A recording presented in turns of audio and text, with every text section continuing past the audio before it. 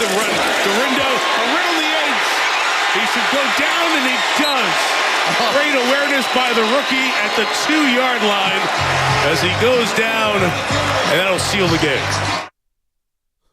Oh, it got hairy there for a second. It got hairy as we say, oh, baby, oh, baby, oh, baby, oh, baby. But the job got done for the San Francisco 49ers. This is Mike Tirico on the call for NBC Sports, and the Niners survive against the Dallas Cowboys 30-24 after building a 27-10 lead heading into the fourth quarter. And I thought the third quarter was their most complete quarter of the season. Defensively, offensively, thought they did a hell of a job there to kind of distance themselves from the Dallas Cowboys. And they get a much-needed victory, and they're in a tie for first place in the NFC West heading into the bye week. 30-24. Brock 260 in the air. Isaac Garrindo, his coming out party. He ran with juice. He's getting better and better by the carry. 14 carries, 85 yards, and a tug. And on National Tight End Day, the tight end of the San Francisco 49ers shined out. He shined bright. George Kittle, 6 catches, 128 yards, and a touchdown. So we get the Niners with a big win. We get the Warriors with a loss, and now we got to worry about Steph Curry's ankle, mild left ankle sprain. As they lose to the Clippers yesterday, they could not get over the hump. Credit to the LA Clippers who dictated tempo and pace. But a lot going on here. What's up, Shasky? Good morning. Good morning. You know, that game, wow, there were so many swings of momentum. I think a lot of Niner fans were watching that first half, and they're like, what is going on here? I mean, we are our own worst enemy. We have big chunk plays, and they're getting called back because of infractions. It feels like you get the ball right before the end of half, and Purdy drops it in the pocket, and you're thinking, oh my goodness, this could not get any worse. Thank God Dak turned it over early. This could be worse. Well, we're gonna get the ball at the start of the third quarter. And I thought the Kittle little slant crosser, whatever they call it, drag play, where he just started steamrolling guys and rumbling and stumbling all the way down to basically whatever the 8, 9, 10-yard line. That was the moment. The momentum flipped. And then Deommodore Lenoir, who I just think has been playing outstanding football for this team for weeks and weeks on end, made one of the great acrobatic catches that I can remember a 49ers secondary player making. And the Niners went on a great run in that third quarter. Maybe their best quarter of football. That's what I just said. Most complete quarter of the season. You think that's what you think? Yeah, that's what I think. I kind of feel like that's what I know after watching this team, all season long through the first 8 games. 21 points in all in that quarter. They fixed their red zone issues for at least one Sunday night, going 3 or 4 in the red zone. The only time they didn't get a touchdown in the red zone was when they were in victory formation at the end of the game. So I thought we could talk about Deommodore Lenoir, who's just playing excellent football. Michael Silver had the article in the SF Chronicle early this season, said the next 49er superstar is Deommodore Lenoir. You know what? He wears that number 2. He's got the swagger like a star. And overall, this young secondary is playing well. I thought Malik Mustafa again popped on Sunday Night Football. Chris Collinsworth over and over was just gushing all over Malik Mustafa. Tig Brown had an interception, of course, in that game. Renardo Green is getting some run here, and he's playing well. But then I look at the other side of the football, and I'm saying it myself. From what I saw with Jacob Cowing last week and with his short area quickness, and I know he wasn't much of a factor last night, but Ricky Pearsall, I see what they see in Ricky Pearsall. Some tough catches over the middle early on in the football game. The great out route, the anticipation by Brock Purdy leading Ricky Pearsall. There's something there with Pretty Ricky, who's a little quicker than I thought. You saw the end around with him. And so now moving forward, you got some things cooking here with Ricky Pearsall and Jacob Cowing to complement George Kittle and Deebo Samuel and Jawad Jennings once he gets back. But more importantly, the quarterback got back on track last night. Yeah, I mean, I thought he was a little shaky in the first half at best. Shaky at best. Totally righted himself. And I thought that Kittle play was a big flipper for him confidence-wise. And then his accuracy was just, boom, on point from that way out. Now, we can get into the fourth quarter at some point today. No doubt. My God, can we guard CeeDee Lamb? I mean, I have no problem, and I'm not going to lose my mind over it. I have no problem when you're up like 3 scores and you're allowing a team to just kind of march down the field. Like, whatever, you're in prevent. I'm not going to lose my mind. Like, I'm not. But when it got to a point where it was like, all right, it's CeeDee Lamb, guys. Come on. Yeah. Like, we kind of knew that going in. But, like, can we double CeeDee? And he's not even covered on multiple plays when it felt like they went to him 15 times in a row. Well, that's where I'm like, all right, can we make an adjustment here? But I'm looking at this, B, and I'm saying part of why Dallas is where they're at. We could talk about Jerry, and we could talk about the coach and the quarterback, but the GM, Jerry, has failed to kind of find the late gems that the Niners have. Yesterday, Isaac Orendo and Ricky Pearsall, 180 yards combined. Okay? Dominic Pooney, starting left guard. Yep. You referenced Malik Mustafa. He was separating dudes from the ball. Missed a couple tackles. The whole team missed tackles. But he's playing well. He's getting better by the snap. I think he's a stud. Jair Brown, who you referenced with the interception, was everywhere in the first half. I thought he was excellent.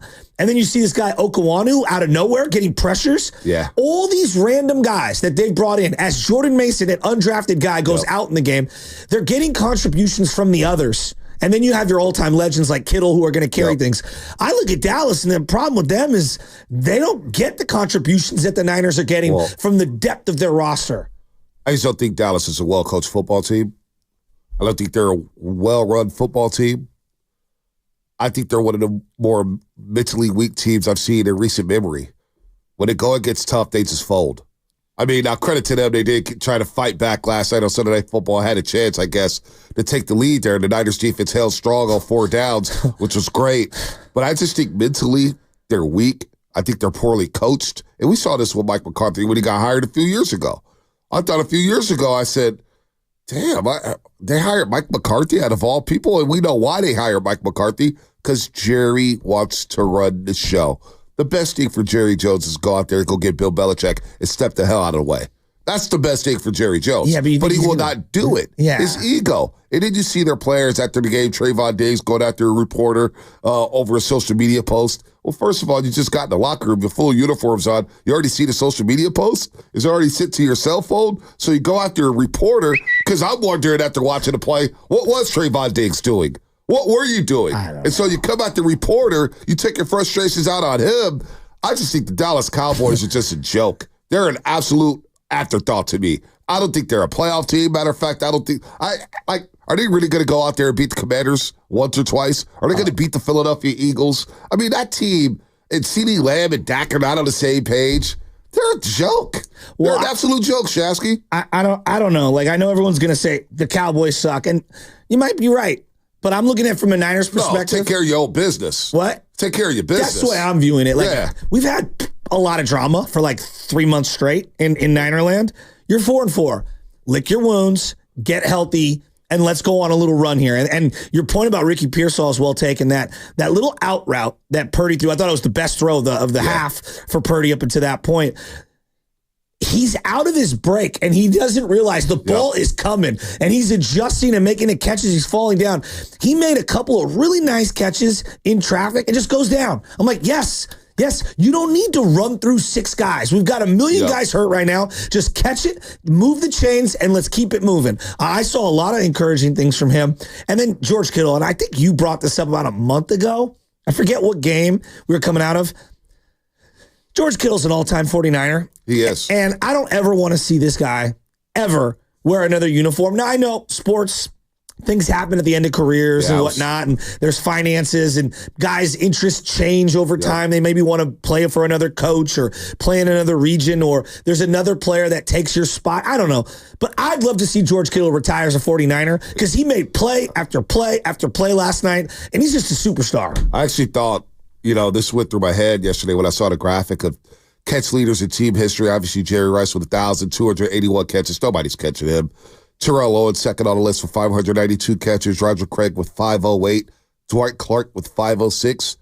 There's George Kittle with a 500 catch club in 49ers history. He's going to surpass Dwight Clark and Roger Craig in the next couple games here. And he may surpass T.O. next year. I was thinking on the way home, coming from Warriors and kind of catching up on Niners, and I went home and kind of up too late watching the Niners. Stayed up a little later than I wanted to because you started watching the elements and stuff. And it's like, wait, I need to be fast forwarded here.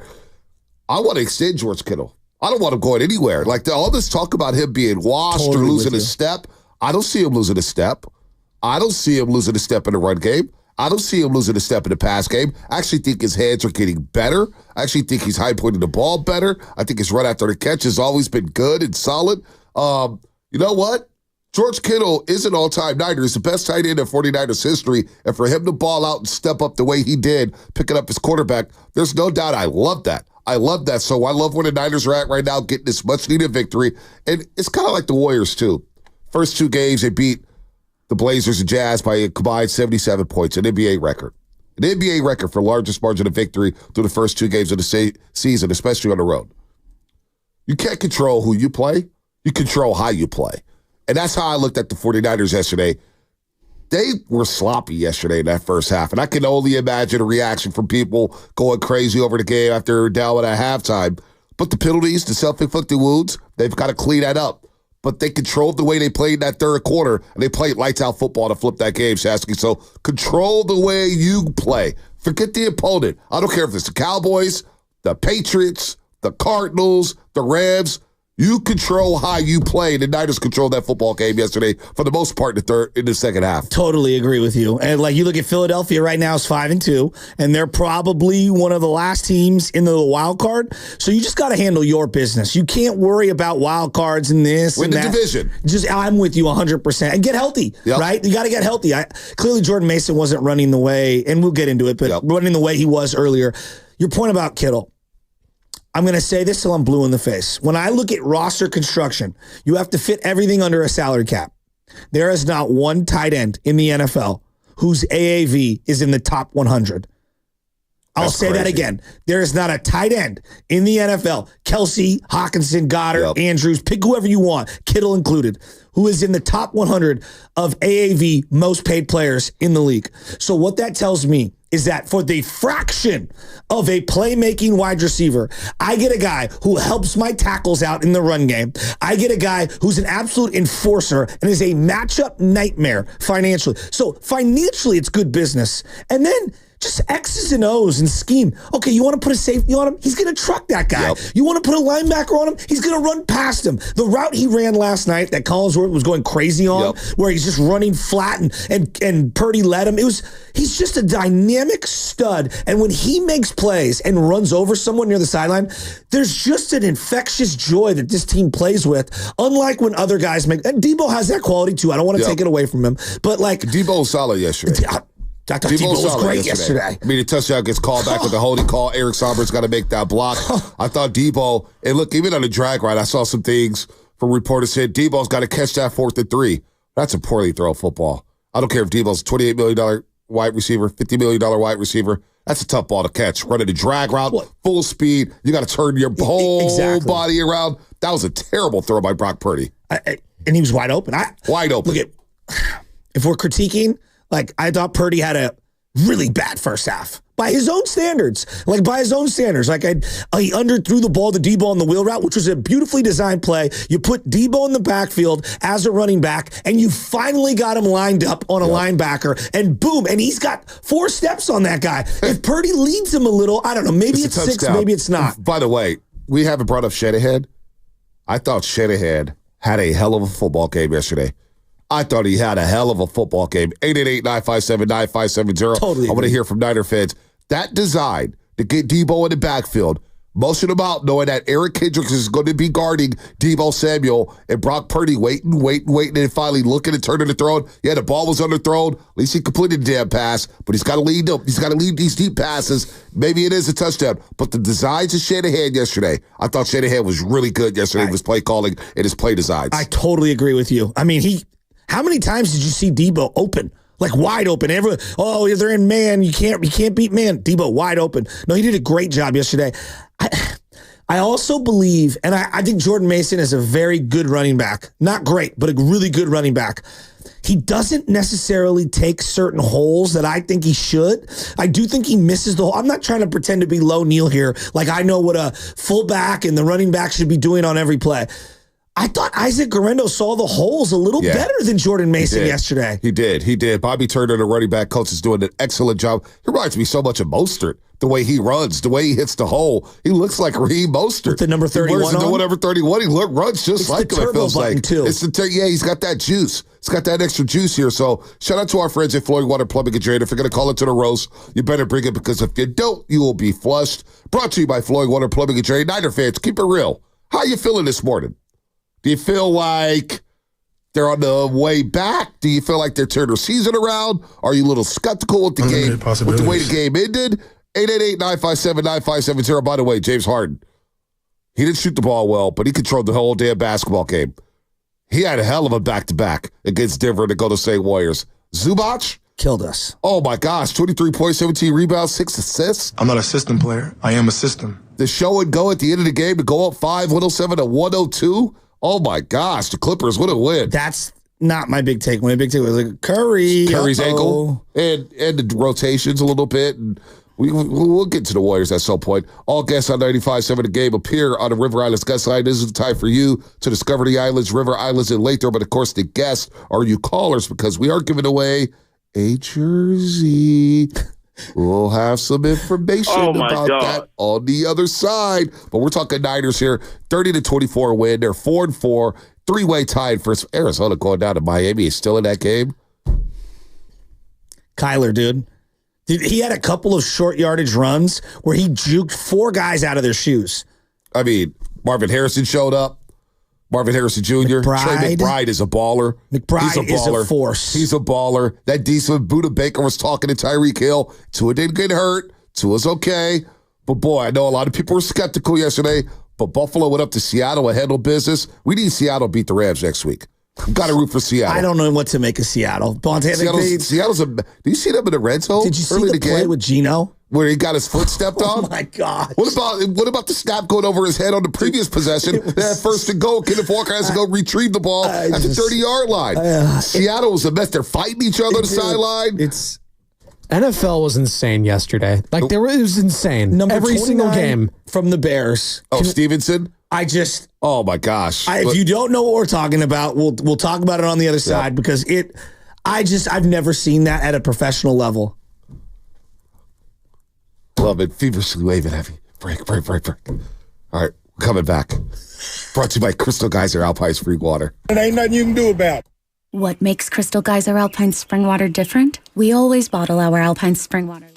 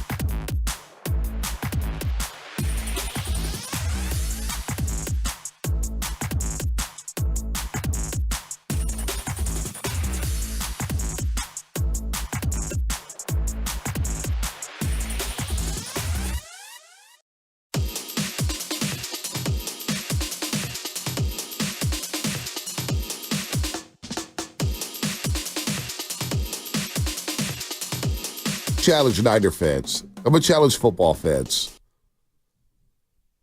Calls don't pop like they do after a loss when the Niners win. You know, we say all this and that when the Niners lose. We want to give Shanahan heat. We want to give Purdy heat. We want to give Sorensen heat. We want to give the defense heat. We want to give Bosa heat. But they won a game yesterday. And it was a big win for the 49ers on primetime television to stabilize their season and be in a three-way tie for first place in the NFC West. And we see this team start slow before under Kyle Shanahan. Well, a lot of these core members, 3-5 starts, 2-4 starts, 3-4 starts, you name it. And they've recovered and gone deep into the playoffs after starting slow. And they've gone on crazy runs in the month of November and December. And I'll get the stats up. Shanahan's all-time record in November and December is pretty damn good, Shasky. It's pretty good when you date it back to 2019. So 888-957-9570. Let's not be front runners, folks, and be all doom and gloom when they lose. Holler at me about the win. What you like? What didn't you like? Well, I like to start right here. What I liked was I thought Nick Bosa played awesome. He was incredible. I thought he was really good in this one. There was obviously the big hits on Dak, the sack, him forcing the interception. There was a play later on in the game that I actually thought was one of his better ones because it was like, oh, finally he's realizing and has the awareness of what's happening here.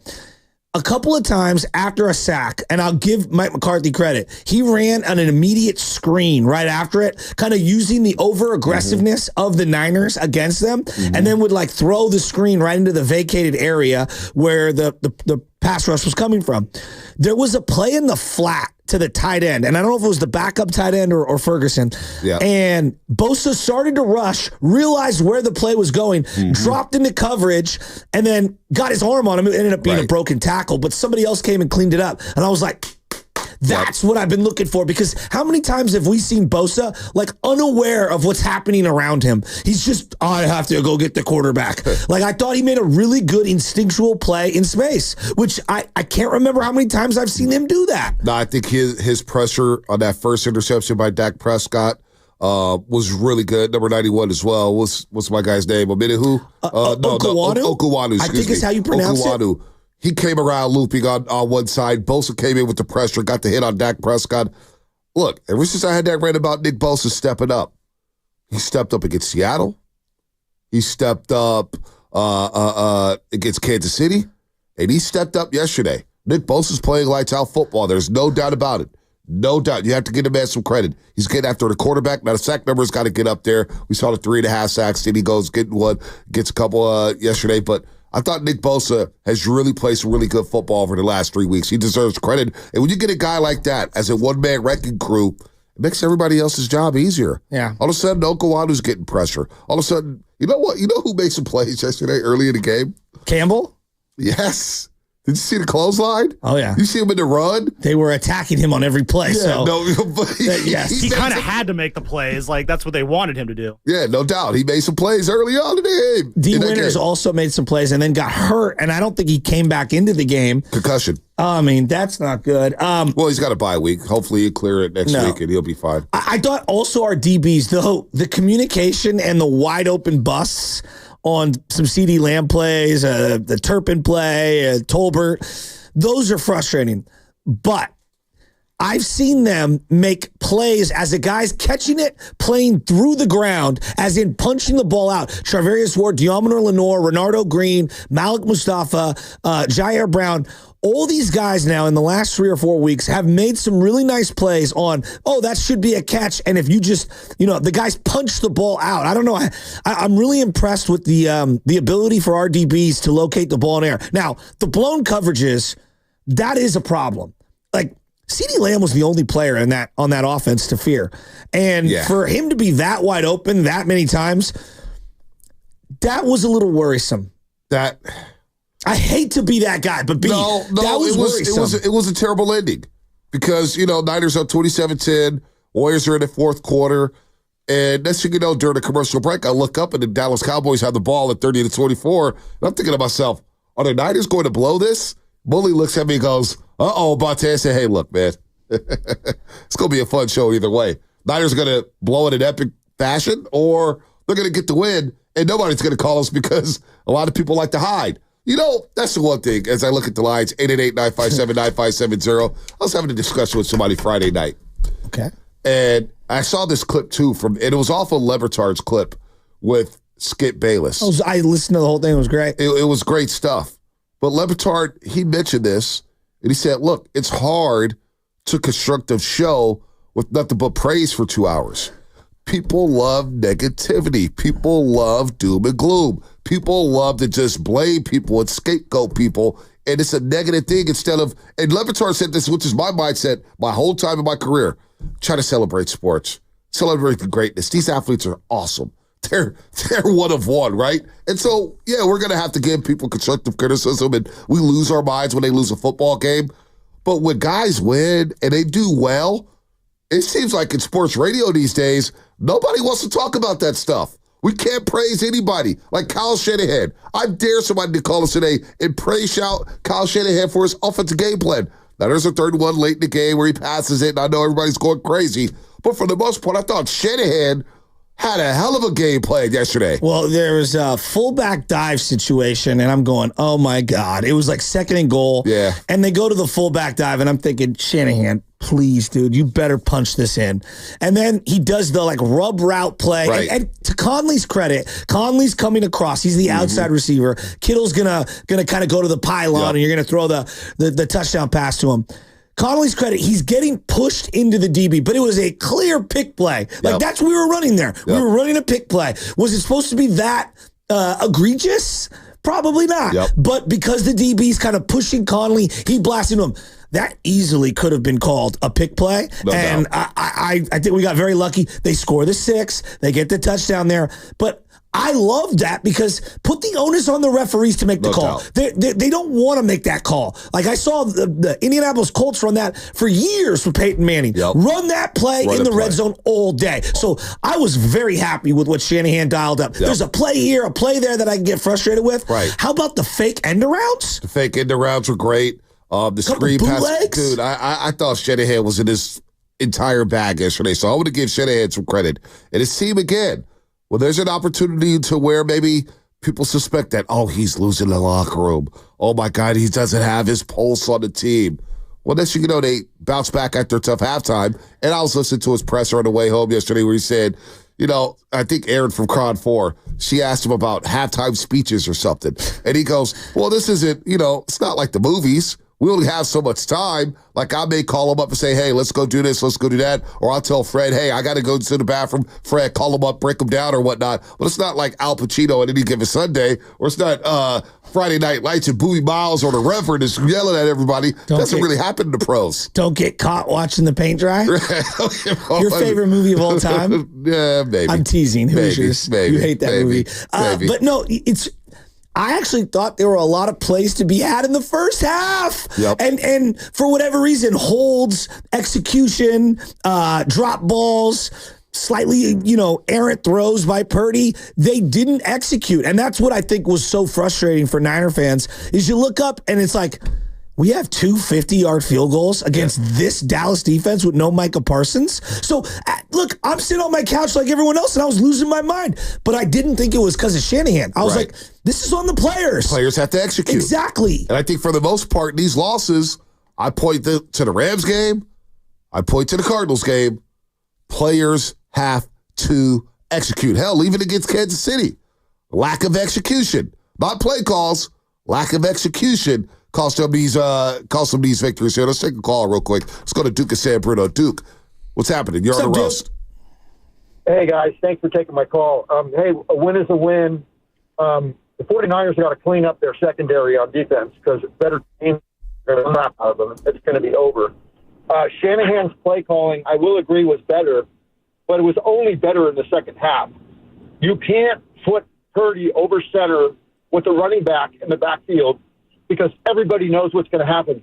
It's just like a wasted down. Every time it's a wasted down. Yeah, Garendo kind of changed that narrative a little bit when he came in. As far as the kickers, man, we are playing with house money on kickers right now. Unbelievable. But like I say, a win's a win. We'll take it. Duke, on that point, they threw a graphic up that kind of surprised me. Now, we're in week, 7 or 8? This is 8. This is week 8. This is for the 49ers. They're the only team in the NFL with 3+ players to attempt a field goal. Yeah, no. It's pretty funny. I mean, it's just the fact they're doing this. And that's why I was saying late in the game, they march on down. I go, I don't know if a field goal, is a lock at any distance. We are on our third kicker here, guys. So when we think about Shanahan in the month of November and December, right? And I'm going to take out 2020, the pandemic season. I'm going to throw that away. They were in Arizona. They were in Arizona, Yeah, Glendale, I Arizona. totally agree. So for the last 5 years, we'll take away 2020. We'll start in 2019. We'll go 2021, 2022, 2023. Kyle Shanahan and the 49ers in the month of November and December are 24-7. Wow. 24 wins, 7 losses.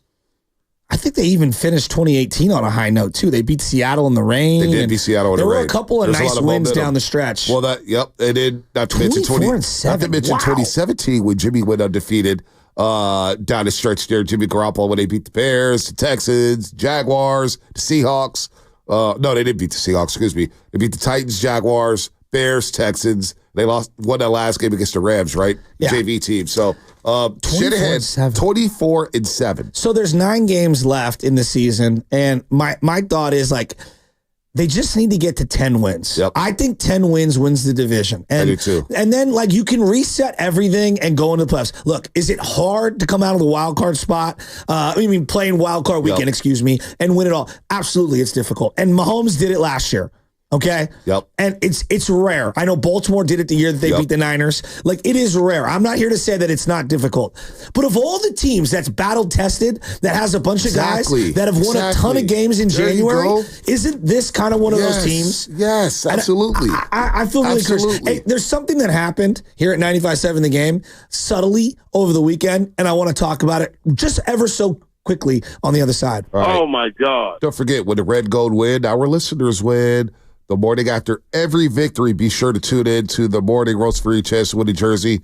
Today, it'll be around 7:30, so stay tuned for that. Again, when the Red Gold win, our listeners win. We'll have more details on that, presented by Habs Law, because Habs Law always puts people in the best position to win. What's coming up on the game? Brought to you by Freedom Bond Bank, celebrating 60 years of full-service banking with no compromises. Miguel San Antonio wants to get the Niners props. We'll take the rest of the calls. 888-957-9570. Niners win, Warriors lose. We'll talk about both here on a Monster Monday. UCSF Sports Medicine Center is dedicated to treating every type of athlete.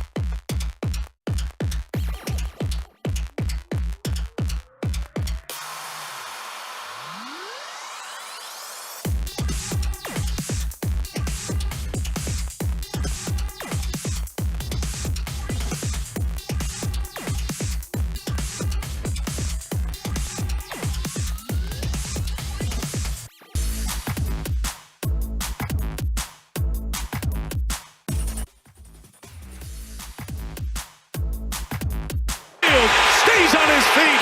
Samuel to the 37-yard line. Man coverage. Debo got the better of it. The Morning Roast is live on YouTube right now. Take it away, Bonte. All right, Steph, hopefully you're getting well. MRI coming up for Steph and Curry. Wow, Spirit Airlines to sell off their planes there. What is Big Dog City going to do? My best friend. No Spirit Airlines, but Mike Tirico on the call there for Debo Samuel. Who beats man coverage? You're on the call. He got the better of man coverage. Yay! Stephen Curry, the MRI left ankle. He rolled it twice yesterday into the third quarter. And, of course, at the 8-minute mark of the fourth quarter, the Warriors are down 11 there late. They made a rally with Kevon Looney, J.K., Andrew Wiggins, who's playing really good basketball. Buddy Hield and Brandon Plajewski. We'll get to the Warriors at some point today. Maybe we'll squeeze them in. But an MRI for Stephen Curry later on today. Hopefully he doesn't miss too much time. So they have the Pelicans on Tuesday and Wednesday at Chase Center. Of course, a monster 5-game road trip that starts in Houston, D.C. They go to Boston. They go to Cleveland. And they end the trip in OKC. So that's a tough 5-game road trip. But back to the Niners. Debo Samuel played well, man. Inspired football yesterday from Debo. Had a touchdown call back on a holding call. I thought Debo came to play last night. And hopefully the ribs are okay. Yeah, hopefully they are okay.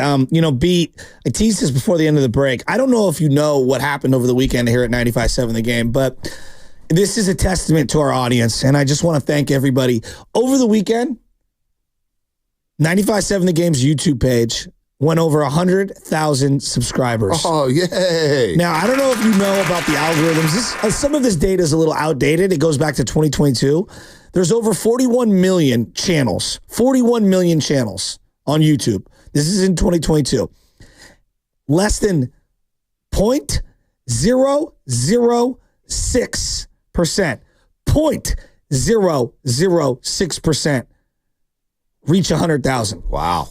So to say that we are a 1% of a 1%, channel. We're one of one.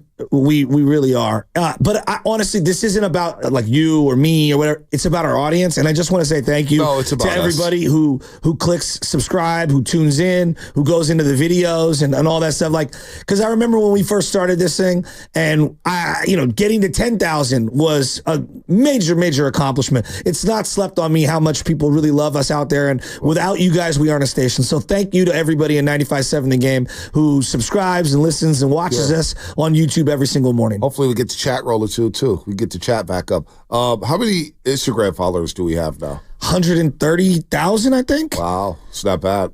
Let me look it up. And that Instagram account really only became active. 142,000, excuse me. That account only became active probably about 2018, 2019. It was very underutilized here, just like YouTube was. So it's good to see the station growing. Good to see fans following it. Look, there's bad comments, there's good comments, but I guess all comments are good for the station, right? Thank you, is what I would say. Now back to Debo Samuel. I thought Debo was a huge part of the game plan, clearly, heading into this one. And something happened with Jordan Mason the last couple of weeks. Clearly the shoulder, right? He was running physical, but he was running more low to the ground because he was trying to be low man and really be a battering ram. I mean, he was leading the NFL in yards after contact. He was leading, in terms of breaking tackles. He had a lot of different numbers where he was at the top of the charts. The last couple of weeks, he just has not ran the same.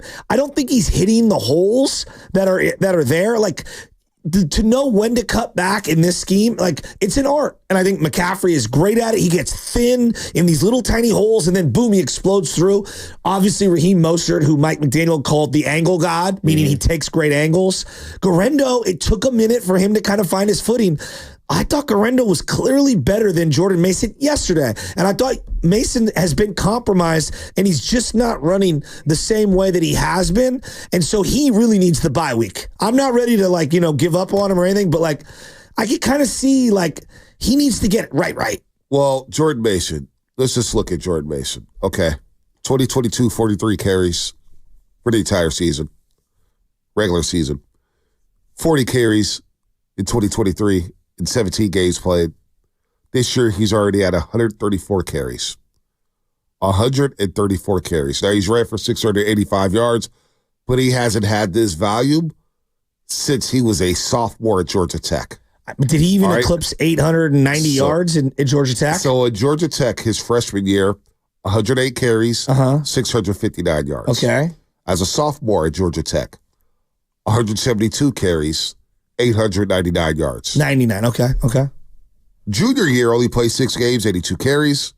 Junior year, 82 carries. Senior year, 87 carries. I think Jahmyr Gibbs was the lead back last 2 years, if I'm not mistaken. He was, but to my point, he hasn't saw this type of value since 2019, Shasky. His sophomore year was 2019. Did you hear, I think it was week 2 or 3, he had told one of the reporters, I didn't realize, CMC takes this punishment. That was after week 1. Every week. That was after week 1, Monday Night Football. He goes, I don't know how CMC does this. That was Monday Night Football week 1. So he needs a bye week here. I still want Jordan Mason involved in this game plan because he's a battering ram, but it's obviously he's got a little fatigue. He's hit the wall a bit. That's where Bobby Turner and the Shanahans, this is the business they're in. They know how to groom running backs out of nowhere. And Baldy, I keep thinking of Baldy when it comes to Isaac Guerrero because he probably was the highest on him. We saw him the first day of training camp pop his hamstring. Then we saw him get in. He kind of ran tentative, had some fumbleitis issues. Oh, he's fumbled. But now he's starting to come into his own. Yeah. Now he's got to get better at pass pro. He's missing blocks in pass pro. Purdy almost got snapped in half. Oh, I know. And Purdy hung on to that football. To be fair to Guerrero, that was a really tough one because the guy was coming so far on the edge. He was just kind of late. He's got to get in front of him. I'm not trying to make it up. But that's a tough play. That's all I'm saying. Purdy got snapped. So he's got to get better at pass protection. But the rumors are swirling about Christian McCaffrey. We may see him in Tampa, or we may see him against Seattle. I don't know. Well, I don't know. When my guy told me before the Kansas City game, he goes, Bonte. And he looks at me in the eye all the time whenever he tells me, son, Bonte, you know who's talking to you, right? That's what he does. He's like, Bonte. I'm like, you know what? You've never let me down the wrong road. You've been right about everything. Know this guy for 9 years. Is this a 49er only source? Or does he give you sourcing in other buildings? I'm not tipping my head here. Shasky, I know you're trying to be a detective here trying to figure this out. Jeez. You're trying to figure this out. I can't give away the sauces. Is he Passon or is he Shefty? Is he Rappaport or is he Jay Glazer? Or is he Shams? He's inside. But he's like, Bonte, he gonna be ready to roll mid-November. And I was like, what? And I asked him, I was like, come on, man, bilateral. Like, Bullet had a line yesterday in the post-game show at the Gatehouse. He goes, we kind of talk about the Niners. He goes, bilateral Achilles tendonitis? Well, it sounds like CMC needs PRP. I was like, well, he's already went to Germany, Bully. So I don't know how he's going to do this. CMC needs PRP. I think he got it already. So we'll see. Well, I am sure he has the best of all care that you could possibly afford or find when it comes to healing up. But they need him. They need him. Here's the thing with Mason. So if you get Mason healthy, hopefully a couple weeks from now, all right, now I've got the bruiser back, right? We need to shore up our short yardage running. Right now, short yardage running is a problem. It is. The best short yardage runner is Purdy. On the sneaks. Yep. And to me, that's not sustainable. When it's 3rd and 2, you're not running a sneak. That's a 4th and inches, 3rd and inches type of a play. Yeah. So they've got to shore up the short yardage stuff. Guerrero, though, there was a couple of first guy comes through and he just kind of whoop and just kind of slide steps and then finds his footing and then cuts upfield.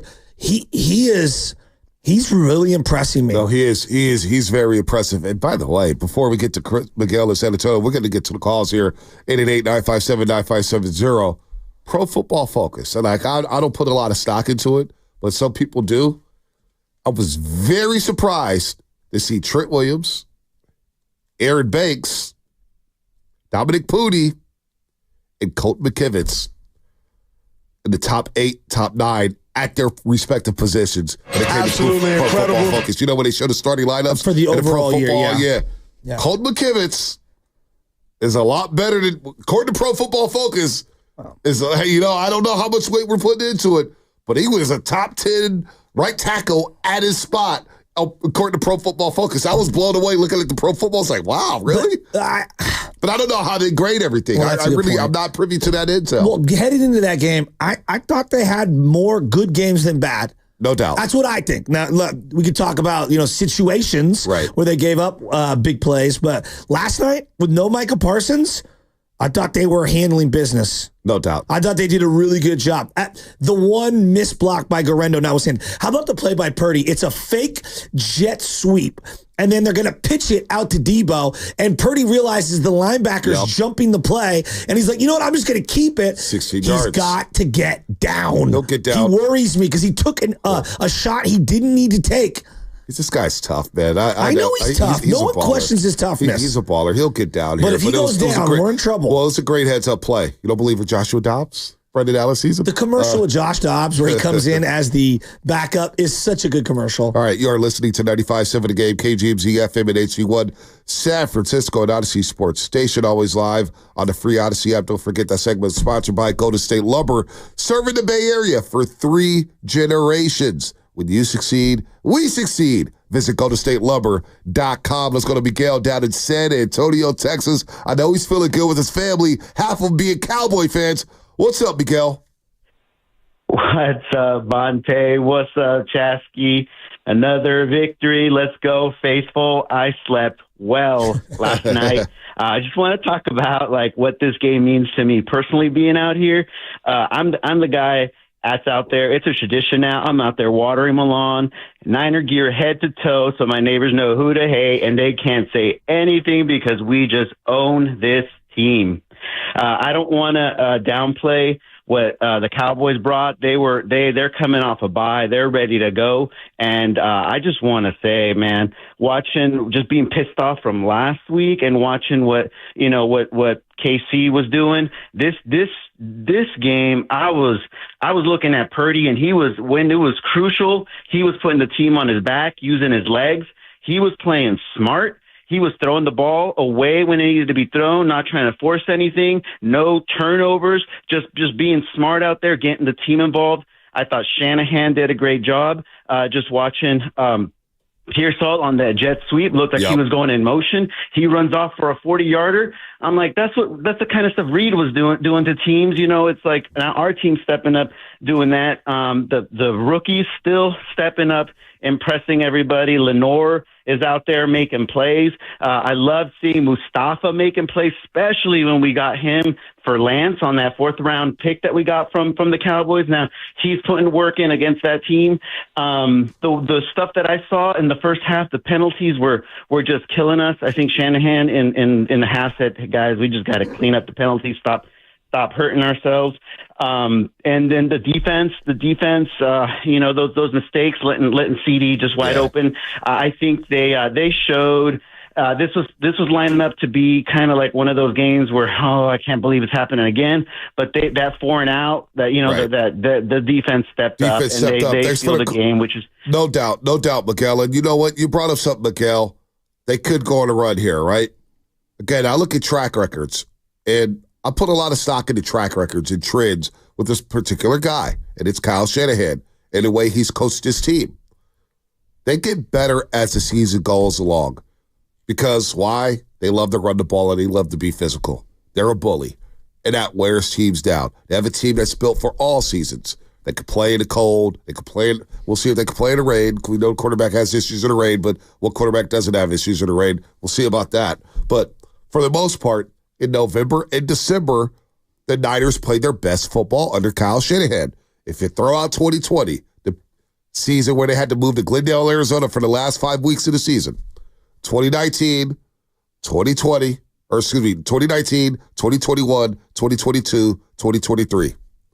They have an overall record in the month of November and December of 24-7. That's 17 games over 500 when it's time to play your winning football.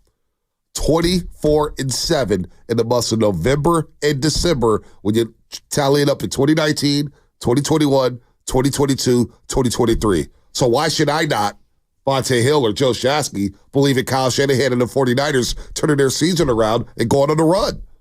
I don't care who they played before in the previous 8 games. I don't care what their schedules look like.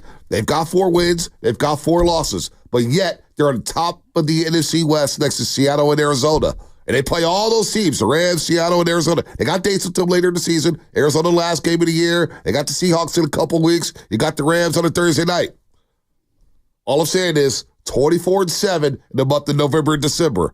Shanahan and company have proven they play their best football in the final 2 months of the regular season. It does feel like with Ricky Pearsall emerging, he had a really nice performance yesterday. I was very pleasantly surprised with what I saw from him. Very encouraged. Very much so. And seeing Debo I thought Debo looked awesome. Obviously, he's got the rib stuff and got to stay healthy.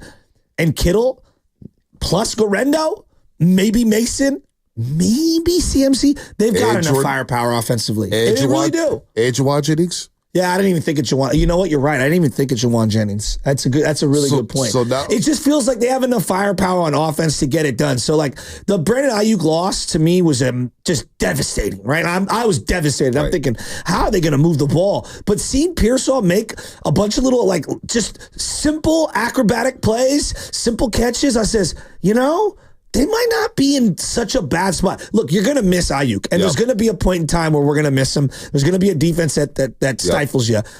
But I think they have enough offense to get it done.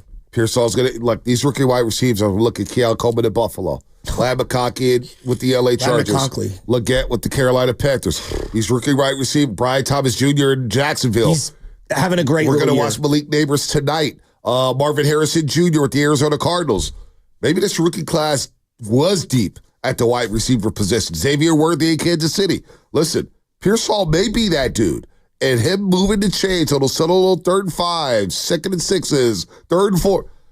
This is a great sign for the 49ers moving forward. I'm telling you, the best football is yet to come, is ahead of them. I'm with you. And on the Pearsall thing, we don't need 8, 9 catches for 120. We need 4 or 5 catches. 3, crucial chain mover situations. I still think Cowie needs to get somehow integrated into the offense. I think that's a speed element that a couple times a game could really help you. Let's go to, you're so right about that. Let's go to Vinny in Motown. Vinny, what's happening? What's up, fellas? Hey, man, that game had me in shambles yesterday. So I'm thinking the first half, I'm like, damn, we're still in this funk. Why can't we get out of it? This is the Cowboys. We own these guys. And then the second half, I'm thinking, okay, that third quarter, that 21-0, we're like, all right, this looks like the Niners are old. So I think some of the things that I seen yesterday, because I was thinking, man, at the end of the game, I'm thinking, man, we're about to collapse. This reminds me of Arizona. This reminds me of the Rams. So then I'm thinking, okay, cool. What did I like about the game yesterday? I like that whoever, whether it was Mason or Shanahan or the running back coach, Bobby Turner, they pulled out Mason and they said, look, we love that you're a gamer, but when you seen Garendo pop in that second half in that first drive, and he's coming out and they can't stop the kid, right there, that tells you that's just fresh legs. He's hitting them holes, he's going, and pretty much the rest of the game, he controlled it. And then he seals it with that game-winning run at the end. So I'm thinking, okay, that's a good move, whoever made that move. Shanahan getting Kittle the ball, recognizing the defense in the first half. He's like, let me get some of these plays that I can get Kittle open. And you start to see the 49ers are showing flashes. That last drive where they're holding the Cowboys on a 4-and-out, when they could have went down and scored like we've seen pretty much all year happening to the Niners. It's just like that. You're seeing flashes. So I'm really hoping that these guys get healthy because I'm looking at the other side of the bye, and you got Tampa Bay without their 2 top receivers. Yep. You got the Seahawks who we can take control of, and then you got the Packers who, I don't know if you've seen Jordan Love and a groin injury yesterday, but they might not be at full strength. No. This is the time to take advantage of it going down the stretch. 7-4 is what I'm seeing for the Niners going to that Bills game. And then I'm thinking they can do some damage in that second half. I like what I see from the team yesterday. I'm thinking at least 6-4, Vinny. 6-4 at least. I'll get to Green Bay when we get to Green Bay. That'd be a tough game there. But Shasky, we were in the thread yesterday. I do believe they come out of the break. Tampa Bay's vulnerable. I don't believe in Todd Bowles coach teams. I'm just sorry. Well, they also, I know they're out Godwin and Evans. They also lost another receiver. Sterling Shepard, hamstring. And they lost a linebacker. Yep. So they're banged up. They're very banged up. They're really. And I do think this offense can move the ball on that defense. So coming out of the bye week on the road, kind of like last year, coming out of the bye week, you're going to Florida. Last year they went to Jacksonville, and we were kind of like, oh, man, what is going to happen here? And they sent Jacksonville on a tailspin. That was the start of Jacksonville's downfall, playing the 49ers. Well, Tampa Bay is really right now. And then you play Seattle. Something's amiss with the Seahawks. I don't know what to make of them. I don't know. And McDonald, I think they're in transition. They did a great job with Geno Smith squeezing the lemon for what it's worth. I do think they need to draft a quarterback of the future. No doubt. Geno had a really good little run for them. He was way better than I thought that he was going to be. I was pulling for him, but it's just I feel like they're at a crossroads. Yep. 408 Comcast Business Text Line. It's Dallas, fellas. Take it easy. Well, it's the NFL. I'm not going to take it easy. The Ravens lost yesterday. To the Cleveland Browns. The team that literally looked like one of the worst offenses historically by data we have ever seen in our lives. I'm not going to relax off a win against the Dallas Cowboys. Here's what I will say about Dallas. They had 3 consecutive illegal formations on kick returns.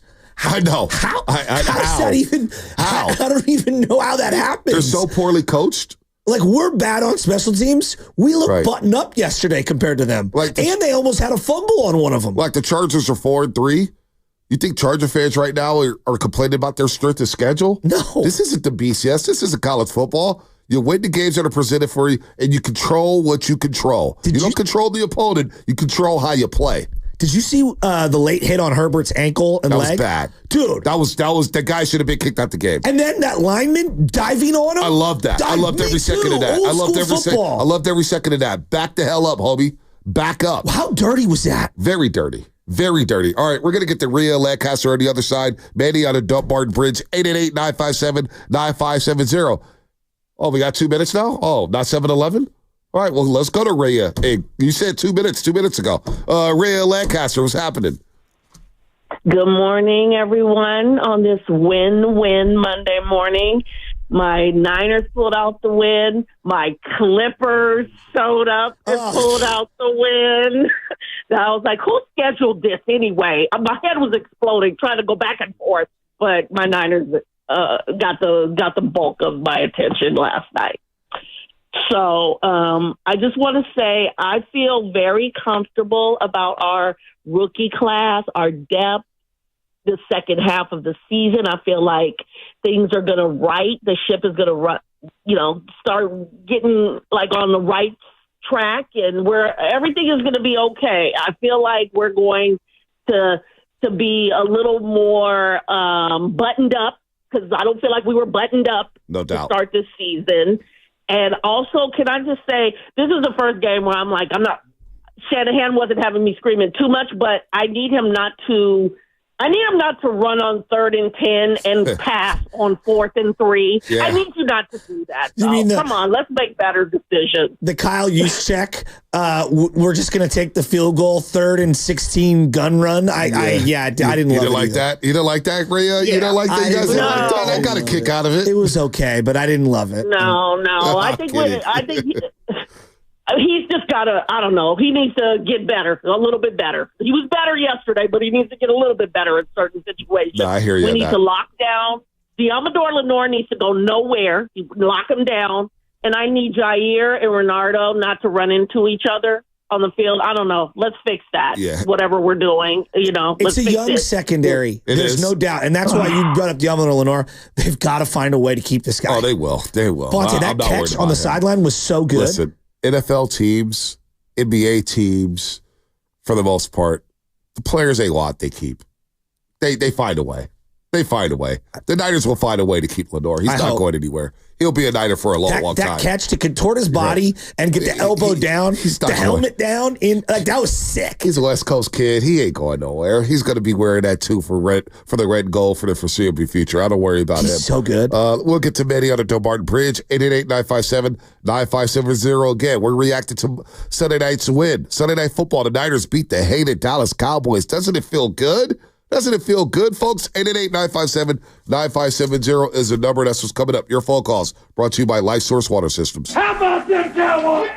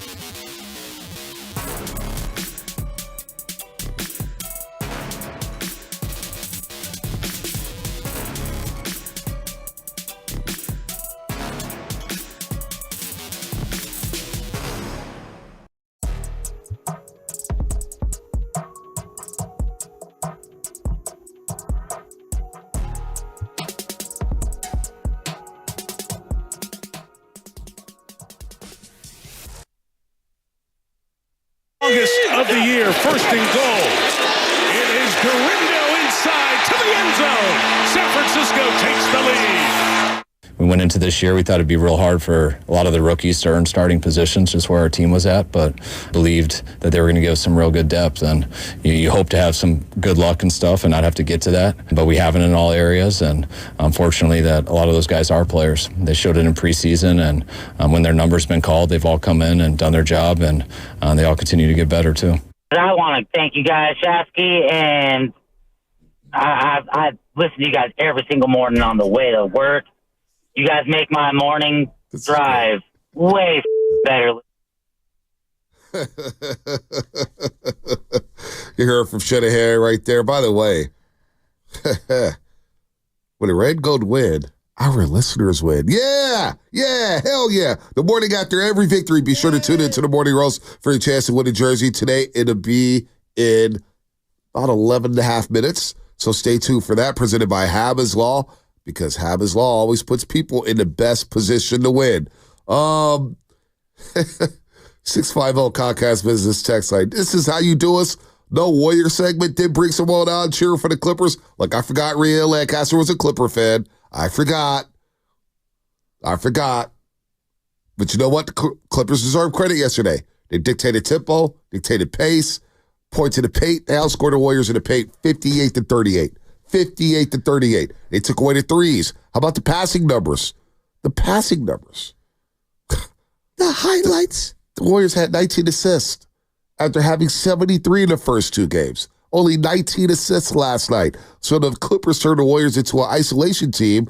So you got to give them credit. But the turnovers are sloppy. Got them off to a bad start. And every time the Warriors would cut the lead to 3, 2, 1, 3, 2, 1. The Clippers had an answer. They go on a 6-0 run, 7-0 run, 8-0 run, 5-0 run. So Steve Kerr, without Steph Curry here, and we'll get the MRI today about his left ankle. We're going to be a little, that's the big talking point when it comes to the Golden State Warriors. What's up with Steph Curry? Because you can have all the depth in the world. Everything revolves around number 30. So will Kuminga get going? Will Steve Kerr shorten the rotation? Will Kyle Anderson get more than 3.5 minutes like he did last night? Draymond Green, where is he at? He didn't play the last 8 minutes, basically. Kerr said, no, had nothing to do with the injury. It had everything to do with the lineup that got us back into the basketball game because Kevon Looney was playing well, and he's had a good start to the season. The amount of people, I was doing the boxing, the fights in the fog, fire department versus the police on Saturday. The amount of people at the Irish Center who said, you give Bonte this Buddy Hield Steph Curry nickname. Buddy Hield is like a fan favorite. Yeah. Everybody is in love with him. I couldn't believe how many nicknames I heard from people on Saturday night. It was because I've heard a lot about Buddy Hield and people taking shots at Clay, but how many people loved the 3 for 14 and 1 of 9 from the three-point line last night? I don't know how many people were absolutely tapped in like you and I were. Yeah, well, look, I love Buddy Buckets. I had double screen going. Buddy Buckets has been balling, and I love Buddy Buckets. But the Clippers were very aware of Buddy Hield. And wherever he went on the floor, they were all over him. All over him. 3 of 14 overall, 1 of 9 from the three-point line. Now, Buddy did have 6 rebounds. I thought he passed the ball better. He passed the ball very well Friday night in Utah. However, yesterday, that shot, Clippers are all over him. So he was 1 of 9. So we'll see how much love affair lasts here for Buddy Hield. But I like Buddy Buckets. But now, if they don't have Steph Curry for an extended period of time, the scouting report, Buddy Hield goes up the ladder. Andrew Wiggins goes up the ladder. All of a sudden, Kevon Looney goes up the ladder. And all of a sudden, you're going to get a lot more attention from opposing defenses without number 30, Stephen Curry, because Stephen Curry obviously draws a lot of attention. Your Andrew Wiggins assessment earlier this year, I'm buying stock in Andrew Wiggins. The early returns are quite positive. I'm buying stock in Andrew Wiggins. They're very positive. No one's saying to sell now, but it's an all-time high. You have to hold. No, you hold. No, the stock is just rising. You just hold that stock because he looks fantastic. Kuminga, we'll get into that at some point. Yeah, and Draymond Green, I thought yesterday, I don't know, something was up. I don't want to say that. I'm not going to question someone like mailing it in because I saw a lot of people putting like, he's mailing it in. It wasn't a good game. Well, it just wasn't. He wasn't going to play Friday night. He was limping around, and then obviously you see the knee yesterday. And he didn't have it going yesterday. He just didn't have it going. I thought the Clippers, I thought Zubac did a great job. Now, I see Zubac credited with 18 rebounds now. Wow, 18 rebounds? Yeah, Zubac we had 17 last night. They must have given him a rebound overnight. He was unbelievable. Now, Looney did his thing. Looney with the double-double. And I think Looney's been off. He's got 15 offensive rebounds to start the season. Kevon Looney, 15 offensive rebounds in just 3 games. That's 5 a game. That's got to be near the leaderboard in the NBA through the first 3 games.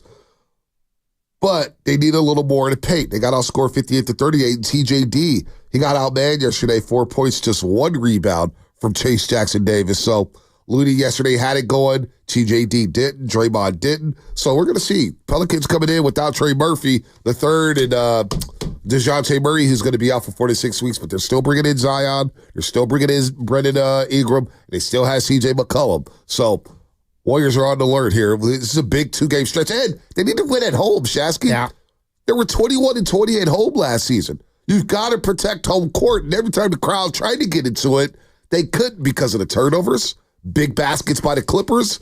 And it was sloppy yesterday. You know, I don't think there's anybody's at fault. Sometimes things just happen the way they happen because it's tough to manipulate the schedule. But just sucky to have a Warrior home opener the exact same time as Niners Cowboys of all games. It's just, that was. It just sucks. Yeah, no, it was terrible. You know, Trust like me, the vibes. I had withdrawals. What? I had withdrawals because it just, for me, like, I'll be selfish here and talk about me for a second.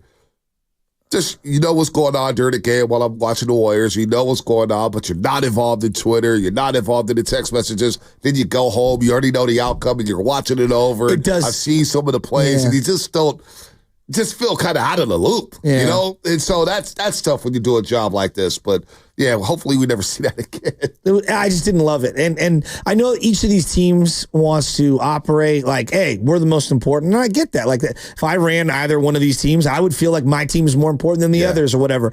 But you also have to recognize the power of football. And I think the NBA as a whole, like, this is more of an NBA issue than a Warrior one. Yep. I just think that the NBA as a whole needs to realize, like, your calendar is best suited to not conflict with football in the months of October, November, and into December. And I would do the best I can to push my season into the June, July months where you have carte blanche. Yep, no doubt. But anyway, you didn't see it then probably, but they did this whole intro on Sunday Night Football. No, I watched everything. When I went home, I watched the whole damn thing. So, Sweetie, I don't even know if you're... Sweetie. Is it just Sweetie? Yeah. Because it's Sweetie. Anyway, she's doing this long soliloquy as they kind of break from Sunday Night Football pregame to the actual broadcast. And she's going on and on. And I know they had like a Do It for the Bay song, her and Pilo, which I had already heard like maybe earlier this year or whatever. Yeah. And she goes, I'm Willie Harper's granddaughter. I'm like, what? What? I couldn't believe that. Played for the 49ers. Oh, yeah. Linebacker for like 10 years. Yeah. I believe played in the USFL too. I could be mistaken there. And she's also a relative of Josh Harper, who we've had on the show, who played at Fresno State. Did we have Josh Harper on the show? Yeah, or at least we've played his sound from different podcasts, the Fresno State wide receivers. So just super random. I couldn't believe it. And then they had the photographer from the catch kind of narrate the beginning montage of the Cowboy Niner, old school dynasty rivalry and all that stuff. And I just thought that Sunday Night Football, in terms of a presentation, they do such a great job building up the matchup between Niners Cowboys. No, the intro was great. I live for those intros. They're sweetie, half Filipino, according to the 925, half Filipino there. And then you see the high school spotlight, which you asked Mike Tirico about. It's about Boise de la Salle. How about that? When they crushed Monte Vista 42-7. I was hoping Jade got some airtime there on a little. But that quarterback that they have, he's a lefty, number 13, senior now. He's a good player. They're going to be playing for a state championship now. Matter Day, who's going to be in the open division. I saw St. John Bosco come up here and play Sarah High School. They were the real deal. Like, I was like, wow, St. John Bosco's tough. Matter Day beat St. John Bosco Friday night, 59-14. It was the worst loss. Coach Negro is his name, I want to say. Anyway, he had never had a running clock as the coach of St. John Bosco. They had the running clock against St. John Bosco on Friday night. Matter Day dropped 59 on those dudes. Like, that never happens in that rivalry. ever. 59-14, so Matter Day looks like the real deal. Well, I have a saying when it comes to coaching. You coach long enough, you'll see everything. You'll be on all sides of the equation. And he was on that. Yeah, so he had to wear it out one. It evened itself out, I guess, to some degree. I know everything. Say the Nation's Wildcats, big win over Valley Christian. It's like one of their best football seasons in a long time. Forever. No, they're balling right now. They're balling. All right. Quick, we'll get to Manny on the DeBarton Bridge. Quick update about Christian McCaffrey. Let's get to Manny. Then we'll have an update on Christian McCaffrey. Manny, what's happening? Man, good morning, fellas, and I mean good morning. I'm going to preface this win by the fact that, just like every fan, I play fantasy football, and I was playing against the commish, who happens to be my boy. And going into the game, I was down by 45 points because Hurts had that monster game against Cincy, and I only had 2 players left. Pickens, and yep, you guessed it, number 13 himself. And I was like, realistically, if I got 22 points from both of these guys, I could pull off the win. But with Purdy, I've got, sucking chest wound and walking pneumonia as his receiver. So I was really worried. Man, when they forced Dallas to kick the field goal and not give up the touchdown, I said, you know what? We have a legit chance to win this game. The other caller that said relax is just Dallas. No, I'm not going to relax just because it's Dallas. It's Dallas. Now, I'm going to give flowers, if I could, to a lot of people as fast as I can. Number 1, number 85. There is a reason why you have 500 catches and you're 6 away from breaking Dwight Clark. Can you guys imagine that? George Kittle is going to pass up Dwight Clark sooner rather than later, and he deserves every praise imaginable for putting that game on his back. Man, just him motoring and trying to hurdle and do everything he could to get into the end zone, I think that set the tone for the rest of the game for all the players around him. I mean, it got Ricky Pierce all fired. Mm-hmm. It got Ricky fired up. Yeah, it got Ricky fired up. I mean, the way how Pearsall was playing, it's just as if he were playing in college, man. He was making those exact same catches. If you look at his college reels, look at how he's playing. He hasn't missed a beat. And I'm excited for that because I was like, you know what? He could be legitimately in line to take over when we need him too. Now, as far as Shasky, you mentioned it. The one thing that I was concerned about was if that was CMC, that would have been 6. But Jordan Mason kind of was hesitant to hit the hole. I can't remember what point in the game it was, but he got stuffed. And if that was CMC, that would be 6. But that's okay. I understand the boy is hurt. But now I'm going to crown a new Thunder and Lightning. You know what? Let's go with Mason and Garendo until we get CMC back, because Garendo, where are those wheels when we needed it most? You showed it yesterday. I was like, they couldn't even emphasize enough that he ran a 4.340. I was like, yeah, he's got the speed that we've been lacking, and I was excited to see it, and another caller touched on it. Niner fans that were giving up their red and gold cards, guess what? 21-0 in the third quarter. Where y'all at now? Well, that's what happens after a win. It's a thing. It's just time to give away a jersey. The 10th caller to the contest. They call the contest line at 415-523-4652. That's 415-523-4652. Will win a jersey. 415-523-4652. Be the 10th caller to call the contest line right now, presented by Habba's Law, because Habba's Law always puts people in the best position to win. It is fascinating to me. It is fascinating to me. 888-957-9570. The amount of calls when a loss happens, and I always say losses are good for business because the wackadoodles will call, everybody will, like, I'm going to call out David Fresno. He's becoming one of my favorite callers because he challenges me. Where's David Fresno? Where's Robin San Bruno? What does TC in Sacramento have to say? What about Tyler Miller? What about everybody who wants to fire Shanahan or say Shanahan's on some sort of hot seat here? The downfall is near, and it's coming hard. Are we sure the downfall is near? I think there's better times ahead. I want to get into the, George Kittle passing Dwight Clark for just a second. And Roger Craig. I want to start with Dwight Clark. When you say the name Dwight Clark, because of his passing and because of the disease that he had, like, there's a lot that's baked into it. But part of the Dwight Clark story, a big part of it, is that this guy came out of nowhere. He played on a team with a top quarterback in college at Clemson and a top wide receiver. And he only had like 30 catches, something like that, like under like 600 yards in his entire college career. All right. Go look at George Kittle's Iowa career. Very similar. I'm looking at it right here, B. He had 48 catches for 700 yards. 48 catches for 700 yards. And so when Dwight Clark gets drafted in the 10th round by Bill Walsh, I remember reading in all his memoirs and all the books about the dynasty and everything, like his own assistants were like, Bill, what are you doing? You can sign this guy. No one wants this guy. He said, no, I want to get this guy. And he came out of nowhere and he put up unbelievable numbers for the 49ers for a long, long, long time. Eventually he ended up stepping away. And I look at George Kittle and what he's done coming out of nowhere, like, he is one of the great draft picks in 49er history. It's not even a question. T.O., Frank Gore, I'm talking about mid-late round picks. Obviously, Joe Montana is one of the great ones of all time. Right. But Dwight coming out of nowhere in the 10th round is like all-time legendary. George Kittle, 5th round pick with 40 catches in his college career to be one of the greatest, most prolific pass catchers in Niner history. I don't think anyone's ever going to wear number 85 again.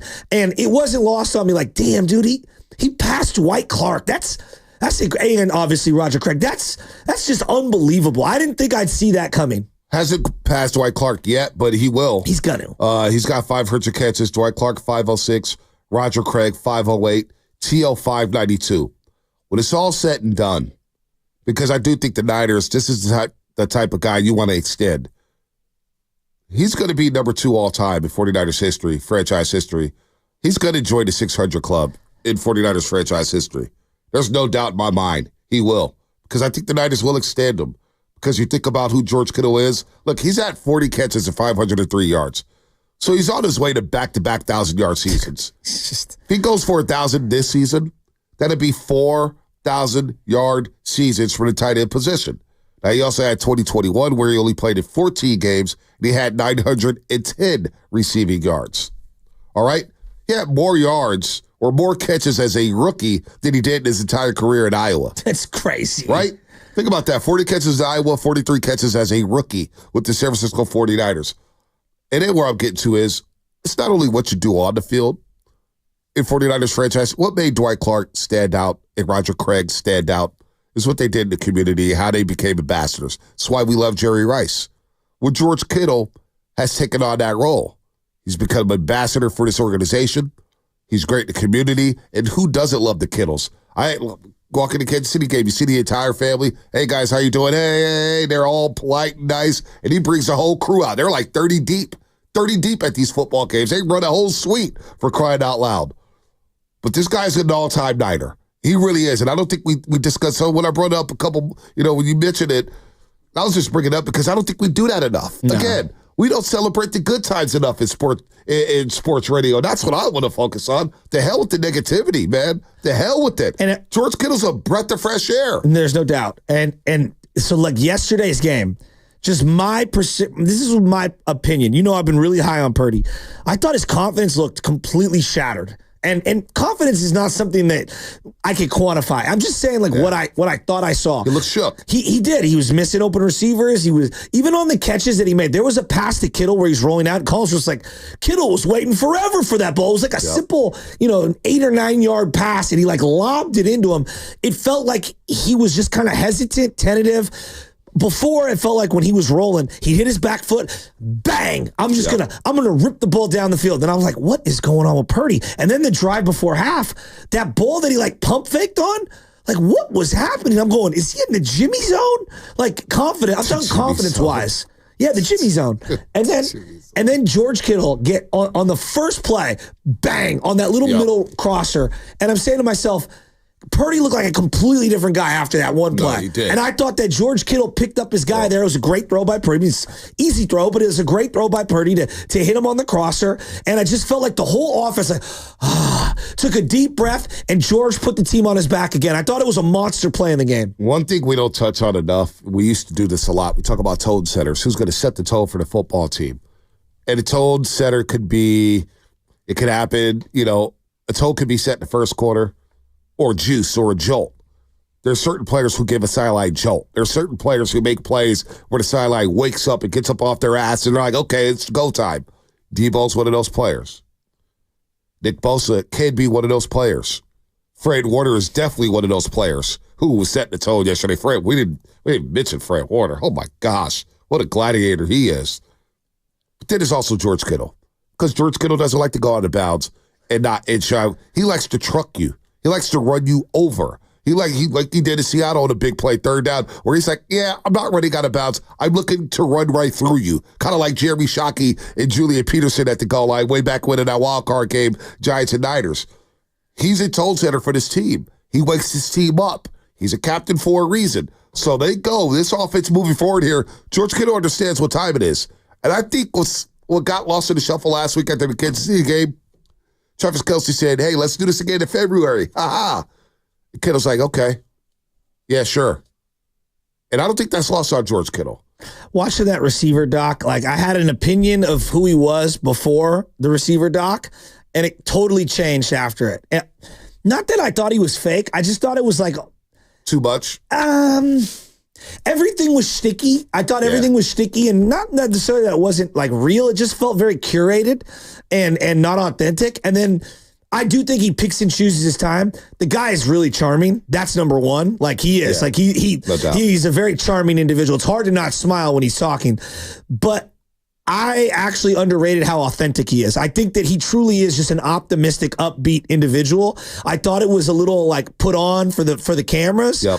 And I also realized his entire life is all about his family and football, and I respect the hell out of that. Got a little mini field in Nashville. Yeah, he's a workout warrior. I got great respect for him, his family, and him allowing the cameras to be in on it. It made me appreciate him in a way that I didn't before, and I feel kind of like stupid for questioning his authentic nature. No, I really do. It's like fans, it happens. Because all we see is what we see at podiums and maybe on social media, and I think there's times like when the team loses a big game where you're just like, oh, come on, but then like when you see all the behind the scenes stuff that the Netflix doc provided, I realized like, nah, he's really like that, and I like him. I really like George Kittle. I'm glad you do. I like him too. First time this season, 510 Comcast business text line that they made second half adjustments and outplayed their opponent. Cowboys are going to a six-man line. Chris Collinsworth kept pointing it out. Six-man line. So Shanahan said, you know what? We're hitting you with some play-action passes. We're not going to run against the six-man front. We'll hit you with the play-action passes, and we'll dice you up. And again, I think Shanahan, 888-957-9570. If you had to grade Shanahan's performance yesterday, what would your grade be? 888-957-9570, because I thought Shanahan scheming guys open. And you saw it on the Debo play early in the football game where Kittle hits him down the right side, and Kittle went for a touchdown. I had Kittle let him a little bit more. Not the first time we've talked about that over the last couple of weeks, but lining up Debo in that backfield, the little subtle motion, knowing that, Eric Hendricks is guarding Debo Samuel. There's no chance a linebacker's going to keep over Debo Samuel. So a great play design there. But will Christian McCaffrey be in that backfield soon, Shasky? We have a report from Ian Rappaport, NFL Network insider. Here's what he had to say about CMC. Kyle put you on the spot to ask about Christian McCaffrey, and you said what Peter just did to confirm that perhaps the optimism is that CMC would be back by after the 49ers bye week. Is it still tracking that way? Yeah, that is my understanding. In fact, what teams do, they go mostly away for the bye weeks, but the 49ers are planning a bonus practice, which I think a lot of teams do. My understanding is Christian McCaffrey is expected to participate in that bonus practice, which will be the first time we see him, if reporters are allowed, out on the field in a while. And then he has been ramping up. He has been running, as we said, on flat ground, which is a great place to run, much better than in the Whirlpool. And I would not be surprised if he is out there November 10th. That has been the target, and he has had no setbacks. So that is a very good thing for Christian McCaffrey. When Ian Rappaport said he's been ramping up, and you hear the jingle in the background, I'm like, I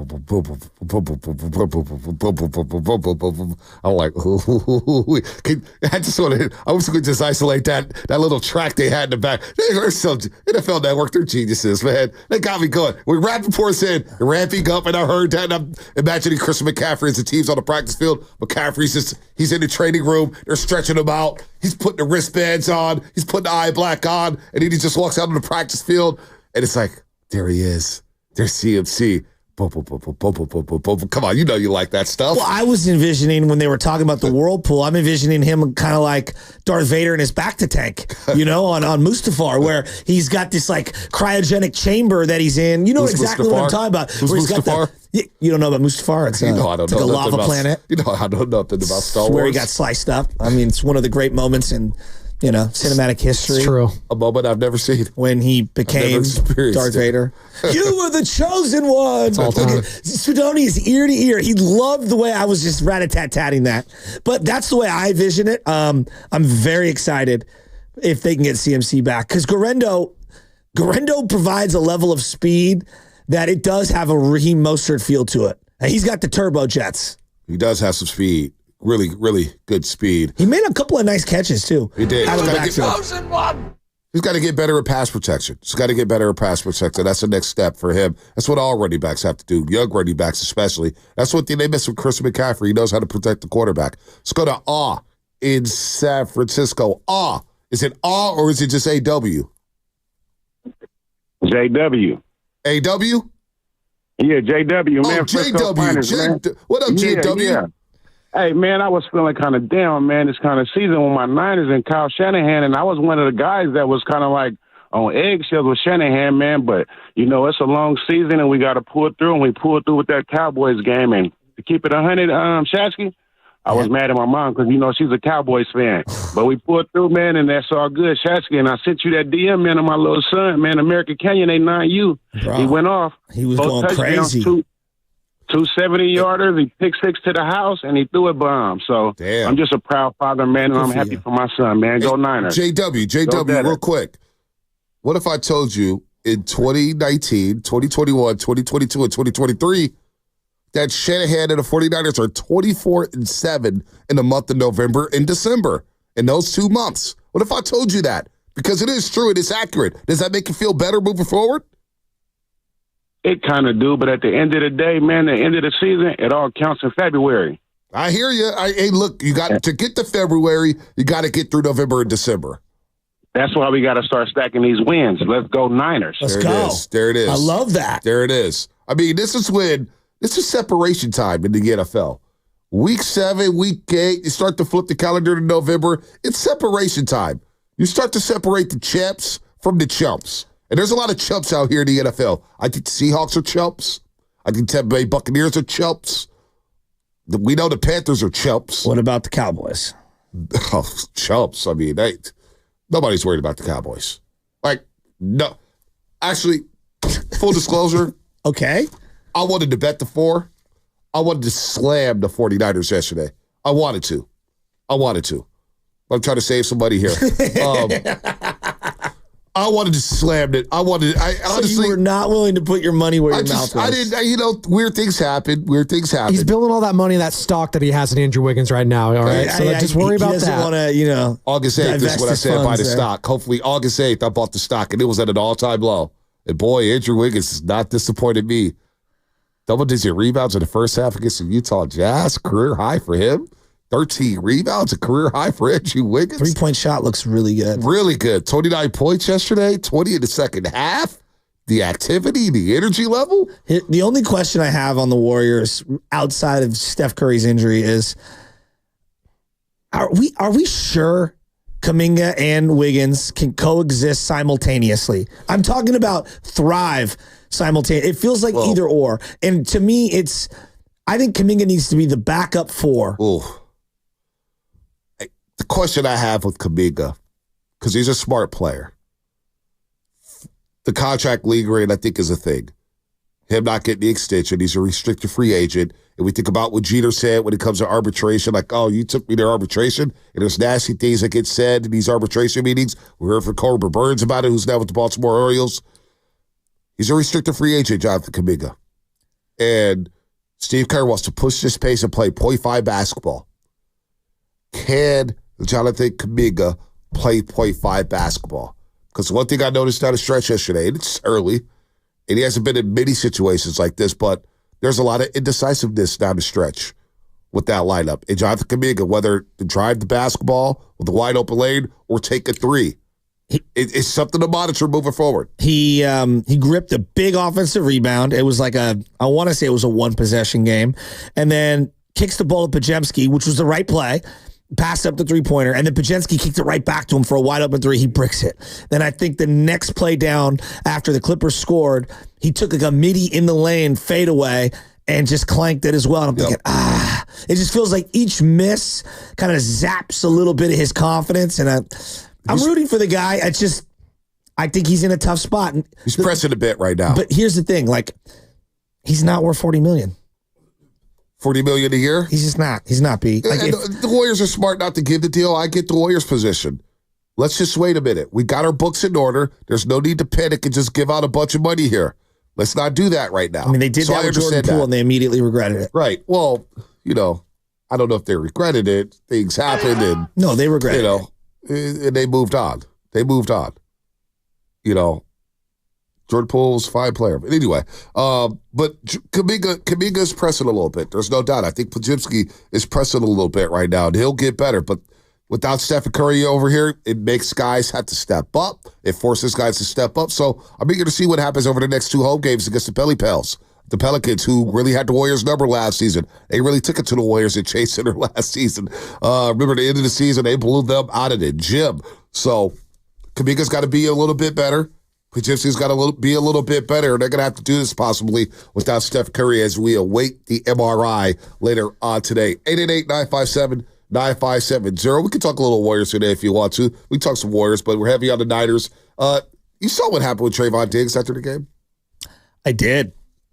Mike Leslie is the reporter from... He does a bunch of stuff. Yeah, he's a sports anchor at WFAA in Dallas. Voice of Friday Night Football, Cowboys, Mavs, Rangers, Stars, play-by-play announcer. And he sent the tweet out yesterday about, on the big play with George Kittle, 43-yarder, what is Trayvon Diggs doing on this play? And Trayvon Diggs is running with Chris Conley. Then it looks like he's kind of jogging. He's not really giving you maximum effort. So he tweeted about that.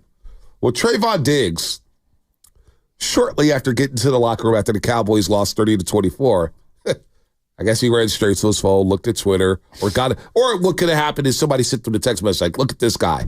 And maybe there's some history with this guy. He's still in uniform. He's still in full uniform. Full uniform. Comes out in the hallway and does this to the reporter. Out of that whole play, that's what you took from that? You don't know football. You can't do nothing that I do. You can't go out there and do nothing. Stay in your lane, buddy. Stop playing with me, bro. Just asking the question, Trayvon.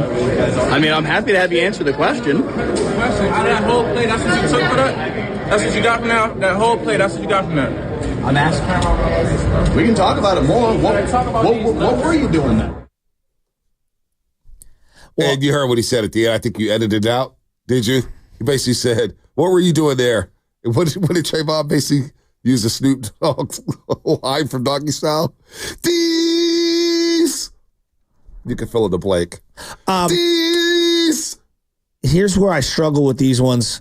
I don't know the history between the two of them, but that doesn't feel like a one-off. No, there's some history there. Right? Like, there's some history there. There clearly is some testiness back and forth. I don't know. But this obviously set him off for whatever reason.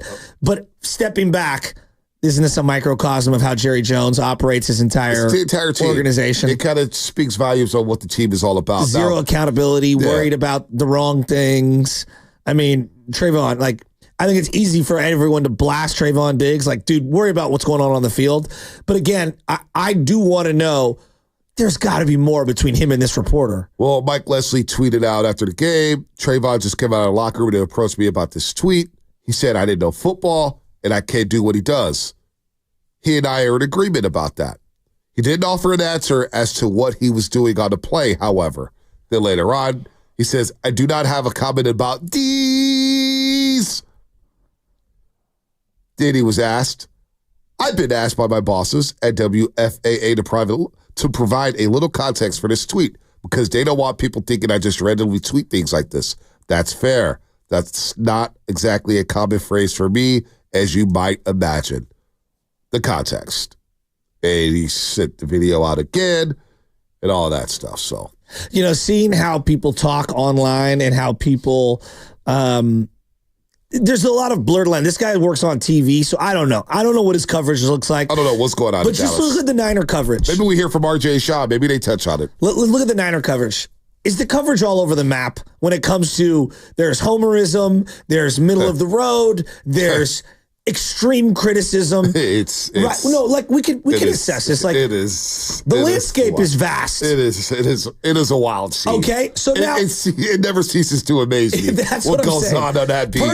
Purdy could throw a 2-yard check down, and it is viewed so many ways and I'm talking about people who cover the team. Oh, I know. Elitism. Then you throw in the content creators, and and then there's the fans. I saw a tweet. So I'm surprised this doesn't happen more in sports. Well, Charvarius Ward has something to say about a reporter yesterday, and I'll just leave it at that. And I know there's some back and forth there. Yeah, and the reporter got called a lame-ass dude. I would prefer players not even engage. But again, we're in a day and age where reporters got to hold themselves accountable for things that they say. They have to. I have to. You have to. Oh, yeah. I watch what I say. Like it is there. And so the funniest tweet I saw, Grindel misses the block on the pass protection. And Purdy gets folded. Dude, I got really worried. He took a shot. I'm laughing. We're okay. He took a shot. And I saw a reporter tweet that just shows that was such an elite play by Brock Purdy to hold on to the football. It's just Brock Purdy held on to the football. It's elite that he held you're right. The coverage is all over the place. Ball. The people that are covering it, they'll tell you. They just know more football than you. That guy needs to put the phone down and go walk around and breathe some air. This is where the internet, I do believe there are certain, and we all know people in our family. There's an uncle and aunt who's obsessed with the comment section of Facebook, or a kid who's obsessed with TikTok or whatever. The blurred lines between people not being able to put their phone down and go experience real life is out of control. And I'm guilty. To a degree, I admit it. I'm guilty. We got to put our phones down. Everyone, everybody. Well, I mean, as I put, Miss Rachel in front of my son for hours on end as I watch football on the couch. Yeah, there's a lot going on there. I'm not one to talk. There's a lot going on there. Look at Elmo and Miss Rachel. There's a lot going on there, man. But I can't wait for Jerry Jones to be on RJ shot. They're a mess. 8:30 tomorrow. Cowboys are an absolute mess. Did you hear that the Jones family bus it was the weirdest story. It got in this big accident. We could get into it on the other side. In fact, I think there's some injuries. Yeah, there are.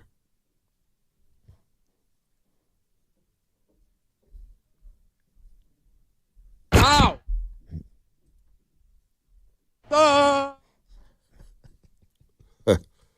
David Fresno's on the line. And I can't wait to hear what he has to say today. Oh, my gosh! Oh, my gosh. What does he think about the Shanahan-led Niners going 24-7 in the months of November and December 2019, 21, 22, 23? Are we on another run here? Last year, a combined 7-1. The year before, 7-0. The year before that, 5-3. 2019, 5-3. But the last 2 years are combined, last 2 years combined 14-1 in the months of November and December. All right. We discussed this, and we discussed this, and I'm a little worried. I am worried. I do get worried when it comes to this, but Steph's going to have an MRI today. Now, Steve Kerr after the game said it was a moderate to mild ankle sprain as he rolled the left ankle late in the third quarter. He started stretching it, came back into the game, and then when at the 8-minute mark, did it again, twisted his ankle, and he hobbled off the floor in the 112-104 loss to the LA Clippers last night. So he tried to play through it in the fourth quarter, did it again, twisted the ankle. So, again, mild to moderate left ankle sprain. Steve Kerr didn't think it was serious, but more information will be provided today as Steph Curry, I think he underwent an MRI last night, or the news will come out today about the MRI. So, anyway, we're on ankle watch when it comes to Steph Curry and the Golden State Warriors. That was the injury report brought to you by Boxer & Gerson, Northern California's premier workers' compensation law firm, helping injured workers get their lives back for over 40 years. 888-957-9570 is the number. 888-957-9570. What do you rate Shanahan? What do you have to say about Shanahan today? Like his game plan? Didn't like his game plan? Possibly. Little worried about the defensive collapse late in the game. They did step up when the chips were against them, up 6. They made it a little more dramatic than it had to be. 888-957-9570 is the number. How would you assess that win yesterday over the hated Dallas Cowboys? That is coming up here on The Roast. That's a sackaroonie, baby. Your business needs a network it can count on. Power's out. Comcast Business has you covered with Wi-Fi.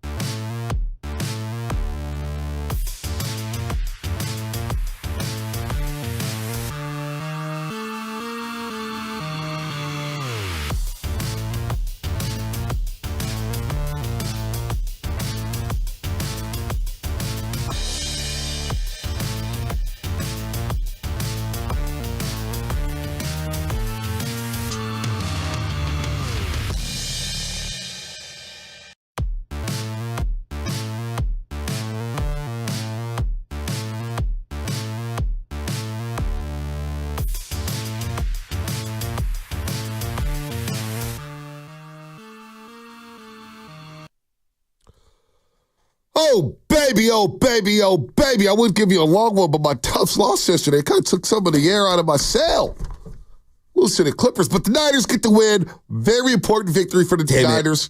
4-4 on the season. 3-way tie for first place in the NFC West. Brock played well. How about Shanahan's game plan? Deebo Samuel. Oh, he had a game. George Kittle on National Tight Ends Day. Fred was good. Bosa was great. Defense stepped up. The young secondary is coming along. A big win over the hated Dallas Cowboys. Now, I got Harry there after the most complete quarter of the season for the 49ers. Maybe their red zone woes are rectified here, but we're talking about it here on the Morning Roast. 888-957-9570. We can squeeze this some Warrior calls as well. But Shaq should get that mic on because I want to hear from you.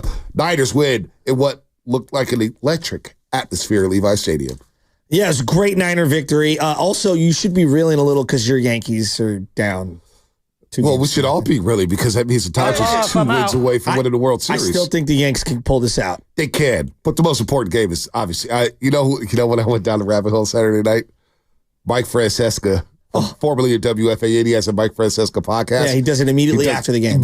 So I was locked in on game 2. Yeah. It was like I was a Yankee fan listening to Mike Francesca. Back after this, dude. No, but he was breaking it down. Now the history is, 96 Yankees were down 2-0, and they go down to Atlanta, and Joe Torre told me, "This is my town. We will win this series." And they won 4 straight. So it can be done. It can be done. But you got to win. And then he goes, we'll get to Aaron Judge. Aaron Judge, 1 of 9, 6 strikeouts in the World Series. I don't know if that's a good Mike Francesca, but yeah, but Aaron Boone, Joe Torre, I mean, just a little different there. Yeah, Aaron Boone. The trickle-down effect of taking out Garrett Cole. What the hell are you doing? Freddie Freeman hitting a walk-off home run Friday night. It was one of the greatest, honest to God, as a neutral observer, it's one of the greatest postseason games I've ever seen. In terms of star power. It was unbelievable. And so many different moves that happened. I know, like, today's about the Niners and Cowboys, but I am got an eye on that. The golf shot, the golf swing by Giancarlo Stanton. It was he's watching it go in Dodger Stadium. Joe Davis on the call. Gibby, meet Freddie. That was great. That was awesome. It was a great call. How about Dave Fleming having a call? It was incredible. Gleyber Torres hitting a ball that the fan, like, we don't even know if it goes out or in or what. I don't think it was going to go out. I don't either, but you never know. What a dumb Dodger fan. And then he's with his That kid. was just dumb. I'll go, oh, boys, with his kid. You're Get a out Dodger of, you fan. gotta get out of there.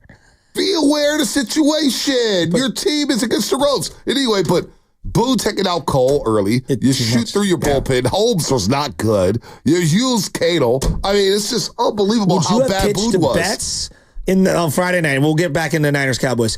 If I gave you the choice, you get Shohei out, okay? Do you have an open base? Do you walk Betts with Nestor there, or do you... Does he want to go lefty on lefty, or do you pitch to Freeman? My thing is, if you're going to pitch to Freeman, you don't throw him in. You throw him away. He's got a hurt ankle. Make him drive the ball away. I don't know why they're throwing him in. Or why are you throwing a pitcher out there who hasn't pitched in 37 days? I mean, come on. By the way, Nestor Cortez, or Mookie Betts' lifetime against Nestor Cortez, 0 for 5 with a strikeout. Wow. I mean, this is where the advanced data guys like righty on lefty and da-da-da-da. And I don't know. Like, again, to me, in those situations, both lineups, it's pick your poison. Like, you want to face Judge, you want to face Soto, you want to face Betts, you want to face Freeman. Like, both are tough matchups. Gleyber Torres giving up the 90 feet by not charging the ball to second base on the Shohei Ohtani double. You got to be, come on, urgency, now. Come on, man. And then you can't do that. Rizzo's got to be backing it up, trailing the play if the pitcher's going to be backing up third base. It was bad all the way around. And Shohei Ohtani, great base running to get a free 90. Now, you can't win the World Series in game 1, but you certainly could lose one. You certainly ask the Oakland A's in 1988. You can lose a World Series in game 1. That's for damn sure. So the Yankees, their backs are against the wall. Aaron Judge, the only one not hitting. Look at this. I love our listeners. 415 Comcast Business Text Line. How about Barcelona beating Real Madrid 4-0? I'm telling you, Kylian Mbappe and Real Madrid,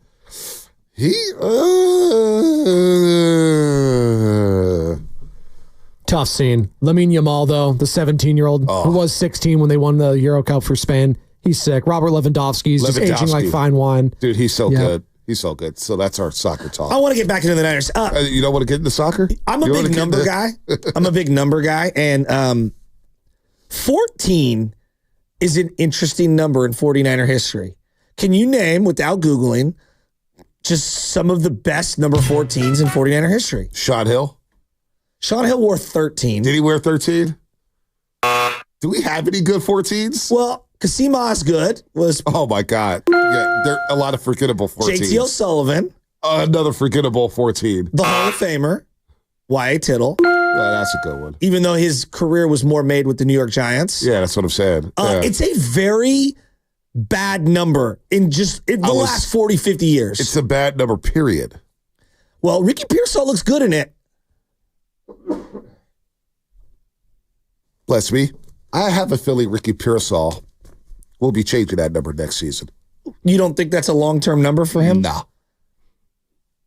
You think he's at a single-digit number, a 80s number? Single-digit number or a Cowie's 19 now. I don't know if 14's good. I don't like 14 on the wide receiver. I like 13. I like 11. 17's not bad. 19's pretty cool. I don't like 14. I don't. Like, I'm kind of with the 5-3 on the Comcast Business text line. 14 is the number reserved for the first-string quarterback on the roster. You're kind of right. He was much better in this game. And, Greg Cosell, we were actually in the thread yesterday talking about it. And Greg Cosell was much higher on him. Hey, look, I said in the thread, I trust his eyeballs. This guy does this for a living. And I think about it, and I go to myself all right, well, if that's what Greg Cosell thinks, I wasn't that impressed with him. Let's see what he does this week. He was really good this week. Really good this week. Jim Druckenmiller. Wow. Jim Druckenmiller, 14. Also, Sam Darnold was number 14.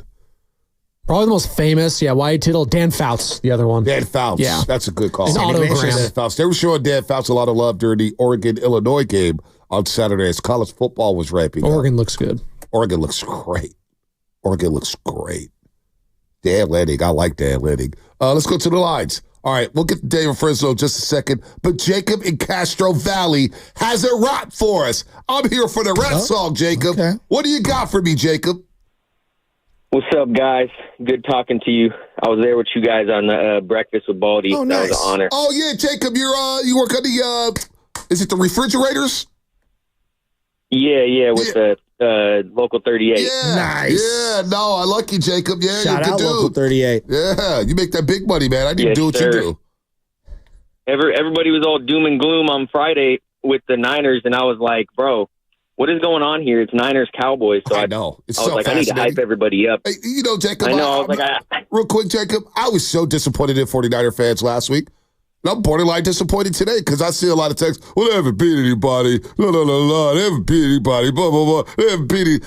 Jacob, I'm a little disappointed in Niner fans right now. I'm not going to lie to you, Jacob. Yeah, it was kind of annoying, honestly, hearing all the. I don't know. It was just doom and gloom. It's like, look, we've been 3-4 before. It's still early. We gonna come back. Don't worry about it. Have some faith. Where's the faith? You know what I mean? Yeah. So I wrote this rap on Friday, and I just didn't have time to call in, but I was like, hey, it's still a good time to say it, after a win, if you're down. Let's go. Let's go. Do you need a beat, or are you going a cappella? Nah, so actually, if you can imagine the song SF Anthem by San Quinn, I don't know if you know that beat, but that's what I had in my head when I was writing this. Jacob, we could put you on hold, and we could find that instrumental for you. No, it's all good. It's all good. I'm gonna spit this a cappella. All right. Welcome to the Bay, the home of the Niners. Ain't no better fans. Yeah, we some grinders. From Candlestick to Levi's, you know where to find us. Haters can't talk because we some real winners. Faithful to the grave, red and gold is what I bleed. Got nothing else to prove. A ring is all we need. We got the team to do it. In Shanny, we believe. With Purdy at the center, our goal will be achieved. No matter the contender, step to us in any weather. Playing chess, not check a scheme. Will put you in the blender. Throw it up the middle to our boy George Kittle. Best hands in the league. He'll make you look little. When you come to our house, this is grown man ball. Give Debo the rock. #1 never falls. Run it to the left, then you hit a brick wall. That's big boy Trent to answer the call. He'll knock you on your back. You think you got a sack, but McCaffrey got wheels. He out there running track. You'll find us in the end zone, boy. That's a fact. You try to score back, but ain't nobody warned you. We got a secret weapon, and his name's Fred Warner. He wants that ball, and he'll get it by any means. This is what you get when you step to our team. Don't come to the bay because the Niners crushing dreams. Oh my gosh. Oh my gosh. Duke and Lindsay, you got competition, buddy. There's a new contender for Rap of the Year. There's a new contender, folks. Ding, ding, ding, ding, ding. Jacob and Castro Valley. I didn't think Castro Valley had it in them. I didn't think they had it in them. Jacob and Castro Valley. Oh, my gosh. Oh, my Lord. Woo. Uh-oh. We got a Doobie Award nominee. Shasky, that was bad. I'm already searching out venues for the Doobie Awards. No, we're not doing it at a gentleman's club. Stop it.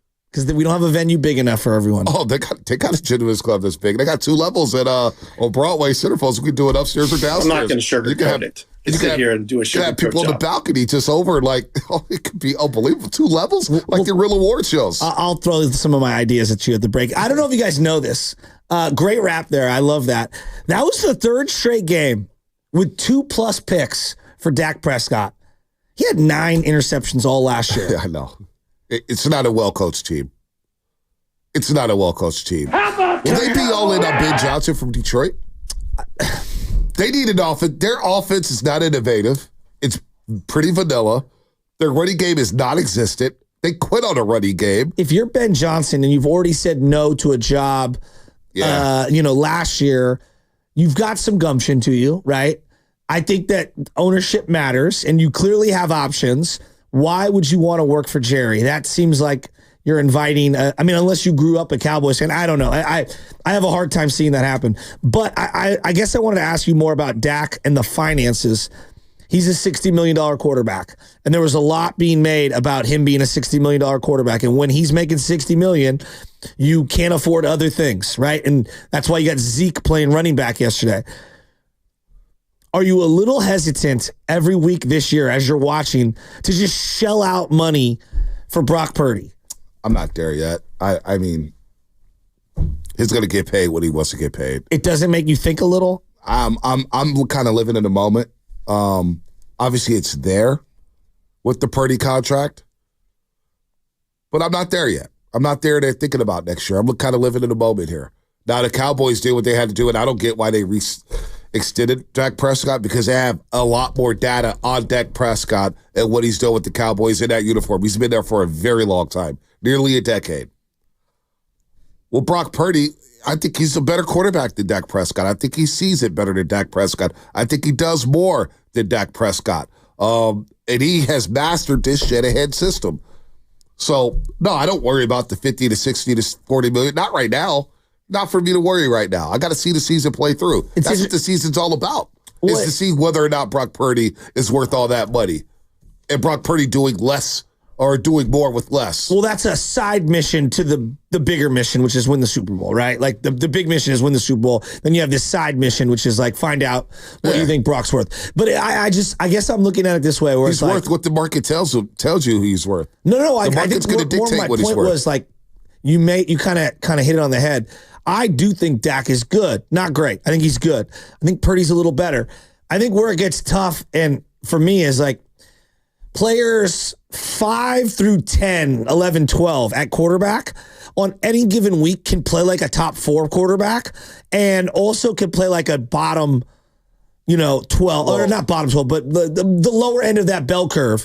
And I think it's really hard to justify week in, week out that they're worth $55, $60 million.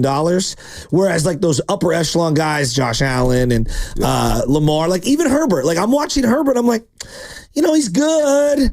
Yeah, he's not that good. You know how I feel about Herbert. I know. And I'm kind of probably closer to where you are now than I was at the beginning of the year. But they also don't have great weapons. But it's also tough to have expensive weapons when the quarterback's making that much. No doubt. I'm going around in circles on the Purdy thing. Yeah, I'm just, he's going to, is he consistent? I look for consistency. I didn't think he was in the first half. He wasn't, but he turned it around at halftime. I agree. Turned it around at halftime. And you know what? You got to think about chemistry. As we figure out the Golden State Warriors and roles and depth and who's coming in first, who's coming in last, the starting unit, whether or not the starting 5 is going to be the starting 5 next week or the week after. it's hard to build chemistry when guys are in and out of the lineup. Brandon Ayuk, no training camp. Now he's out for the season. Ricky Pearsall, 6 practices. All right? That's crazy. You know what I'm saying? No chemistry. Jacob Cowing. How many passes did he throw to Jacob Cowing? Deebo Samuel, he's missed a game. George Kittle's missed a game. So it's hard to build chemistry. Christian McCaffrey hasn't been there. Yeah. So now you're throwing to Jordan Mason. All of a sudden, Jordan Mason's a little nicked up. And now you're throwing to Isaac Guerrero, who missed an extended time in the preseason in training camp due to the hamstring injury. So he's trying to build chemistry with guys who's been – Jawad Jennings, I didn't even mention Jawad Jennings. Yeah, he's missed the last 2 games. Yeah. So chemistry has been tough to gain for Brock Purdy because a lot of guys have been in and out of the lineup. Yet, you see the graphic yesterday, he's leading the league in passing yards. And he was, I think, 3rd in the league in running? Yeah, it was pretty fascinating to see the numbers still up there for Brock Purdy despite all the turnover at these skill positions. So. He is on pace to basically rush for about 500 yards. Which is pretty damn good. Key rush on 3rd and 3. That was incredible. After they scored up 13-10, he gets a scramble on 3rd and 3, goes out of bounds there on the left sideline. It was a great play by Brock Purdy. So he's using his legs. He had as many rushing yards as the Cowboys did as a team. I thought Zeke actually ran better than I thought he would. Yeah. But they didn't run it well as a team. But I'm saying, I expect nothing from Zeke, and he ran a couple for 3 or 4 yards. I was like, yeah, okay. I mean, they're running. How about their fullback draw on the one play that Warner just snuffed out? What are you doing? That team's not well coached. So Brock Purdy right now, he's 4th in the league despite having all this turnover. 4th in the league in passing yards, right? Then you look at yards per attempt. He's 4th in the league there with 8.7 yards per attempt. All right? He's 4th in the league in passing yards per game. Right? So the season hasn't been all that bad for Brock Purdy. It seems like it's been a lot worse than we make it out to be. Now, the completion percentage is down to 21. He's at 64.5%. But, again, I attribute that to some of his bad decision-making, holding on to the ball too long, but also guys just being in and out of the lineup. That's natural. You know how Guru has the 2 scoreboards? Yep. So, I was thinking about this long and hard, in these sports seasons now, whether it's the Warriors, the Giants, the Niners, doesn't matter. I look at it like a video game. I played Grand Theft Auto, so GTA, right? You're on a mission in GTA, and the mission is for any of these teams, for the Warriors, make the playoffs, right? The Niners was win the Super Bowl. I think the mission has kind of changed a little. Now it's win the division and make the playoffs. We'll go from there. But as you're all going along on these missions, there's all these side missions that happen where you got to collect all these little collectibles. Right. Oh, I see that over there. Let me go grab that while I'm on this other mission. And I feel like one of those side missions is I'm assessing what's going on with Purdy as we're going along here. Not that it's the end-all, be-all, but it's just assess the quarterback. It's just in my mind as we're watching these. But I'm not going to, me personally, and this is kind of living in the moment and celebrating the wins and kind of not worried about what the money part's going to take care of itself. We'll get there. Once the season's over, it's going to be all about the money, and we're going to drive all ourselves crazy about it. Right now, I'm watching football. I want to win games. I want to see how they make this journey to January, how they get into the playoffs, what they do in the playoffs. So my calibration hasn't changed. I'm still expecting a Super Bowl run here from the 49ers with all this talent. But in terms of what he's going to get paid, we wasted time talking about it before training camp, wasted time talking about it during training camp. I'm talking about winning a game against the damn Dallas Cowboys and going on a run here. So whether he gets 60, 50, 40 million, that stuff's going to work itself up. I'm not going to, to me, it's irrelevant in late October. No, I hear you. It's the hard part for me with Purdy is that when he trusts what he's seeing in front of him and believes in it, he's rhythmic, he's decisive, he's on point, he hits his back foot and he rips it. If he doesn't, like what he sees when he hits that back foot, he's quickly going through his progressions and boom, he's hitting guys accurately. It felt like the third quarter was that. Which is hey, we could put up points on anyone with just about any of the combination of personnel players. When he's a little indecisive, he just looked a tick off yesterday, and the accuracy was a tick off because it felt like he was ever so hesitant. Right. That's all, just ever so hesitant. We also forget that he's in his 3rd year in the league. He's in his 3rd year in the league. 2nd full season as a starter. He's still a very young quarterback. Of course. You know what I'm saying? I think we forget that. I think the way we discuss Purdy is like he's been in this league for 8 years and he's done this and he's done that. He's had a lot of success early on in his career, but then we put it into perspective. He's still only in his 3rd year in the league and his 2nd full season as a starter. So there's going to be some bumps in the road. Everything's not going to be perfect. Last year was a dream season. He's going to have tough games. You got to recalibrate sometimes and kind of put it into perspective. Like Lamar Jackson his 3rd year. Pardon me. He took some steps back. Josh Allen took some steps back in his 4th year. You know, Mahomes wasn't all pretty for Mahomes last season. Things happen. We still have a very young quarterback on our heads. And I think the best is yet to come for Brock Purdy. I really do. No, I agree that he is he's got a lot. I think he has room to grow too, where he can only learn more about other defenses. I was just saying it looked like his confidence or his decision making or, what he was seeing, he just looked a little hesitant, slow in the first half. And then that's what made the 3rd quarter so explosive. It's like, oh, that was the old Purdy. And I was like, all right, good. Whew, we're back. Because I was getting worried there. And it's some great schemes by Shanahan. Let's go to the lines. Dave in Fresno. Hey, Dave. You're rising up my rankings, man. You're one of my favorites, Dave. Oh, man, that's an honor, Dante. Hey, old baby. My phone's blowing up because I said they're looking for you, man. Hey, look, that's funny you looking for me, man. You wanted to celebrate. I ain't going to rain on your parade today, bro. You beat the Cowboys. No, please do. Hey. No. I just want you to be real. Tell me how you feel, Dave. How do you really feel about the 49ers? I want to hear the real. Hey, I always keep it real. Sometimes y'all can't handle the real, but I'll keep it real. What I found out yesterday, what I know, is that we can beat the bad teams. Is yet to prove yet. I'm saying yet. I ain't saying we can't yet to beat the good teams. So we're going to have a tough stretch coming up. Got the Packers, got the Bills. All I want to say is you better old baby on Monday after them 2 games and look for me after them 2 games. Because if you want to celebrate today, have at it, bro. I mean, I don't know what you want me to say. We beat the Cowboys. We 4-4, dog. Dave, are you a Niner fan? What's up? You a Niner fan? Hell yeah. We want the same thing, Bonte. All right. That's crazy. Me and you want the same thing. All right. What do you want? I'm not a fake optimist. I don't root this. Oh, they're 1-8. I'm gonna root for them no matter what. If I see some suspect, I'm gonna call it out. Let me ask you this, Dave. It's okay. Dave, let me ask you this. What does it mean to you, the fact that the Niners are 14-1 in the months of November and December the last 2 seasons, and 24-7 in those 4 years they advanced to the NFC Championship game in the Super Bowl? That mean anything to you? That they play their best football in November and December?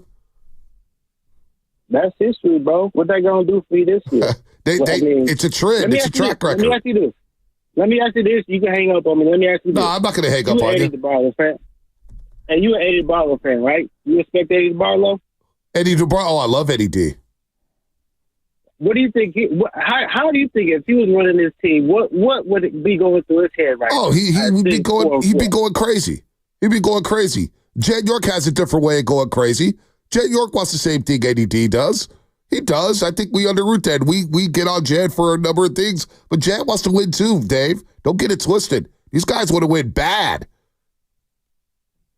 I understand. All I'm saying is there's a certain expectation. Like I said, we won yesterday, and that's great. That's fine. Like I said, we got some tough games coming up. Let's revisit this conversation. We 4-4. You got not one positive to take away from yesterday. Hey, I'll say this. Hey, Shanahan had a good game yesterday. There you go. There you go, Dave. That wasn't hard. That wasn't hard at all. Took you 3 minutes. That wasn't hard. I'm not going to sugarcoat it. See, I celebrate sports, man. Laboratory, I got to pull this out.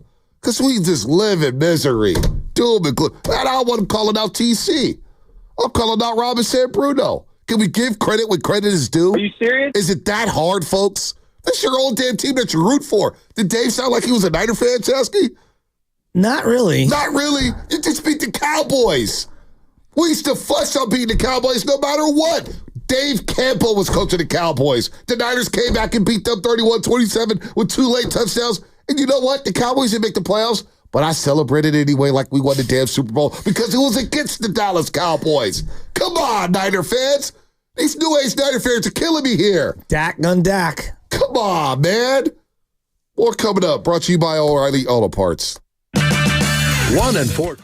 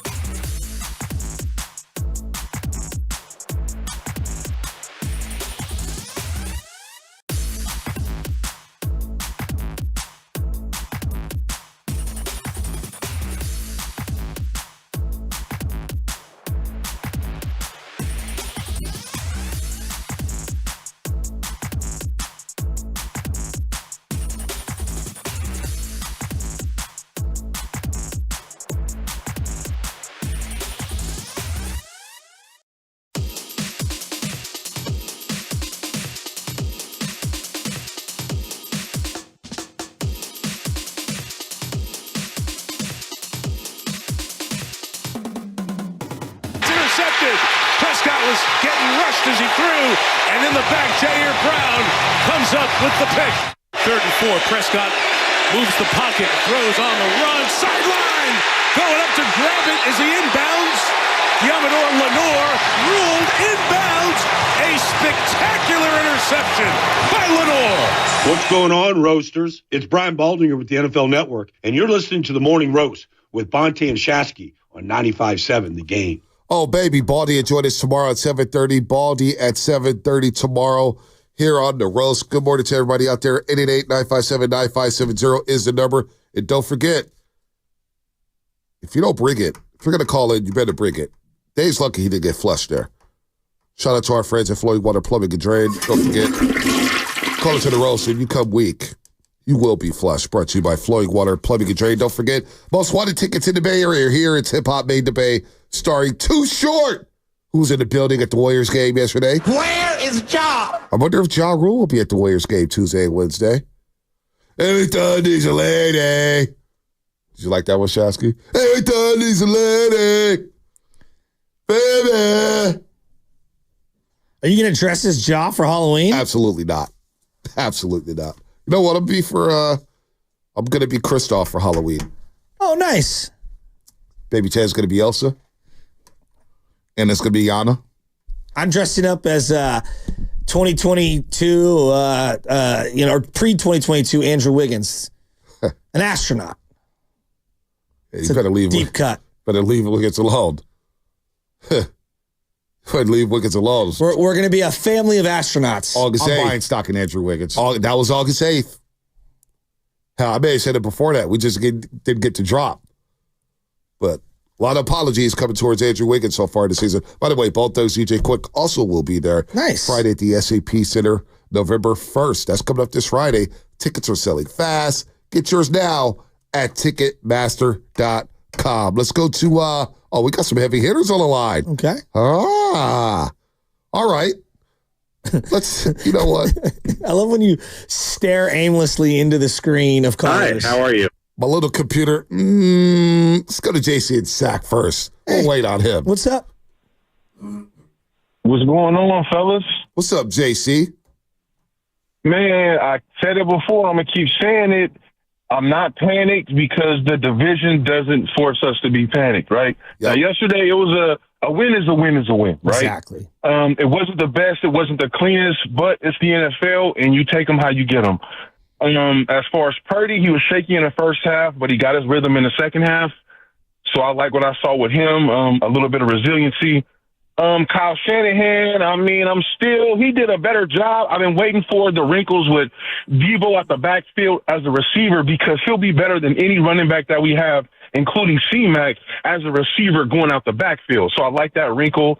The more screens, the more jet sweeps. I like that. I wish he would have stuck with the run a little bit more at times, especially to close out the game because that was a real head scratcher. I don't understand that at all. He would have got just demolished if they would have lost that game with those three pass plays like that. I just don't understand that at all. But like I said, it's a victory. I want guys to get healthy. Jordan Mason, I really want him to get healthy. I love what I saw from the running back Arendo. But sometimes I just feel like this team can't get out of its own way. And this is what I mean before I go. Like, in the offseason, it was the contracts, right? That was a distraction. Guys want to get paid. Then we got the injuries. Now that's a distraction. And it's like, okay, I don't understand what Nick Bosa is doing with the whole Make America Great Again, pushing that narrative. Like, bro, we don't need any tension in the locker room. Like, you guys are, going into your bye week on a victory. We did the politics here before. Let that go. And I'm not for either way. I just feel like don't bring unnecessary distractions trying to promote something that you feel needs to be promoted. Like, man, come on, man. Let's come together as a team.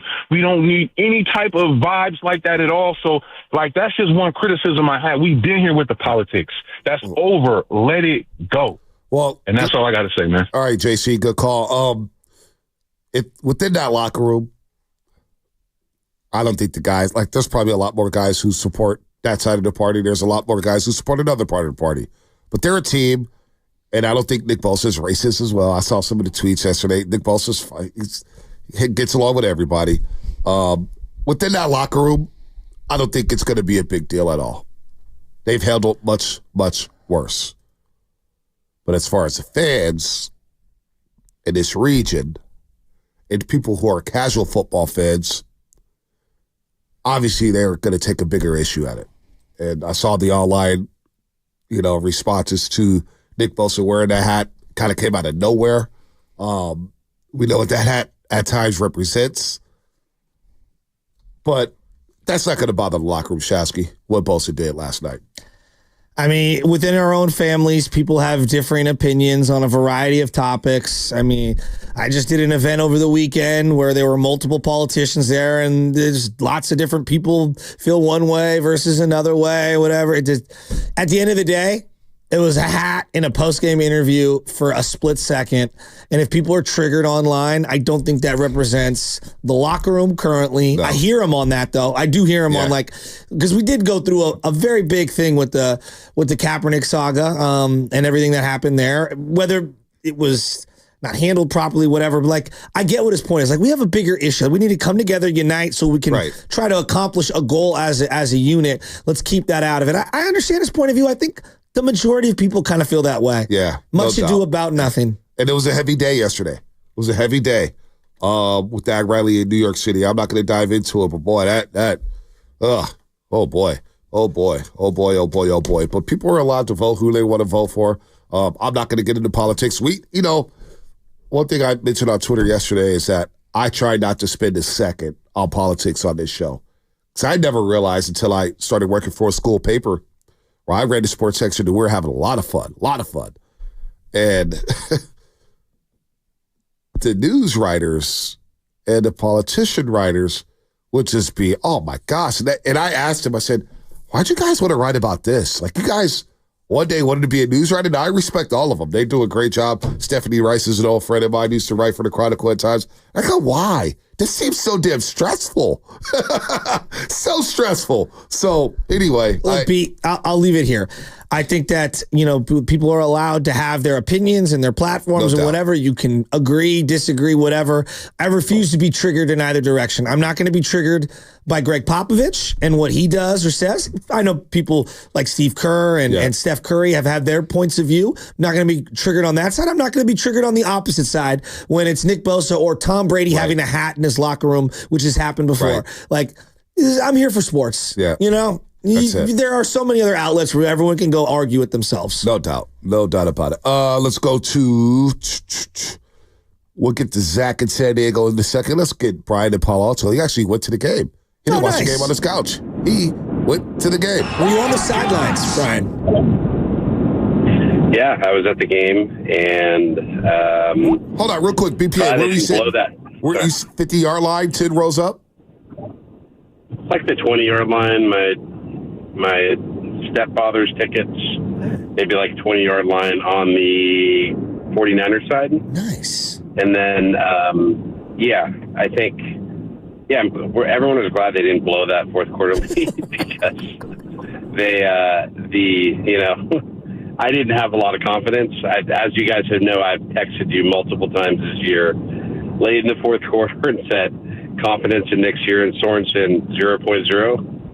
And that was my confidence last night, and obviously glad they held up. But if they're gonna hold on to Sorensen as their DC, which I guess they're going to, they need some help on defense. They're gonna have to make some moves, or obviously they could say, we don't care. This isn't the year, we give up. But their internal defensive line is subpar. It's not a very good defensive line right now. Man, their safeties miss a lot of tackles. They miss between them, they probably miss 10 tackles between the two. And so, if they're going to be serious and say we want to contend, and you have a sort of marginal defensive coordinator that doesn't really know what he's doing, then you're going to have to give them some more personnel. That's my take, because they're just not good enough. Can I interrupt on the safeties? I actually feel really good about the safeties. Yes, lots of missed tackles. There's no doubt. These guys are flying to the ball, especially Malik Mustafa. And he's going to have to, we talked about Greenlaw doing this early in his career. He's going to have to slow down a little.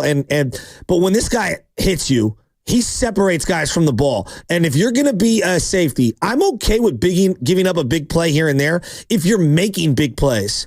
And they do get turnovers. Like, that's one thing. Like, Jair Brown's gotten some picks. Mustafa has separated some guys from the ball. I mean, he whacked one dude, and the tight end just dropped it on the ground and went right back to his hand. Could have easily been Niner ball. I hear you on the missed tackles. He does have to clean that up. But I think these two are ascending players. I do. I think Mustafa is a young player, and you're going to have to live with some mistakes. But when you have two safeties, neither of whom are particularly fast or great in coverage, then they have to land their tackle holes, right? Like, you can't be a safety in the NFL and be like, yeah, he misses a lot of tackles. Oh, he must cover well. No, doesn't cover well either. That's just doesn't work. I mean, so unfortunately, but you gotta, if you're not a great speed safety or a cover safety, then you're going to have to make your tackles. It's just kind of the way it is. And just up the middle, safeties and defensive tackles, pretty soft. Well, when it comes to defensive tackles, Denver continues to win football games. So maybe Sean Payton has this false hope that they're going to make the playoffs. And it's very possible with that defense. The defense is very, very good. Now, Bryce Young and the Carolina Panthers, I mean, no Deontay Johnson, no Adam Thielen, backup offensive. I mean, they're a mess. That was a tough situation for the young man. Did you see what J.C. Horn, the corner from Carolina, did to Sean Payton? No, what'd he do? At midfield, he walked over, was like, yeah, you trying to run up the score on us, basically, and gave him a mouthful. And I was like, go J.C. Horn. Was Sean Payton trying to run up the score? Well, he thought that they did. They ran a fake trick play up 28 points and got a touchdown off of it out on a 4th and 1 in midfield or something. I didn't even realize that. Yeah. That was a game you know I what? didn't pay Good for attention J.C. to. Horn. I mean, somebody's got to stand up to Sean Payton. No doubt. So they're probably not going to trade. They're probably not going to trade DJ Jones, but the Colts, if they continue to lose, because God forbid they stay with Anthony Richardson. Oh my God, he had a stat line at halftime. He was 2 of 13. I think he finished 10 of 32. I'm watching him. I'm just he has no idea where the football's going. 10 of 32. I mean, he couldn't even get off the Hail Mary at the end of the game. He looks up at the rush and he's starts ducking for cover. Get him off the football field. He's not ready to play. You want to save your season? Those guys in that locker room, the hell with rebuilding, and hey, we need to see if we have a quarterback for the future. Quentin Nelson don't give a damn. You know what I'm saying? Downs don't give a damn. Michael Pittman Jr. doesn't care. Jonathan Taylor doesn't care. DeForest Buckner doesn't care. Now, if you want to continue to lose games, is Buckner on the move? Well, I didn't mean to interrupt you, but that's where I was kind of going. Yeah, the speculation over the weekend from various outlets, again, I don't know how credible they are, but was that Buckner is on the move and the Niners have made a call. I would love that. Oh, I would love to get Buck back. Reunited. And it feels so good. I would love to get Buck back. And I think, you know what? I think it's possible to go get number 99 and bring him back. I think it's very possible. God, I would love that. So they do need to shore up the interior defensive line. I'm cool with rolling with the young safeties, like you said. And look, on the second touch, CeeDee Lamb, when he got open, you see Renardo Green and Jair Brown just collided with each other. You know? Young guys makes mistakes. They'll clean that up. I'm not going to freak out over it. I will say that Nick Sorensen, after the 17th consecutive CeeDee Lamb play, I mean, maybe we double him. Just maybe. When you're up 3 scores, and again, I don't want to lose my mind, but when you're up 3 scores, I have zero problem. You want to play prevent and let a team just throw underneath, fine, whatever. But when it's one guy, I mean, it was clearly one guy, CeeDee Lamb. Come on now. Come on, Nick. How long CeeDee Lamb? Double him up. How long will CeeDee Lamb be a Cowboy? 13 catches, 146 yards yesterday, 2 tugs, 17 targets. They've got no second option. Jacob Ferguson, 6 catches, 23 yards. Tolbert is whatever. Yeah, Devontae Turpin. I mean, the guy right at the beginning of the game, Rico Dowdle, he's out with an illness and he's standing on the sideline. Right. And then they go to Dalvin Cook, and I don't know, I guess it's a ginger shot that he was taking. They thought it was like a there. Dalvin Cook's sitting there, and Tirico is like, and there's Dalvin Cook, and all of a sudden he takes this shot, and he's like, and he's getting himself ready for the game. And I'm thinking, was that a Marshawn Lynch Hennessy shot, or was that a ginger shot? Nah, that's my boy Dalvin. They don't do all that. By the way, his brother James Cook, he know me. I got a man. James Cook's my guy. I love James Cook. He ran all over Seattle yesterday. Oh, felt good. Every day, except for Arizona winning the damn game in South Beach, Miami. Things kind of broke the Niners' way. They're right where they need to be. Let's go to, Zach in San Diego. Hi, Zach. Zach, what is it, the 619 down there? Is it, the 619, right? Hey, man, how you guys doing this morning? Not too bad. I just want to chime in on a few things. That defense, Sorensen's like a surfer dude that's waiting to smoke a joint as soon as the team has a 10-point lead.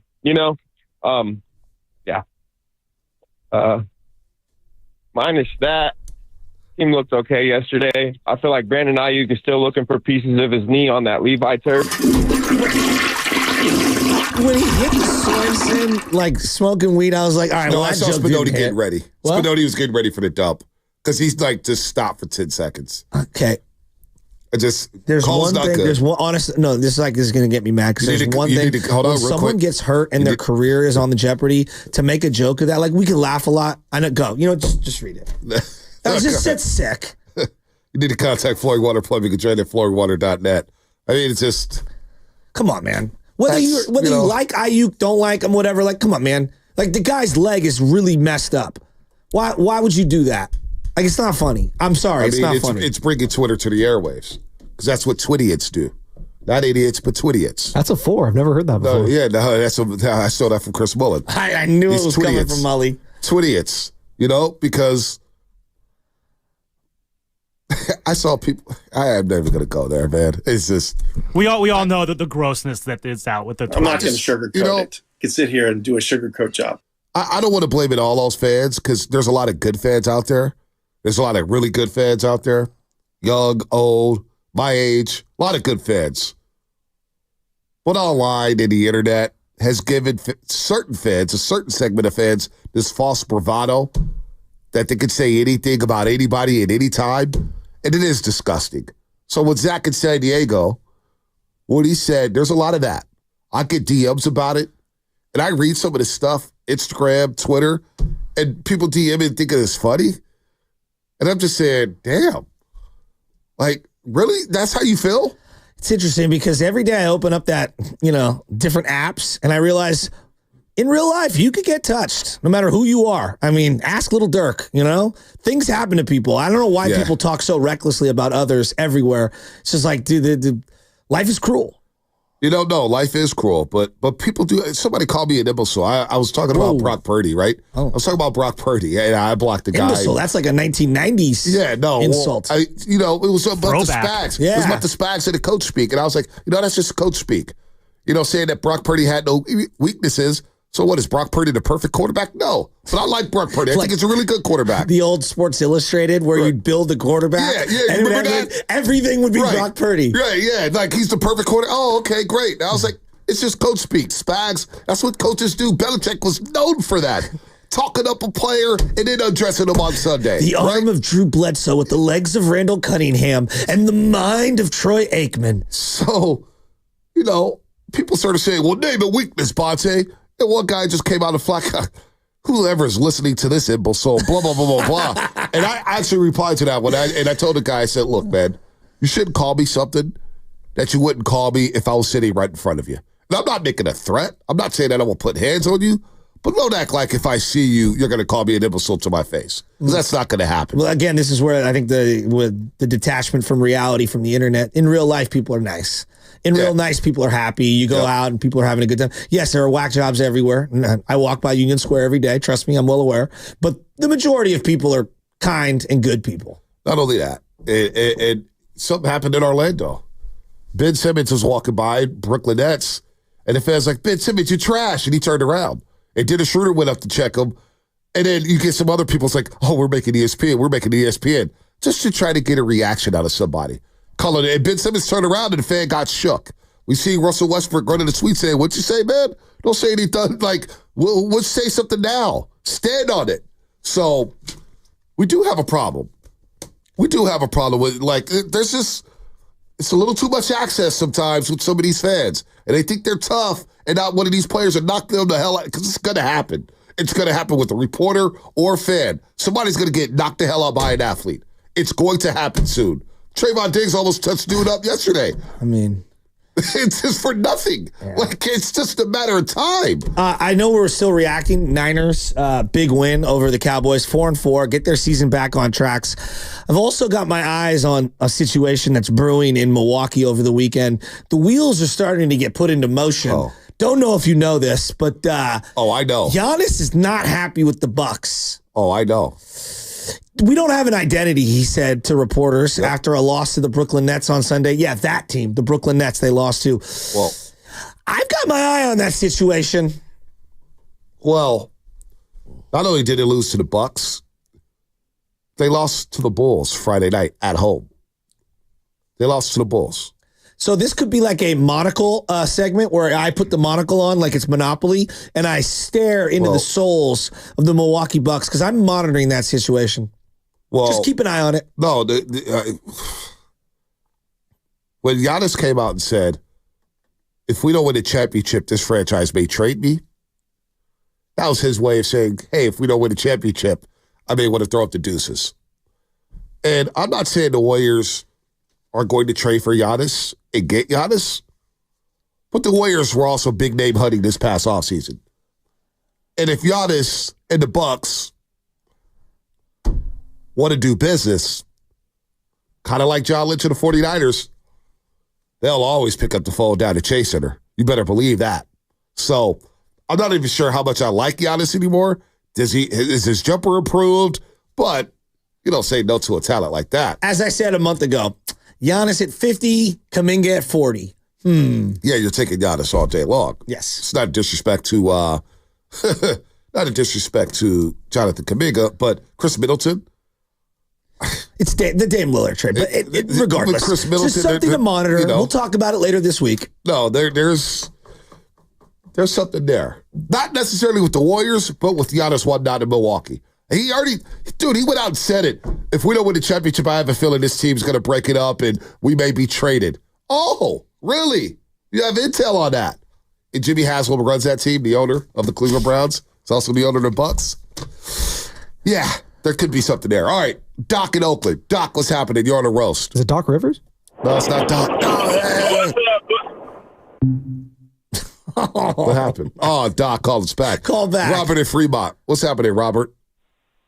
Hey, this is Robert, and I just wanted to say good morning, you guys. And the only thing I wanted to kind of get an idea about is the two touchdowns by C.D. Lamb. I mean, I didn't get to watch the whole game, but I watched that part, and that was like kind of worried about it. I know we won, but I mean, how do you do that? Was it a coaching error, or was it just like, they look like when you play high school football or backyard football. He was so wide open. I just want to get your opinion on that.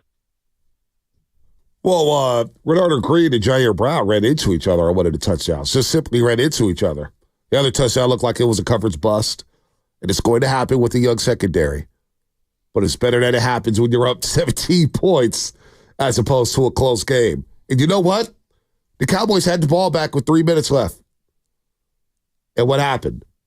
That defense stood tall, and they shut down the Dallas Cowboys. So that secondary gets credit, man. They got their act together in a nick of time yesterday down at Levi Stadium. So there's going to be mistakes with Renardo Green. He's a rookie. Teams are going to pick on him.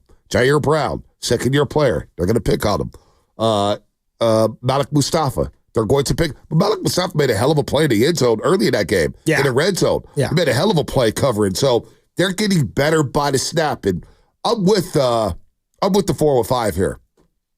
Speaking of these young players and these rookies, 405 wants to shut out Mustafa, Renardo Green, Dominic Pudi, Isaac Guerrero. We haven't even seen Tatum Bethune yet. I think he's going to be a factor for the Niners, whether it's this year or next season. I think he's going to be next one of these up-and-coming linebackers for the Niners. A lot of people say Lynch can't draft. I beg to differ. They've done a great job of drafting. Great job. These youngsters are helping out. And we haven't seen the best of Ricky Pearsall and Jake McCowan yet. Yeah, if you don't think the Niners are good at drafting, look at the Cowboys.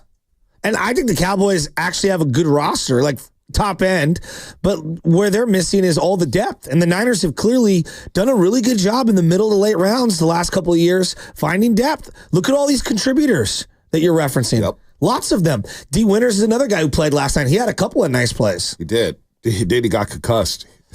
Was that on the special teams play? Yeah, that was a wild Wasn't play. that incredible? They on 4 different occasions, they tried to run like a fake reverse on the kick return. It was very weird. Well, no, it was doing your scouting saying this Niners special teams unit is a disaster. That's true. That's true. That's true. That's what that was about. And then, dude, I was at Tolbert, whoever was the return guy, I don't know if it was Turpin or Tolbert. He bobbled one of them. Yeah. The ball hit the ground 3 times yesterday, and the team that fumbled it picked it up every time. Purdy and then 2 for Dallas. Who was the collision with winners? He was it Jair Brown getting blocked out of bounds? Yeah. And the helmet just bam! It just crushed him. After having to hit on the sideline. Boom, boom. So hopefully he's going to be okay there. We never take concussions lightly. Let's go to Alamo and Richmond. Alamo, what's happening? Hey, what's going on, fellas? How you feeling? I'm feeling great. Good. Hey, a little recap real quick. I thought the game yesterday was interesting, despite the little meltdown in the fourth quarter with the CeeDee Lamb touchdowns. As you before mentioned, that when you have young folk out there, young DBs out there, these things are going to happen. Good thing it wasn't a closer game. Anyhow, looking at Mason, and I'm really concerned about this injury that he sustained in Seattle, and now he's re-injured it. And I like this young man. I like 31. I like that guy.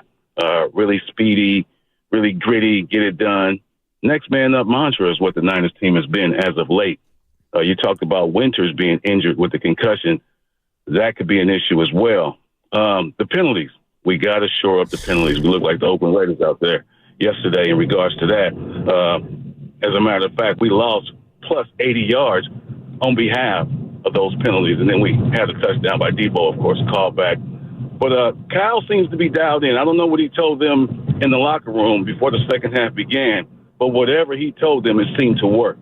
The Niners begin to play Niner ball. And this is what we're expecting all the time when the Niners step on the field, is to be consistent and play hard. You know, the Mason thing that you bring up is an intriguing one. I noticed maybe a week or two ago when he came back from the initial shoulder injury, he wasn't as low to the ground and finishing his runs. He just felt like a tick hesitant. And because I'm a big Jordan Mason fan, he didn't look right. He clearly was afraid of getting blasted on that shoulder. And yesterday he didn't look right either. And it felt like Garendo has gotten more and more comfortable every single week. I just thought he was hitting the hole a little better and clearly got way more juice when it comes to just pure speed. Garendo looks really good right now. He does look really good. I'm not going to lie to you. He sidetracked me a little bit. With Giannis? Yeah, because today is October 28th, and the Bucks are in Boston to play the Celtics tonight, 4:30 p.m. Now I will be locked in on that game alongside Monday Night Football. But they play the Celtics, then they play the Grizzlies, then they have 2 games against the Cavaliers. Oh my gosh! And Doc Rivers. Now how we feel about Doc Rivers? You got Darvin Ham on that sideline as well. I think this Giannis thing, is legit. I think there's going to be a market for him. I mean, I wouldn't have thought about this. I'm going to read the comments he had a couple months ago. We read it right here on the airways. I've been playing the long game romance with Giannis for years. Yeah, but I didn't think it was legit, right? I just thought it was like a fantasy, kind of like the Kevin Durant this past offseason. Oh, let's go get KD. Pump the brakes. I feel so validated with all my Dame takes. No, it's not just Dame. I think it's Chris Middleton. Well, it's all that's the X factor. Dame's playing well, but fit matters. Drew Holiday fit that team. Yes, he fit, and they panicked, and they traded Drew. When Chris Middleton's knee is the reason why they're not going far. Chris Middleton's the reason. Chris Middleton, his knee, that knee injury he suffered a couple years ago, where he doesn't play in the second round series against the Boston Celtics. I mean, that was it for Milwaukee. And now they feel like the East Coast version of the Denver Nuggets, where they just a step back and they're coming back to the pack. And so I still like the Nuggets roster way better than the Bucks. Yeah. So Giannis, here it is right. I'm looking at it. Giannis, man. When my ad pops up. But he basically said, I might get traded. Here we go. Here it is. Come on, pull it up. Here it is. If we don't win this year, would you get fired? Do you have it in the back of your mind, what if this year doesn't go well? Yeah, if we don't win a championship, I might get traded. Yes, this is the job we live. This is the world we are living in. It's everybody via The Athletic and Sam Amick. If we don't win this year, would you get fired? Do you have it in the back of your mind? Like, what if this year doesn't go well? Yeah, if we don't win a championship, I might get traded.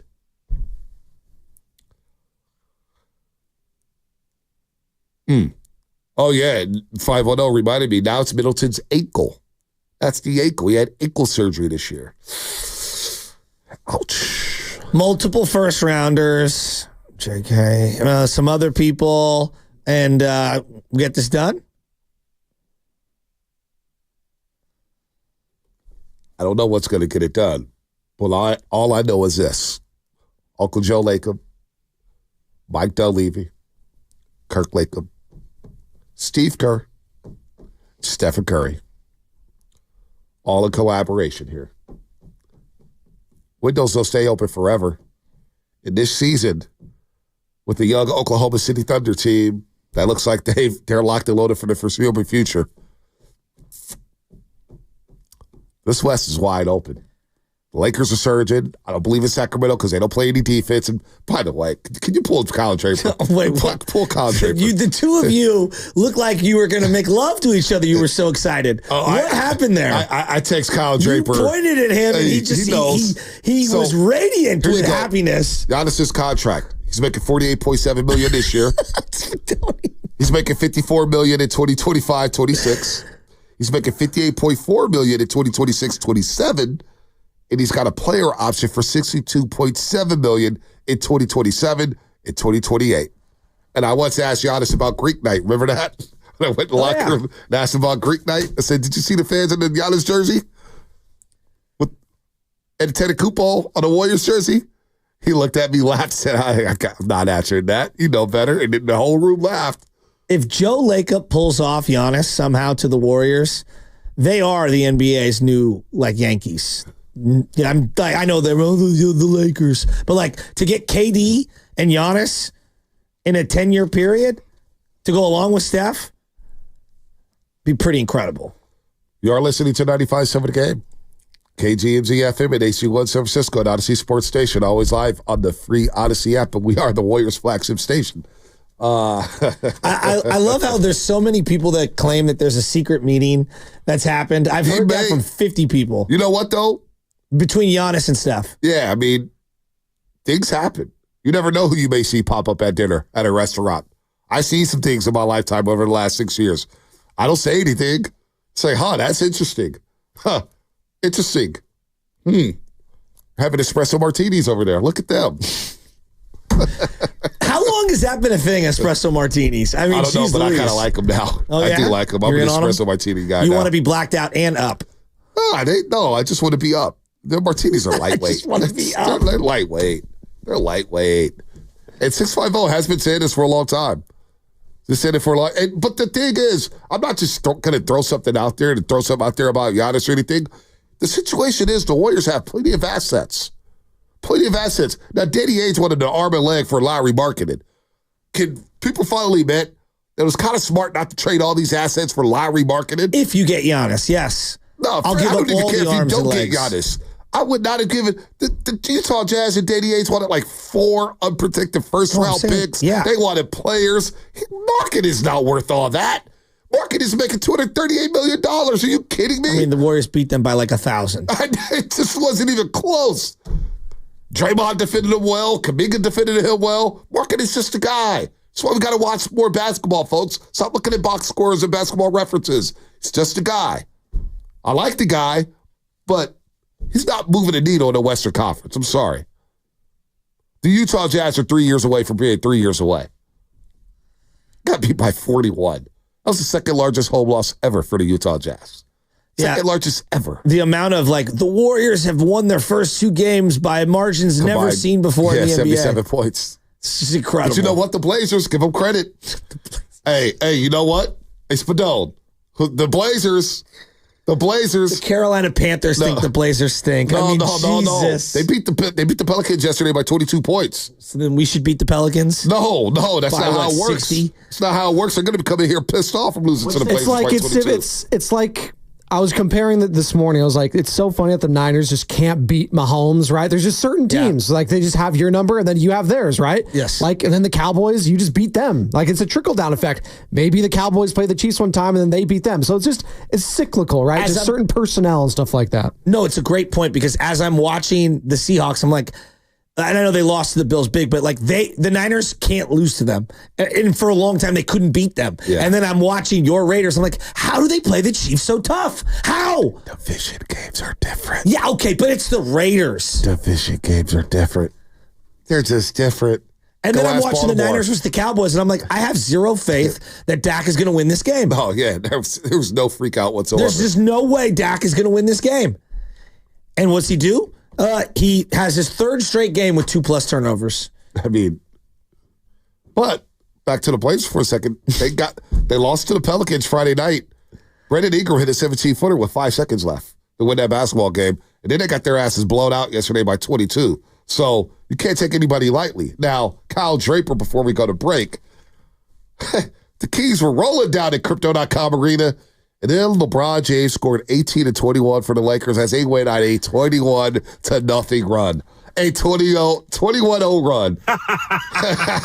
And I'm listening to the Kings broadcast, NBC Sports California. Shout out to Deuce and Mo, who were doing the post-game show. And Deuce was so annoyed after the game. Oh, I loved watching it. Deuce was so annoyed. Morgan, they were lost for words. It was unbelievable. It was like their Super Bowl, and they're winless.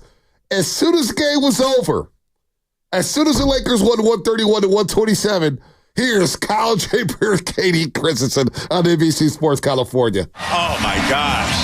And they got the streamers coming down like what the is Dodgers this, Game 7? just won the pennant.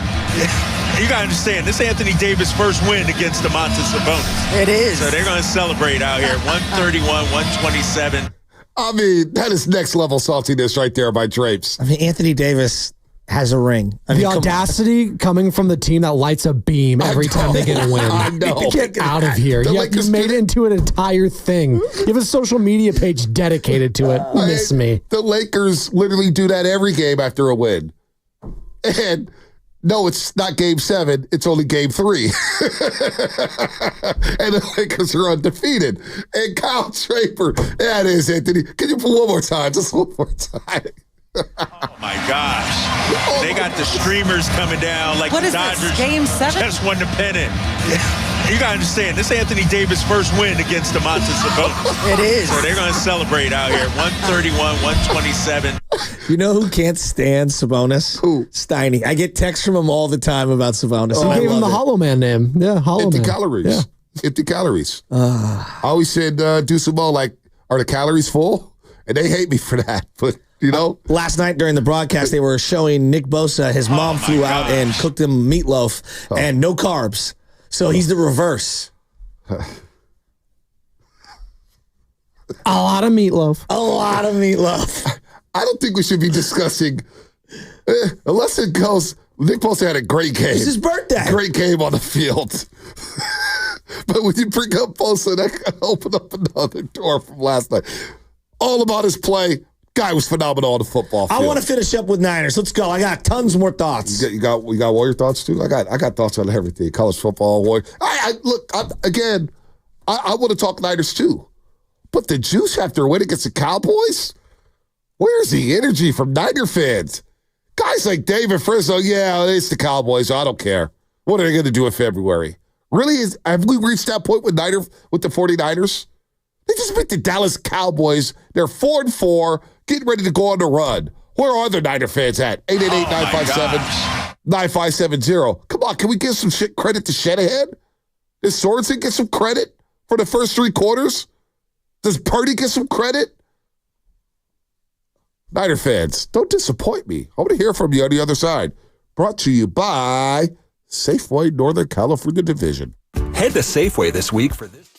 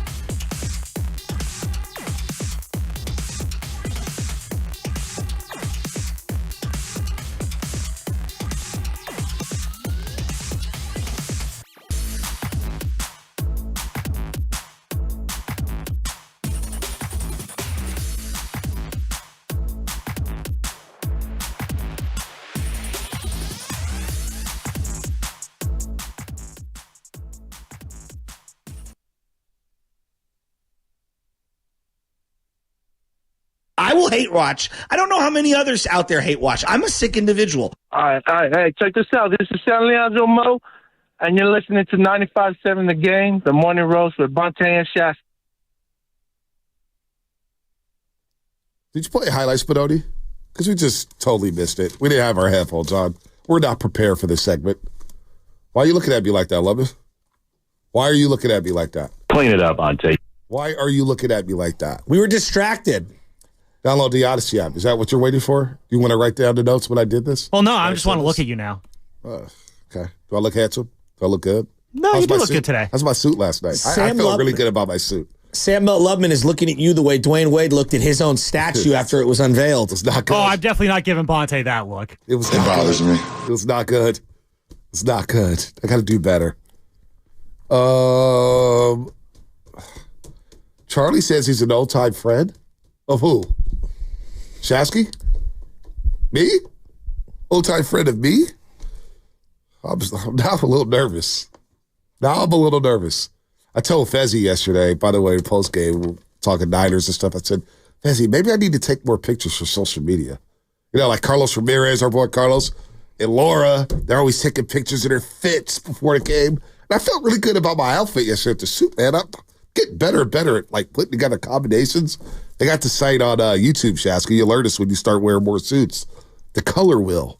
What goes with light gray, what goes with blue, all these different, you know, you could go monochromatic where it's just all the same color, different shades. Well aware of that. I went and saw your boy Sandy on Saturday. No, that doesn't mean you're aware of wearing different suits. Well, no, I do because when I clicked on this particular link to learn how to tie ties, then all the algorithm of my YouTube channels changed, and I got a ton of different suit things. These shoes go with these color pants. You want to wear this color belt, blah, blah, blah, blah. So now you're okay, great. Shout out to Sandy, shout out to Brandon, shout out to Kyle. I did the double Windsor on Saturday night. Yeah. Yeah. Hopefully Sandy's not spent a little too much money in Men's Warehouse over the last couple of weeks. Well, he speaks very highly of you. No, that's my guy. They take care of me. The Como Men's Warehouse. Brandon is a huge fan. Went to go see them, pick up some custom suits. I had some custom suits because I had some different colors. Custom. Well, Sandy told me. Sandy was like, yo, you got every color. We've been dealing with you for 4 years. He goes, you got all the colors. Now it's time for you to go custom. So I splurged a little bit, got a couple custom suits, some different colors that I'll maybe bust out later this season. Lose a couple pounds, fit into the suits. Boom. We teasing suits? Yeah, I'm teasing some suits. I got some pen. Boy, I look at my closet, I'm like, damn, I cannot believe this. Like when the Niners tweet out, like, this weekend is a throwback game, and they show the unis that they're going to have. Right. Bonte is going to lay out his suit like, this is what I'm wearing. I do. I throw out 3 different suits. I throw out some shirts. I look at the color wheel, the combinations, the ties. Well, I even brought a pocket square Hey, hun, which one do you like? Which one looks better? Well, don't have. Yeah, I know you're big time. Just my moment here. Pocket squares. You know, I went pocket square yesterday like Carlos Ramirez. I did that on Saturday as well. I'm proud of you. Yeah. I went with the one that's like balled up like a I don't know how to explain it. It looks like a floral design. 650 says, Shaska, you with the rear don't know how to tie a tie? No, I know how to do a regular tie, but I didn't know how to do a double Windsor. Yeah, I only which do is single, more of I like do single knot on the tie because just ties just make you sweat around the collar. You get the ring around the collar. Yeah. Speaking of the collar, the Niners took the Cowboys by the collar and took them down. That was a 1 Not the 2. horse collar. That was a 1 or 2. Give you 2 for the effort on a Monday. Thank you for pivoting. I'm trying. You know what? I know we want to get into the game, and I know you want to get into the game, and there's a lot going on here in the Bay Area. By the way, 95.7 The Game, thousands of other stations, a million podcasts are free in the Odyssey app. Sports talk, music, news, and great podcasts like Garlic Fries and Baseball Guys are all available. Follow your favorite teams like the Niners, Warriors, stations, and radio shows like this one right here. And catch amazing interviews like Tomorrow with Baldy at 7:30. I will say this. I'm surprised. Even last night, leaving Chase Center, there was a lot of people with Warriors jerseys on, the Niner jackets. Oh. And they're just kind of ho-hum about the victory yesterday. It's got a Warriors-esque feel to it where it's just like, yeah, we just won, whatever. We won the playoff series, whatever. Whatever. I'm surprised at the lack of emotion from a big win yesterday. Even Niner Nick, our boy, Niner Nick, shout out to Niner Nick. I watched his video last night. And he was ho-hum walking out the stadium about the victory. because of the way it ended. I'm like, hey, it's not easy winning in the NFL. You think Green Bay Packer fans right now are complaining about the way they won in Jacksonville? No. Right? With an injured quarterback now, and they're going to go back to Malik Willis, who's won multiple games for them? No. You think Charger fans this morning is going to complain about a Saints win that was ugly? No. Chiefs fans, are they going to complain about being in the game in the fourth quarter against the Raiders and winning? No. All right? You think Washington Commander fans are complaining about winning on a Hail Mary? No. Well, they've been garbage for a long time, so I get the enthusiasm. Pittsburgh's been winning ugly all year. You think they're complaining? No. No. So when the hell did we get picky about victories? I think it's because we've beaten the Cowboys so many times. A lot of Niner fans expect us to beat them, and maybe it was the way that the game ended where it felt like we kind of held on as opposed to like blowing them out. I think if it was a little more emphatic and they would have, they would have dropped 40 on them, which I thought they had the ability to do. Maybe we feel I'm fine with it. Look, you're 4-4. Like on a day where the Ravens lost to the Browns, I will say that again. The Ravens lost to the Browns. I'm not scoffing at any victories. I wouldn't. Operation 4-4. Just get to 4-4 now. We could have got greedy, got 5-3, but you blew the Arizona game. You blew the Rams game, but you know what? You still control your own damn destiny. And I see a lot of texts about Detroit. Oh, Detroit looks great right now. They do. They're going to be a problem. They're a problem. They were a problem last year, way before they were a problem when they beat Green Bay to spoil their season. I said, boy, that team's got a lot of momentum. Watch out for the lines. Dare I say that Jared Goff is having the year Purdy had last year? Dude, yeah, absolutely. You get what I mean? Like in terms of efficiency? But he threw for what? 80 yards yesterday? 60 yards? He didn't even throw for him. No, but I'm saying the totality of the year. He's balling. The totality of the year. Like he's balling. He's been amazing. Jared Goff is he is in the top 5 for MVP. Right. So I just don't get the lack of energy. We got to win against the Cowboys. Jerry Jones, the star. I wish Micah played just because I want to beat him. I don't give a damn who played. They could have had Randy White as an 80-year-old playing. I don't care. It's a win against the Cowboys. The Cowboys and Jerry Jones. Jerry Jones had to walk down into Levi's hallway, do a presser, and get on his private jet and have a long flight back to Texas, thinking about how he's going to rip his coach a new one this week. Last week it was he doesn't know how to design plays. We're designing bad plays. You got Trayvon Diggs going at it with reporters. Oh, my gosh. Let's get to the lines, man. Somebody's got to be fired up about this win. Come on. Don't disappoint me. Charlie, San Francisco. What's happening? Hey, Charlie. What up, B? Shasky, what's up, boys? What's up? Spinoni, this first time caller. Hey, B, man, it's Charlie, boy, from Turkwood. Wash House, dog, Eagles. We saw each other at Costco about maybe a year ago. You introduced me to your wife and your daughter. Oh, Charlie, man. What's up, big Charlie? Kirkwood on you. Tell the family I say hi. Big brother Jake, your sister Marat, who I had classes with. She couldn't stand my guts in the academy classes. What up, Charlie? What's up, man? How you doing? I listen to you boys every morning, man. And you know what? I've been meaning to give you guys a call, man. I love you guys. You guys make my commute to work every morning lovely, man. I love you guys.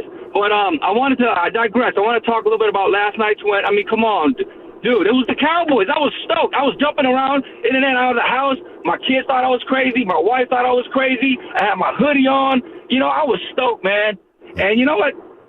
I think it was a silver line to that game. All I got to say is 2 names. Isaac Garundo, bro. His first 2 carries. I mean, come on. Who is this kid, yo? Boy picked like 50, 20 yards in his first carry. Man, I mean, I was going crazy, dog. It was nuts. Last night game was just crazy. We're back at 500, Charlie, so I'm stoked, man. Charlie, doesn't it feel like a run is about doesn't it feel like the Niners are about to go on one again like they did last year, the year before? Oh, man, you know what? I got to admit, though, B, last night I was like, if we ain't going to take this W from the Star, bro, we ain't going to take it from the Cow Turds, you know, I was going to really chalk the season off and move on to the next season. But after getting into 500 from last night's game, man, faithful, we got to stand up. We got to support the team, man. Where y'all at? And you know what? You know, I've been in food service for many years. And I want to talk a little bit about why ain't no faithful on the lines right now. Because I've been in food service. I've been in senior living. I've been spearheading multiple kitchens over the years as an executive chef. When I do great with my team, we would have these food committees, okay? No residents would ever show up because they're happy. Now, when their food or service is bad, it's a packed house. Everybody got complaints. Everybody got some laundry to spill, you know? So I think that's what's going on right now with the faithful. Yeah. They ain't got nothing to complain about, so they just want to sit back and relax. Great call. That's a good point, Charlie. Man, that's hella a long time no see, man. I miss you, Charlie. Love his family. Love Charlie, man. We went to Wash together. That's my guy. We did run into Costco last year, man. It's my guy's doing his He thing. went to Wash all the way from HP? No, they lived in Turkwood. Turkwood's in Oh, I Fillmore. thought you said Kirkwood. Yeah, no, Turkwood. Because Kirk was on the other side of the city. No, he said Turkwood. Turkwood, gotcha. Turkwood is right next to KO, right there on 80th Street. Yeah, no, I thought you said Kirkwood. Nah, Turkwood, a.k.a. Chopper City. This is where the 31 Balboa runs through, right there. Turk You can Street. see where I got confused. Yeah, I see I'm going, that. man, Yeah, that's yeah. a long Yeah, bus yeah. ride to No, go no. from off of 3rd Street Right. all the way No, over that to is a long Washington. ride. Look, folks, this is why I'm optimistic about the 49ers. Because in November and December, I'm going to harp on this until I'm blue in the face. 14-1 in the months of November and December, the last 2 seasons. All right? Last 2 seasons. Third time in 4 years, they started 3-4. I think they've had some deep playoff runs since then. And I know trust me, I'm a Super Bowl or bust type of guy. I'm not a Super Bowl or try again type of dude. I'm not. And I'm not there this year. But they have proven that they play their best football in November and December. And you know what? In the Chiefs loss, watching that game back, the Chiefs loss, I actually walked away from that a little more encouraged than most people did. Now, they couldn't get off of man coverage, but yesterday they took a step in the right direction. Ricky Pearsall looks like he's going to be a factor. I want to see a little more Jacob Cowing. Garindo's come along here. Deebo Samuel popped. Deebo was explosive yesterday. I was going to get into Deebo B because I'm watching this guy, and when he has the juice, I'm talking about the wiggle, like you can almost sense it early on in a game where he's going to take over. He dropped the screen that could have gone for 25, 30 yards. And then the touchdown pass, even though it got called back, that was a great break of the tackle and going up the sideline. I mean, that was going to be a sick highlight for him. There was going to be a sick highlight for him. 405, before we get out to the lines, Comcast business text line. So, Bontair, you and Shasky saying you two think the Niners can make a deep run? As we're saying out loud, Shasky and I, that we both believe this team can make a deep run in the playoffs. Absolutely. You know what? I'll put my name on this as we go into the bye week. And I want people to chew on this, and you can hold me to it. I saw somebody text earlier today, Bonte, do you think I should put my 401k on the Niners making a deep playoff run? I would hold off on the 401k. Hold off on it. We live in California. We need all the money we can get. But you know what? As I look at Green Bay getting beat up, was an impressive win yesterday. I'm watching that game, buzzer to buzzer. Green Bay, we'll see them later in the month. November. Backup quarterback on the road? Malik Willis is playing well, though. Tennessee may have given up on him too early. Patience, folks, patience. The Bears, they're probably a year away with their offense. They got a good defense, and we'll see them later. Their defense is really good. Defense is really good. That's going to be a tough game. Except for number 29. That's going to be a body bag game. When they come out to Levi Stadium, it's going to be a hard-hitting football game. You know, wear your hard hats for that one. But honestly, Niner fans, do you really fear anyone in this NFC? Do you really fear anyone in the NFC? I ride with Shanny and I ride with Brock, and I'm saying it right now. The hell with everybody. I'm locked in. You got the 4-4. Reinforcements are coming. The law is coming back. The law is coming back, folks. Drake Greenlaw. And he's going to be hitting the helmet soon, whether it's against Seattle or Tampa Bay, damn it. You know what? This win got me actually fired up. Last night I was going to bed, and I stayed up too late. Stayed up till like 1 in the morning watching this game back. I don't give a damn. I'm watching that game, and I'm looking at Levi Stadium, and I'm saying, you know what? I feel it now. The resolve of George Kittle. The resiliency of Deebo Samuel. Ricky Pearsall coming along here. Jacob Cowing. Brock Purdy is one tough SOB. And then it's Kyle Shanahan. I got a damn good coach. I got a damn good coach at my disposal. I'm riding with him over anybody in NFC, damn it. And if you want to ride with me, then ride with me. But if you want to be pessimistic like the Daves and Fresnos or the TCs and Sac, then go be it. Go be negative. I don't give a damn. I'm locked in, and I think this team can make a deep playoff run. I really do. I don't care. The NFC's all jumbled. Nobody's running away with it. Nah. Do you really believe in Sam Darnold in Minnesota? Do you? Do you really believe in the Commanders? The only reason why let me just pause for a second. The only reason why I just don't know what to make of the Vikings. Why were they trying to deal for Stafford? Like, are they not sold on Darnold? No, they're not. They're not. Well, you get where I'm going with that? Yeah, absolutely. Like that. Now the Rams, we got to look for the Rams. This is why I'm rooting for Seattle next week. But I like where our young secondary is getting better and better every single week. I think our secondary is actually going to be a strength of the team by the end of the year. The two young safeties, I believe in them. They're going to make mistakes. They make plays. 650. Bonte, I feel like you're hiding a little bit behind the Warrior talk. Like you're just a little bit uncomfortable to talk about it. Whoa. What am I uncomfortable about? We'll get the Warriors tomorrow. It's a Buster Monday. What am I uncomfortable about? We're going to get the MRI from Steph Curry today. We'll have a lot to assess over the first 3 games. Trust me, Warriors talk's coming tomorrow. Don't you worry, 650. There's nothing to be uncomfortable about. Come on now. You know me better than that. It's always a fun game. So let's go to Philbo Mike. Philbo, what's happening? What's up, Mike? Oh, man, living, working, chilling. That Debo play would have been like, hey, y'all remember when T.O. was in Atlanta and he went on the sideline and went crazy that one game? I think this is what he said, Mike. Mike, he said, who can make a play? I can make a play. It's one of my favorite moments in Niner history. Get your popcorn ready. Who can make a play? They need to torch Ray Buchanan. But T.O. was box office, bro. He was like he was oh my God. Anyway, I feel hey, you know who showed up yesterday?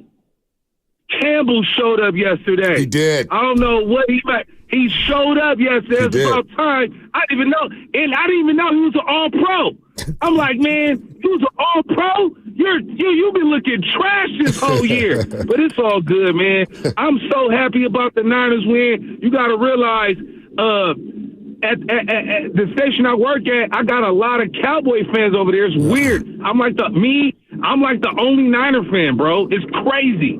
So I feel good, man. I don't know what these new people is all, bro. Right. When you beat the Dallas Cowboys, it's a big thing. You know what the crazy thing is? Because they're America's team, when everybody beat the Dallas Cowboys, everybody should be feeling better the next day after because nobody they gave them that, and they don't even deserve that. But my last point is this, man.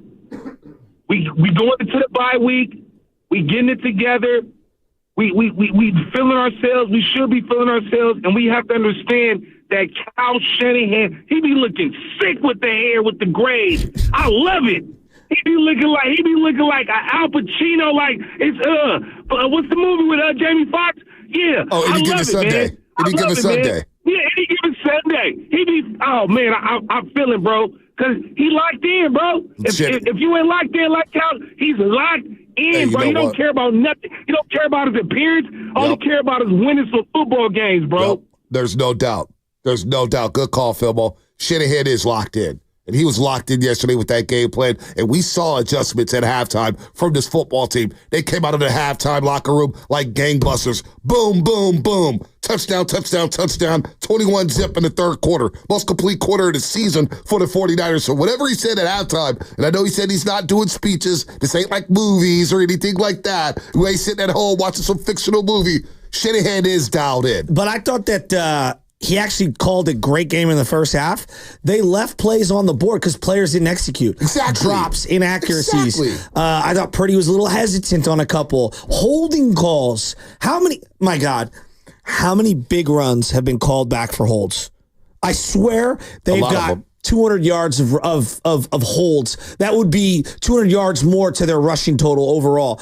They were behind in the down and distance over and over and over. It was 2nd and 17 and 1st and 20 over and over again. But when Kittle made that play in the third quarter, I felt like it flipped the whole momentum and vibe of the game. And then Diamond Lenore on the following drive, getting that interception and then punching another one in. I mean, that's when you knew the game was in their hands. I'm really excited for this Tampa Bay game to come out of the bye week. And I know a lot of Niner fans going to be flying down to Tampa Bay to take over Raymond James Stadium in Tampa Bay, Florida, and give Baker Mayfield a long, just all night, all day affair of just straight up ass kicking. I expect Nick Bosa to be back in his home state coming around the edge and just dominating. I wish that Tampa Bay game was tomorrow, to be quite honest with you. No, we need the time off. Let's go to Davis, South City. Let's go. I'm starting to get my juices flowing. I saw a text here. Hey, we keeping it positive, go Niners. What was the text?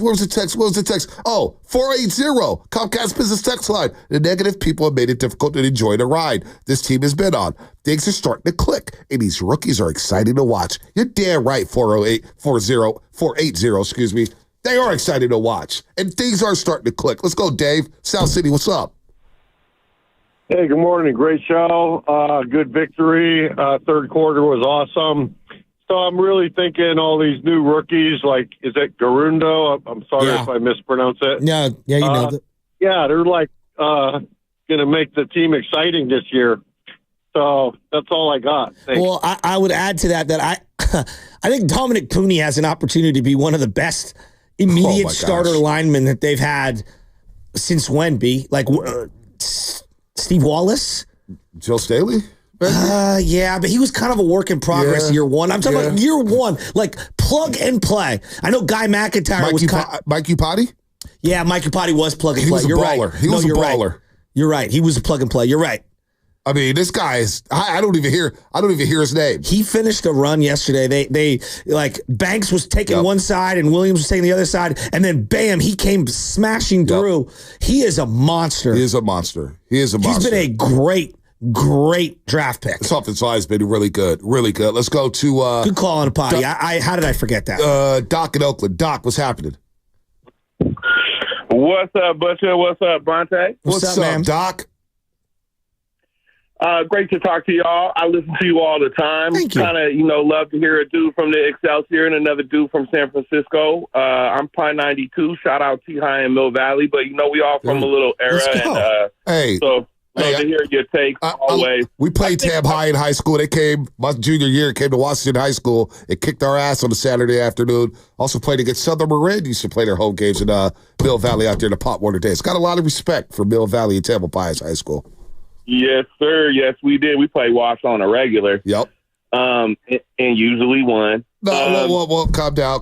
My senior year, we beat you guys 6-3 to start a 12-0 season. We beat you guys 6-3. It was an ugly one. It was an ugly one, but we beat you guys. My senior year, I walked off the Tam High with a win. I think I was off by then. Class of 2000, homie. Yeah, there you go. We about 8 years apart. So listen, I think what I'm hearing from the slightly shaky Niner Nation this morning is a little post-traumatic Shanahan disorder. And the reason that I say that is, this season has been real up and down with the defense. We've been able to snatch, defeat from the jaws of victory a couple times, like we were the Cal Bears. And so I think a lot of people were really nervous watching that fourth quarter last night, and that's why they tripping this morning. But listening to y'all talking about Defoe, talking about Giannis, I'm pumped for Bay Area sports. I think this might be the year where we bring it home. Both the Dubs and the Niners bring home that shit back to the back. Hey, I'm ready to ride. Come on, Doc. I'll get on this fairy tale ride in the magic carpet. The hell with it. Isn't it fun to be optimistic in sports? Who wants to watch sports and hate watch? Oh, my God, I hope my team loses just so I can be right about something. You negative Nancy's. Let's go to Richie Rich in Livermore. Richie Rich, I'm the hell with the negativity. It's almost Christmas time. Halloween's coming. People are getting Christmas trees. It's the best time of the year. No one's getting Christmas trees on October 28th. What are you talking about? Oh, boy, who got to find Christmas trees? Got the Christmas trees in July. What are you talking about? We've done this exercise before. No one is getting Christmas trees on October 28th. We've done this exercise before. People say they get their Christmas trees right now. No. We took calls about this. A straw man argument. No. We took calls about this, Jasky. The texters, the roasters, text in right now. We took calls about this. My man was at Buonvino. What's his name? He was at Buonvino. At Bonte. I'm the guy with the 3 Christmas trees. Was it Casey and Marin? No, it wasn't Casey and Marin. It was somebody else. But people were like, we get our Christmas trees early. Just wait till Halloween's over. And people start putting up the lights and the snowmen and had the fake snow around. Come on now. See, look. 510. I'm getting my tree soon. Got to enjoy the season. Soon. Yeah, they get them soon. I'm Weeks telling from you. now. Well, soon isn't the same as now. Well, no, some people do get them now, though. There's a no. 888-957-9570. If you are getting your Christmas tree today, call us. Dude, 610. It's definitely a Filipino thing to get your Christmas tree in September. I think I'm just I hope making it's a stuff fake up. tree because it's going to be a fire hazard like come December 1st. Bonte's like, I'm buying my Christmas tree stock now. No. And that I'm going to package it with Andrew Wiggins and Kaminga for Giannis. I got Douglas fir ranked number 1. Then we go pine number 2. Why would you guys want to trade Gotta Andrew get it Wiggins? flocked. Why would you guys want to trade Andrew Wiggins? I just threw his name Andrew in there. Wiggins, dude. You guys better put some respect on Dwayne Wade's name. Richie Rich, what's happening? I'm feeling good this morning. Come on. Let's go, baby. Come You on, already Richie know. Rich. Let's go. You already know. Let's go. Hey, Richie Rich, all these people walking out eggshells on we picked the Cowboys, but not only did the Niners win, they covered the spread yesterday. How about that? So it was a winner chicken dinner for everybody. Let's go. Hey, a win's a win. I'll take them how we get them, man. You're right, B. You know why, a.k.a. Negative Nancy from San Bruno, Rob, and Colin? That's because Purdy turned it around, right? You know damn well if Purdy would not turned it around, Rob would have been on hold at 6:02 waiting to get on his head. You already know that because Rob still wants Trey Lance to be the quarterback. Come on, Rob. Come on. That's why I got that friendly caller beef with Rob. Anyhow, let's go on to the game. Hey, a win's a win, man. We take them how we get them, right? Like, I was pumped no matter what because it's the Cowboys. But I think why the fans are kind of like iffy about it is because, you know, we almost let the foot off the gas again, right? And you can't tell me, like, I damn near was like, oh, man, here we go, the Cardinals and the Rams. Because we should have won those games. And we ain't having none of this discussion, right? Like, I feel like when you're up 2 or 3 possessions, right, that's when you run the ball and just suck the life out the other team. And we almost didn't do that. Like, Kyle for sure got in his bag. Like, I said, okay, hey, after halftime, he must have opened that good old bag of Colombian good, and them boys just woke the hell up because I was like, man, this third quarter, they're moving. But then that fourth quarter, we got sluggish again. That's the problem. But you know what? Hey, we're 4-4. The division's up for grabs. I feel great where we're at because you know what? CMC's coming back. Greenlaw's coming back. And I think we just found something else with Debo coming out the backfield. Not a linebacker got to cover him. That's easy money. Debo's going to cook, man. What do you guys think, man? That's what I'm feeling like. Let's go, baby. That's what I'm talking about, Richie Rich. That's how you walk into the office on a Monday morning. The hell, puff your chest out. You just beat the damn Dallas Cowboys. And you walk into the work office from 9 to 5, or you're out there in college, or you're out there janitorial, or you're going to school, dropping your daughters off. You blast that 95.7 The Game on your radio when you're dropping off your kid today at school saying, hell yeah, we just beat the Cowboys. Let's go. It's a victory Monday for crying out loud. I shouldn't have to pick up the slack here.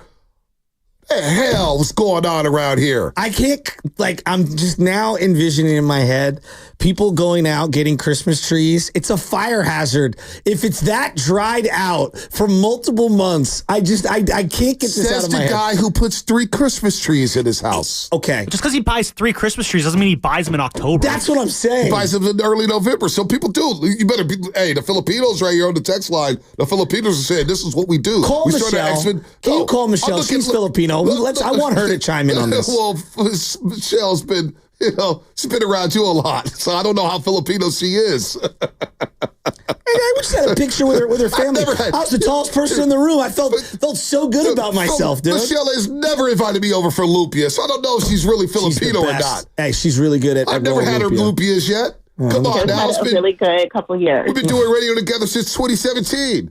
I've never had no Michelle lumpia. Tony in Oakland. I know Tony in Oakland's in the zone. Aren't you, Tony? Oh, King Arthur, the man with the word and the tone. Sam put you together on Friday. Did a good job. But you know what? We got to add those S's back in with sword and stone, right? Ooh. And that's when you have the divine proportion. It's going anyway. I'll have to tell you about that later. But you know what? What's good is, that's all about God, right? And then we got Isaac, what's his name, Garindo or something? Anyway, the dude. What? Garindo, yes, you're right. You're on it. Yeah, Garindo. He's talking of God. It's just fabulous. He must have gotten to old Shanahan that got some strength and put them together so they could come out for a good win. Although I must say, with 3 minutes left and 6 points left only, I don't know. But anyway, he walked the line pretty good. Hey, Tony, So, Tony, but you know we need to imitate? Real quick, What are Tony. you doing Real quick. for Halloween? Hold on, forget Halloween. One second before we get to Halloween. What are you brewing Tony, up? Last week, didn't you hear me Thursday or Friday say, hey, what's wrong with a little turbulence? What's wrong with a little adversity? Buckle up, baby. It's going to be a long ride. Yeah, you're right. And that's why we need to look at Nick Sirianni again and his DC Tangelo. That's like the mob. You know what? Our coach has got to study these boys. He does. Because look how he gets his boys Yep, going. no doubt. They're coming, too. The Eagles are playing mob. well. Trust me, I got my binoculars on the Philadelphia Eagles and Saquon Barkley. They're coming, and we'll see them soon. And we'll he's see got them in his the playoffs. Italian colors. Not that rainbow flag. He's got Italian colors on the back of his hat. We got to. He's an Come on, Italian. Tony. You're in Alcatraz now. You got to relax with that. Very aggressive. Tony, you got to relax. I don't know where you're going, but I put my papers away. But flowing water, plumbing, and drain. You got to go. It's extremely aggressive. Oh boy. Speaking of God, Jameis Winston. Oh, love him. Jameis, I can tell you're taking it all in right now. You're about to make your first start since 2022. Ken Dorsey said that he's been preaching to you to play smart but not conservative. What do you expect from yourself? This is the day that the Lord has made. I will be glad and rejoice in it. You're looking really focused right now. You told us this week that everyone inside this building believes that this is the time you guys can turn it around. What's been the message? Unwavering faith, ultimate belief, depending on the Lord. That's all we got. You told me no nerves, just excitement and butterflies. Still feel that way? Unwavering faith, ultimate belief, dependence on the Lord. All right, now can I get the pregame speech? Pregame speech of Jameis Winston in the huddle. You have it on your board? Here it is. I believe. Me too. I believe. I believe. Listen, eyes have not seen, ears have not heard what the Lord got for the Cleveland Browns. Come on. Okay? We don't have to see instant gratification. We don't have to see something good happen for us. We got to believe. Yes, sir. We got to have that unwavering faith. Come on. I got that. Come on. All right. You got one opportunity. You got one opportunity. Yeah. What's up, man? And I believe in my crew. Who with me? Down there, 3, down there, 3. 1, 2, 3, family. Faith. Believe.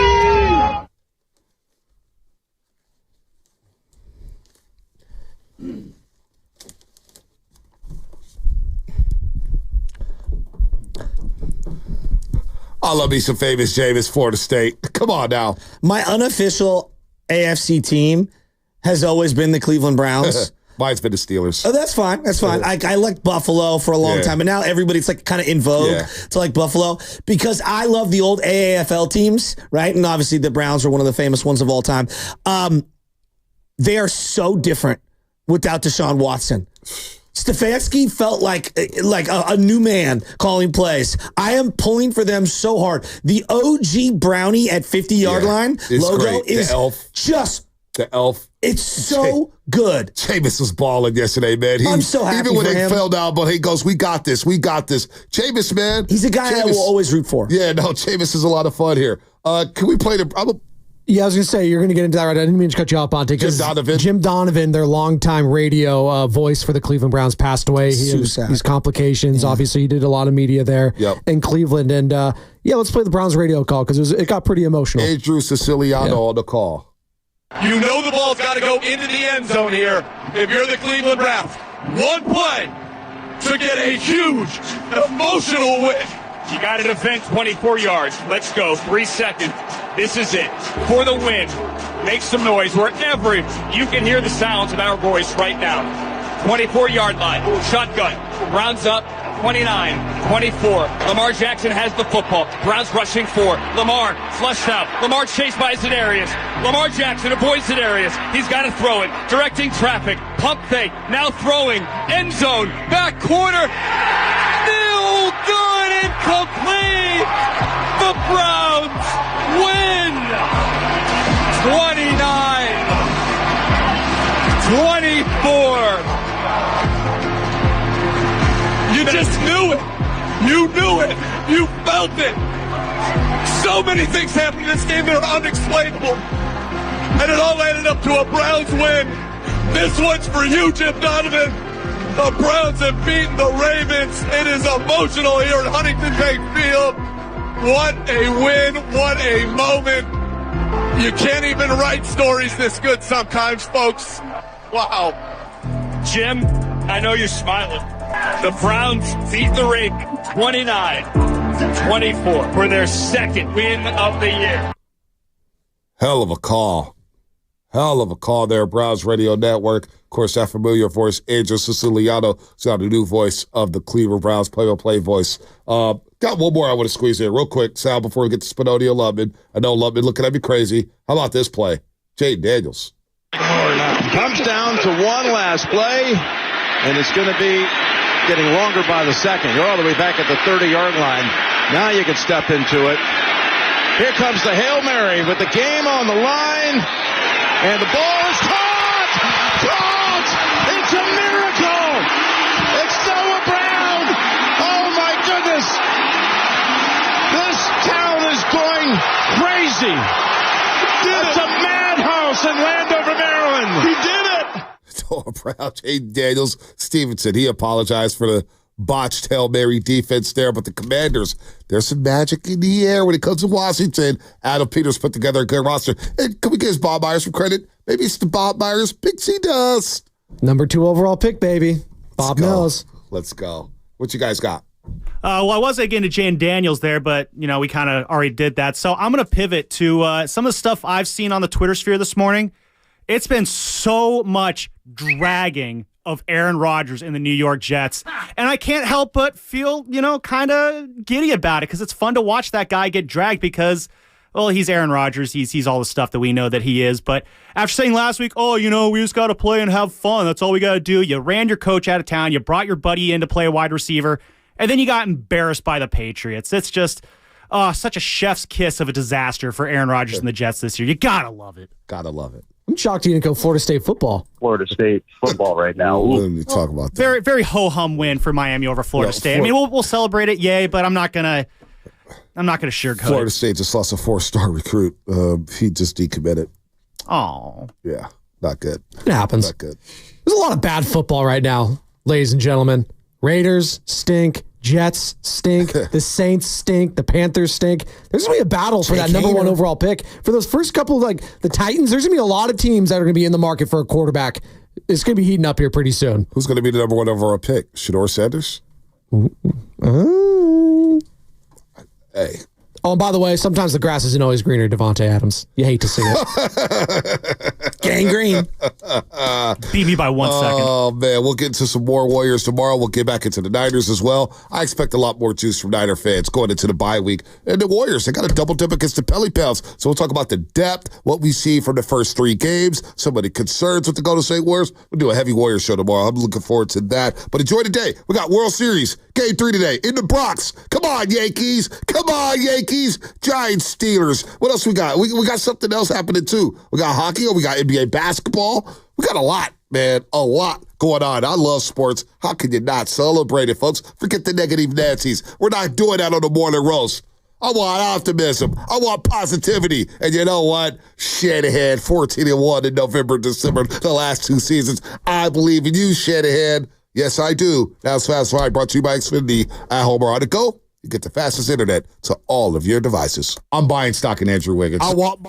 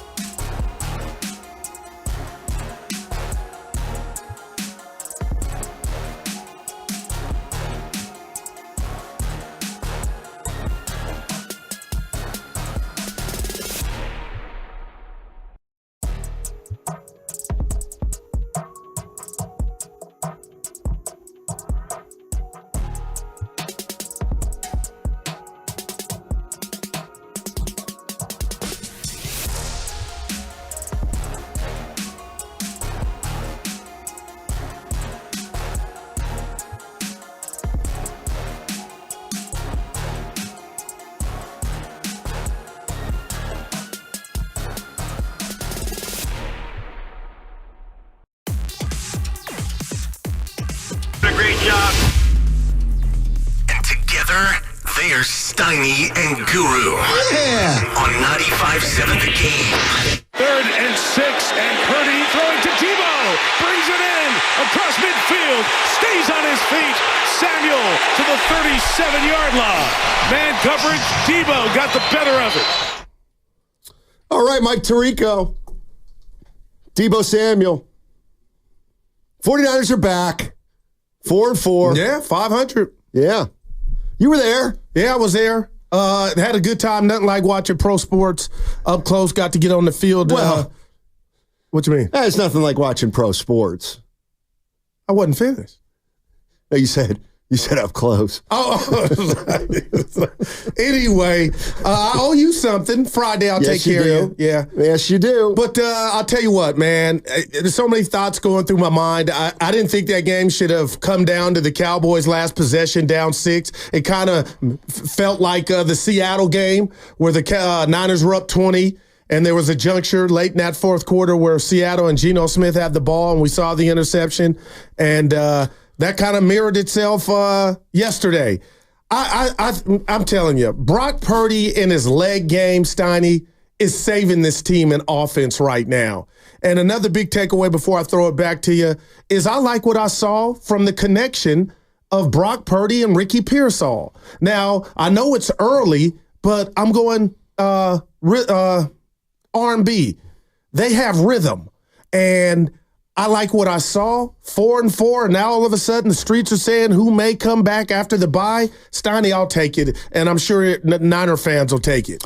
Yeah, I thought Brock Purdy was terrific last night. Really, really good. 1 or 2 plays that could have gone sideways, but other than that, I like that. I thought that there was no pressure on him, and any time there was, he just ran for 11 yards. And then when he got decked, he could have, from his blind side, he could have lost the ball. He held on to it.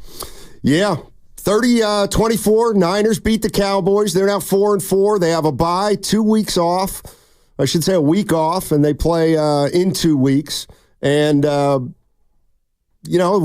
was to me, their second must-win of the year. Yeah. First one was Seattle, and then there was that one last night, and they got it. And now they wait and see if McCaffrey's going to join them for the 9th game of the year. Wow. And see if they can get Greenlaw back and get Mason back to 100%. And Gross Matos, too. Try to make a run at this thing. The division's still firmly right there for them. And I thought they played great against the Cowboys up until the end, and they let it get closer than they should have. And ordinarily, that wouldn't be a red flag. But this year, they've dropped 2 games like that. And, the Cowboys, they somehow pull out something crazy late. Maybe you lose that game 31-30, but the 49ers built themselves up enough cushion. They win 30-24 and take care of the Dallas Cowboys in solid fashion. Yeah, with a little too much concern at the end. Okay. But you still got the win, and right now, if this team were 6-1 going into the ball game, I think we'd view them a little bit differently. But they're 3-4 with a bunch of guys hurt, and so you just had to get the win. And now we see what happens over the bye week. Who's coming back? Right. Who's getting closer? That's all good stuff. And maybe they can do what they've done in the past, and that is get warm in the second half of the season and go on a run. That's really what it's all about this year. And I'll tell you what, Stoney, this has been the one constant for the Niners, and I don't know moving forward. The bye week obviously coming at a good time, but we saw Debo exit with a rib injury. We saw Jordan Mason playing on that separated shoulder. He was down, went out, came back, went out. And Isaac Guerrero handled his business. 14 totes for 85 yards, Steiny. Could have had 2 touchdowns. He went down again. But I'll say this. They were 70, 65 yards away from being 3-5 maybe. So that's how bad and critical that last possession was by the Niner defense. And they didn't allow a yard to Dak Prescott. And the reason I bring that back up is Dallas outscored the Niners shockingly 14-3 in the fourth. And CD got kind of loose. Steiny, do you look at that as, you know what, they just went to prevent defense? Because I was shocked. I was like, I didn't even expect Dallas to sniff the end zone in the second half, but they got 2 fourth quarter scores. And again, I don't know how you felt when they got the ball back. Like, you got to think they're feeling like we can do this, and they doubled and triple teamed CeeDee Lamb, and the front line for the Niners were active all night. Dak had no time. Yeah, I thought when the Cowboys got that ball, Steiny, I text you. 3+ minutes to go, I don't know why they were treating it like they had 50 seconds to go.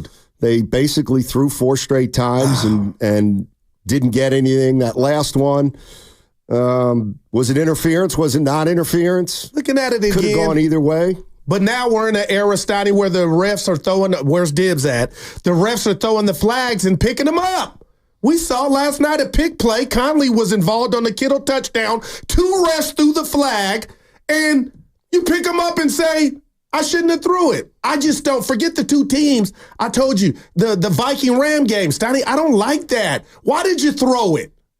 Because they thought it was offensive pass interference, I think, on Conley on that play. So does Evan come talk to you and change your mind? Yeah. Does Goo come talk to you and change your mind? Essentially. Or you threw the flag, you're a licensed official, it should stand. Well, it's not up for debate. Well, I mean, if it's not first take. I mean, you'd rather see him pick up the flag if they made a mistake than not pick up the flag if they made a mistake.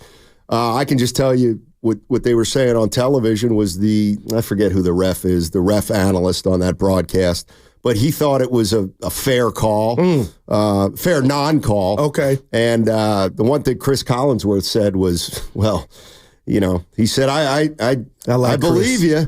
I believe you that that's what they think they saw, but if that's legal, Collinsworth was saying, we're going to see a lot of that. A lot more of that, because it did look like Conley just blocked the guy, but I guess the refs determined that he was pushed into him, and the play stood, and Kittle got a touchdown, and the 49ers ended up going up to win that game 30-24. 888-957-9570. How we feeling today, Niner fans? It was a must-win, essentially, and they got it. It looked great for 3 quarters. Especially in the third quarter itself. They were dominant, outscored the Cowboys 21-0, and then they gave up a couple touchdowns, and the next thing you know, maybe that game could have slipped away, but they did what they had to do and they won. Was that good enough for you, 49er fans, especially knowing that the bye week's coming and you got a shot to get some players back, and some players who are banged up can be healthy. 888-957-9570 is the number. And we'll be talking about the Niners today. Of course, the Warriors played last night, and Steph Curry sprained an ankle. We'll find out how the MRI went last night, but the Warriors are 2-1, but they lose yesterday to the Clippers. At home. Curry gets hurt, and we'll see how long he's out. Yeah. And, this is kind of what we all know is part of the equation with the Warriors. Is Steph going to miss 2 games? Is he going to miss 5 games? Is he going to miss 10 games? Those are big, big disparities there. And we'll have to wait and hear some news on Steph Curry. Hopefully he'll be back sooner rather than later. But the Warriors got beat last night in their home opener to the L.A. Clippers, 112-104. And we'll probably push the Warriors to tomorrow. Yeah. But if we do talk about them, obviously we'll have to talk about what happened with Steph Curry. I know we're up against it, Steiny. Yeah. What about Kittle? He came up big, man. Yeah, he was great. Yeah, he was, 6 for 128, man. Long one for 43 yards. The other guy I'm wondering about is Garendo.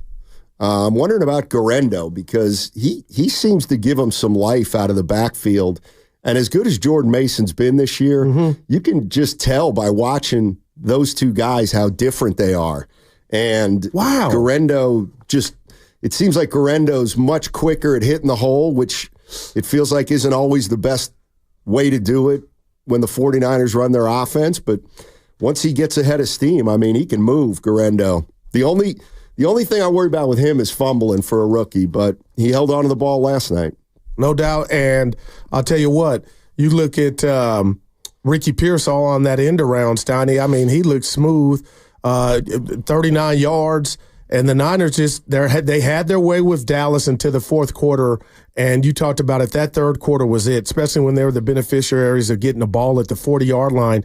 Dibs had told us about that rule, Steiny, if the kickoff, which Dallas started the second half to the Niners, doesn't get to the 20-yard line in the air, you automatically get it at the 40-yard line, and the Niners took advantage of it And that was the game. But, I mean, if you're a San Francisco 49er fan, you've been on this roller coaster, Stoney, it's about 4-4. That's got to feel sweet.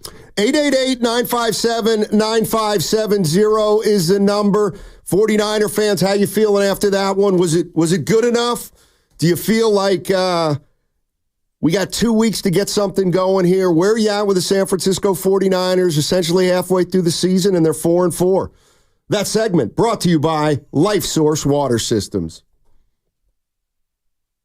Owner of LifeSource Water. With a LifeSource whole house system, we help your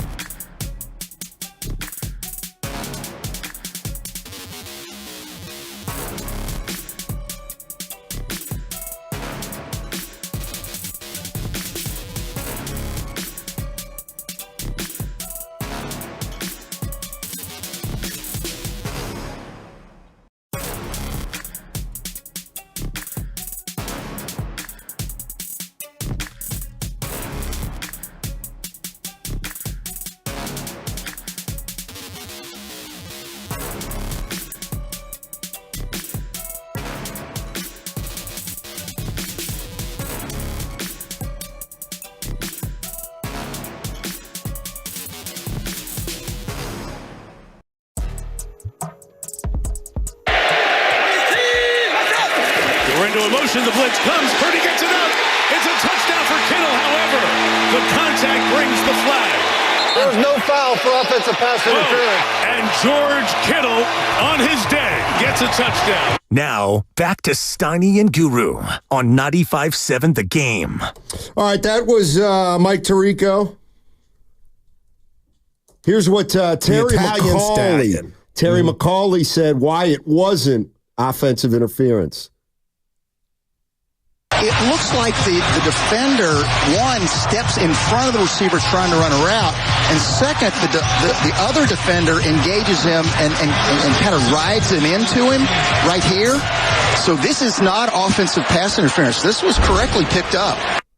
All right, so that was Terry McCauley, the official. Right. So it was incorrectly thrown on that. Apparently. Yeah. Apparently. Yeah. I think that was one where if they would have called it, I don't think they would have had a gripe either way. Yeah. 888-957-9570 is the number. The 49ers beat the Cowboys 30-24. And here's what I was thinking about this game, Goo. Obviously, it was 27-10 at one point, and then it got to 30-24, and the Cowboys had one shot at it to drive the length of the field, and they went 4 and out. Yeah. But here's why I think there's two schools of thought here if you're a Niner fan. One is you won the game, you're happy about that. But two, boy, it got a little closer than it should have at the end. And for another game, the 49ers were one bad play on their part away from getting beat. But here's why I'm going to give them a break on that. Okay. They won that game last night. And let me list some players who were factors. Garendo, Pooney, Pearsall, Mustafa, Green, Cowing. Those are all rookies. Those are all rookies who played last night, and all of them contributed. Garendo was terrific after Mason went out. Mm-hmm. Pooney, listen, I'm no offensive lineman guru, but he must have been pretty good because I didn't see Purdy getting pressured too much, and they ran the ball effectively. Pearsall looks like he's a really good possession receiver with some speed. Mustafa's hitting people. Green and Cowan contributed. So, look, the Niners are a veteran team, but they had a lot of young guys who played last night and played well, and that's the kind of thing that they're going to need if they're going to be banged up this year. In the first half of the season, they were banged up. No doubt. Kudos to the rookies. Kudos to who brought them in, Lynch and Kyle. And at the end of the day, you want to find balance, an infusion of youth. You saw it yesterday, and you kind of seen it throughout this season, right?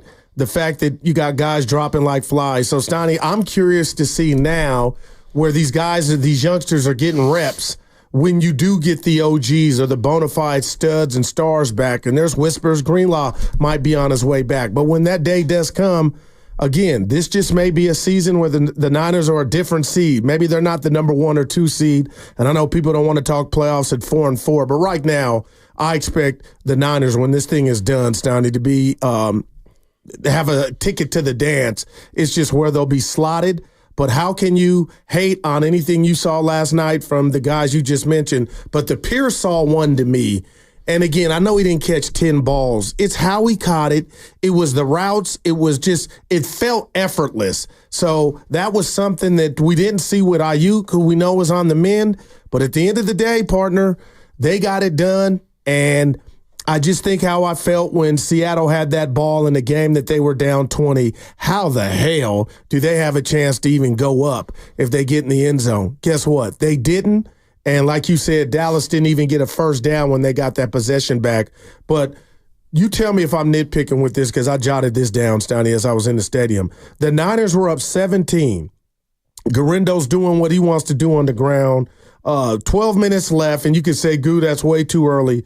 But 3rd and 1, you're up 17. You allow Purdy to pass. The ball was tipped and should have been intercepted. It wasn't. You punted the ball. But I'm just thinking to myself right then and there, like, why would you even dial up a pass? But there's 12 minutes left, right, Steiny? But why not just hand it off and get the first, bleed the clock, move the chains?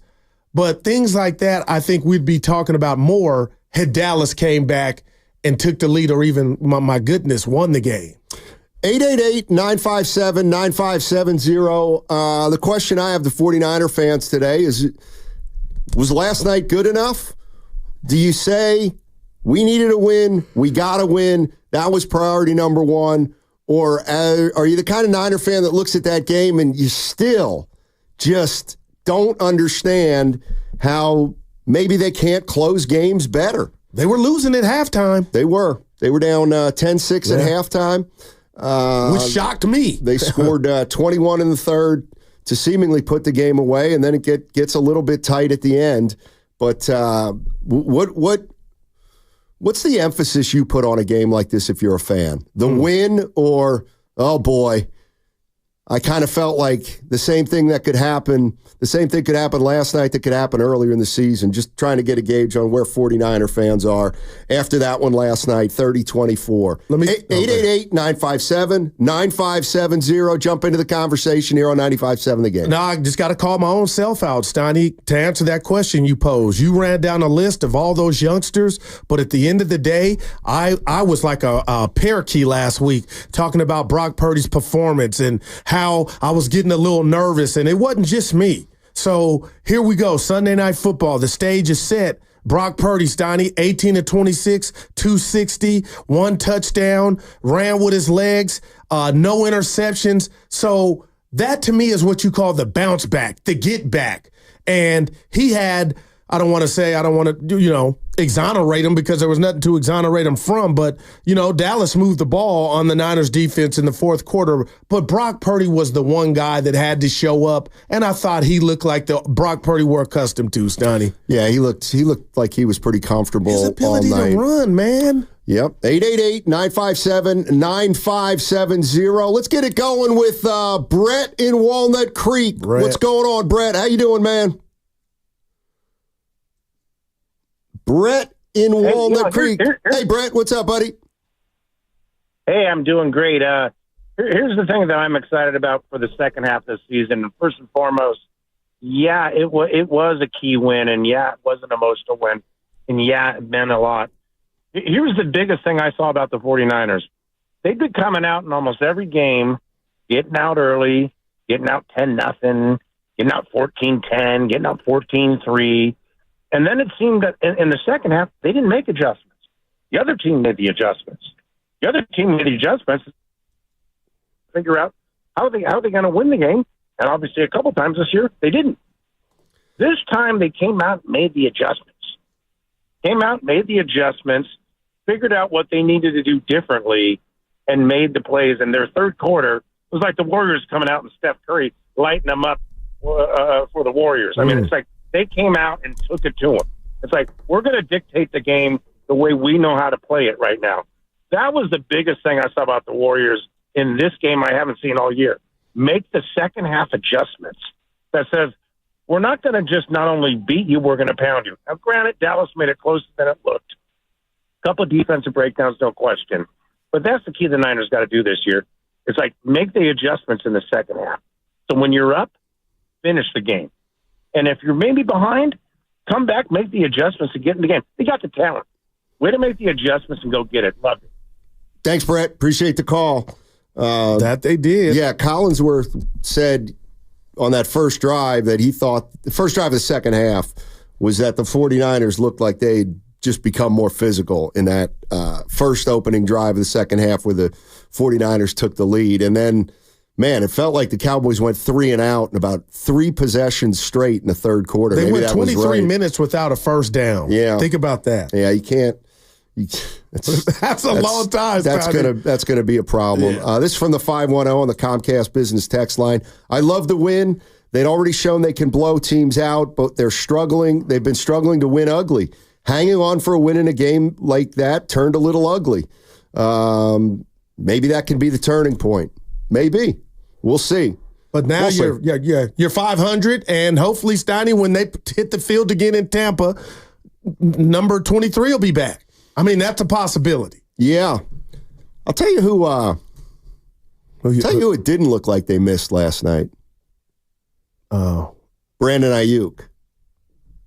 Well, because Purdy was efficient, didn't turn it over, 18 for 26. They were moving the ball. Yeah, they were. And I thought Pearsall looked like 4 receptions for 38 yards and then his scamper for 39 yards, Donnie. I just like his movements. I like what I see early on. But let's be honest, Donnie, right there, thus far this year, that's been the Brandon Ayuk production model right there. 4 receptions, about 38 yards. Outside of the one great game Brandon had against the Cardinals in the first half for $115. But, man, 4-4 with everything that's gone on this season. Sign me up for that, Steiny. And now if you're telling me we got Jim Kerr, there's a chance he might come back or they might come back. I mean, man, this team's yet to hit its stride. Here you go. Well, they've yet to hit their stride. The question is, do they have a stride to hit? Do they have a stride to hit? They got 2 weeks before their next game against the Tampa Bay Buccaneers. It'll be in Tampa. And I guess certainly the hope is to get McCaffrey back for that game. And then we'll see kind of what happens with the running back pecking order. Mason's banged up with a shoulder. They said he could have come back and played. But what was what would have been the reason with Garendo running the ball pretty well? He was on the ground for a while, too. 888-957-9570 is the number. Let's go to James. James is in Palo Alto. Hey, James, how you doing, man? Hey. James, you there? James, call back. We lost you. Jose's in Mountain View. What's up, Jose? How you doing, man? I'm good. Happy Monday, man. Yeah, same to you. So, hey, I look at it more like if we had a full team, we would have been able to have a great confidence game because we know we have these guys' number. But we had so many rookies playing and so many first-year players or second. I'm happy they stepped up and they played and they showed something, and they're supposed to because Dallas isn't that good. So that's why you achieve these long runs and the catches. I get it. But at least they're playing and they're gaining exposure so that when they play a higher-level team, hopefully if we need to count on them, we think we can, right? And Pearsall's going to be able to step in for Ayuk for now. But I think the more they incorporate him, the more advantage you have with added weapons, right? But I think the bottom line is we're so used to rolling these guys over that we see them struggle in the fourth quarter against the same team that you start to ask yourself or you start to doubt yourself what's going on. And I think that's where we have to step back a little bit and just look at the big picture and just take it for what it is. Every journey, every year, it's different, man. It's just different. Thanks, guys. Appreciate the call. Yeah, and I thought the Niners' defensive front, Stoney, was stout. I mean, holding Dallas, they couldn't run the ball if their life depended on it. 19 carries for 56 yards. That's 2.9 per carry.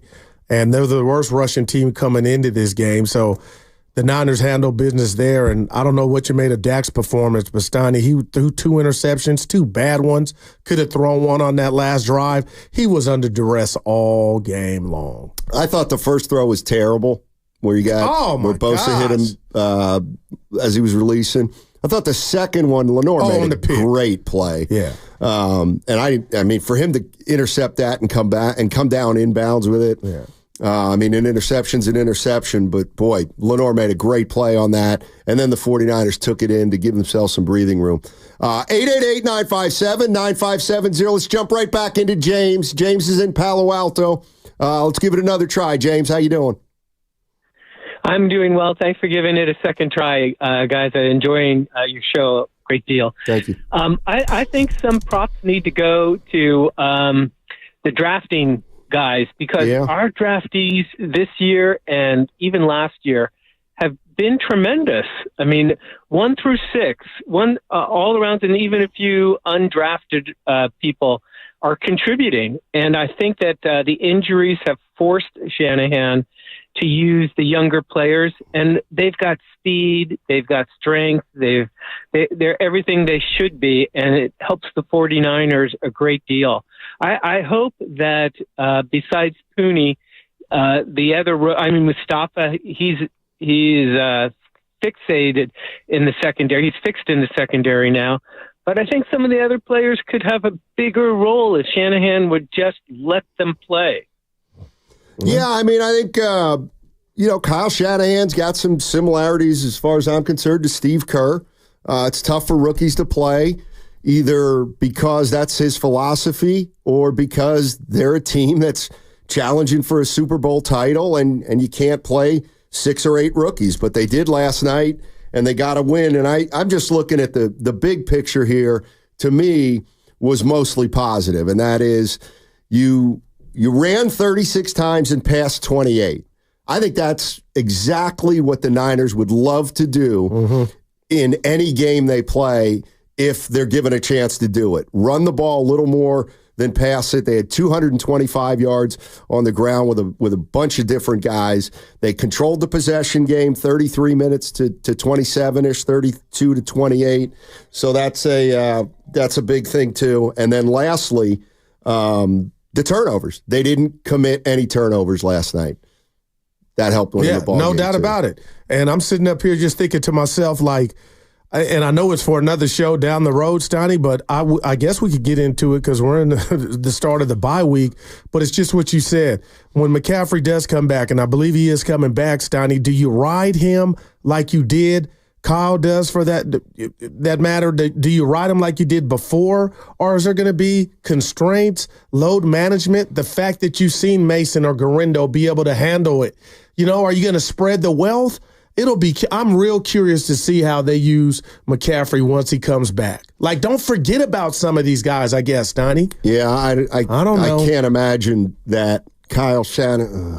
You all right? Yeah, all right. I turned it off. Yeah. Kyle Shanahan is going to start throwing McCaffrey right back into the fire. I mean, you don't like this is how you reward younger players like Jordan Mason and Isaac Garendo. You keep them in the mix even after McCaffrey comes back. Somehow you got to keep them in the mix. 888-957-9570. How you feeling about that Niner win, fans? 30-24. Got within a one-score game. Dallas had a shot. With 3 minutes left. They went 4 and out. Man. So it wasn't like they were driving the field and it came down to the very end, but the 49ers ended up shutting the door there. Let's go to Randy in San Lorenzo. What's up, Randy? Hey, good morning, guys. Hey. I love you both. Oh, thank you. You two are also. Hey, thanks. So, hey, I'm not impressed with the victory because they beat a team whose number they have. I want to see how they do against Green Bay and Detroit, okay? All right. And they beat a team whose quarterback is overpaid. The guy sucks, okay? And I don't know what Jerry Jones was thinking in giving Dak Prescott this huge contract. Fellows, I love you, and thanks for taking my call. Yeah, thanks, Randy. That's not really our problem. Yeah. But I guess really we did problem. Battle. You don't remember. I remember all our dust-ups. But, yeah, Steiny, I'm telling you, man, I know nobody asked, and it's Victory Monday, but I don't want a great quarterback and have nothing around him. I'd rather have things around him and then take my chances on honing in and finding that guy. And that's what makes the Niners thing so special is they got Mr. Irrelevant, last pick in the draft, and he's giving you all of himself and some. And now, you know, before you have to pay him, will you feel the restraints or the brunt of that? But, man. I mean, as for Dak Prescott, I can just tell you what Chris Collinsworth was saying. Oh, give it. See, I didn't watch. I didn't go home. I had to go home and watch the Warriors. There was no decision.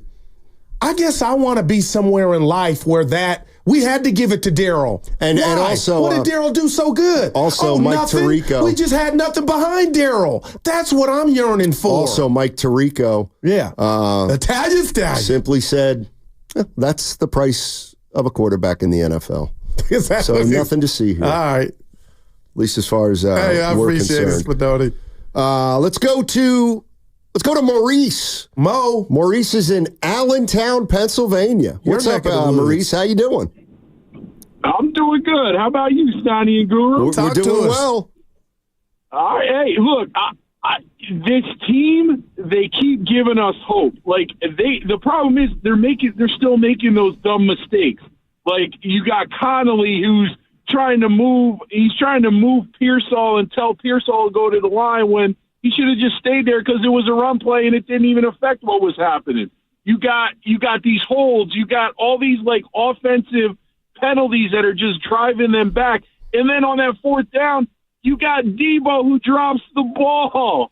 Like literally all these things that would have just put it away. And then at the end of the game, the defense, like every time, they got to stop doing this like prevent, like bend but don't break at the end. They do all this attacking, and then the end of the game comes around and they start playing soft. Let these teams get back into it. So, with all that being said, I like what's happening. I think it was a good win, but again, it was the Cowboys. But like they just need to clean it up. They need to play Niner football and not make mistakes. If they can get in that rhythm, they're showing that they can be a force. Because it would have been a 45-point game that they scored if they would have just not had the mistakes that drove them back. But that's what I'm seeing, man. Yeah, appreciate the call. And that's why I bet you. I lost the bet, but that's why I thought the Niners are going to win this game by more than 19 points. It got up to 17. That's neither here nor there. But, Stein, I'm going to be real. I thought the Niners went into prevent defense because they were suffocating the Dallas impotent offense all night long. Does that make it right that CeeDee Lamb went uncovered a couple times and they got 2 touchdowns? No. And it put the Niners in a situation to where had Dallas drove down, you're down 1 and might be facing a bye week at 3-5. But what did the defense do then, Steiny? You talked about it, 4 and out. So to me, that was the reality of the game. There was no flukeness in that. Your offense, mano a mano, and Dallas could do nothing. The pass was behind Deebo Samuel that he dropped. Oh, yeah, no doubt. Good call. I don't know how they marked that. There's no way that's a drop, is it? Terrell Owens said, Jerry Rice, if the ball hits you in the hands, regardless of where it's at, Steiny, Michael Irvin, the elite ones catch it. Purdy threw a bad ball. It was behind him. And Purdy knew it as soon as he threw it. But does Deebo, even though it's a bad ball, like you can't expect him to catch it. I'll have a bad show, you'll carry me. Is. You have a bad show a week, and I carry you. Yeah, that's not a ball that he's going to typically catch behind him like that. He's not. He's a guy you got to lead, and then once he catches it, it's trouble. Yeah. Let's go to Jan in Mountain View. What's up, Jan? How you doing? Yes, good morning, gentlemen. Hey. The point I wanted to make was it was a great win, except it got a little scary near the end. But what I'm concerned about is when Purdy runs with the ball, he needs to learn how to slide because I'm back in the days of Montana and Young when Young used to run with the ball. Well, he wouldn't slide, and he would get injured and get concussions. And if Purdy's not careful, he could end up the same way because he went in head first a couple of times and he didn't slide, and that's pretty dangerous. Yes, it is. That's all I have to say. Oh, good call, Jan. Thanks, Jan. You. No, thank you, Jan. Appreciate the call. And if you're going to have a guy who's going to run like that, slide, then he's got to be smart enough to get down. And so far, so good with Brock Purdy. But there were a couple plays that were a little bit close. And he got popped too. Remember, they blitzed. And how did he hang on to the rock? He got crushed. Yeah. 888-957-9570 is the number. 49ers. They raised their record to 4-4. They're right in the thick of it in the NFC West. They play the Tampa Bay Buccaneers in 2 weeks. And how are we feeling about that game, Niner fans? I'm always interested to know how positive you are after a win, or does a win have to be more than just a win? You won 30-24, got a little dicey late, just a little. Is that what you focus on as a 49er fan, or do you focus on all the good stuff, time of possession, running for over 200 yards, Purdy precise, all that kind of thing? 888-957-9570. We'll talk about the Niners on the other side on 95.7 The Game. Express yourself with personalized cafe appliances at Friedman's Appliance in Pleasant Hill. You can select custom hardware in 4 finishes that let you uniquely accessorize.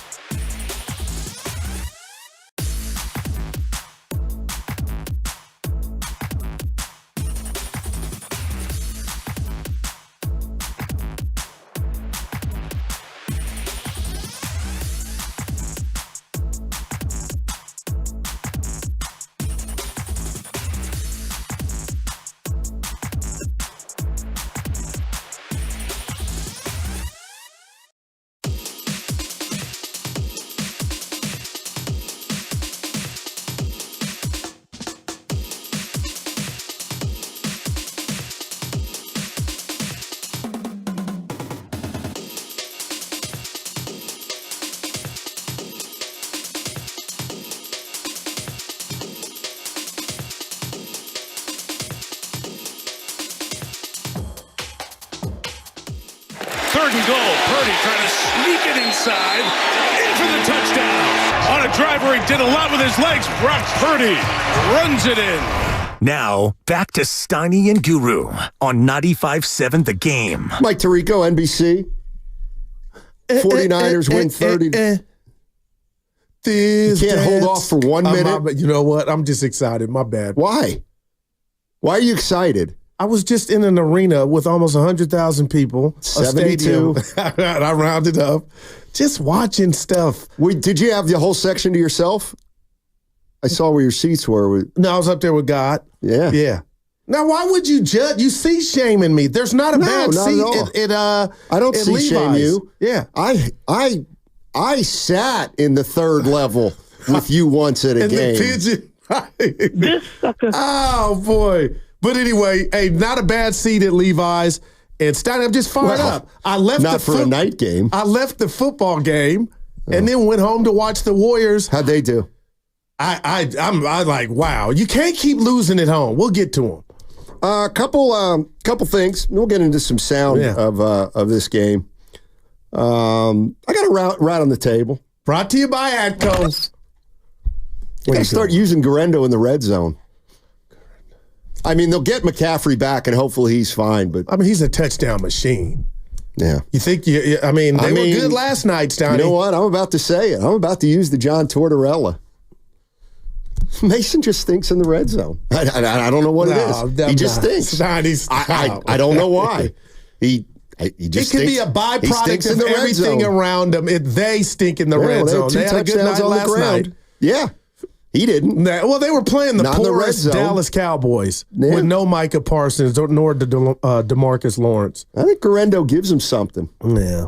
He does. He's fast. Oh, no. I like him. I just wonder what's his role going to be along with let's be honest. Who's the number 2 back when McCaffrey comes back? It's J.P. Mason. If he's healthy. Well, I give you that. I mean, I'll give you that. But that's the issue. Health. He could have played in the second half last night, and they elected not to. I'll give you that. 888-957-9570 is the number, and the San Francisco 49ers raised their record to 4-4 with the victory over the Dallas Cowboys.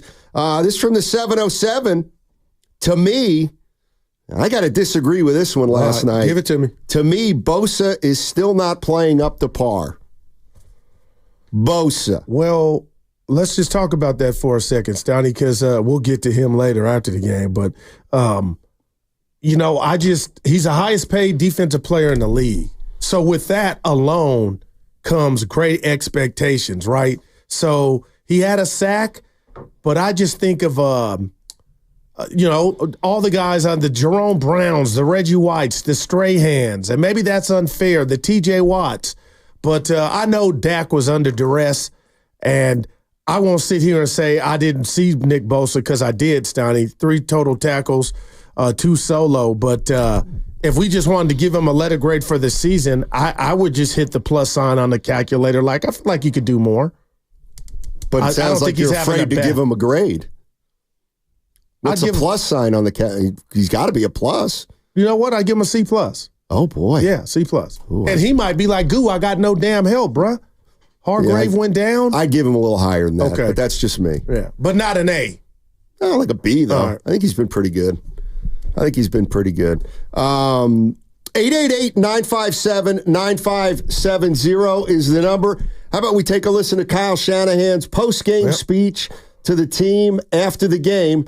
And this is all of 30 seconds, once again proving that these guys don't address the team for long periods of time after games. Hey, yeah, you guys know how bad we needed that, man. It's been a tough week. You guys have fought through it, man. Everything that went in that game, we've earned it. All right, all 3 phases, big-time deal, man. All right, we just want to come back and get on a roll, get some of you guys back, get healthy, and keep going. You guys feel what I'm saying? Hey, thank you for celebrating my holiday with me. A lot of touchdowns, a lot of spikes. You, buddy. It's all about the tight ends today. But thank you guys so much. Enjoy your bye week. 9, 3, 1, 2, 3. All right, that's George Kittle. Wow. That gets too much play. What you mean? Tight end day. But good for him. You think that's why they picked up the flag? That's just a thought I had. I'm sorry. You know I've been consistent with you. It's bigger than Dallas. It's bigger than the Niners. When a grown-ass licensed official throws a flag, something went through his mind. Right. And something he saw where he said, I got to throw the flag. Okay. There's no discussion. And I hate it. It makes me think stuff is rigged or fixed. There should be no discussion. If Evan throws a flag, you and I don't go huddle up with Evan to say, you sure? I've seen it like this. No, it's a flag. Let's keep it moving. I'm seeing too much of this, man. But what if they got it right? Well, why would you throw the flag is right? Well, in the NBA, you saw it. Because maybe he didn't have the right angle on it. I know in the NBA, they're taught when a call is made that the other two refs may not think is for sure. You go over to the ref and say, did you see everything? Do you need help on that? And the ref probably said, well, that was offensive pass interference. And the other two said, well, we kind of saw it too, but we didn't throw the flag because we thought he got pushed into him. All right, let's pick up the flag. No. I don't see. Yeah. I guess in this case on that play, partner, 4 eyes are better than 2, because 2 guys threw the flag. I mean, we see refs throw the flag all the time, and it's not a great call. So I don't have a problem with them picking up the flag if they get it right. Yeah. And Terry McCauley, the official guy in the booth, said he thought they got it right. Now, Chris Collinsworth was a little more skeptical of that, saying, man, I got to go here. If we're letting that go, then I think you're going to see more and more plays like that. That's kind of what Chris Collinsworth had to say. Do you have a problem with me or anybody? Because I was there, Stoney. It don't no different than anybody watching on TV. I felt like this was a beatdown, and the score was more closer. Gives you more of an indication that the game was closer than that. Yeah, I think the 49ers pretty much dominated the game. I thought, if you want to take the stats and think about what the score should have been, Niners probably should have won by at least 2 scores in that game. But 3 or 4 in the red zone. This is George Kittle, and he's talking about maybe the part of the San Francisco 49ers that we've got to give credit to, if for no other reason than keeping this team afloat right now. I think all of our rookies kind of stepped up. Isaac was phenomenal. I always just yell at him, hey, you ran 0.01 seconds slower than Raheem Mostert. Always just strive for that speed when you're running the ball, and he did a really good job of that today. He took advantage of those, and I think he got more comfortable the more reps he got, each and every rep, and he's just going to keep getting better with all the reps that he gets. And so that was awesome. Thought Ricky played really well, just for him to be out there. He took advantage of his opportunities. That the run that he had, being able to set up my block to be able to then go downfield is fantastic. So I thought, Jake Cowan on the punt return stuff was incredible. He got ran into, and they didn't throw a flag on that one. But, I thought just catching every punt, getting vertical, I thought he's doing a really good job for us too. And, Pooney's pretty good. Wow, look at him. Yeah, Pooney's so good you don't notice him. Man. Which is Dallas didn't get home. Which means he was really pretty good. A couple things. Oh, boy. What we got? We got a Comcast business text line. I don't have it up. Oh. I've been doing good on that front. I don't even have to share it with you and get you mad. I don't get mad. We're in the toy store of life. Well, you got mad the other day. About? Which time was it? Oh, let me look at my list of 4 things. But what's this one? With. I don't have it. Goo. The official. I think it's Dibs. I'm going to see if it's his phone number. Goo, you were just raving about Bosa last game having 14 pressures, and now you're giving him a C+. Wow. Do your right. Get the calendar right. Wow. That was 2 weeks ago, bud. That was 2 weeks ago where he got the 14 pressures against Seattle. I'm telling you, I didn't see him against Kansas City. Miss me with that. Get your facts straight and get back to me. All right, 213, get back to him. Yeah. How about those apples, 90? Green apples. Yeah, he's better. Yeah. He's better than the C+. Yeah. That's all right, though. Yeah. I get it. But you're not offended. He took off a grade for the hat. That's fine. What was... we got to give it its true... time. We'll get to it. Okay, we can get to it now. It'll take about 18 seconds. Why would you take the moment or be selfish to take the moment away from your teammates? 1, and then 2, stand on business. If you're going to wear the hat, Stand on business. Talk about it when you wear that same hat at the presser when you went to the podium. You switched hats, and then you said, it's an important time. I don't want to talk about it. But, man, you just put those three guys, and I don't care what their affiliation is, if they even have one, Steiny. You put them in a bad spot. That wasn't about you. And then you're going to come in with that on, and then when it's time to really say something about it, which he could have, he kind of just, didn't meet the moment. I don't want to talk about it. I just thought that was Weasley. If you don't know what we're talking about, after the game on ESPN, the sideline reporter, this is where you're great. I stink. Well, it was NBC. Who was it? It was NBC. It was, I was at the game. What was her name? I forget. She's very good. Oh, gosh. Evan, what was the sideline reporter's name? She's a big boy. For the game last night. Melissa Stark. Thank you. So Melissa Stark was interviewing 3 49ers after the game, and Bosa came over with a Make America Great Again hat, and he just pointed to it, and they all laughed. And he wasn't a part of it at all. He just, yeah, I don't know, Steiny. What was that all about, Nick? Yeah. I'm not going to talk too much about it, but I think it's an important time. What is the... Wow, man. Give me one more time. One more time. No, I mean, it's definitely a little easier nowadays, but no, I don't feel too inclined to do that. Easier because? Just a different climate. Too inclined to do that, which he meant get political. Yeah. Well, you did. When you stuck your noggin in there. Yeah. Yeah. I mean... We got one more month. It'll be over. We'll have a new president. We got 8 days. It's gonna be some drama, so it'll be delayed. So I guess what I'm hearing is people wanted him to, if he's going to wear the hat after the game, wear it to the podium. That's all, Steiny. Well, you wear it to the podium, and then it becomes a monster story. Like, it kind of got lost a little bit last night. Well, we can't. I mean, this is San Francisco. We can't ignore the ghost of Kaepernick and him expressing himself and what that cost him, if you believe that cost him his career. And then you come in with this. That's why I felt insulted. I felt like, Bosa, if you're going to do that, you're a grown-ass man, have some words. You could have said whatever you wanted. But to say what I don't want to talk about, it's a very important time. It's an important time. But you talked about it with your hat. You talked about it by putting that hat on. Yeah. And now you don't want to back it up? That's just my 2 cents. That's why I thought it was cowardice. I was like, come on, man. What if he would have had a Kamala hat on? I wouldn't. The same. Speak on it. Yeah. I wonder. So, now that hurt me. No, I do. Oh, this has nothing to do with I don't agree with who he's affiliated with.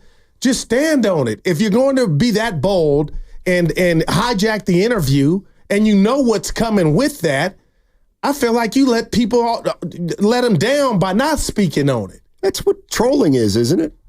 Just kind of sticking something out there and then being like, yeah, don't worry about it. Let's go to Coach in Vallejo. Coach. What's up, Coach? How you doing? Hey, guys, I'm doing well. Talk to us.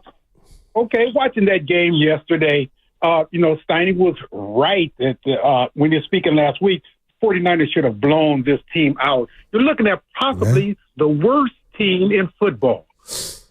Last in rushing and last in rushing defense.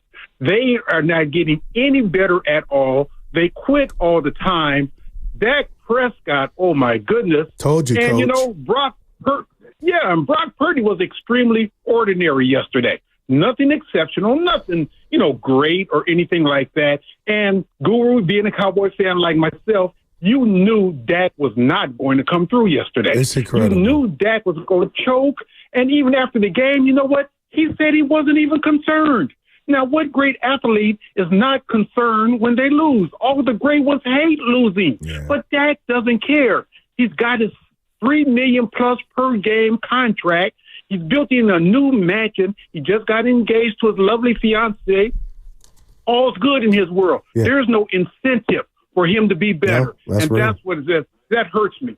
I think great athletes need an incentive to play. Play for a championship. Play for your contract. Play for something. Dak doesn't even care. And he and CD, I think they actually hate each other. Wow. What do you think, guys? No, that's, man. I know we're not in the Metroplex, Donnie, but I believe there's something going on between those two. Dak told Dallas fans to hang in there. They're not going to fade away. Okay. That's good. And I love family. You know that. You've met them. I love kids. I'm a dad 3 times over. But Dax also had a brand new baby.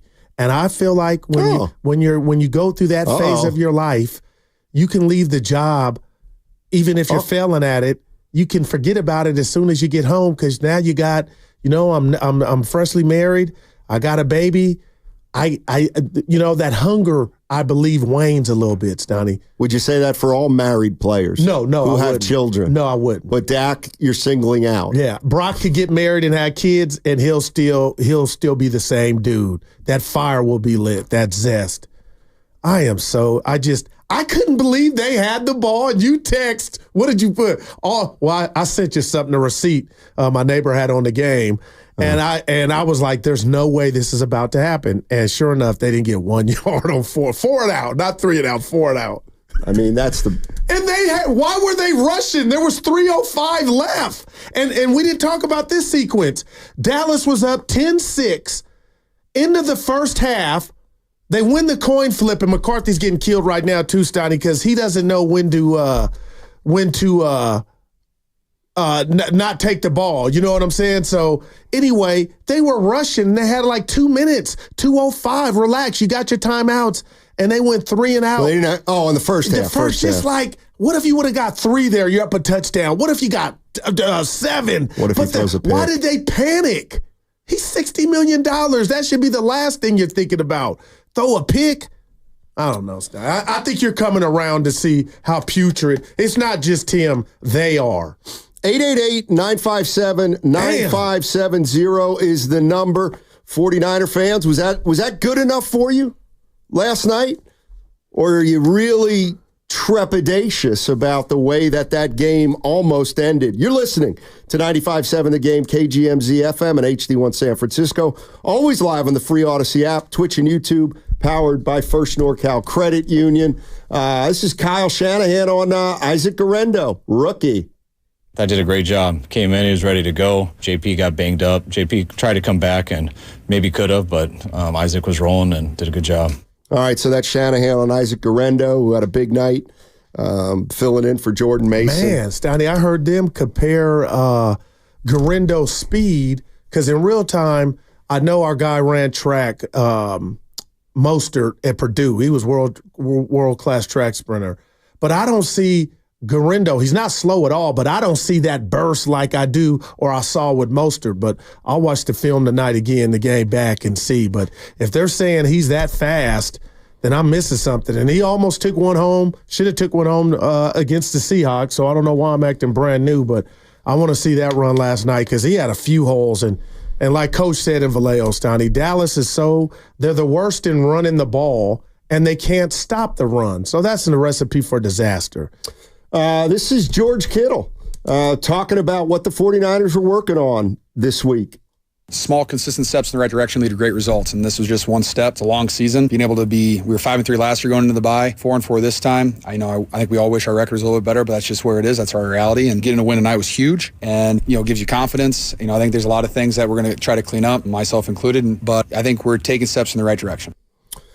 George Kittle. I'll tell him. I think he's right, Tony. On the team that goes to 4-4 last night. By the way, somebody just texted in on the Comcast business text line. Oh, yeah, by the way, I think video instant replay is trash.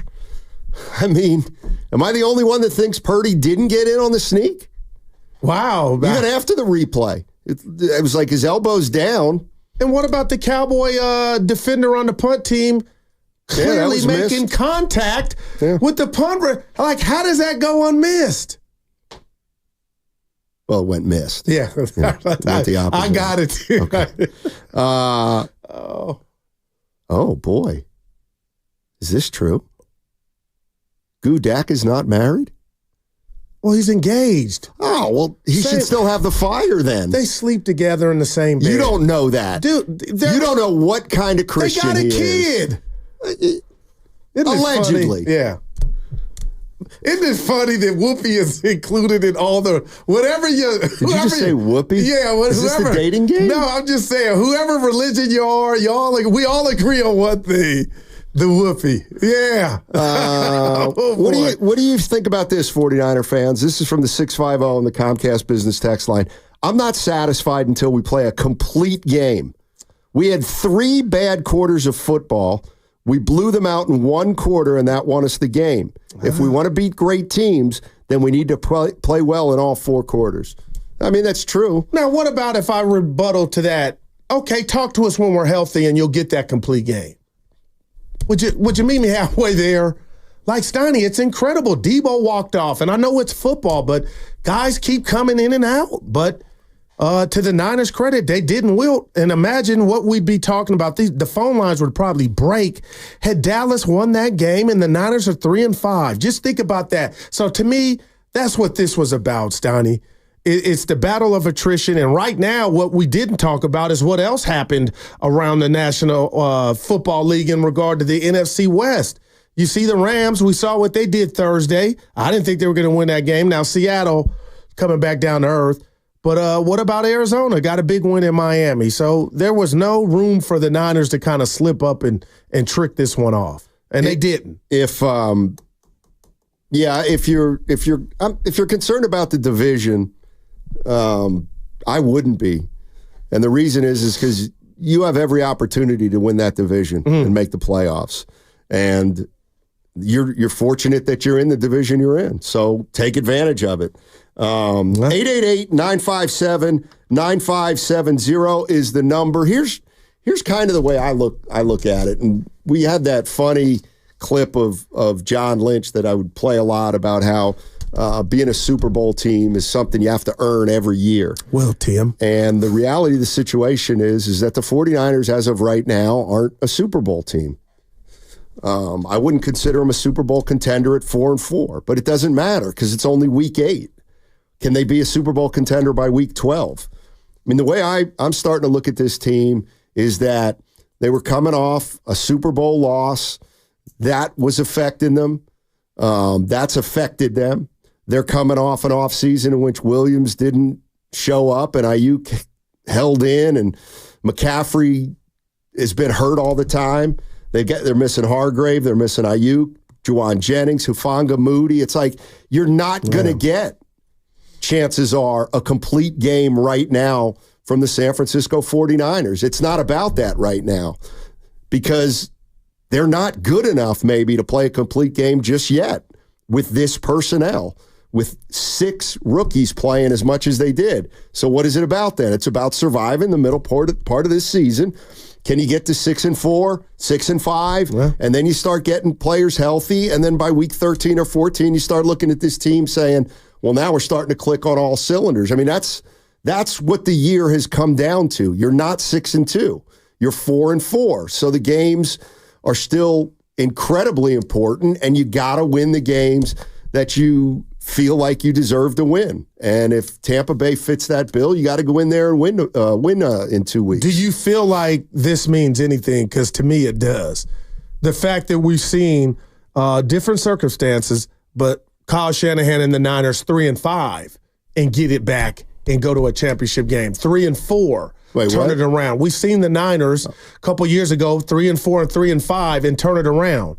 Now, I know it was a different cast of characters, but still the fact that it was the same coach has me oozing confidence that this is, now that they're 4-4, Stoney, they can do the same thing this year. It's just about, really this time to me, health. Not when guys get back.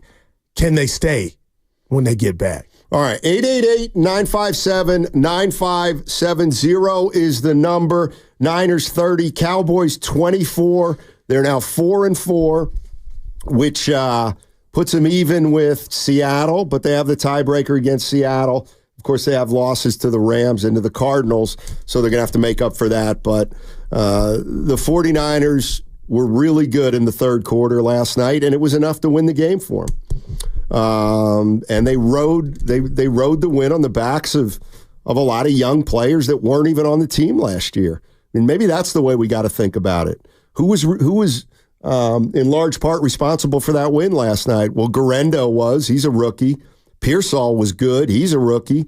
Mustafa his role seems to be increasing game by game. Green and Cowing were solid. Pooney, of course, is somebody we don't even talk about. So I see a team that survived the first half of the season despite really not playing great football and missing some key guys here and there, which every team's got to deal with. And it bit them a little bit here and there early, but hey, they still have everything in front of them and everything's at hand if you look at it that way. 888-957-9570. I also want to get into I got an update on Christian McCaffrey. I'll play on the other side. The goal is Tampa Bay, but we'll see if that's going to be realistic or not. 888-957-9570. How do you look at it, Niner fans? That's a win we needed, or boy, that fourth quarter, they made it scary again, and at some point, it's going to cost us, so you still have a lot of concern. Download the free Odyssey app and check us out on YouTube and Twitch, and it's all powered by First NorCal Credit Union. Save on easy meals at Whole Foods Market.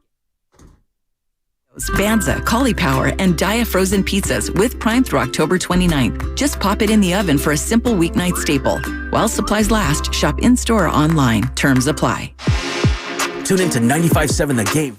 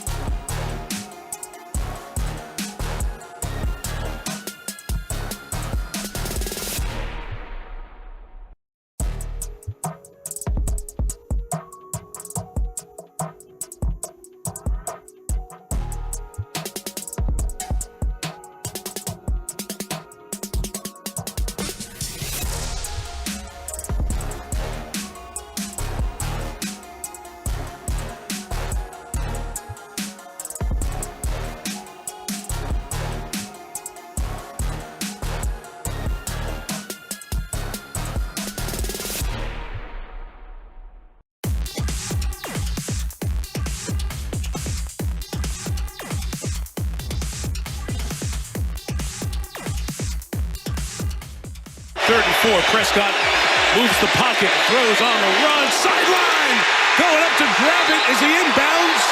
Yamador Lenore ruled inbounds. A spectacular interception by Lenore. Now, back to Steiny and Guru on 95.7 The Game. All right, that was a heck of an interception by Lenore on that play, and the 49ers ended up scoring after they got the ball there to give themselves a little 2-score advantage. 30-24 Niners. How you feeling, Goo? A lot of people are... Oh.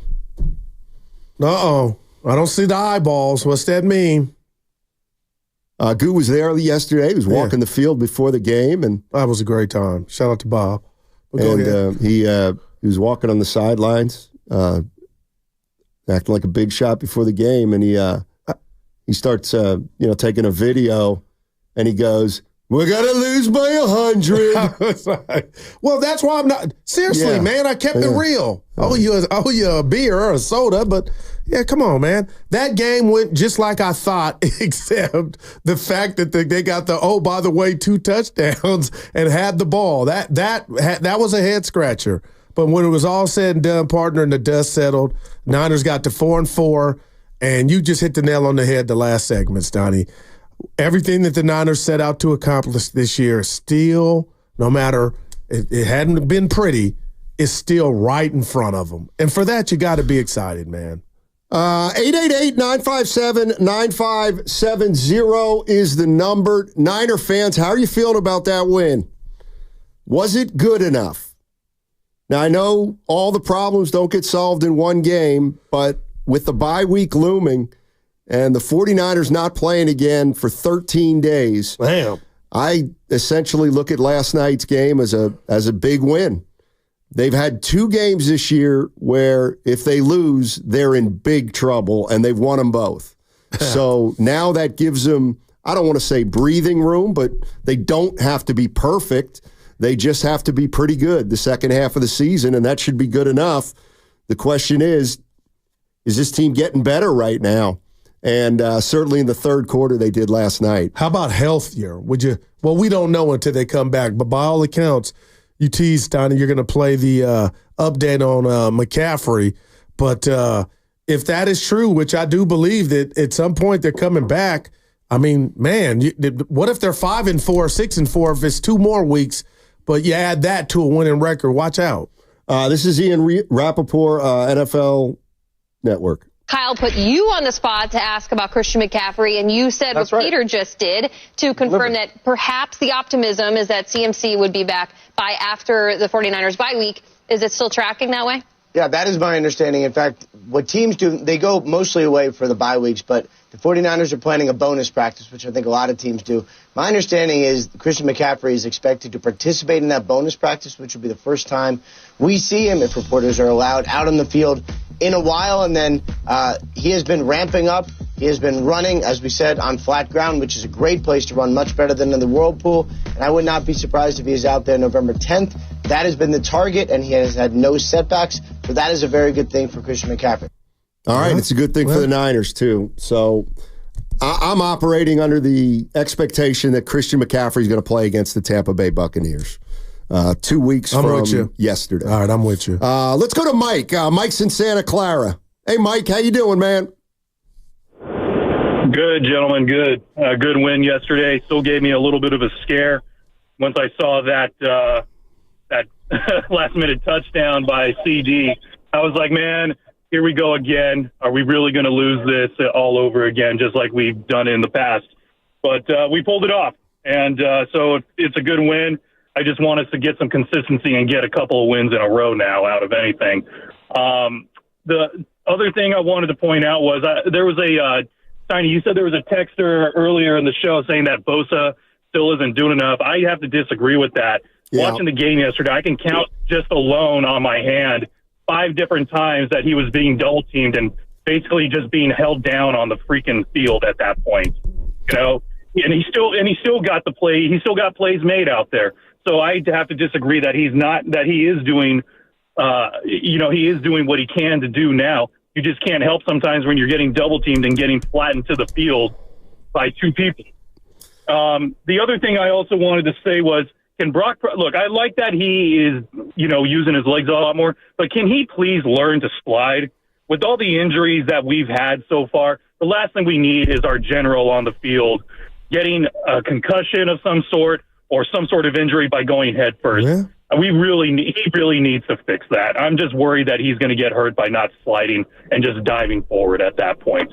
We had a caller call and say the same thing. Jan, she said the same thing as you about him sliding. Exactly. And, Goo, I have one last question for you, and this is no hate or anything. Were you wearing your Cowboy jersey yesterday? Yeah, I had it all on. Yeah, me and the missus had it all on. Yeah. There you go. Then you know what? I have a lot more respect for you now, man, as a Cowboy fan, because if you didn't wear it, I was gonna have to say something, bro. No. I'm just down in the dumps. I'm always. I don't mind a Cowboy jersey, but the real question hasn't been asked, and that is, you didn't have a credential, right? A press credential. No, we sat in section 400. Yeah, you were just a fan. Yeah, but we had the credentials to get on the field. Did it say press on it or just field pass? Field pass. Oh, okay, that's fine. Oh, you're saying because you're right. I get your drift. Yeah, no, I mean, even you know that. Hater alert. Yeah, even you know that. Right. I mean, if you know. Yeah, we was geared down. Though. Hey, went and saw Evan and Lowe. Hopped on for about 3 minutes on the show. Like for example, when I. It was like 11 minutes. For example, when I was, a few years back when I was following the Atlanta Hawks, and I actually wore a Hawks shirt to a game. Okay, yeah, that's just you can't do it. You can't go to the press room. You just want to talk basketball. Right. Give us a Curry update, dude. I didn't sprained his ankle and he'll miss the next 2 games at least. There it is. Day to day. Well, that's not official. Yes, it is. Take it to the bank. I've seen Curry play 16 years. I know what he looks like after he sprains an ankle. It's going to be day to day, but he's not going to play the next 2 days. But that walk off to the locker room was cryptic. I didn't like that. Yeah. What do you mean by cryptic? The way he was hobbling and he needed help, assistance. Like normally it's like, I'll meet you back there. Come on, let's go. This one was kind of a like, you know what I'm saying? Like, did you need the arms around the shoulder to keep you up, man? So he told Steve it was mild or like salsa, medium or mild or what have you. But I'm like, we'll let the MRI tell us. So the walk back to the locker room was mysterious. Not mysterious, or just obscure. No, he was in pain. It was 3 dudes accompanied him. Yeah, 3 guys went with him, right? Yeah. Second time. I was locked in on the Niners. Okay. Well, I'll watch it when I got home. I'll go back and watch the Warriors, maybe. But I watched all the highlights. Yeah. Lost at home. Home opener. No, they don't win at home. They stink at home. See, but They're thought like that Jordan was Mason over. in the red zone. Why would you think it's over? They hadn't had a home game. I'm a fight for J.T. Mason. Mason. Had a home game, so why would you think that was over? Because we saw they went on the road. They did all that last year. The connectivity, and Clay's not here, and all. They stink at home. They're going to be good on the road. Nothing's changed. No, that better not be it. Oh, really? Without Curry, you think they're going to win the next 2 games? I love how you can just so smoothly sneak a question in. Yeah, I'm pretty good at it. I'm worried. It's early. But, dude, that depth thing is about to be tested. How about if he missed? That's 2 weeks at least just to be, come on now. Dr. Darrell can tell you that. Let me put the rat on the table. Depth does not mean anything if Curry is the guy who's hurt. That's how I got it on my scorecard, right. Sorry, we need Steph. Stoney, honestly, real quick, and we'll get to Niners. Yeah. 2 weeks at least, you think? I wouldn't speculate on that. I would only speculate on two games at least. All right. When's their next Tuesday game after Wednesday? I know. When's the game after Wednesday? That I don't know. Do we know? No. Evan's the kind of guy that's got. Well, he's got the pre and post tomorrow. See, I know when Evan's not listening to the show. Well, he's got a life. No. Well, that's up for debate. But Evan, do you know who they play after when he doesn't? All right. Saturday Rockets. Yep. Bring on the Rocket. Dre didn't finish last night. Did he start? Yeah. Dude, that was weird. Wow. Triple-double alert? I didn't see his numbers. It looked like he had 2 points, though. Stop, man. There you go. Jimmy in Bayview. wants to talk about Shanahan. Kyle. Yeah, and here we go again. It's a Victory Monday, and you know who doesn't call J-Dog. in? J-Dog. Oh, did you see Shanahan in his bag? And wow. you better tell him. Wow. Woo! What's up, Jimmy? Hey, guys. Can you hear me? Yeah? Yes, sir. That was a big win. The 49ers saved their season. Mm-hmm. I mean, I'm happy. I'm happy for the Niners. But what I wanted to bring up is whenever somebody says fire Shanahan, which yours truly does, everybody goes, well, who are you going to get? And Belichick's available, and he's going to have a team next year. So what I'm saying is Shanahan's evaluation is, for me, sped up to this season. You better figure it out because he is a much better Mark Jackson in my book. Oh, my. And Belichick, Steve Kerr, because we also have financial issues. We got a bloated payroll, and Belichick has no problem sending those people away. So what do you guys think? Thanks. You know what? I'll just be honest with you. Please. I don't see Belichick being the coach of the 49ers. Me neither. I don't, you know why? I don't see him. Well, they don't need him, I don't see one. him fitting with Jed York. And he's got to 2 Super Bowls in the last 5 years, Donnie. Come on, man. By the way, come on. Let's put some respect. The NFL will address something that happened last night. I cannot be the only one who saw this. I am, dude. You know I'm good. And you're not going to know what I'm talking about because it was TV. All right. So I don't know what was going on last night, but I'm watching the game on my big screen, and for whatever reason, it felt like the picture was so crystal clear that it just was never like that before.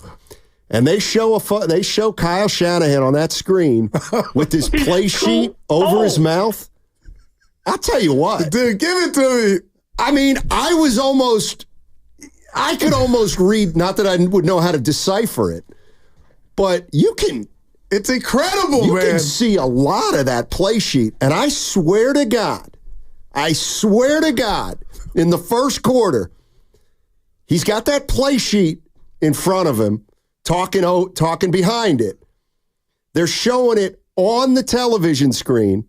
He looks up, and I wonder if they were showing it on the big screen in the stadium, because I could have sworn he looked up, looked a little annoyed, and just started walking down the sidelines, to get away from where the camera was. Wow. And McCarthy's play sheet has the little steel rings. You know, it's got about 4 sheets on it. It's got the steel ring notebook. Yeah.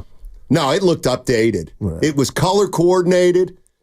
I mean, I tell you what, you cannot tell me that anybody who's knowledgeable about football or a football coach, if you couldn't have stopped to see the play. I'm telling you. HD. 888-957-9570. Am I off my rocker? Did anybody else notice that if they were watching it on television last night? Let's go to Aaron in San Jose. Hey, Aaron, how you doing, man? I'm good, guys. How are you? Doing well. Hey, what's up, Goo? It's your boy Aaron from Twitter. How are you doing today, Goo? Oh, wow, Aaron. I'm kind of mad. Man, he worked with us at the old building. What, the Dodger fan? What's up, Aaron? We got into it on Twitter. Hey, what's up, baby? Get him, Aaron. My question for Goo is, sure, you had your Cowboys jersey on. How long did you keep it on before you switched over to your Niners jersey, Goo? Dude, listen, I don't own a Niners jersey. Known for that. And I love Aaron. I don't own a Niners jersey. You were given one. You were gifted one by one of our listeners. Aaron called me, Mouth. Can you sit this one out? Lay out. Listen, Aaron, I know the material you're running, but you're nothing like me. I am the diest of hardest of fans. So don't come for me. It doesn't work. It's called the job, and it's called being from the Bay. Something you need to learn about is called objectivity, and that's what I have, bruh. And you insult me every time you say that I got my dun-dun-duns on under my clothes. Hey, Aaron. Yes, sir. I remember who you are. Yeah. Go Dodgers.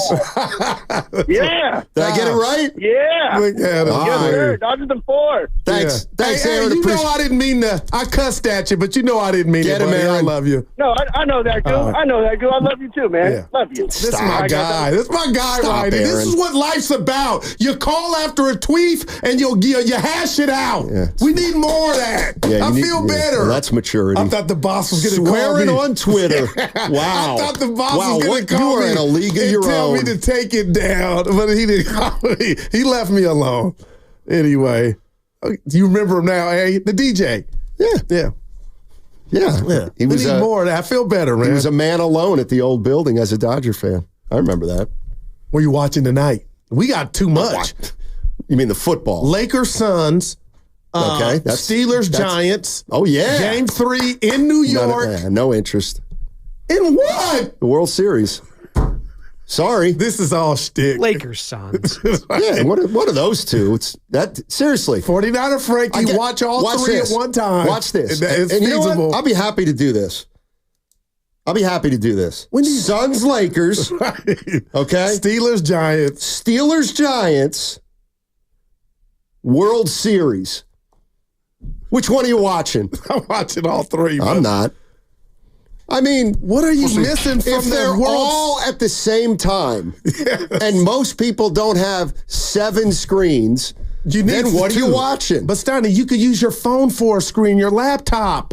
It's not that important. See, to me. and that. Oh yeah, you can see I'm a lot. breaking You out can high. really see that strike zone on a phone. Yeah, that's fun. Dude, did you see those 2 games play out? They went down to the wire. No, I didn't. Wow. You're missing out, man. Yeah, I saw the highlights. Watched the all 22.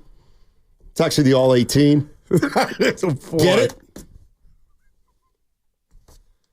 And I'm up here laughing is what's so sad about it, man. You'll be watching. Kyle Shan, I'll try to get. I can't get to it all, and then I have to prioritize. Kyle Shanahan, what'd you say to the team at half? Stop having penalties. Stop having penalties. There was no message. It was, we got to stop hurting ourselves. I think 7.5 yards of play in the first half and had a bunch of big penalties that I thought really hurt us. You know, Debo's obvious one getting called back, a couple of the holdings on some long runs. And then, you know, missing that 4th down was big. Felt we were doing some good stuff, but we hurt ourselves. And it was nice to start off 3rd quarter and go down and score right away. And D started rolling. I think we got a turnover the next drive and did it again. And got on a little groove there for a little bit. All right, that's Kyle Shanahan. Yeah, that's what he said to Melissa Stark on the halftime interview. I mean, we stop making mistakes. Yeah, we saw some long plays. Kittle had one for 43 yards. Debo for 47. I thought your boy... And Pearsall for 39, just running with the wind. I thought your boy on that first long Debo reception, if he turns his head, he could make a play on it, but Kendricks, he didn't. Yeah, but Johnny, he shouldn't have that assignment. He can't keep up with that type of speed, and he was coming off an injury. So the point goes to who? The play caller for Shanahan. drawing that up. Yeah, Shanny. Kyle. Now, he was in his bag. A better ball, maybe Debo scores. But maybe a better ball he didn't even catch. And by the way, the 4th down, Kyle, that was on Purdy. It was behind him. I was like, are they really throwing it? But they were. 888-957-9570 is the number. How you feeling about that game, Niner fans? The question I'm asking is, was it good enough last night? And does it make you feel good, or do you still think, well, you know, the Cowboys aren't very good, and we almost gave up a game losing score again, and we couldn't put them away. I'm looking at it positively because of all the contributions they got from their young players.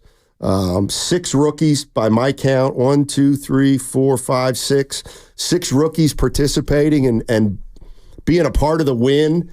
Look, they've been without McCaffrey the whole year. Man. Debo's missed a few games. Ayuk's going to miss the rest of the season. Hargrave's gone. They've weathered the injury storm at least through 8 games, and now the question becomes, can they get healthy and start winning games at a higher clip? Tell me real quick here why a 49er fan shouldn't feel as good as the Seattle victory, where the you were up 20 points in that game, and it got down to 6, and Geno Smith had the ball, with the chance to go up, but you picked them off. So, I mean, I don't think you could style point the Niners right now in 2024 being with the list of injuries so long and who's on there. So to me, Steiny, the bottom line is you got the dub, you're 4-4, you got 13 days off. Hopefully you get back on the field in Tampa Bay and McCaffrey's back there. That's when I think Niner fans will start feeling good. But how can you really be mad or scoff at a 4-4 with everything that's gone on this season? Well, because you were expecting them once again to have a great year, 12 or 13 wins like they did a year ago, and get back to the Super Bowl. And there have been a variety of reasons why they're 4-4. But the question is, can they become a Super Bowl contender before the end of the season? If you don't think they are now, I'm not going to fight you on it. But it kind of doesn't matter if you're a Super Bowl contender right now. Wow. It matters if you're a Super Bowl contender in 6 weeks. And they've got some time to heal up, and we'll see how it all goes. This is Kyle Shanahan on how he was feeling on the Cowboys' last possession. That possession, of course, where they made no noise. Big. When you're up 17 or whatever it was, 13, take it to a 6-point game and you're getting the ball with 3 minutes left. I mean, that's just normal football. For the D to struggle for a couple series like they did, and then when they got it back for a possible game-winning drive to go 4 and out was huge. Can I listen to this again? Yeah, go ahead, man. Because he snuck it in there. He did. He told the truth, though. He snuck it in there. Big. When you're up 17 or whatever it was, 13, take it to a 6-point game and you're getting the ball with 3 minutes left. I mean, that's just normal football. For the D to struggle for a couple series like they did, and then when they got it back for a possible game-winning drive to go 4 and out was huge. Yeah, so I love him, man. So basically, he was asked how concerned he was, and you know what he said? He said, we were up 17. Yep. They got the ball back, down 6. That's normal football. It happens. You saw what happened with the Commanders and the Bears. Well, how many games come down to the last possession? I'll bet a fair percentage of them. Last night's game came down to the last possession. Exactly. But, Stoddy, why did I hear him say, hey, Guru, I heard you earlier say you wanted to give the Niner defense a pass because they went a prevent defense. He said no. He said that they got had 2 times, and Dallas got the game within 6 points. So he didn't sugarcoat that as, we just called the dogs off. That's what I appreciated. That's why it was so scary in real time, and I text you, Evan and Spadoni, like this is not about to happen because of the 2 prior possessions, which resulted in CeeDee Lamb TDs. That's why I was like, well, that shocked me. I still hadn't got over that. I'm like, the trifecta's coming, and it didn't. It did not. It didn't even get off the ground. Right, but I do think the bigger point here is what fans pull hair over is something that you're saying professional coaches expect. And, yeah, the 49ers are up 27-10. If they get a turnover there, it's over. Or they get a stop there, it's over. But what Kyle Shanahan, I hear him saying is, guys, you got to wake up. You can't win every game by 25 points. And we were up 17. They cut it to 6. That's normal football. It's a game of runs, and the 49ers turned the faucet off when they had to. Yeah. Now, he's a part of it, though, Stoney. 12-12 left in the game. In the fourth quarter, up 17, 3-1. You call the pass play, almost got picked. It didn't, but had you ran it, and you probably get it first. You know what and I would they don't even get to go down there to get it within 10. You know what I mean? Like, but it didn't happen. It didn't. And the other thing I would say is, beat against a better team. Well, the other thing I would say is, that play by Purdy that could have gotten picked off. I hate to say it, but he's still a young quarterback. And he tried to make a little too much happen there, and luckily he got away with it. And he didn't throw an interception. That ball was going to be hard to intercept. It was spinning like a top. But it was there. It was. And you know what? They ended up scoring on the drive after the punt. Now, maybe they score sooner there, give themselves more than one opportunity late in the game. But I thought Brock Purdy was really, really good. No interceptions to me, Stoney. That's my biggest offensive takeaway. And this is Kyle on Purdy's first half. Well, you know what? I'll play it on the other side because we're up against it a little bit. That'll give me a chance to say 888-957-9570 is the number. Niners 30-24 win over Dallas. They were up 27-10. And my question to 49ers fans is, what do you put more stock into? The way they got that 27-10 lead, or the concern over the Cowboys having a possession with a chance to drive the field, score, kick an extra point, and win the game? 888-957-9570. What's coming up on the game is presented by Fremont Bank, celebrating 60 years of full-service banking with no compromises. Valvoline Instant Oil Change is your 15-minute drive-through oil change. Visit the friendly expert technicians at your local Valvoline Instant Oil Change to check fluids, tire pressure, windshield wipers, batteries, and more. Locations and coupons at BayAreaOilChange.com. It's your boy Guru, and you know Prize Picks is the best place to get real money sports action with over 10 million members and billions of dollars in awarded winnings.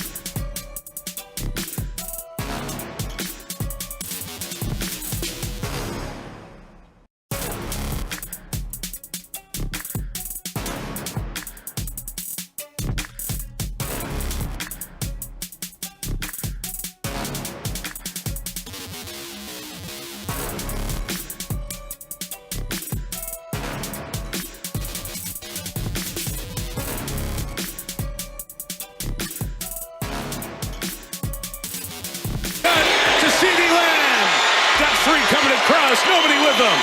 And Dallas stays alive with a touchdown. Now, back to Steiny and Guru on 95.7 The Game. You always got to stay focused. 49ers lost a little focus last night, and so did I moments ago. Yeah, boy, and that's why you need teammates. Yep. Can't do it. A teammate like Spadoni, we can go all the way. And Evan. I was here for you, too. I probably made you couldn't do it. help me. You couldn't help me.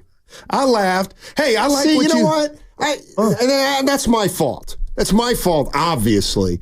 But sometimes when you try to build camaraderie, which goes a long way towards success, you got to be careful. No, you're right. And you got to act your age.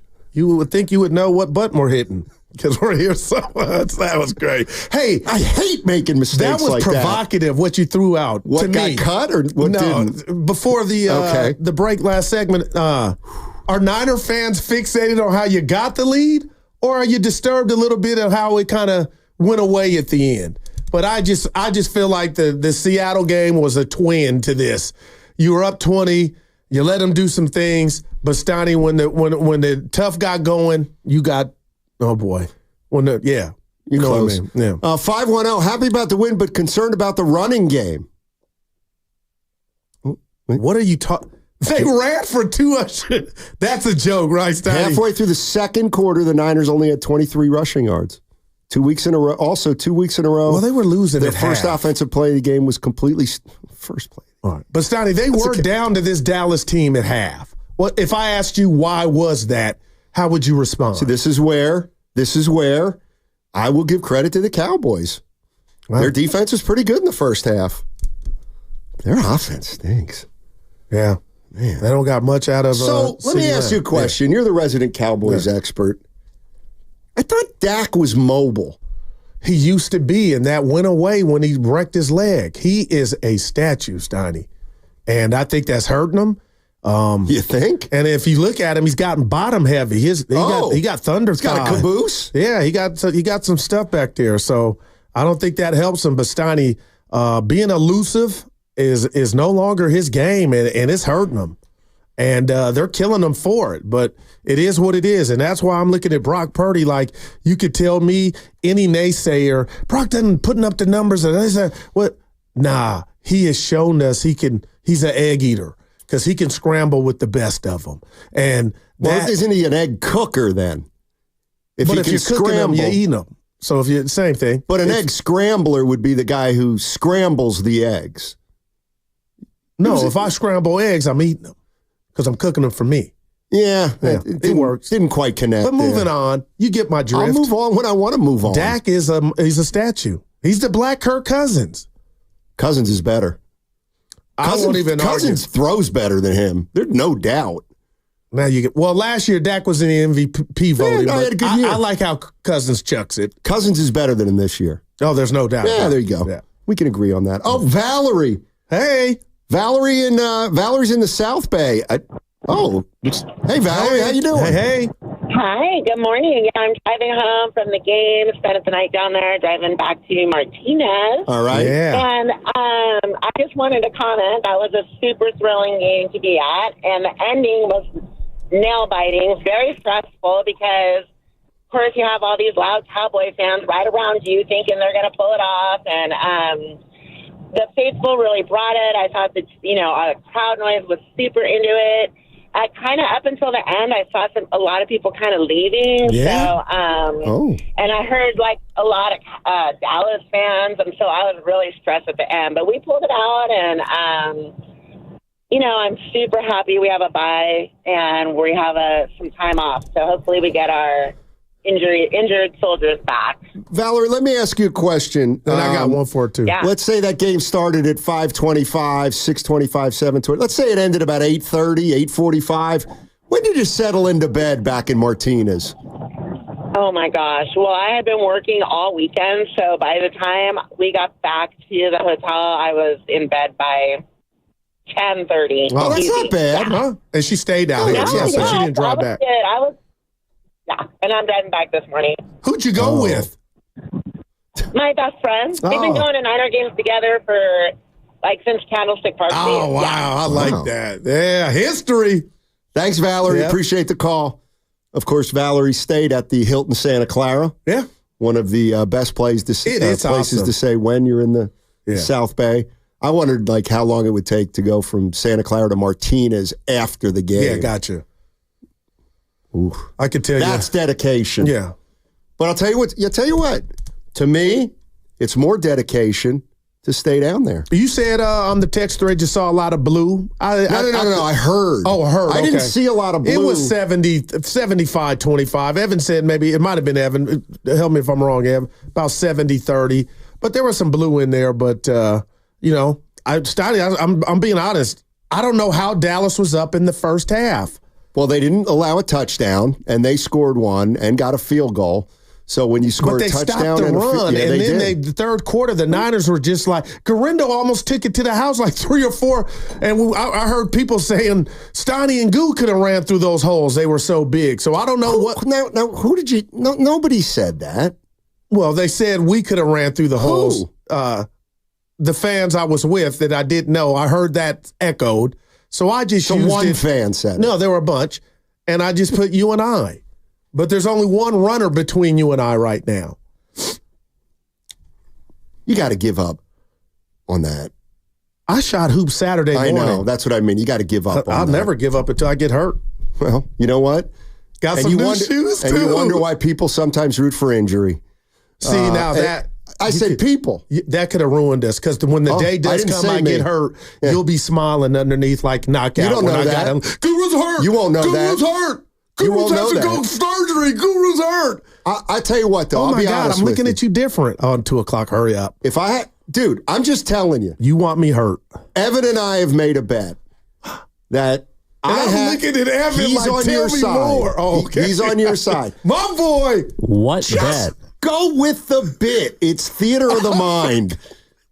The bet is whether at any point in the next 2 years you'll come in with a brace that goes from your calf to your upper groin area. And but will it supersede the fact that I haven't had that happen that you yet? will. I have you getting hurt. There's no malice. It's just a bet that I want to win. I'll take that bet. Dude, wow. That he won't? Yes. Yeah. See? I'm just playing the numbers. That's all I'm doing. The numbers are the numbers, and the numbers are the numbers. It's like numbers are numbers. Thank you. And numbers are numbers. It's very similar to somebody who would be like, "Hey, Steiny, you think Steph Curry's going to be able to play 78 games this year?" Oh boy, don't even ask me that question. But if you're going to ask me, and I have to say, probably not.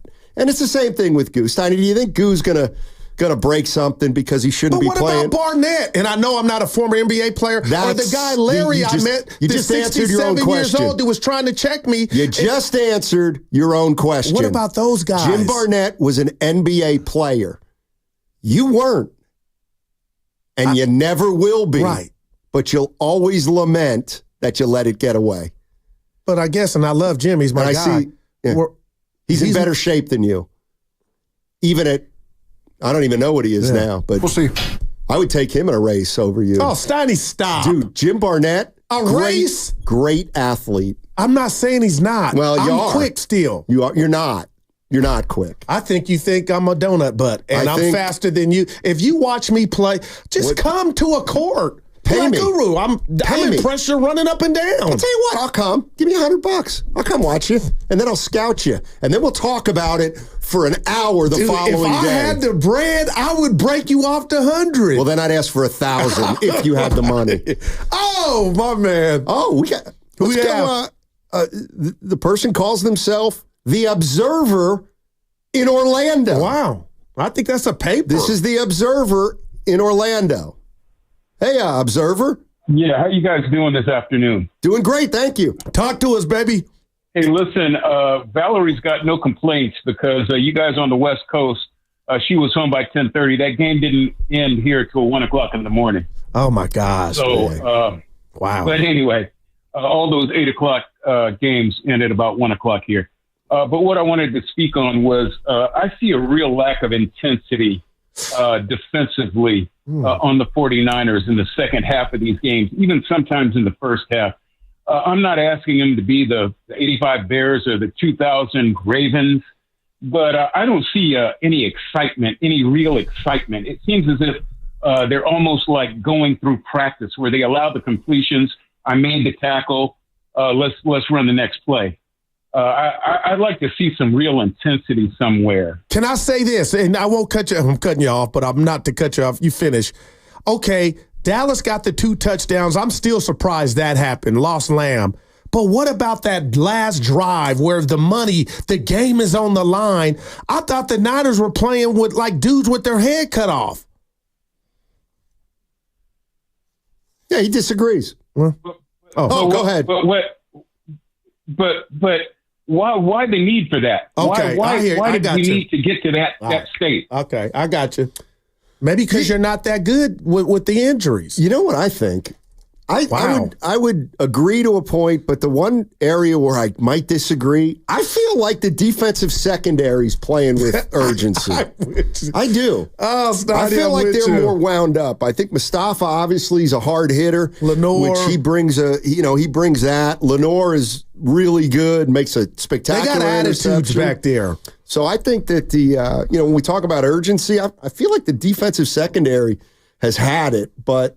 Look, there's no arguing with the fact that the 49ers gave up 2 leads to the Rams and the Cardinals, and they were just able to hold on yesterday against the Dallas Cowboys. Let's listen to more Kyle Shanahan in a second, but first, you're listening to 95.7 The Game, KGMZ FM and HD1 San Francisco, always live on the free Odyssey app, Twitch and YouTube, powered by First NorCal Credit Union. And just entering the studio now, Carter Chickering. That's our guy. Yeah, he beat me in fantasy. Dude, I just was handled. I was handled. I'm sorry, are you 1 over or 2 over 500? I'm 500, 4-4. What happened, bro? I lost 3 games in a row. See, now you would say, I'm not happy in that, but a little bit. Because your head was too big. You were like the new Jack in the Box. No, fantasy. You didn't lose 3 in a row, son. Wow. No, I did lose 3 in a row. Wow, baby. So don't say you didn't lose 3. I lost 3 in a row. It comes at you fast, don't it? Injuries come at you fast. Yep. I lost Mason. God, he's so down right now about it. You wish. You wish I was down. I'm looking at your face. Yeah, okay. I'm so down. Boy. Hey, how about 20? I give you 20 to come scout me. No. That would be dope. How about 200? 200. So I'd be sleeping outside. I'll tell you what. Just pay me what you owe me from all our bets over the years. We'll call it even. I think we're square, buddy. Yeah, we're square. Yeah, we're square as a circle. I owe you a sud for this last one. Minus more than that. Hey, and you were nervous about that 19. Niners minus 19. And there he goes. I was worried about the 19. They got the 17, Jack. I said 1 Dak pick away. I didn't bench Mooney, but I just, oh boy, just didn't have. I'll lay off. You don't know. I don't care what you do. Are you Antonio Pierce right now? Struggling a little bit? They're 2-6. You know what? I'm Kyle Shanahan, mouth. I'm 4-4. Yeah, better than me. Let's go. He called it. He always does. Antonio in Oakland. What's going on, Antonio? How you doing, man? Hey, what's up, you guys? Talk to you us. know I called this, man, because the Cowboys, they're no match for us, man. Like, we're just their daddy at the end of the day. Yeah. And, we're like Mike Tyson in their prime, and they're like, whatever box you want to name.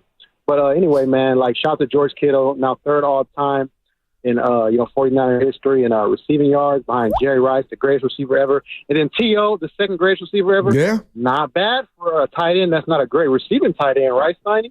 Hey, I'll take that. But anyway, man. No, he's a good receiver. Better blocker.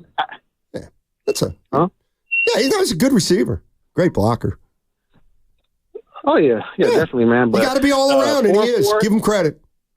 Mm-hmm. Yep, blocking and receiving, and then 4-4 heading to the bye week. We're gonna make a big trade. We're gonna get healthy, and we're gonna be all to the good, man. GWOD good, in the words of Bone Thugs and Harmony.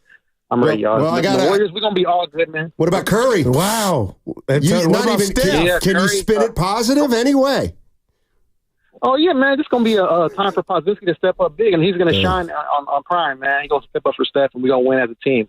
We're the deepest team in basketball, baby. Okay. Thanks, Antonio. Wouldn't expect anything other than that. His nickname is Sunshine. That's his new nickname. Notice, though, it is just kind of funny. When Sunshine. Yeah, and you can tell things subliminally a lot. And, Antonio just said, Kittle, great blocker, great receiver. But he said blocker first. You know what I'm saying? I went on KPIX last Thursday. And then this morning, KTVU with Sal. And up right now. I gave George Kittle some love. I said, you know what, Sal? He's not an eye guy. Anything they want him to do, he just goes and does it. All these divas, I love George Kittle, man. I wish I worked with one. Oh, hey, Steiny. I'm not even close to him. You gotta have it, too. Who'd be the closest guy in this office to George Kittle? Oh, I already know who he is. Who? Matt Nahigian, the boss. It's real, man. You do realize Kittle has charisma. That's why Kittle is loved. One of the reasons. Our boy has it, man. I love him. I love him to death. Mm-hmm. But anyway, there's not one Niner fan walking the bay right now, Steiny, down on this. I disagree. 4 after 8. Yeah, I think there's probably a lot of fans that are still very skeptical of this team. Now, I get and that. And rightfully so. But, man, I don't know what you want. 4-4 with everything that you've had to deal with. Losing your star wide receiver, losing Javon Hargrave, who, they were losing with this so-called star receiver. They weren't winning with their star receiver. But I guess I bring that up because it makes the transformation back to winning a little more difficult, though. Does it? You know what? I'm going to be honest with you. Always. He wasn't engaged this year. No, something was going on with Ayuk. Yeah. And he wasn't good. I'll give you that all day, Stoney. And you know what? I get it. They're helmets. You can't really see their emotion. Pearsall's playing harder than Ayuk played. But the fascinating thing about that, and I want to disagree with you wholeheartedly, is you took the team to the cleaners. Yeah, good. What's up? What's bothering you, son? What's bothering him is that if he were in another city, you would say, oh, he got his money, and now he's not playing as hard. That's what people say when we're talking about a player from another city, when they sign a big contract and then they don't produce. Oh, he got his money. Yeah. Maybe he got his money. And it sucks that he got hurt, but we can't forget that he was not very good before he got hurt. Yeah. And I like Pearsall. I do too, man. I really do. And what did they draft him for? I'll tell you right now, does Brandon Ayuk have more explosiveness than Pearsall? I don't think so. To me, just the bare minimum of what I've watched, they're very comparable. I'm going to say this to you. I think they're comparable. You're going to go back to the origin of where we come out on this. But Steiny, one's getting $30 million. The other's a rookie. So right. I know he had, for Pearsall's standpoint, Guru, I ain't even been able to show you. I got shot. I'm lucky to be here. But Steiny, I just need to ask you and all the Brandon Ayuk naysayers, why do you think his job gave him or thought he was worth 30? I think you're doing him a disservice when you say he's a possession receiver. Too bad. He's overpaid and he's overrated. Well, now it can look that way because he's hurt. It has nothing to do with him getting hurt. He was not good for 7 games or whatever it is. Yeah, I'm not fighting you on that. I like what Pearsall, and you know what? I'll tell you right now, and it's not hard to see, there's overlap there at the wide receiver position. If Pearsall is who he is, and he's got this baseline or foundation, and he can start building on this foundation and start improving,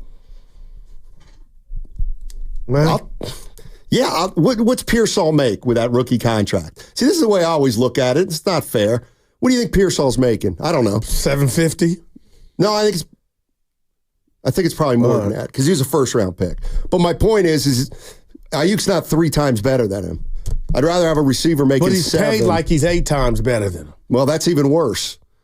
888-957-9570 is the number. I mean, this is the way it looks to me. If you take the 49ers guys who are hurt, Hargrave, McCaffrey, Ayuk, Jennings, Hufanga, and Moody. Damn. And I know every team has a list, but those are hitters right there. To me, I would put Ayuk and Hufanga as the least important of those injured players. That's just me. I mean, 4 years, $12 million and change. Okay, is what Ricky Pearsall's making. By the way, Tulane with a victory. I saw that. North Texas, 45-37. Oh, did they cover? Yes, but I didn't bet on them. Okay. The line was 7.5. They won by 8. Oh, man. Let me tell you something. Tulane's got a great running back. What grade is he? Mekhi Hughes. I think he's a sophomore. He'll be used up in the NFL in 2 years, but he'll play in the NFL. 6.2 yards a pop is what the Niners gassed the Dallas Cowboys with last night. Not a lot of games you're going to lose doing that, Stoney. 888-957-9570 is the number. 49er fans, your team's 4-4. Up and down way to get there, but you're back to 500. And now you have the bye week next week, so you got 13 days to get ready for the Tampa Bay Buccaneers. What do you think about that game last night? How much do you emphasize 27-10 and how they played up until that point to what happened after, which was giving up a couple scores and then the Cowboys having the ball at least one last time, having to drive the field for a potential go-ahead touchdown? What do you guys focus on the most? Or are you kind of like me, where you just take the win because you were coming in 3-4? My feeling is if you're in a game that's a must-win, then you just got to win it. It doesn't really matter how. And if we have trouble holding the lead in the second half of the season, we got to get better at it. But last night they were able to hold on. 888-957-9570 is the number. And Isaac Guerendo, this is the part that really has to be encouraging, and it's the part that I'm leaning on most if you want to look for some optimistic vibes about the San Francisco 49ers. I mean, just take a listen to this list. Right.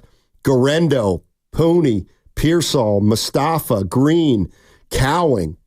I mean, those guys all played a role in that win yesterday. That is 6 rookie players who just helped a team that has designs on the Super Bowl. And those guys helped save the 49ers season, if you want to get dramatic about it, because you can't lose that game and go 3-5. Yeah.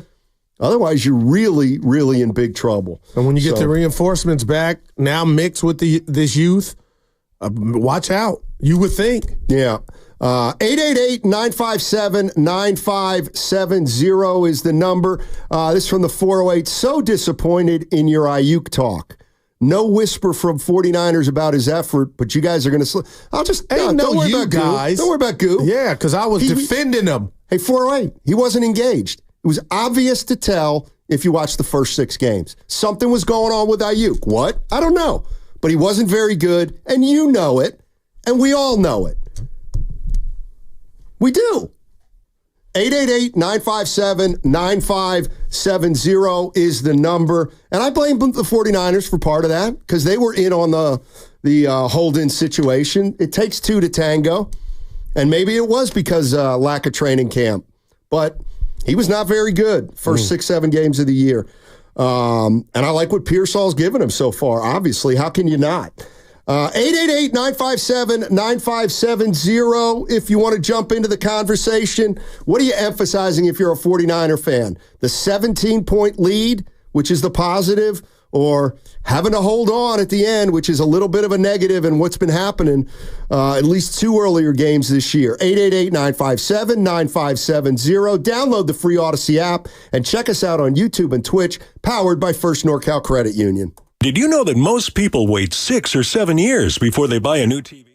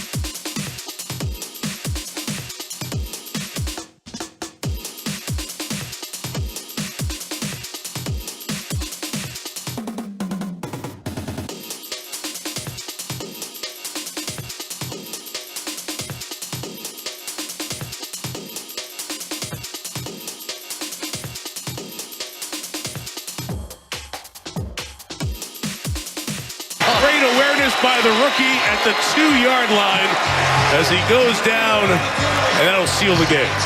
Now, back to Steiny and Guru on 95.7 The Game. All right.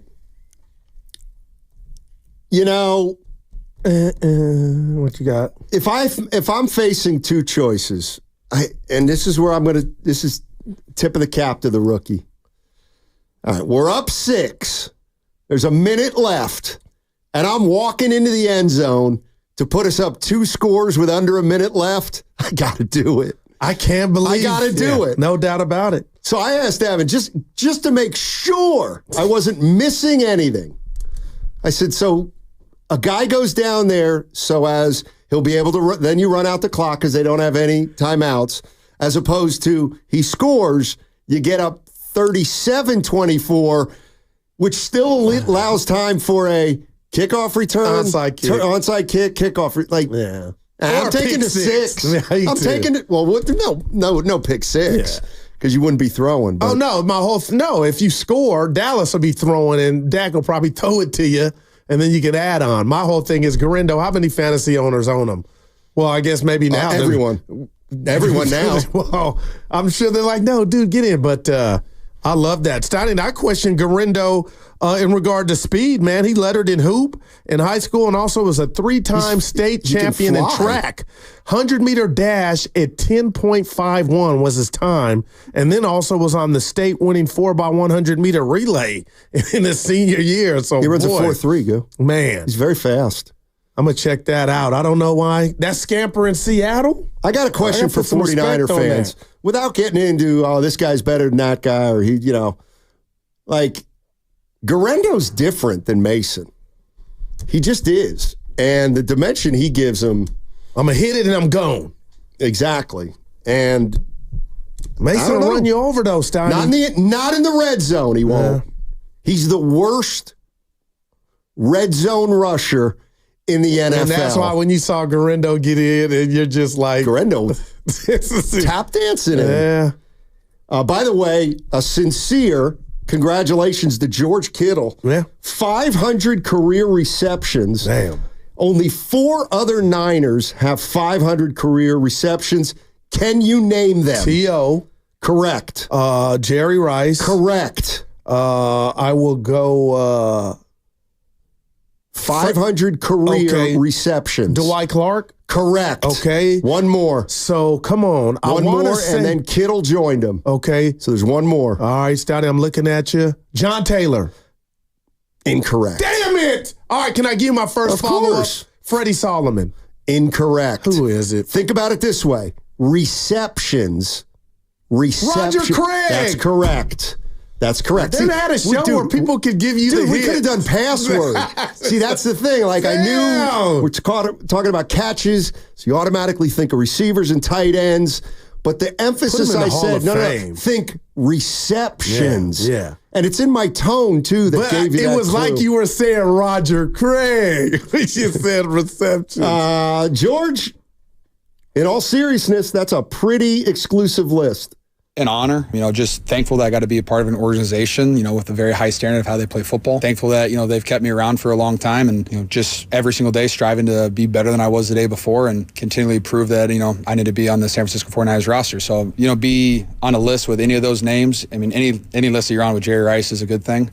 But to be with all those other guys is fantastic, and it's just an honor. And I think I learned in college was you want to leave your jersey in a better place, and that's all I'm striving to do every single day. And I know all those guys did that. George Kittle, 500 Congrats. career receptions with the 49ers. This from the 650. Hey, how about Trent Williams yesterday? What a dog! We don't give him enough credit when he plays well. All right, let's go out to Daryl in Oakland. The town. Daryl in Oakland. It's about as much credit as Trent deserves. What's up, baby? I'm kidding. What's up, D? There's something. Everybody always slams Kyle Shanahan, and during they're going to halftime, and they have this interview with him, and he just looks so pissed off, and he's he's about to say something in halftime, and then they come out, and the first 7 minutes of the third quarter, it was just gangbusters, and I just have to believe he said something kind of like, you know, when he kneeled down with Brock Purdy after they lost, maybe he had to kneel down with the whole team and was just like, hey, guys, we totally suck. Why? We shouldn't suck. And so I was, you know, how about Kyle Shanahan getting a little bit of credit because he gets so much negativity. The guy went to the Super Bowl and we lost in overtime. You know, it's like he's a really good coach, and I just felt like he did something at halftime. And to second you guys' Guerrero talk, I just want to say this. Yeah, I want to see him instead of Jordan Mason 100%. He's a home run hitter. Wow. Anytime you get a home run hitter on the field, that's who you want. The 10-500, I didn't know that. Man. That's no joke. That's flying. Yeah. Thanks, Darryl. Appreciate the call. Darryl, like me, started in a world where he thinks the old ball coach gave a Newt Rockne speech, and he did not. Dallas tired. They stopped the run pretty well, I thought, in the first half, and made it difficult for the Niners offense, kept them out the end zone. Niners had penalties, but I was shocked sitting there, Steiny, at 10-6. Okay, well, here's what Kyle Shanahan had to say about that delusional thought. Honestly, people never do. That's more for movies. I mean, we only have a few minutes in there, and guys break up into their stuff. We review everything that's happened, everything that's going forward, and usually it's hectic and kind of a something show. And sometimes I call the guys up and quickly break it down, and sometimes I have to go to the bathroom, and I tell Fred to call them up. And so I just say, Fred, offense is up, you got it, let's go, and we just come out. So it's more scheme. Yeah, how much, what'd you say at halftime? Must have been a real rah-rah. It's kind of just makes us want to do better ourselves. Here's what he says about the rah-rah thing. Honestly, people never do. That's more for movies. I mean, we only have a few minutes in there, and guys break up into their stuff. We review everything that's happened, everything that's going forward, and usually it's hectic and kind of a something show. And sometimes I call the guys up and quickly break it down, and sometimes I have to go to the bathroom, and I tell Fred to call them up. And so I just say, Fred, offense is up, you got it, let's go, and we just come out. So it's more scheme.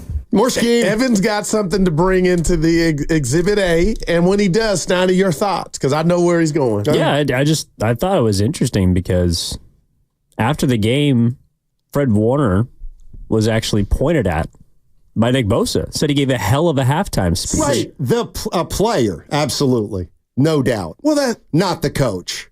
But there was something said, words. By Warner. The question was, did anybody speak at halftime? Kyle was not did making you it seem speak.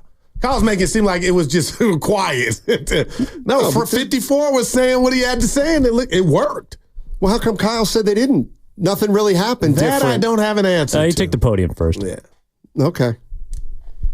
Just give me that the coaches don't do rah-rah speeches, Goo. But rah-rah speeches work. Give me they that. don't. You don't know that. Fred's worked. Well, that's a player. That's different. That's what I'm saying. I mean, he's their Ray Lewis. That's why Ray was so special. He could do it. Just acknowledge the coaches I see too many movies. Do rah-rah. Well, I wouldn't want Kyle Shanahan to do a rah-rah speech. Denzel and Remember the Titans? That's a movie, and that's what he said is the only place it happens. Everything. Okay. So you think Mike Tomlin just, for all his years, I think this just goes in there and they just stare at each other? I think Kyle Shanahan says to the team last night, guys, we're dominating this game. We're shooting ourselves in the foot. We got to stop with the mistakes and the penalties. Let's go. There it is, 21-0 in the third quarter. That's how you motivate. You talk to them like men, not like a CYO team. 510 on the Comcast Business text line, down. You might not like this. He said, allegedly, we heard Kyle talk to the team at halftime in the receivers dock during the NFC Championship game. Staged. Oh, please stop. They were down 17 to that. I got to go revisit that, see what old Kyle said. Get up off your keister and let's go. The halftime speech by the coach is so important that Kyle Shanahan goes to the bathroom during it. I hated that. Let's go to Shane in San Francisco. I'm not saying for me, I just like getting insight like that. And when preconceived notions just get shattered. Hey, Shane, how you doing?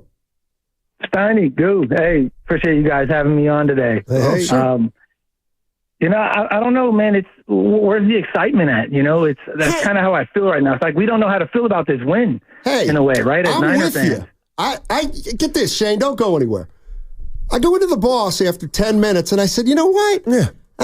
You know me, boss. Nobody's got their finger on the pulse of the fans like I do. And I said, boss, something's amiss. I can't put my finger on it, but I feel like there could be a little enthusiasm gap with the fans. You just beat the Cowboys. You're 4-4. You had to get to 4-4. All right, all you, Shane. No, I mean, you say, yeah, it's the fans, but I think a lot of it maybe stems from where's that guy on the sideline? I loved Robert Saleh on the defense. I loved some D'Amico Ryans. You know, give me those guys. Where's the fire at with the players? Mm-hmm. If they show it, I think the fans are gonna, because it felt like last night guys were leaving early from the game. It didn't seem loud. I was watching it on TV, of course, but right. It's like I think that there is a miss, and I can't put my finger on it either.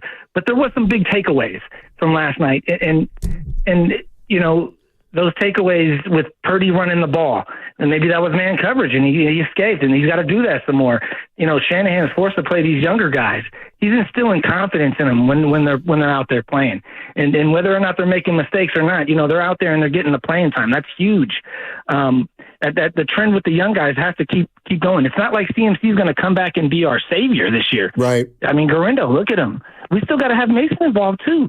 Run the ball with all these different guys. You don't have to keep your foot on the gas pedal trying to air it out. Let me ask you this, run Shane. The ball with. Let me throw this at you just real quick. I'm with them. You got to pick one. You like Mason or Garindo? I'm a big Mason fan from a couple years ago. I thought he should have got the nod over Mitchell. And now we're seeing maybe he's breaking down a little. Garindo showed nothing but poise. He makes the big play. He's a home run hitter, but Mason hasn't shown anything that he can't be on the field either. Yeah. And he should be playing. And then if you have these guys on the field at the same time, who's getting the ball in the run? Man. That's what Shanahan really wants to do, but he gets away from that. We all see it. We all know it. But he can keep his foot on the gas pedal with keeping the defense not knowing who's going to get the ball in the run. And I think that's what he needs to, he needs to kind of stop. He gets in his own way, right? We know Shanahan, sometimes. Right? We want him. We want to see him become a better coach, and we want to get over the hump here and win the big one. So let's hopefully he can pull that off this year. It'd be great because there's something different about this team. We don't know what it is yet. We're trying to figure it out as fans. Exactly. We want to be excited too. So where's that excitement going to come from?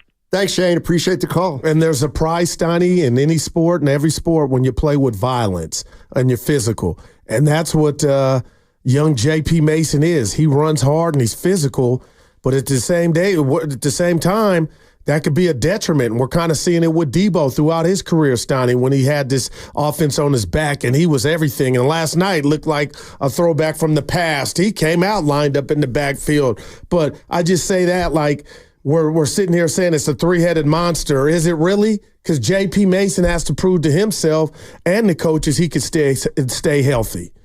And now here's Garindo all of a sudden. I don't know how anybody else feels about this, but if I look at the 49ers and you look at, okay, who plays really hard? Well, they all do, but what I'm saying is runs hard. Well, Deebo Samuel. Yeah. So I can live with him getting nicked up, because he is involved in more contact when he has the ball than other players. He seeks out contact. So when you say live, what do you mean? That's his style. You want him to play 17 games? He's not going to play like that. So you're saying I'd rather have him play 13 games and give me that kind of effort. Now, what about J.P. Mason? Same with him. He's not. Now, Mason is not good enough to not run hard every single game. But Mason runs hard, too. He's breaking down, though, Stein. He's gotten hurt. Yeah, he's been hurt the last 2 games. And he's opened up the window, wouldn't you say, for Garindo? Well, of course he has, because he got his shoulder hurt last night again. But what I'm saying is, I can't stand when we say, Debo's injury prone. Well, no S. Look at how he plays. What do you want? Do you want him to be healthy and not play that violently? I don't. I'd like to take my chance, and that's why I think Deebo Samuel is tough as nails. And that's why when he doesn't play like he didn't the other day, I'm going to believe he can't, that he knows his own body.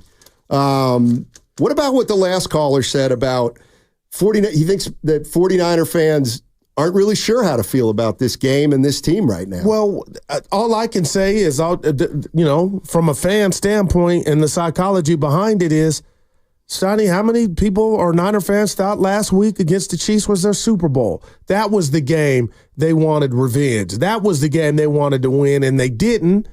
But I can't believe that loss hurt them so to where you're not up for the Dallas game and the Dallas win. And it is becoming old hat to beat Dallas because you've owned them. But I'm like, if you follow this game and you know just the trials and tribulations the 2024 Niners have gone through, to be 4-4, I'll take that all day. Yeah, I still think overall it's been disappointing because of the way you lost the 2 games to the division rivals and you gave them away. Now, maybe that happens once, like 5-3. If they were able to win one of those 2 games, I think we'd feel a lot better. But no, I mean, I don't like. And I'm not saying I wouldn't take it every day, but I wouldn't take it every day, 4-4, this team. And I think it's fair. I think that a lot of 49er fans aren't sure what to make of this team yet. Do we know if they're good right now? Are they a good team, the San Francisco 49ers, from the 8 games we've watched? Well, that's so difficult because exactly. Are they at full strength? No. No, we're judging them as is. As is, have they been a good team? I'm going to say no. Yeah, and I kind of agree with you. But they're not a bad team either. I think I don't know what they are. I know if they get these guys, mainly McCaffrey, then they can take off, and we've seen this movie 20 times before. It's possible, but they could also get McCaffrey back and get beat by Tampa Bay. Okay, but I'll say this to that last caller's points, Donnie. What does the coach yelling on? I'm asking you. What does the coach being fired up on the sideline? Like the players take the baton. They got to do their part. Last night, just as a fan, it was 27-10. Everybody got up leaving, and I felt like they trusted their team. So when he says people left early, I never once looked at it like Niner fan is not invested. It was time we're trying to beat the traffic. The game's over. And they came back. No, seriously. Dude, there were 13 minutes left in the game. Why would you say that? I'm just telling you what I saw. So what you said, you saw fans leaving early. Yeah. But that's not an indication of their interest level in the game? I thought it was a trust in their team like this one's over. Dallas is inept. And it was waves of them leaving, and I got it Monday morning. Well, that's not good. No, you never want your fans to leave. Well, all right, I won't argue that. But if you think that they're fan, that they think they dominated, they're going to the exits. And I'm not saying I'm all for it, but okay, I stayed. And I would tell you that if you're a true 49er fan, you would have never left because you know this team's already blown 2 double-digit leads. Something there, I can't tell you. I don't even know that people were leaving early for the most part. You would know better than I on that one. I saw not all of them, but there were quite a few. Let's go to Steven in Vegas. What's up, Steven? How you doing? Doing great. You guys? Hey, we hanging in, man. I wanted to get in on the conversation with the fans and stuff. And, I follow a lot of the Facebook pages. And, after last week with the Chiefs, I saw so many people saying, we need to just tank this season and blah, blah, blah. And the thing is, I wasn't sweating that Chiefs loss because we went into that game expecting to have Devo, expecting to have Brandon. They practiced all week, and, stuff happened. So when you go into a game unprepared like that and have to make things up on the fly, it makes it hard, especially, a lot of young guys where, going into last night's game, I had a lot more confidence. These guys got to, they were training all week. They knew they were going to play versus last week. So going into this game with a lot more confidence. And we have a young roster, and, they haven't had as much time to play together, but we're making it work. Our offense looked great. I mean, we put up 30 points with Devo being in and out most of the game and, a bunch of 4-string and less for our receivers. So I think fans are just, we're supposed to be 49er faithful. Where's the faith? Maybe you guys are just, Donnie, thanks for the phone call. Maybe they're just tired. Of Not what? on purpose, just mentally. Winning? No, everything, the holdouts, and they're just waiting for not the parade. They're waiting for the team to win. No, well, they're doing that, 4 up, 4 down, but there could be, you said the players are in you didn't call it fog. What did you say? And I got mad. I said a hangover. Maybe the fans are in their version of that. I don't know, but I know this, Donnie. That place will be packed with their next home game, their first playoff game, if they earn it, which in all likelihood they are. But I'm not, this comes down to what the fans are rooting for. And we saw Mahomes come in here just a week ago and run roughshod and get out of here with a win. By the way, now that it's 2 weeks later, you would have rather it played out like it played out as opposed to beating Kansas City and losing to the Cowboys. But there's this thing called the psyche, Stoney. That would have been fed, but that wouldn't have been divisional fed. All right. Let's go to Cruiser in the 209. What's up, Cruiser? How you doing? What's up, Steiny? What's up, Goo? You got it. Hey. Hey, all right, Steiny, I just got to take a little bit of umbrage with your comments there, okay? Okay. Because, yes, I was at the game yesterday, and I stayed until about 8 minutes in the fourth, and then I bounced. And you know why? Because when I first started calling you, I was cruising San Jose, but now I'm cruising the 209, so I got a little ways to go. Okay. And I took the light rail. Had to go get my car. Had to go to my mom's house, pick the kids up. Then we came home. So we got home around 10:30. So it was a ride, okay? So it took a while. And honestly, if it was early in the day, yeah, we're staying, okay? But kids got to go to school. There's priorities, man. And plus, I'm a 10-year season ticket holder, okay? And I don't know if I'm going to re-up the tickets, plain and simply because it's just too much of a hassle to go back and forth. And really, man, things are happening in life, and right now that's more important. So I'm going all in for the Niners this year. But Steiny, you're breaking my heart, Cruz. bro. Don't hang up. Cruz letting it all out there. I acknowledged I didn't see people leave or not leave. I was watching the game on TV. So I got to rely on the people who were there. And if you're telling me that they were leaving at 27-10 because you thought the game was over, okay. And then you thought the game was over. Oh. Yeah. Thanks a lot, Cruiser. We got hit it, Spadone. 95.7 The Game. Breaking news. There's some good news. This is per Anthony Slater and Sham Sharania now of ESPN. Steph Curry will miss the Warriors' next 2 games against the Pelicans after his ankle sprain last night. I'm told no structural damage. Evaluated again Friday prior to the 5-game road Oh. trip. All right. Sounds familiar. So he won't be there for you and Evan to see him tomorrow. Sounds familiar. I go there to watch the Warriors. Well, look at my man. And so 5-game roadie. You hope he's a part of that. I don't know if we needed that breaking sound or I said he was going to miss the next 2 games. Who heard you, though?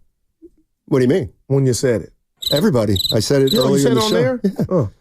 I said he'll be day-to-day. He's going to miss the next 2 games. Evan with the crickets. All right, nothing to see here then. All right, they play after Tuesday, Wednesday, and then they play Saturday against the Rockets. So hopefully we'll be back Saturday against the Rockets after just 2 missed games. We'll see. We'll see. Yeah. I just wonder, do you want to risk the biscuit? You know what I'm saying? It's early. So let him get really healthy and then sit him out. No, I'm just saying the degree of doctorate I have is 0. Sometimes rest is better. The more rest you can get. I'll tell you what. Take it up with Rick Celebrini. No, please. Okay? So now you're worried. I want to talk to him about his son. Right, they need his son. Stoddy, the Sharks stink. What's your point? They stink. You jinxed them. We jinxed them. There it is. Season's over. It ain't 7 over. games. Where's he at? Oh, man. Well, it is. Score. Yes, What happened? No. And you didn't do your partner any justice. I didn't say everybody You've left. been struggling today. Oh, please. Go ahead, though. I feel like I'm hitting every shot. Yeah, but he's tired. He was at the game last night. I could tell. And I went home and watched the Warriors. Lost a little bit of spring today. That's all. The late night combined with the Niners winning the game. I'm nocturnal anyway. I don't get off on sleep. I know you are. That's why we struggle from 10 to 2 in the daytime. Oh, if you were telling the truth, it would be funny. Anyway, I went home to watch the Warriors in its entirety. Sure. Yeah. Then tried to watch the Niners back and couldn't do it. I was snoring. Everything. Yeah. All right. Anyway, I forgot what you. Yeah, it was just. Oh, a couple people were leaving. You make it seem like I'm saying the whole I didn't stadium. say. I don't know what happened. And but you know that what? guy called telling his whole life. We feel you, brother. The last. I love call. Cruiser at 209. Cruiser said, "I got stuff to do." We get it. I get it. What's coming up in the game is presented by Fremont Bank. Celebrating 60 years of full-service banking with no compromises. Valvoline Instant Oil Change is your 15-minute drive-through oil change. Visit the friendly expert technicians at your local Valvoline Instant Oil Change to check fluids, tire pressure, windshield wipers, batteries, and more. Locations and coupons at BayAreaOilChange.com. Your business needs a network it can count on. Power's out. Comcast Business has you covered with Wi-Fi backup to help keep your business up and running, even when your power goes out. Everybody in the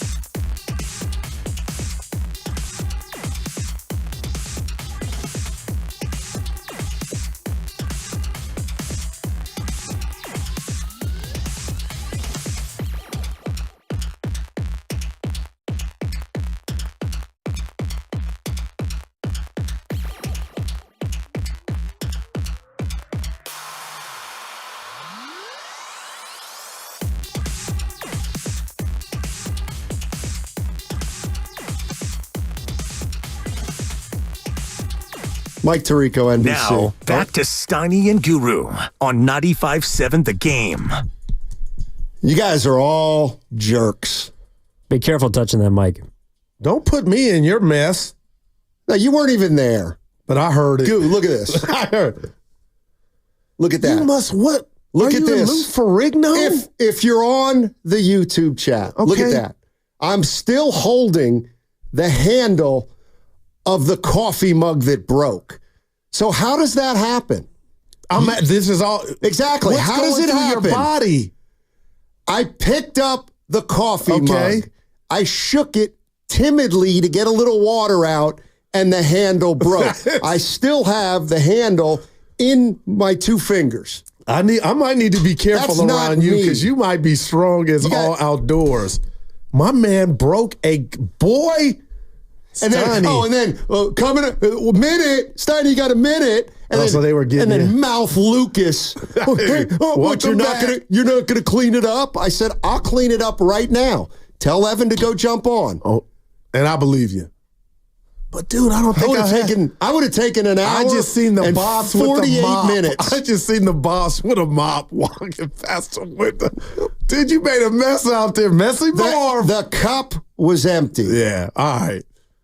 Someone get the caution tape out because Steiny's not going to clean up his own mess. Oh, a walking accident. You guys need just how did the settle handle down. come off? I'm telling you guys. Yeah. Just easy. Yeah. I'm not feeling a joke right here. That goo, he was like Ayuk on Monday night. Dude, wow. Now that I can take. Yeah, I was like Ayuk on the last ball that he was thrown before he got hurt. Remember the drop? I don't find none of that Ayuk stuff funny. Well, it's not funny. Why would it be funny? He was having a terrible year. And you know what? Keep making fun of me, and I'm going to get more and more and more negative. Well, you're doing it to yourself. Nobody's making fun.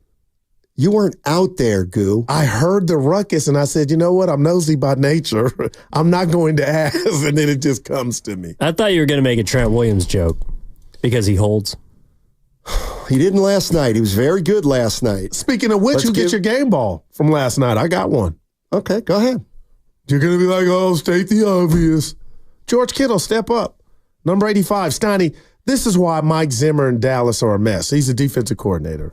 So you got a limited Deebo Samuel coming off pneumonia. Let's just, not playing his best ball. There's no McCaffrey at all who's caused you nightmares. You got George Kittle, who's victimized you in playoff games, so he's there. You got some rookies, Garendo, J.P. Mason banged up, leaves the game, and you're telling me you still couldn't take away Kittle? Like, that's negligence to me. Negligence. If this is where you double or hold on a triple minute and say, one of these other dudes are going to beat us, man. So, no Jennings. Kudos to Kyle for dialing it up. But my game ball goes to number 85. Garendo. I'll give it to Garendo. I ain't mad at that. So what if you were mad at it? See, now you guys. So you taking off, this is what's happening. I'm here for you.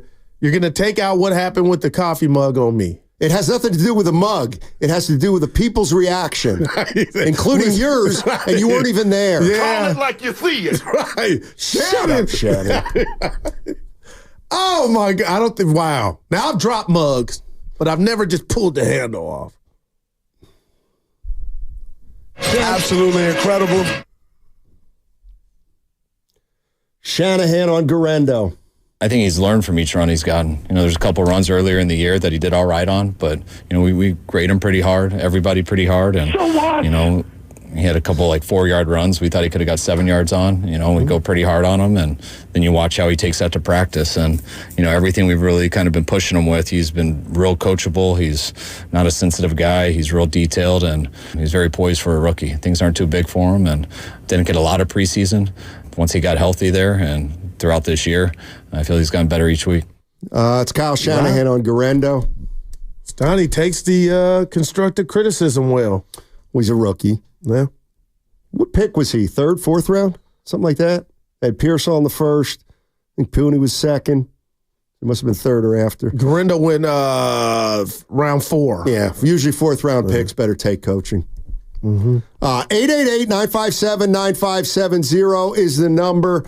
Who would you give a game ball to, 49er fans, after last night's ball game, 30-24 win over the Dallas Cowboys? It's funny, both of us didn't mention anybody. Neither of us mentioned anybody on the defense. That's not true. This from the I was saying 415. Yeah. My game ball goes to Bosa. What? He's become the game wrecker he needs to be. That from the 415. Somebody's watching a different game than okay. People saying go start a GoFundMe for the coffee mug. We don't need that. We're fine. Well, actually. You got to give that a 3, the GoFundMe. So you're letting it get to you. It's like crowd noise. Donnie, do the double. Tell him to sit down. No, you're right, 925. And this is a habit we have on this station, and it's because people are afraid. Keep talking like the Cowboys don't have any injuries, but the Niners' injuries matter more. Way to hit the nail on the head. Absolutely right. We've mentioned McCaffrey 7 times. We've mentioned Jordan Mason 9 times. Man. Yeah. Last I checked, they were missing Micah Parsons. Does anybody care? Yeah, and DeMarcus Lawrence. Nobody cares. Another D lineman, Donnie. Thank you. That's 925. Can we give the 49ers game ball out, like the real game ball? I gave it to Garendo. Mike McCarthy. That's my man. That team stinks. Anybody who see, runs now you understand. Go ahead. But it's not his fullback dive on 3rd and 5. The first possession of the game, to Evan. set the tone. I couldn't believe. Like, tell me you're quitting without telling me you're quitting. Okay. You're coming off a bye. This is why I can't do it. And this is the crap. This is why I can't do it anymore. Oh my gosh. I just sat there in disbelief. So you call a run on 3rd and 5, and it's the equivalent of quitting. But it's to your backup. In the first quarter. It's to your backup. It's a bad call. It doesn't mean you're quitting. You got a $60 million quarterback. You're playing a team. Now he's a $60 million quarterback. Well, those but are they never should have paid him. Hey, I told you that. God. Two-way goo. It's like two-way wigs. Well, they used to call me that in high school. Yeah. Yeah, I tell you what, you run it on 3rd and 5 and you don't get it, just walk off the field. Well, Kyle just had quit. one. Which one did I call him out for? The Cowboys looked like they quit in the 3rd quarter no, they and 4th quarter. I think it was the 3rd play. Yeah. This was. And so. This is about the mug. I get it. The bottom line is, what if Mike McCarthy, we wanted to establish the run game? Oh, you're fired. No, you quit. No, that's coming. Starty, your boy's ready. It's not the way I like to talk about sports. Well, you don't have to. No, I do. I'm just pointing out that when you lose, that doesn't look well. Was it the first possession of the game? Yeah, it was. Who cares? Some people do. Who cares? The first possession of the game. Get in your bag and get creative off a damn bye. Yeah, okay, Get creative with that team. Boy, they got a lot of players to get creative with. Two of the highest paid dudes. They have one player, C.D. Lamb. Micah. Right, but he didn't play. Okay, well, and I'm talking about offense. Well, that's a problem then, Dak. Well, it didn't just become a problem last night. What do you think of Zeke, Goo? Oh, my gosh. People think like the dude's not done. He ran hard, but he's a joke. The offensive line's a joke, Steiny. I don't believe that Ezekiel Elliott is a joke. Well, I think he might be getting up in years and slowing down a little. I would never call him a joke. I know you wouldn't, but the Twitter people are. Oh, well, they matter. Why do we keep giving voice to a group of people that nobody knows who they are? It's our world. No, it's it sad, isn't. Steiny, it's our world, man. The people that we broadcast to have no idea what's going on Twitter. 1 out of 89 people who listen knows what's going on Twitter. You know why? Because they're smarter than us. Because they don't go on that crap. Well, that's time in sports. How many followers now? Yeah, you couldn't stay away. Anyway, Scotty, listen. It's become the new television. It's become no, it hasn't. CNN. Television ESPN. reaches 50 million viewers, and nobody goes on Twitter. Well, okay. What I hate about social media, stay off it. It's full of lies, but people are believing it. Right. You, gullible goo. You. Now, I said some stuff. Now I'm getting pissed. Well, you been pissed? No, I haven't. Take it out on the right people. I did see the boss with a mop. He didn't look happy. What did you do out there? By the way, you've never sounded older in your life. And I'm trying to go younger. Than when you said, my television was clear. I couldn't believe. Like, that's called high definition. I couldn't believe he just explained H and Steve to us. Keep going. Odyssey app, first hour. I didn't have a heart to tell him, Evan. I go, he just described. I'm here for you. You know what? I got you. I don't want you. I don't want Evan, you. He goes, it was crystal clear. I don't want you. You can see everything. I go, Bud, HD's been around since. Steiny, shut up. Let's just play sound the rest of the day. Oh, I love you, Bud. All right, Shanahan, did you tell Garendo to take a knee? Yeah, we told him on this one. Nice. But he listened at least. It's hard to turn that down. Yeah, very when you're running in, and I'm glad he did it for the second time, but this one was much better. That's great. Yeah. For what? Oh, man. Call it like you see it. That's mine, man. Yeah, I did. You guys are jerks. No, but... You guys are jerks. How can you relish somebody's misfortune? Oh, I'm just not like that. That's just the difference. You destroyed company property. No, whoa. And I don't know if there's a file either. Company property is substandard. Those mugs wouldn't hold up at a reputable media company. Well, what about Tim Jordan when he has to come in here like he's in a Daytona 500 race and swap your mic out? Like, that's happened a few times. Thank you, Steiny. Twitter's an idiotic cesspool. Thank you. And you know what? But it's growing. I'm with you. Oh, yeah. That shows how much you know. Twitter's got like nobody left. Elon Musk. Right. Like I said. I better stop. No, don't stop. Keep it up. No, keep it up. You're relentless when we talk about stuff like this. Other stuff. Yeah, other stuff you take a back seat to. That's all right. Hey, let me get to sound. I'm the one that criticized Bosa. Yeah. And you were so off. So what do you mean? Nick Bosa's having a very good year. That's what I mean. He's better than a C+. I let you skate on that. I was talking about the hat. How about that? You weren't, though, and this is what you do. I was talking about the hat. We're not talking about the hat. You were talking. I said, what kind of year would you get Bosa? But there's two different things, and we've been here 3 hours. Yeah. My point was, I said that, and I also brought it back up to talk about the hat. And what does the hat have to do about how he's played in the first half of the season? What you didn't ask me about that. That was earlier in the show. I brought up Bosa and Hatgate to hammer home a point. Right. And I came for him. And I asked like I said I would. What kind of year you think Bosa's had? And you said, I'll give him a C+. And I stand by that, bud. Well, that shows. What would you give him? I'd give him at least a B. But there is no at least. What's the grade? A B. Right. I'd give him a B. All right. He was all over the field last night. All over. You know, you can't get 9 sacks a game. The sack leader doesn't end up with 79 sacks in a year. You can't bait me. Oh. You just can't. It's a beautiful victory Monday. I'm here for you, buddy. Not for you. Well, who are you a fan of last night? I guess whatever team won. Warriors. Yeah. I get it. Yeah. Oh, by the way, D'Anthony Melton will also be out Tuesday night. What's him? Right forearm. And let me guess, you can't believe it. You can't believe it. A guy's gotten hurt.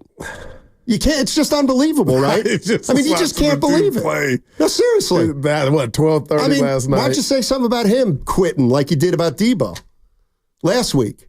Debo tried to play, couldn't, and then he said he quit. It's a bad look. I'm gonna give you 60 or 120. Melton. How many more seconds before you change this bid? Yeah, I don't have my legal. Yeah, we got an hour left. Yeah. Well, you're listening. Let's see if we can. Let's start moving some furniture. Time for the legal. You're listening to 95.7 The Game, KGMZ FM HD1. Don't clap during the middle of the legal. Let's go to the legal. Always live on the free Odyssey app, Twitch, and YouTube, powered by First NorCal Credit Union. Oh, you're fighting yourself. No, I'm not. Don't try to front like you talk to me like that outside. What are you going to do about it? Boy, you know they lock me up. Please. It'd be elder abuse. You have no idea how I scrap. None. And you know what? Yeah. I'm getting close to being in the first fight of my life. today. With Evan, not me. Any of you. I'll take you all on. Except Chicory, 6'8", 220, 240. Carter, yeah, that's my young goon. And we got Lucas in here. I'll fight him. Right, look, hey, don't sleep on the pitcher. What pitcher? You want no He part. pitches on Sundays. Down he plays baseball with his dad. That don't warm your heart. You No. don't have Dude to still, ask that again. Right, dude still playing ball with his dad. All right, let's get to some of this sound, seriously. Yeah.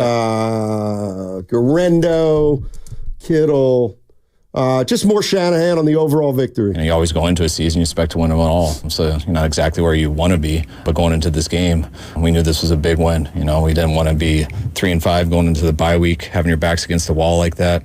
Getting that win was huge, being 4-4. Not at all the record that we wanted when we set out. But when you look at our division and everything, feeling a real good spot, especially finishing in here with a win. Hopefully we can take some time off, rest a little bit, get a couple guys back, hopefully, and come back and string some wins together here in the second half. 49ers in shambles. There it is, 90. 650 on the Comcast Business text line. Steiny was right. The picture was clear last night because of the 4K cameras. 4K cameras. So another thing, look, I liked having fun at people's expense too. Just get it right. That's all. Just get it right. I watch Just get it right. NBA and college football. Oh, yeah. And pro football. Not with a discerning eye, you don't. In 4K. I didn't know that's what you were describing. It sounded like you were describing HD. No. No, I wasn't. That was, you were describing So you 4K. assumed something. You just said the picture was clear. You assumed. So did you, it sounds like. You didn't know it was 4K. Yes, I did. Then why wouldn't you say it? Because you didn't know. Because I thought it was assumed, just like See, you I did. could be you, but it's just... No, you can't. That's too You could evil. never be I don't me. Want, I could've, you could never be me. pounced on I've you got right integrity. Now, and I gave you a pass. I've got a sense of fairness. Do you believe the you're words not a fair person. Do you believe the words that come out of your mouth? Seriously. Every single one. And that's a problem. Well, just pay for the mug. He thought it meant carrot. Yeah, there's no... Yeah, I tell you what, try to get me to pay for that mug. I'll retire. Oh, why are you taking swear it to out God, on me? I'd You're retire. showing your true colors. Now we're going to have to deduct $7.95. What about the mics? That graveyard of microphones you have, When the boy. mics fall off, they're not broken. They just need to be fixed. How about that? I love you. Tell Tim I don't. that. That's incredible that he thinks it's like part of the job. That's his job. He has more. You understand he only does it for you because he has to. It's a you problem. This is not uncommon, but you're wrong. Okay, you're wrong. Oh, that's pretty good the way you stated that. What you got? Give us some Here, let's talk about your hero, Mike McCarthy. What happened in the third quarter? Third quarter was obviously a factor in the outcome. The 3 and outs on offense, and the one giveaway, and obviously their point and really production there. But yeah, I mean, you have ebbs and flows of the game. We definitely stayed in that valley way too long. So. We felt solid at halftime. That they were +5 ahead of us in the big play. But Purdy, making plays with his feet, and the 3 and outs. We didn't give our defense any relief either, too. But I thought our guys did an excellent job fighting back in the fourth quarter. We just need to make probably 1 or 2 more plays.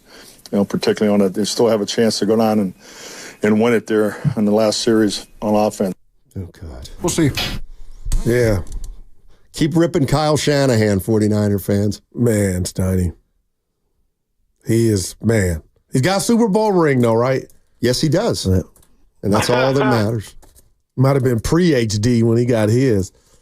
Brock Purdy talked about the difference between the first half and the second half. Execution.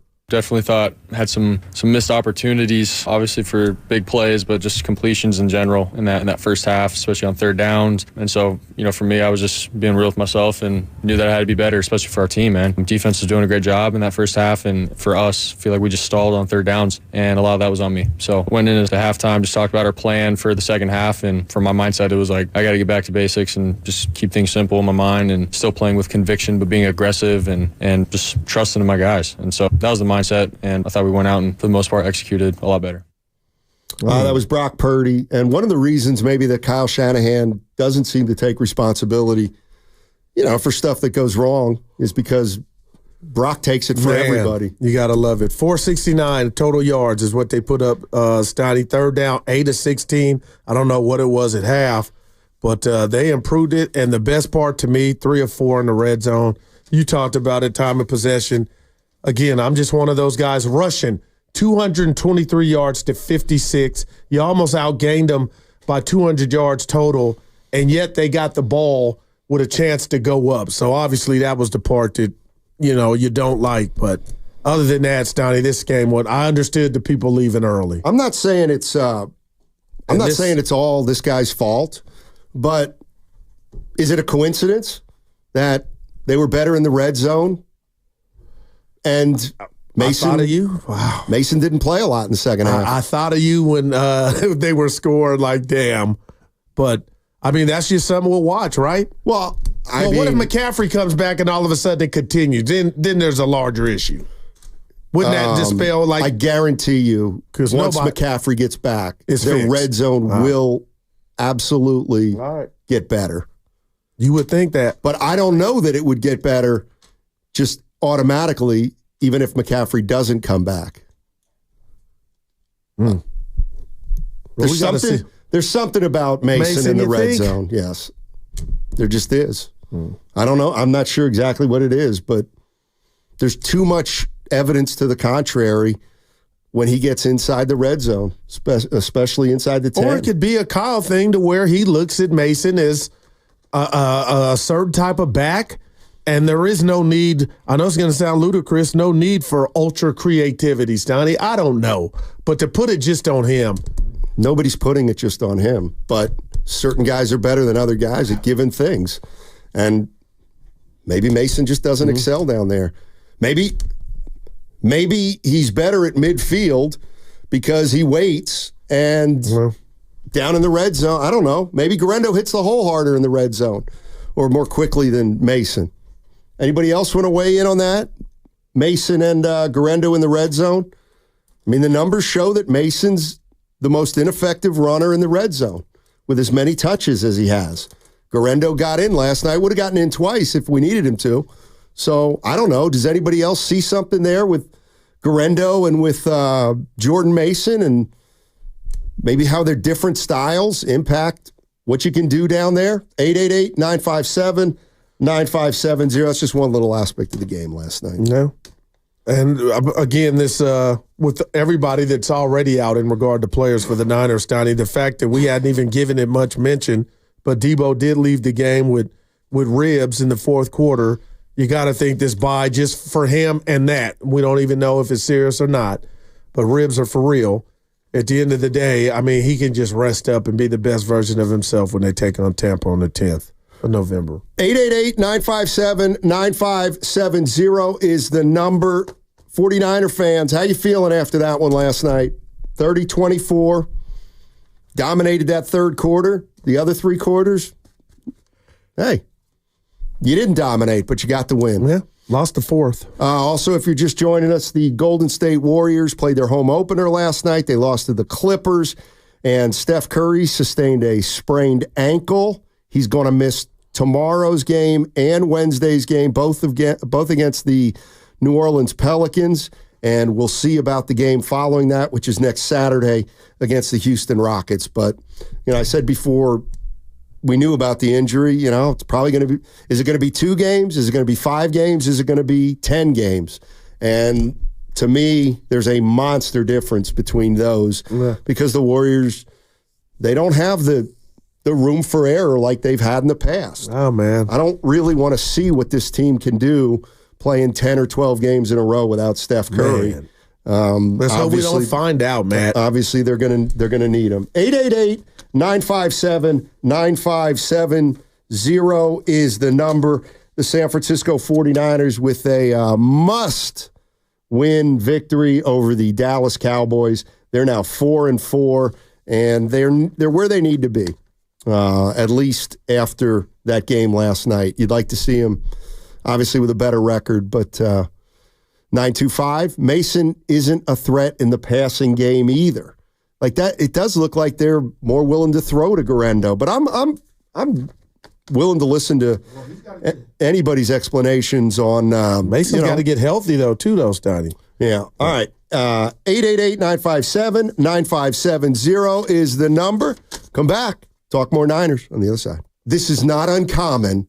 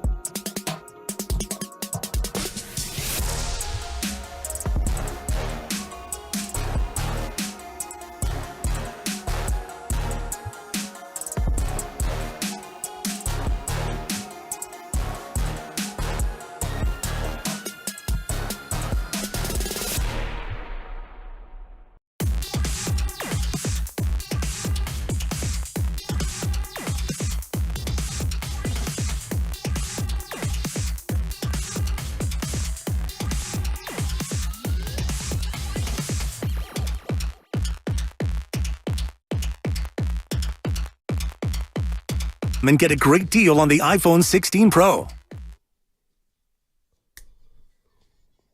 Dorindo around the edge. He should go down, and he does. Great awareness by the rookie at the 2-yard line as he goes down, and that'll seal the game. Mason just stinks in the red zone. Now, back to Steiny and Guru on 95.7 The Game. Hey, now you got something in common with Dibley. Welcome back. We were on a commercial break. Usually you don't have to sit there here like that. You were sitting with you without saying a word. Evan came in. We chopped it up. I'm sure you did. Yeah. What's Dibs talking about? He pulled a goo. He made a stupid bet. You better be careful. He actually had the nerve. Now you better be careful. Oh, he made a big bad bet. He said, now barring getting fired, or the station going under. Okay. That doesn't count. Right, okay. He goes, Steiny, you'll be here in 4 years. Okay. I'll take that. No chance. None. Yeah, we'll see. We're not there yet. 0. No. I'm looking at your eyes. I paid my dues in this business, and it's time for me to walk away very soon. See, don't talk like relatively soon. Like when I run into people, they'll be like, well, Steiny, for real? I'm like, hell nah. I think it's safe to say I won't be in this chair in 4 years. Evan and Goo. So you're leaving me, Steiny? Damn. I mean, 4 years. I mean, we might not even be here in 4 years. We've been to together Kyle Shanahan. 6. 18, baby. Yeah. By the way. Hey. What? 2018. By the way, if you're just joining us, Steph Curry sprained his ankle last night. He's going to miss at least the next 2 games, which of course puts Draymond Green's status in doubt for the next 2 games. Draymond also listed as questionable. Last Warrior game that they were in a close game and he was on the bench. 2012. Oh my! I don't know. I couldn't believe it. Steve Kerr on with the boys at 5 o'clock. Oh, today? Yeah, because they have a game tomorrow. I got you. And you'll be what you wearing tomorrow? You got your new shirt. You know what? I don't think I'm going, actually. What happened? I mean, clearly you don't have to have a lot of sports knowledge to talk on the radio about sports. So why should I go out there and try to do stuff? I thought you were doing a Draymond impression. Man, Steiny. It's not our fault you got HD and 4K mixed up. I want you to do me a favor. I'm not. I'm saying no already. I'm bad. It's going to be something profane. You're trying to get fired, aren't you? Go ahead. Lay it on. Like they have the guts to do that. I dare them. I dare all the executives to even think about it. You are just, oh man! If you really were like this, it would be would be a cold dude. Let's put the rat on the table. You're a poodle, man. Actually, I was going to say management here or something. I'm done discussing sports. Yeah, stop. Yeah, joke's over. Yes. All right. I get a call from you late night. Hey, Goo. They called me. What? What are they going to? What? Hey, Goo. Yeah. No, because you always have joke fun with Evan that they've done it before. You don't want that to happen. Done what before? Got rid of you. But that's when I deserved it. I deserve a raise now. I can honestly say I'm sort of built for this. All right. I do want to get into your guy Trayvon Diggs. Buster, go ahead. So this is just kind of fun. Yeah. Well, I don't know if it's But fun. is it? I don't know. Yeah, exactly. Yeah. That's why I caught myself. Yeah. Trayvon Diggs was involved in a play with Deebo Samuel. And somebody put, and here we go again. Yeah. Do you notice something? It always starts with this crap on Twitter. Well, how does he find it? Because he likes a cesspool too, apparently. So somebody tweeted out, what was Diggs doing on this play? And then one of the Dallas media members retweeted it. And right after the game, Trayvon Diggs went up to the Dallas reporter in question and had this to say. That whole play, that's what you took from that? You don't know football. You can't do nothing that I do. You can't go out there and do nothing. Stay in your lane, buddy. Stop playing me, bro. Just asking the question, Trayvon. I mean, I'm happy to have you answer the question. That whole play, that's what you took for that? That's what you got from that whole play, that's what you got from that? I'm asking. We can talk about it more. What were you doing there? This whole Snoop talk about this.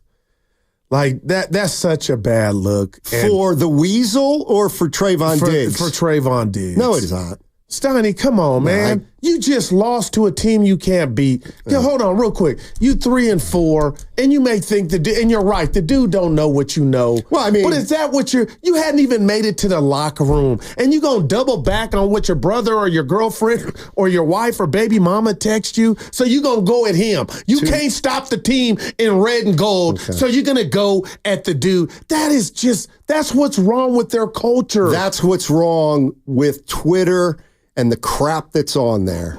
And honestly, you can still ignore it, Steiny. Honestly, he was doing great until he said you can't. All he had to say was, that's really what you took from that play. Saying, what was I doing on that play? Right. But right then, what about the timing, Steiny? So what? He hadn't even got to the locker room. Hey, you know what? Weasel wants to do that. Weasel gets accosted. And here's the other thing. I'm happy to talk to you about it. I'm happy to answer it now. They showed him asking that like he would have loved to. Shut up. But as a pro athlete, Steiny, I just got a problem with, man. Yeah. What? They're doing it more and more and more because it's getting more and more out of hand. I guess my question to you is, how did he get alerted that fast from walking to the field? Steph Curry reads Twitter at halftime. We know that. There it is. We know that stuff. Oh, wow. No, it was a cheap shot because I saw the tweet. Like, what in the world is he doing here? It's like, it's football, man. Well, Steiny, the right on the table here in this is last year's, 2 years ago playoff game where George Kittle went over the middle and Diggs he made a business decision and he could have separated Kittle from the ball. And it was a big play in that playoff win that the Niners got in 2022. And I think that's what triggered Diggs, Steiny, because it looked like he wasn't even trying. But I guess you saying Steph, and he's not the only one they read this stuff. Draymond? I mean, come on. They all do it. So what do you I got to say something. Yeah. Oh, I'll say something too. I'm going to read a text. Okay. But the guy saying, do you want to talk after being confronted by Diggs? Right, he's a I don't weasel. think he was looking for clicks, though. Yes, he was. The guy was a weasel. But Steiny, had Diggs not even said anything about it, it wouldn't have popped off. You're right. It wouldn't have. So the dude wasn't being thirsty. He just put the tweet out and retweeted it. Right. The guy wasn't being thirsty. He just thought, I'll just put this out there and nobody will care. And what he found out was the guy who he wrote it about cared and saw it. And sometimes that's our problem. Mine included. Like when I say, Draymond stinks. You know? And somebody takes that. And Mike goes, no, you stink. All right. Steiny, I will take this bet. You're more likely to be here in 4 years than Goo is on Thursday. Like that? Come on. Even you didn't laugh. Oh, I laughed. Please. And I'm out on a funeral for tomorrow, so please start the show or let them know where I'm at. I'll tell Evan. Ask Evan to do that. Because he'll take care of it. Ask Evan to do that. Hey, welcome to Steiny and Goo. That wasn't a bad look. Goo's at. That wasn't a bad look. Guru throws every Cowboy under the bus. They deserve to be driven. I get everybody out of there. Yeah. Hire me, Jerry. Yeah, okay. I'll light a fire under somebody's ass. I'll tell them how bad they are. You think I'm playing? I am. I'm tired of this crap. You are playing. And you want to go at a reporter, but won't do diddly squat to the Niners on the field. Kittle got a buck 26, and everybody's hurt. And you want to go at the little baby reporter. You should be ashamed of yourself, Diggs. That's how I feel. Mm-hmm. That's what cloth I come from. What is that cloth? Denzel on Pelican Bay and Trading Day. Like that's You've never even been to Pelican Bay. You've never been to Pelican Bay. I've been to Alcatraz. That was out Alcatraz is a non-functioning prison right now. I was doing the Denzel. It's a tourist attraction. You'll be on the shoe program. Yeah. Anyway, Steiny, come on, man. Real ones will tell Diggs. I am so sick of you talking like this when you're really deep down like you're like Mill. You're meek. Oh my! How about that? That's a 4, isn't it? That's a 0.9. And Evan didn't hear it. It was my best line of the week. But listen, you don't like bullies. You try to bully me, but you don't like bullies. That's what Diggs was doing to the reporter. I don't think he was. I think that's like confronting the guy and be like, you're a jerk, okay, man. I'll give you this, and we're being real. Is that the form to confront him? Like you talked about you and Chris Mullen back in the day. Take it to the side and chop it up. They weren't in the locker room. They were outside the locker room. And that's why I think Diggs was out of pocket. He was going into the locker room. Well, the way that the opposing locker room is set up, the player actually has to come out in order to see the media before they're allowed in, because they'd break down the team and do all the rest before the media gets in. So in order for Diggs to approach the reporter in that specific spot, he would have had to exit the locker room specifically to look for him. The writer or the player would have had the player would have had to exit the locker room to look for the writer. Yeah, and I mean, I didn't have a problem with, like, the cameras only caught him because it was an iPhone. Yeah. Well, it went viral. Yeah, I don't. Was the camera in HD? Oh boy, that's I'll tell you what. Big Starty, that's just too good. Oh yeah, you guys are so gutsy today.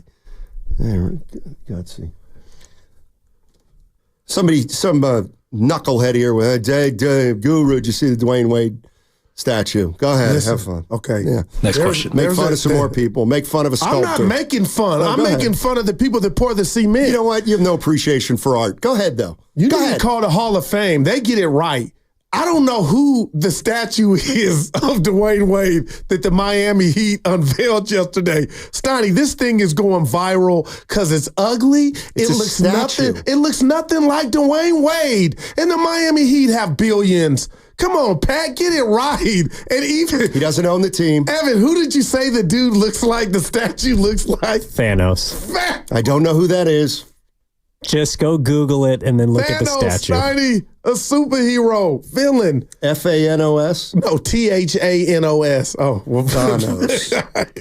Anyway, Steiny, you laughed when I showed you. That does not look like Thanos. He does not have those lines on his chin. It's horrible, though. It's almost worse than the Allen Iverson. Get it right. These dudes get all excited, can't sleep. Hey, kids, Daddy's got a statue. Let's go look. Who is that? Uncle Ben. You ready for me to surprise you here? You know, sometimes you go, just when I think I knew you. Where are you going? Get off Tyreek Stevenson. The Bears defensive back who was taunting the crowd while the play was going on. Okay. This is shocking right now. Yes, I don't know you. He was taunting the crowd. Okay. As the play was unfolding. But by the time that pass got there, he was back in position. He's the one that batted it up exactly. and batted down. So he was multitasking. He issued an apology. I know he did. That is the most craziest thing I've ever seen. Yeah, man, oh man. Boy. Hold on, let's hear that one. That was incredible. Yeah, it was. Comes down to one last play, and it's going to be getting longer by the second. You're all the way back at the 30-yard line. Now you can step into it. Here comes the Hail Mary with the game on the line, and the ball is caught! Caught! It's a miracle! It's Noah Brown! Oh my goodness! This town is going crazy! It's a madhouse in Landover, Maryland! He did it!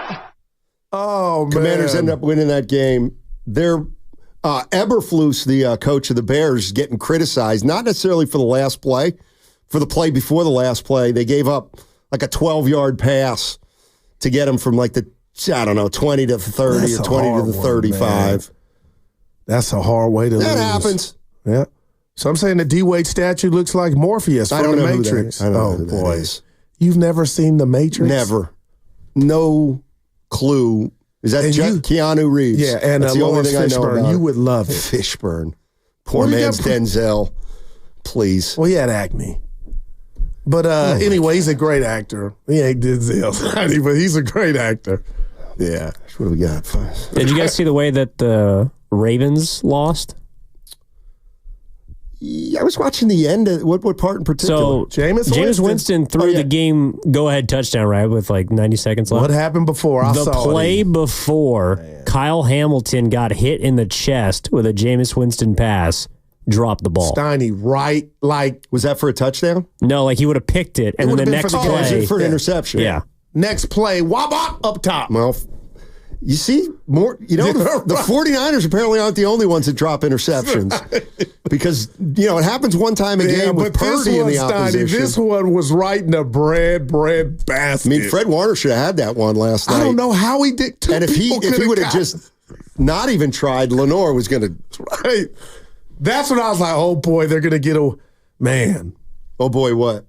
I said, oh boy, that's going to enable. We'll be talking about that if they don't stop them. But they stopped them.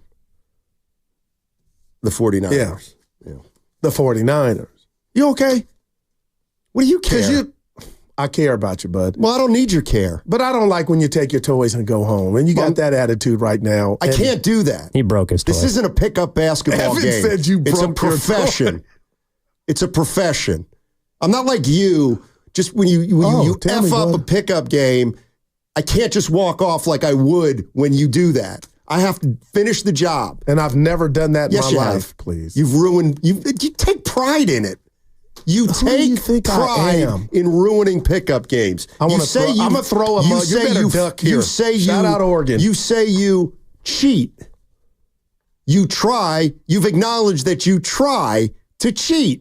That's all. If it's 6-4, I'll say it's 6-5. Exactly, and that's who you are. No, but they'll catch me. No, that's who you are. What if I catch you slipping? Exactly, and you think that's funny, and most people don't, but we go ha ha because it's goo. Oh yeah, we don't have the ha. I got 25 minutes to turn you on your ear right now. No, we got the guys coming in, and I'm going to get them to help me. By the way, see, Tibbs is hurt. Is how sprained his wrist. He was supposed to play golf with us tomorrow. I'm sorry, yesterday. How did you can ask him? Really? I've heard it 7 times already. Did he fall? Yeah, just How ask do you him. Sprain a wrist. Just ask him. Let me tell you. Oh, wow. Every guy he's ever played golf with knows that he hurt his wrist. All right, anybody he's ever known from the old neighborhood, they now know he's hurt his wrist. I got to ask Willard about a tweet I saw late last night. It was 1 a.m. because I was watching the Warriors because I hid from everybody. And then I saw this tweet and it stayed with me. I'll bring it up. Well, bring it up now because they're not listening. This is what he tweeted. So Cowboys were up 10-6, right? Okay. And I'm learning more about Willard through his Twitter too, though, Snotty, because I love him. This second half better look a lot better, like a lot better. Alarms are set for 8:45 p.m. and they are going off if they don't get it together. And my only question to the great Willard is, do you even feel good that they got it together? Because this sounds like you still got concern. So I'll throw that to him. Yeah. Well, that'll hold him. I'm disappointed, you, huh? What's new? It's just a Monday. Scared Willard. It's just Monday. Hey, did you drive? I need a ride. You got 3 more days this week to do it to me. Well, I'm out to... Exactly. Wow. Please say I'm going to a funeral tomorrow. I'm not sure what's going on. Hey, I'll fight. See, Evan got my back. Oh, man. Did you feel bad that Ricky Pearsall got shot? It went right through. By the way, I've never seen the footage. They showed the footage of the first responders last night. I almost got. They showed that on the board. Yeah, I'd never seen that before. Dude, is that incredible? And then, of course, he had the 2 first responders out to a game earlier this year. We would be friends for life. Is that cool. Awesome? Wow. Well, no, seriously. Yeah, it was fine. I had a friend collapse during a pickup game. Seriously, collapsed. Right. Found out he had a heart issue. And the young lady or the paramedics that came and got him from the 24-hour fitness, Donnie, he still stays in contact with. Just saying. And what if that person were having a bad day or they were late, tried to resuscitate him like 5 times? They did it 7. But what if they would have stopped at 6? You say... That's all. That's a true story. Yeah. Okay. Well, you seem to be so into it, and yet you don't even know it's First Responders Day today. Did you? My brother was a first responder. And you didn't even know. 30 years. So for 30 years, you didn't even know he was a first responder. What are you Way to get to know your brother. You're barking up the wrong tree. Oh, no. I came in here and said it was First Responder Day. First thing I damn near said. Okay. Don't get me started. Oh. I'm in a good mood. Steiny, why is the reporter a weasel? I could look at him. I made a judgment off his physical appearance. Oh, boy. I'm kidding. What do we got? There's some. You good? Yeah. Freddie Warner. How's the bye going to help? Yeah, no, the bye will help me tremendously. You know, what about the every team? week be banging it up and finding a way to recover good enough to play the next week, and that's just how the NFL is, man. It's rare that you can just be healthy all the way through. You know, that's just what it is. Like I'm looking at guys out there giving it their all who are banged up. You talk about George Kittle is the truest form of that, man. He just banged up every week, it seems like, and he still goes out there and balls out. So everybody's banged up, man. There's no excuse for not playing at the highest level, regardless of whatever you're going through. Fred Warner. Yeah. He was good again last night, I thought. I wonder if seems to be on the screen all the time. I'm wondering how close he is to DPOY, Fred Warner. Like, obviously, they got to have the team success, but right now, 4-4. I know he's been hampered by one wheel, but Steiny, he's out there, man. Listening to Collinsworth and Tirico just talk about him. You would never do that to anybody else.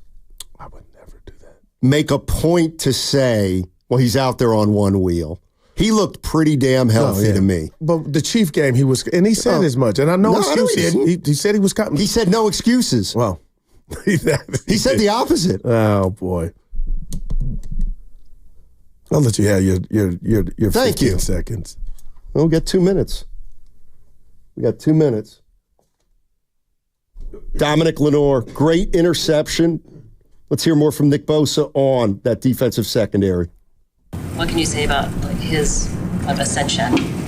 I mean, he's unbelievable. He's a bit of an airhead. He has just gotten so much better. He's one of my favorite players that I've ever played with. Just such a dog. And you need guys like that in the back end who aren't afraid to come in and play the run. And then he makes huge plays. He could cover anybody. And he's very unselfish. They ask him to do a lot of different things. He could be a lockdown outside corner in this league, and they ask him to play inside, and he never wavers. And I think he's gotten a little smarter about that stuff. You can't be giving people 15 yards, so I love him. Doesn't sound like it. Oh, my God. That sounds like one of your compliments. What did I say, DeAndre? You call him Dominic.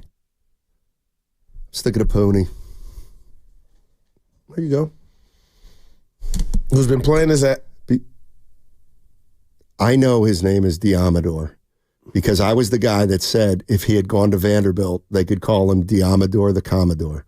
You don't owe us an explanation. I don't need you to tell me whether I do or not. But it feels like hey, my God, it's confessions. Dude, relax. We know.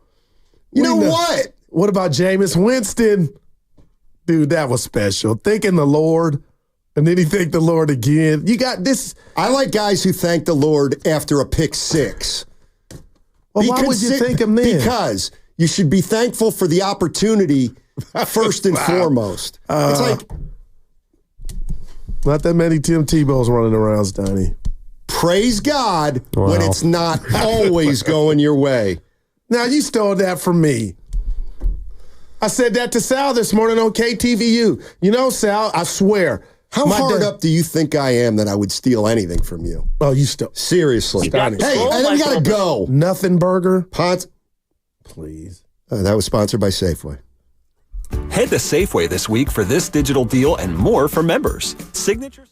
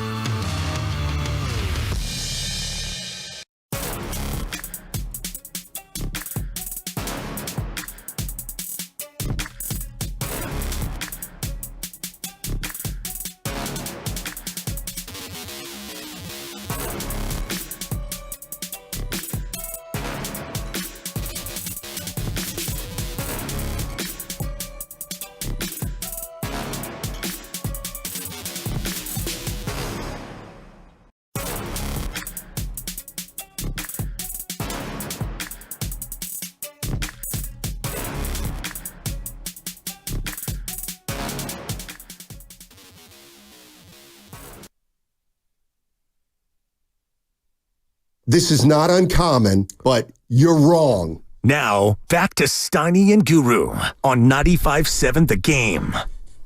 All right, it is crossover time. Willard and Dibbs in the house. One day after the 49ers beat the Cowboys 30-24. Thanks, buddy. Thoughts? Good win. Victory Monday. There you go. Yeah. Victory Monday. I got something for Willard. Call it like you see it. Please. Relief. You okay? Please. Relief. Okay? Relief that Yeah. got, like, you had a great time, but it's like going to the water park. I had a wonderful time on a hot day in the water slides, but then on the way to the car, you slipped and fell in the mud and ruined your favorite shoes. The mud there. Well, you sprained your ankle. You sprained your wrist, too, probably. Yeah. Too soon. Yeah. Well, that was just unkind. My boy, but anyway, hurt over there. that's kind of, like, if you want to just make it about yesterday, it was great. Well, 4-4 is that's the title of the jam, they right? could only win one time yesterday, and they did. Well, I'll tell you what. You guys didn't ask. I was at the game. I hid from the world because I wanted to watch the Warriors in its entirety. What did you wear when you went to the my game? cowboy gear. Okay. Me and the wife. Okay. Yeah. So this is a tweet from Willard. I don't know if you've seen it, Dibbs. This second half better look better, like a lot better.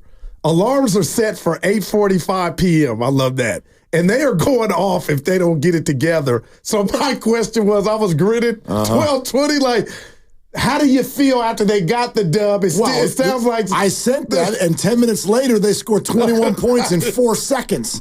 So I was like, okay, now I feel better. When Dallas had the ball, that was just, whoa. The problem with 49er games this year is that you get in the fourth quarter, and you're like, how did we've all moved on with our lives. What are you all still doing here?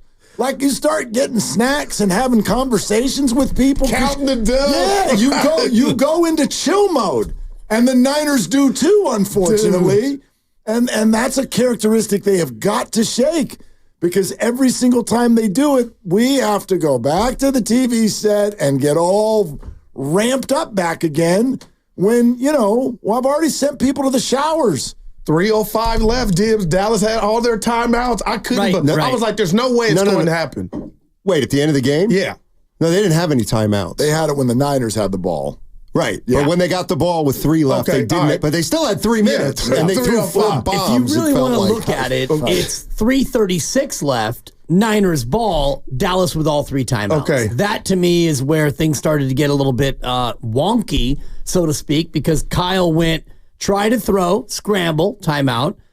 Try to throw, get sacked, almost fumble, timeout. Dude. Do throw to use check, complete, timeout. Now you got to punt. And the Niners took a grand total of 31 seconds off the clock. Wow, man. And that's where, if you want to rip Kyle, and not really rip him like he's got to go, but that for me felt a little bit like, Kyle, what are you doing, bro? Wow. You run it. They use their timeout. You run it again. You run it again. Garendo has been pretty amazing. You talked about his 100-yard dash, or 100-meter, rather, in high school, 3-time state champ, and the rest of it. And yet you went throw, throw, throw. That, for me, felt a little bit like Kyle trying to do too much. Tough to disagree. I mean, you got to. Then why do you think he's passing? Because he thinks the Cowboys are going to play the right. Yeah, I think that what we've sort of been conditioned to see through the years in the NFL is in those situations, you run the ball because you're supposed to. The other team knows you're going to run the ball, and almost always they stop you. And you use their timeouts. That's great, but you don't get a first down and end the game.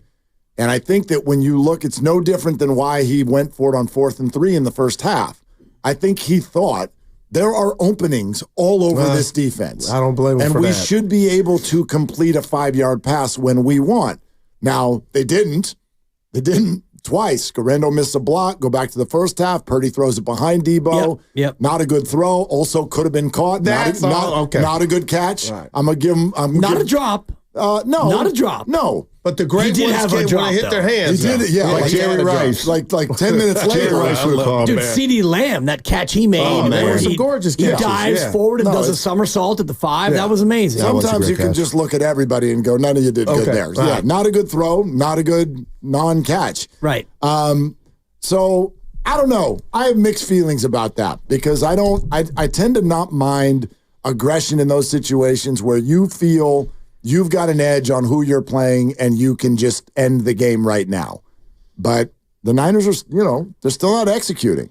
They're still not executing at their highest level by any stretch. Dibbs, let me ask you about Garendo and Mason and the way the 49ers offensive line blocks, maybe midfield versus down at the end zone. Do you see a difference like between those two? And, Mason struggled in the red zone. What does Garendo do differently that may make him struggle less in the red zone? I think he's a little faster, and I do think that Mason's red zone struggles are a little bit more of a byproduct of what the team has been doing in the red zone, where he's been running on obvious run situations. And I'm looking at the Garendo touchdown out of the locker room, 1st and goal at the 4. So that still feels like a run-pass option there for Garendo, and he's able to get it and go right through and score. And also yesterday, I do think that Mason was playing not only hurt, and now he's hurt again. And if you watched him run earlier in the year, he was running with shoulder square, looking for people Collisions. to inflict. Yeah. Exactly. And yesterday it was a lot more of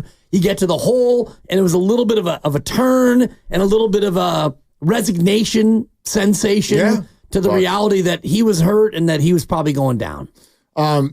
Similar to we did this with a different Jordan. What's my guy's name on the San Francisco Giants? No. The guy, the pitcher, Jordan Love. No. The guy, Jordan Elliott, the reliever who they made a starter. Why am I blanking on my man? Jordan.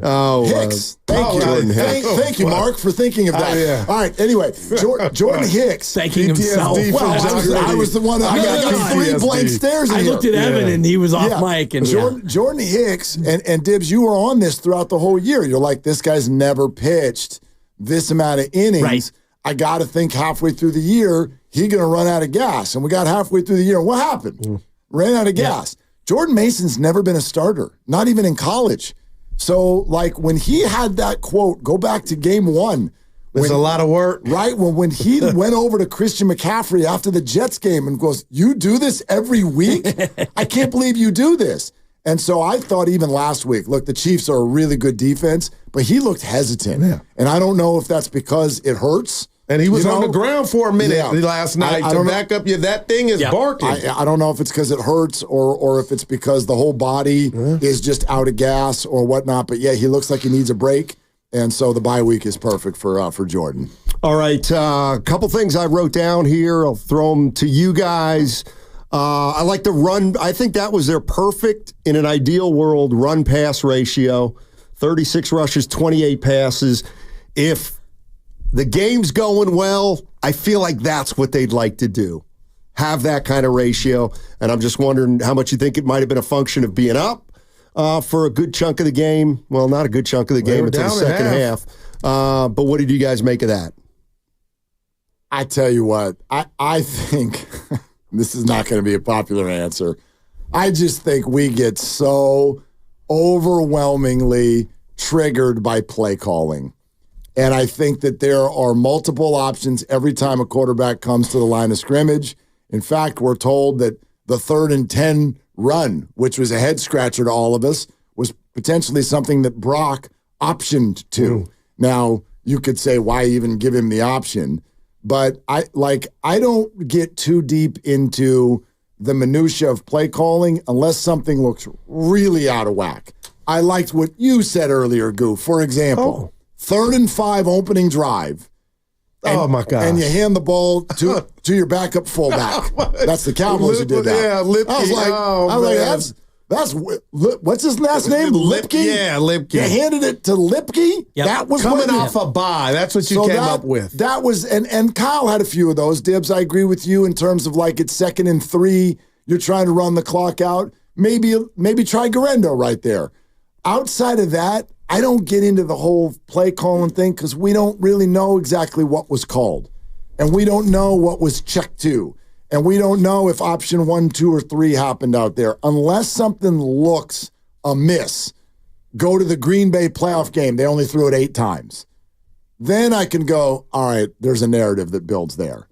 But, I mean, the premise you threw out there, Steiny, I'll agree with that. That probably feels like the split you get when the offense is doing what you want it to do, and you score 30 points, and you win.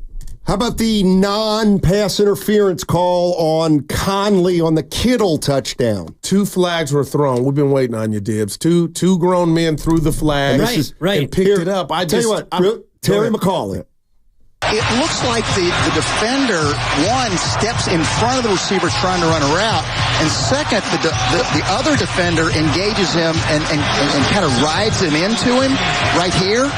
So this is not offensive pass interference. This was correctly picked up. Now, Collinsworth, I don't know if you were watching the broadcast. Oh, yeah. Watched it again this morning. Yeah, Collinsworth said something like, well, I'm not saying you're wrong, but if that's okay, maybe we'll start seeing more stuff like that. Right, and Collinsworth in this case is wrong, and McCauley is absolutely right, because when you watch it, and I don't really think that the defender pushed Conley into the other defender, but I do see the defender stepping in front of Conley, and he has the right to run a route. So, yes, it's a pick play. And is Conley going to pick him? We'll never know, because the defender stepped in front of Conley before Conley even had a chance to go out and pick him. So forget whether or not he was pushed into him. I don't think that he was, but Conley has the right to run his route. And if that defender wants to jam him and get in his way, he can, but it doesn't mean it's a pick. Because Conley's running his route. But this is what fascinates me. 2 men of the 3 ref threw the flag. I'm just asking you, they didn't hear that audio by Terry. What goes into 2 guys saying, like who came with the truth to make them say that wasn't a pick? Well, they huddled. I think that they huddled, and the referee, the head ref, probably asked him. That's what I'm looking for, the head ref. Right, and he probably said, did you see the receiver intentionally seek contact on that play? And they probably both said, no, I didn't really see him go out of his way to seek out the defender. Conley's just trying to run his route, and the defender gets in his way. That's what I saw, and I'm glad they picked it up, because for me, that wasn't a classic pick where you see a receiver like clearly looking for the defensive back just to try to get a piece. I thought the Niner pick play was even more effective, where you have 2 DBs just take each other out. Oh, that one works. I didn't see that too. Yeah, then let CeeDee Lamb have the whole TV to himself. I'm like, my God. Like, can you, right? But there was an explanation after I saw it. I didn't see it at the game. You knocked each other off. There's an explanation. They're rookies. Man. They're rookies. What do you put those 2 drives on? The prevent defense, or how did Dallas all of a sudden? Because I was sitting there shocked, like, let's go. Didn't leave. First one didn't bother me because, Dibs, you've got the drive charts. Yeah. How long did the first one take? It took about 6 minutes. Okay, so when you take 6 minutes off the clock and then it becomes, I guess, 27-17? Yeah, down 10. At that point. With 8 minutes left. With 8 minutes to go. But you took almost half the quarter off the clock. That's the definition of prevent defense. You might give up a touchdown, but we took half the quarter. The next one's the one that bothers me. The Niners go get a field goal. And Dibs, the next drive lasted 54 seconds. 54 seconds. Man. Big pass interference, though, right? Okay. No, that was the previous one. Yeah, that's not. This one was Zeke for 0, and then Lamb goes 21, 29, and 20. Damn. Whop, whop, whop. 3 passes for 70 yards. That's not okay. That's and not the last one was the pick play. And now we can stop you if we do, and they did, to get the ball back, which I couldn't believe. That's what I'm saying. I've already sent a kid to the shower. I'm getting a snack. I'm cleaning up because I set up a whole home studio last night. Look at him. Different than I normally do for the Sunday night show because I'm not missing these games. Yeah. So I took it upstairs, put the 2 TVs out, both the games on, told the kids, you need to shut up because we're doing a show up here. Yeah. And so you got to watch quiet. And I started cleaning up. We're putting the desk back. We're taking the other TV back downstairs. And now I've got to go focus on this again. Very frustrated. And he didn't complete a pass. Very frustrated. They should have threw a pick. I got my father-in-law over Sunday night dinner, which is great. And Pop and I, we had a lovely night. And I'm thinking, okay, 30-17. Maybe we can slowly scoot him toward the door. We got bath time is going on upstairs, and the Pinot Noir has been drank. Oh, good for I'm you. into Eraser 5, and I'm ready to settle into my Sunday night. And then Dallas goes 4 plays, touchdown, and now he's got to stay. And Pop, I love you. I know you're listening. You're always welcome at our house, but I was thinking that maybe we could have an early ouster. Man. It was a great night. Rock shrimp burgers and everything went great. And all of a sudden now, the Niners, They give the ball back. And that's now he's where gonna I was stay. surprised. I'm like, Dallas, you ain't getting it back. Enough's enough. And they got it And back. they got it back. Yeah. Well, what it did, 3 minutes left. Here's this is kind of sometimes because we're all emotionally involved and I'm beyond distracted. So I try to stay off the phone during the game. I try to stay off the phone. But this is the arc of kind of like, this is my sister and my parents. They will text because we're each other's emotional support group. And so early in the game, obviously these texts were not good, right? My sister at 6:21, this team is bad for my health. My parents immediately respond, we agree. And I wrote, because I was in an angry moment, and this doesn't happen often. I said, this team is bad, end of sentence. This is when, look, no touchdowns in the first half against the Cowboys, right? And then my sister says, so many problems, Kyle better start worrying. Then it gets quiet because the second half starts. And everybody puts their feet up. A kickoff that didn't get to the 20 in the air, dibs at the 40. But then 8:27 p.m. comes, and my sister goes back to the phone. Back to the phone. Let's go to the phones. Our defense is so bad. Why is CD always wide open? See, that's the text we don't need. You were up by 3 scores. We were getting kids ready for bed. Yeah. On a Sunday night. The dogs were called off. We don't need that. And the Niners have a clear issue with that. As soon as we think you won, so do you. And Seattle came back from 20 to have the ball with a chance. And then they put the graphic up. I'm sorry, Steiny. Go ahead. Do your thing. You're listening to 95.7 The Game, KGMZ FM at HD1 San Francisco. Always live on the free Odyssey app. Twitch and YouTube powered by First NorCal Credit Union. They put the graphic up of, the Niners have blown 2 10-point fourth quarter leads, and the rest of the league has 2 combined. When they put that up, I thought, oh, Casey Schmidt. Now that is wow. Right. Yeah. And that's heavy. Heavy duty. 2 of them. And I do think that, and this is something we'll get into as the show goes on, but it comes down to complementary football where the defense is going to play prevent, and that's okay. You're not preventing them from scoring. You're preventing them from scoring right away. And the first drive, you slow them down. They finally score. Okay, fine. 27-17. We get it. You were going to score. Yeah. CD's really good, and we kind of were letting you have your way. Fine. We're going to get the ball back, and this is where we pillow over the face. We will suffocate you. It should have been a suffocation sensation, but it wasn't because you kicked a field goal. Now it's a 13-point game, and so you should try and do the same thing again. Prevent, slow them down, and that's when they went 4 quick plays, and they score, and now you're thinking, uh-oh. Yeah. I mean, all that said, 4-4. The Niners beat the Cowboys on Sunday Night Football. In a game that they absolutely had to have, and Dallas needed it even more. You know, you look at their division and their situation. Dallas is probably dust. Yeah. Well, and I think if you look, like the thing that I wrote down here is it was a must win, essentially. I thought so. And who helped you win? I've been saying it all week. Garendo, Pooney, Pearsall, Mustafa, Green, Cowan. Yeah. Those are 6 rookies. Yep. Yeah, draft and this is a team that still has Super Bowl aspirations. So if these guys can help you stabilize right now, that's all you can really ask for. I do think you can come out of yesterday with a couple of thoughts that I think are meditative, if you will. Kyle Shanahan, it's now November. I mean, it's not today, but when the Niners play again, it'll be November. Kyle Shanahan 27-4. is incredible in November and December. They made it to the bye, at least tied for first place. And when we see them again, there is a reasonable chance that at least in the next handful of games, if not the next game, you're going to have Christian McCaffrey, you're going to have Juwan Jennings, you're going to be rested. There might even be survived. There might be a Drake Greenlaw. And by the way, you also need to make at least one trade. Yep. You need to acquire somebody on the defensive line to stop the run. Now, you had receivers last week. I would like a receiver Dante as well. Johnson off the board. I would like a receiver as well. However, Pearsall is I like what I saw. Pearsall's good, and Jennings coming back, but you're one injury away. I mean, Debo gets hurt, it feels like every game. Man. In some way, shape, or form. And that was a rib. Like, man. So it's like, I would love for them to go get Deontay Johnson. But alongside of that, yes, they need an interior defensive lineman to help stop the run because I don't think they're a playoff winning team unless they plug that hole. So I would love to see all of those people in uniform when the Niners next play. Let's see what else. I didn't think Purdy got in on the sneak after the review.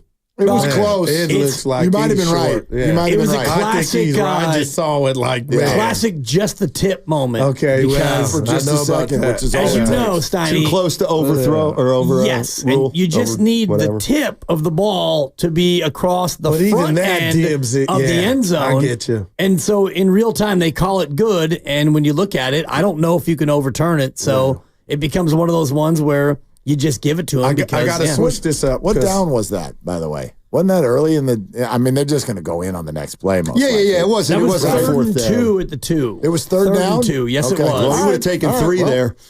No. Well, I got to tell you this. Anyway, how many minutes we got, Steiny? You don't control the clock. As much as you want. Because I got a funeral. I'll be out tomorrow, so I got to ask you this. You got Kerr today, right? Mm-hmm. Yep, 5 o'clock. I hid from the world to watch the Warriors, who I thought were going to just obliterate the Clippers. That's my fault. I love the 2-0. But where are you at on Steph concern? Like, I didn't like that. I know Steiny's like, oh, you're used to it.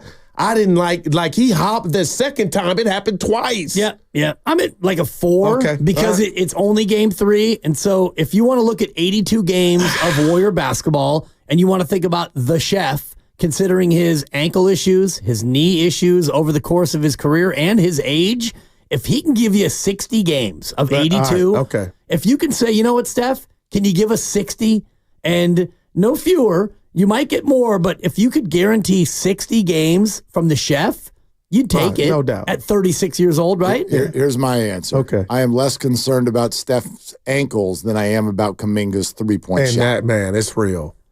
That's I don't want to just go too far with it, but something seems to be reading or telling Warrior fans that not he doesn't fit, but there's something off, man. Listen, I'd feel like it was being small sample size Steve if I didn't already feel this way from the last 2 years. You can tell in the NBA when someone gets the ball at the three-point line and the defensive players start running the other way. That means you can't shoot. And he can't shoot from out there. All right.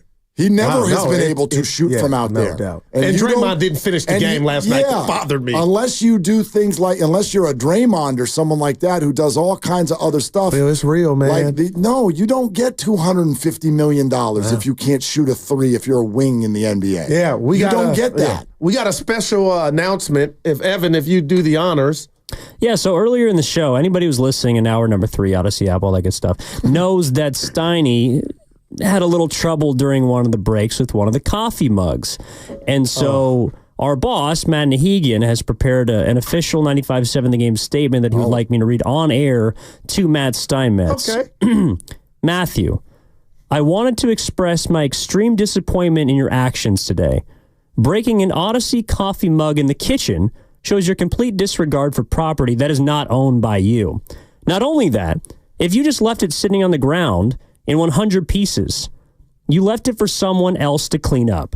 At some point, I'm hoping you have a little more respect for work property and the employees you work with. The mug is approximately $5 and will be taken out of your next check. Looking forward to discussing your completely rational behavior after the show today. Sincerely, Matt Hagan, brand manager, 95.7 The Game. Oh, boy. Yeah, you guys missed it, man. Yeah, there it is. Oh, there it is. Look at it. You got served.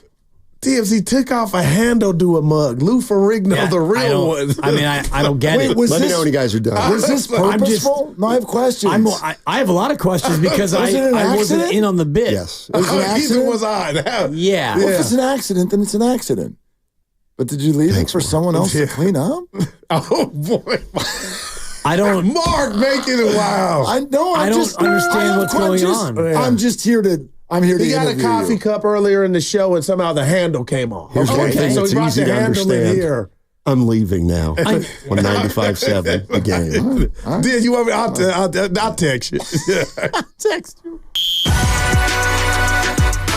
Are they the smartest show in the Bay Area? You guys are an intellectual feast for the smart sports fan in the Bay Area. Wow. You're pretty much the smartest guys on the radio. I agree. Good Lord, how big is your ego? Are they the funniest show in the Bay Area? Give it a laugh. Come on. You're a funny guy. Come on. Give me a laugh. You are funny, dude. Hit that S again. Are they the coolest show in the Bay Area? And no white boys. Hey, cool. That's what people are saying. You guys are phenomenal. This is one of the most perfect ways that I could end my day, getting the chance to talk to Mr. Mark and Dan, you know? We'll let you be the judge. Oh. All I know is it's a couple of Bay Area boys talking sports. I know nothing. Thanks. It's Willard and Dibs on 95.7 The Game. LFG. The Niners beat the Cowboys, and I'm not wasting any time, Dibs. I'm not even wasting 2 seconds on this. Hey, Cowboy Sal, wherever you are, oh boy, you better get the number right. We're drinking. 888-957-9570. We are right here. We're waiting for an address. We're waiting for directions. We're waiting for exactly how many hours we're allowed to sit there and what is the max. Not the 2-drink minimum. We want the maximum because we are drinking free in San Mateo. Take that, hated ones, Dallas Cowboys. Eat it. Eat it. There. And this is all off of last week where we had a listener make a bet with us, and it was drinks at a bar in San Mateo.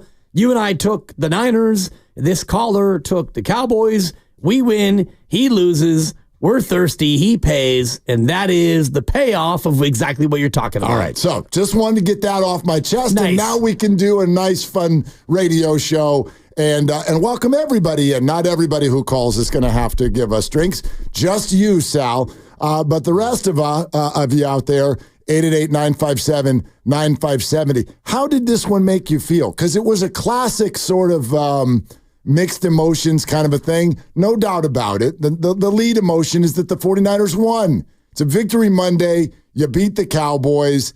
And so if we're just going to make it about 5:30 to 8:30 last night, we good round here. We good round here. But it's hard not to project where they're going next and also what we saw last. That's not good enough.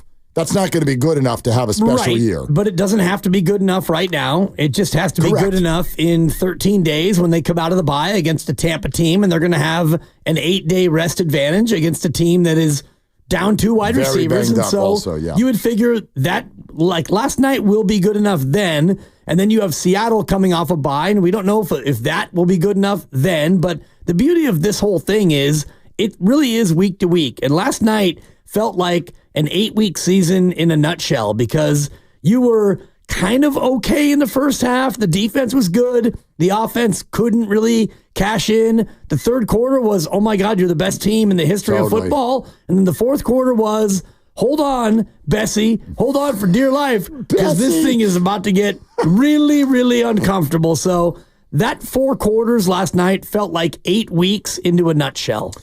Kyle Shanahan on his conference call today, or potentially this was last night. I don't think anybody cares. This is Kyle Shanahan. This was last night on the podium with regard to the win. You always go into a season, you expect to win them all. So you're not exactly where you want to be. But going into this game, we knew this was a big win. We didn't want to be 3-5 going into the bye week, having your backs against the wall like that. Getting that win was huge, being 4-4. Not at all the record that we wanted when we set out. But when you look at our division and everything, feeling a real good spot, especially finishing it here with a win. Hopefully we can take some time off, rest a little bit, get a couple guys back, hopefully, and come back and string some wins together here in the second half. Yeah, I mean, okay, 2 weeks off. Get healthy. You're going to get Juwan Jennings. Maybe Debo will be his normal self. You might have Christian McCaffrey when this team comes back around. And Dre Greenlaw might just be another week or 2 or 3 away. And yes, I do think the 49ers will be active on the trade market, and I'm betting that there will be at least one other new 49er by the time this team plays again. So, with that projection, which is the positive one, how would you answer this? If we make this a tale of 2 halves, which one was the real 49ers? Both. I mean, I could say the second half and, say, yeah, that's the team. The third quarter, that's the team. Brock Purdy and the offense, 3 straight touchdowns and 21-0. And I think Dallas had 16 or 14 yards in the quarter. That's it. That's the team. But honestly, both are the team. The first half, where it feels like it's field goals in the air, and yeah, field goals, great. The defense was good, and they didn't really break. They bent, but they didn't break. They were fine in the first half. Second half, third quarter, amazing. Fourth quarter is like a lot of fourth quarters have been. So if I had to pick between which team in just a half it's the second half, which is the offense has the potential, no matter who they have, to be really, really explosive. Your tight end is going to the Hall of Fame. Your wide back, even though he has pneumonia and bad ribs and a bad shoulder and a bad knee and bum ankle and the toe hurts and whatever it happens to Debo, the dude makes plays. And he made some big plays last night. Your rookie first-round receiver looks to be real enough. Yeah, I like him. Your running back, who is RB whatever, 6 or 7, he is so fast and so good and so tough. And, when Shanahan is humming like that, this offense is amazing. And then the fourth quarter happened, which is you've got Keystone Cops, you've got DBs running into each other, you're rushing 4, boring, and CeeDee Lamb is open on every single play. So for me, the second half is exactly who you are. You are at times phenomenal and at times head-scratchingly bad. It's kind of funny, especially if you've ever picked up a golf club in your life. This is the way I think the human psyche works, which is you think of yourself as the best version of yourself all the time. So you'll slice one into the woods and you'll go, hold on a second, hold on, the breakfast ball. And then you'll hit it down the middle and you're like, that's me. Yep. No, you're right. They're both you. Exactly. They're both you. And you got to deal with that so that you can be that second person more consistently. No one's asking for perfection all the time, okay? But it's funny that you sort of talked about the two tails of even just the second half. Yeah. I think there's a characteristic in the first half that I really want to highlight. Y'all got to stop committing so many penalties. You think? Okay, because the first half, somehow this is what I'm hearing. I'm hearing this, and this is just, the voices out there in the trees. But I'm hearing that 6 points is not good enough in the first half. Well, right. Do you know how many points they had taken off the board in the first half? I mean, there was an actual touchdown. Yep. And then B, there were at least 2 other field flipping plays that would have changed the 49ers would have clearly been ahead. And potentially by double digits. And I'm not blaming anyone but them for that. You've got to button the damn thing up. Yep. Because when you look at the highlights of those plays, Eric Saubert and the rest of you, yes, you're guilty. He held 3 times. Stop. Yep. Stop it. You commit penalties when you don't have confidence that you are the best. But if you guys truly believe what you say you believe, well, we've been the best team in the league for a long time now, then let your guys cook. Let them cook. Beat people straight up. And that's what Kyle was upset about at halftime when he did the halftime interview. Oh my gosh, Kyle, you've only got 6 points. He's like, yeah, of course we've only got 6 points. Every time we got a big play, somebody's holding somebody. Exactly. Clean it up, please. Because that, unfortunately, is part of you, too. Exactly. Because they do it almost every week. Well, I'm looking at the game log that I did today. 3rd and 1 opening drive. You had that false start where Conley and Pearsall were confused about who was supposed to go where, and they're openly talking to each other, and they're like, you go up, you go back, you go up, you go back. Brock snaps it. Yeah, that's a false start, dude. The two of you are chatting, trying to figure out what's going on. That drive ends in a field goal because Juice held on 2nd and 5. You already mentioned the Debo 67-yard touchdown, which was awesome. And as we talk about Brock's performance in the first half, that throw was perfection. Yep. In stride, Debo, yak, to the house. Uh-oh. But wait, we got a penalty. Saubert, and he did hold at least twice on the play. Sure did. He held again, and then the other drive where Kittle had the hold on 1st and 10. So then now it's 1st and 20, and you run that little screen to Debo, and boop, he drops it. a throw that was right to him, and you had Juszczyk in front, you had Kittle in front, Pearsall was in front. Totally. That one would have been a big play, and that's a Debo drop, and then that one ends because of the penalty again, 1st and 20. So you're so right about that first half. If you're Kyle, you're thinking, the plays I called, we're up 24-10 right now. Well, I thought, I'd love to give Kyle credit for play calling last night, but I'm going to revert back to my point last week. Play calling was easy last night. That team's awful. Yeah, they struggle a little bit. They're awful. And it's not fully their fault. They're injured too. Their 2 pass rushers are out. Would their defense be different if those guys were in? Maybe. I'd argue probably even. But with what the Niners were going against, that was Brock Purdy's cleanest pocket all year. All year. That defense is not guarding anyone. So did Kyle have a good game plan? Yeah, I think he did. Was it executed well? Not at times. Not in the first half. But it's also, while I'll give him a little bit of a nod on let's go for it on 4th and 3, or let's even throw the ball late in the game when we maybe intuitively should be running. Because, my God, if you wanted a 5-yard pass over the middle, it was there on every play. Every single play. And Brock missed Debo in the first half on the 4th and 3. Debo could have caught it, didn't. I mean, it's just, I don't know, man. I look at it, I'm super relieved that they won that football game and that for enough of it, they look like a dominant team over a team that I think just does not have a whole lot to offer. But there are buts. There are big buts in this one, which is, as you just said, it's the execution in the first half and then the letting them back in the way you did in the fourth quarter.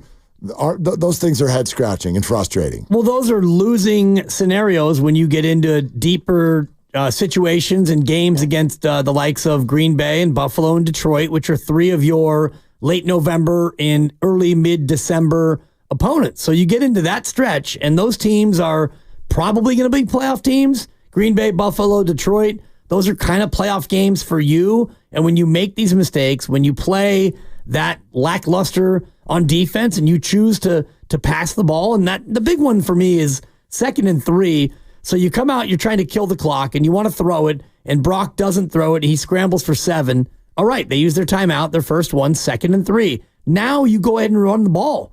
Go ahead and run it, or even QB sneak it. They have not stopped the QB sneak all day. Yeah. Instead, he sits back to throw it, and Guerrero blows the blitz pickup. And imagine that, a rookie running back who hasn't had to pick up a blitz much this year. It's been Mason, it's been Juszczyk, it's been other people, and so he blows it, and Purdy is very fortunate to not cough that thing up, and then we're having a different conversation today. Well, and so the extension of that question that we're kind of tossing around, which of these two teams is the real 49ers, the first half or the second half, I think could also be thrown out this way. When you watch that game last night and you get the result that you do, does it make you optimistic or pessimistic for the second half of the season? And the only reason I'm going to argue optimism, well, I guess maybe 2 reasons. One of them is that's just the way my flippin' brain works, okay? But the other reason is you see flashes of the team that you know this group can be, and in theory, when they come back, you will be injecting rest, you'll be injecting the offensive player of the year, you'll be injecting another veteran wide receiver, and potentially your second best linebacker. And if you inject all of those things into this team, and I do think maybe an acquisition in the run-stopping sort of area of the field, if you inject all of that into this team, then yes, I think the 49ers will at least host one playoff game. I do. Well, that's, to me, the only way they're getting in is if they win the division. So if you win the division, you host a playoff game, even if you're the 4 seed. 888-957-9570. You watched the game last night. Did it make you feel optimistic or pessimistic about the second half of the year? We'll take your phone call. Steve Kerr is going to join us at 5. Valvoline Instant Oil Change is your 15-minute drive-through oil change. Visit the friendly, expert technicians at your local Valvoline Instant Oil Change to check fluids, tire pressure, windshield wipers, batteries, and more. Locations and coupons at BayAreaOilChange.com. And wherever you are, Sal, we're coming for you. Let's go. Willard and Dibs. Xfinity here. How can we help?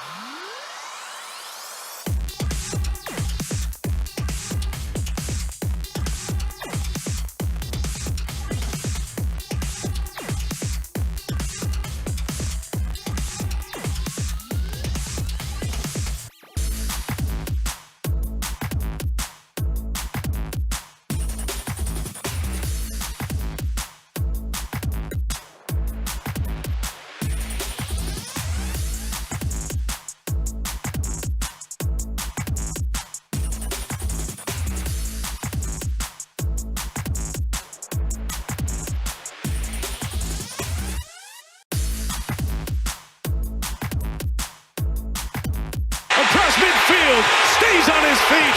Samuel to the 37-yard line. Man coverage. Debo got the better of it. Now, back to Will and Dibby on 95.7 The Game. Mike Tirico, NBC. He's good. He's really good. He's fantastic. Good broadcast. I liked it across the board. Yep. I tell you what, though. What was it that felt different about this one than when the Cowboys came here for Sunday Night Football last year? Other than the final score, I get that the Niners won that one by 32 points. It felt bigger last year. And maybe that's just their records coming into the whole thing. You know, this was 3-3 versus 3-4. But for me, and again, this does sort of shade the way I look at this football game last night. Last year, there was a healthy fear that the 49ers would lose. This year, there was maybe an unhealthy expectation that they would win. I just don't think the Cowboys are a very good football team. Fair. I just don't. Last year, it was 4-0 against 3-1. Yep. And, it felt a little bit more like a playoff preview, and they had just played in the playoffs, I think, the year before, right? In a slugfest Correct. in Dallas. 19-12. Well, no, that would have been the 19-12 win here. Brock Purdy's second playoff game. Right. Yeah. Okay, so that would have been, just about 8-9 months before. And so that one felt like it was a tight affair, and it's a rematch, and, the Niners are undefeated, but here comes Dallas and all the rest of it. Last night felt like you should win, and even, fade the dibber, he. Fade the dibber. Oh, dibber got one right. congrats. There you go. And I got a Monday night lock for you coming up later in the show. Because I know that you do. I'm in a giving mood. And what's the number in this one tonight? Is the Steelers up by like 6?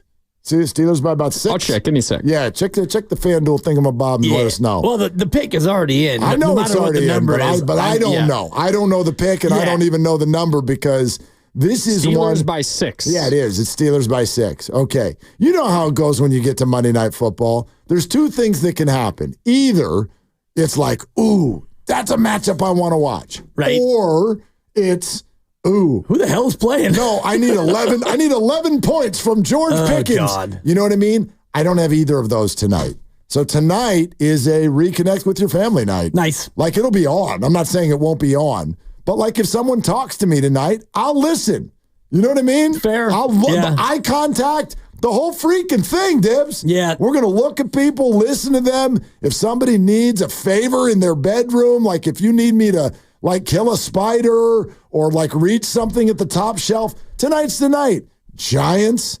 I can't watch the New York Giants. The New York Football Giants. What a sad sack football team. Yeah. Holy crap. Well, they are, yet, you look at where they currently sit, and this probably a must-win for the Giants if we want to get into must-wins. Well, no, must-wins only count if you actually have, like, designs on the season. Sure. If you're Daniel Jones, you want to keep your gig, you probably want to win this game. Well, but he ain't keeping that gig. Yeah. I think that's been decided. And that was the beauty of last night for me, because you talk about, like, tonight you can reconnect with the family. Last night, Niner game with my father-in-law in the house having dinner. Yeah. I was able to just, watch the game. And the bath and all the things that I normally do, they were taken off my plate because it was a work night for me.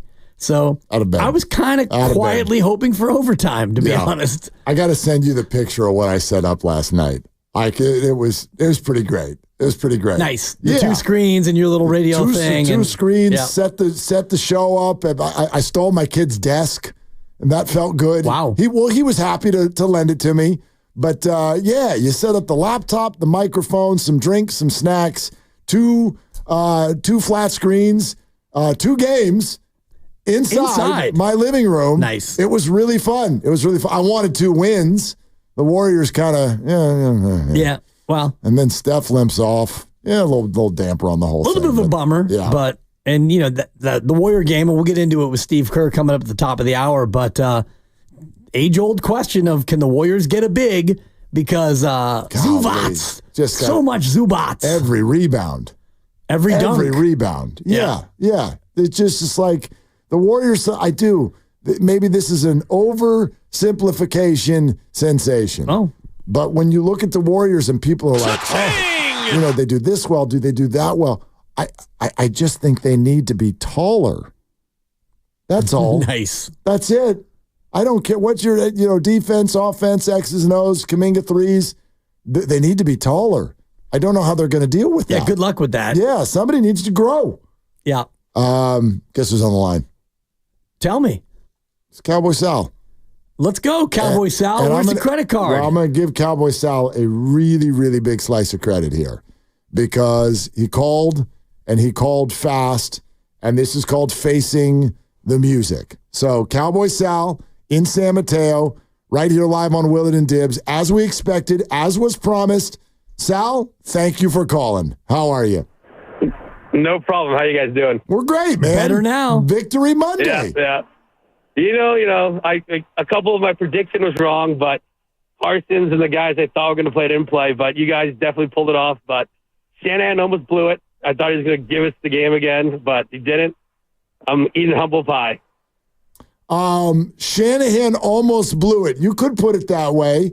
Why would you run the ball on that down? Throw the ball on the sack that we got. I'm like, oh my God, Shanahan's going to give us a chance. He did, but we have a $60 million quarterback that's not worth $60 million.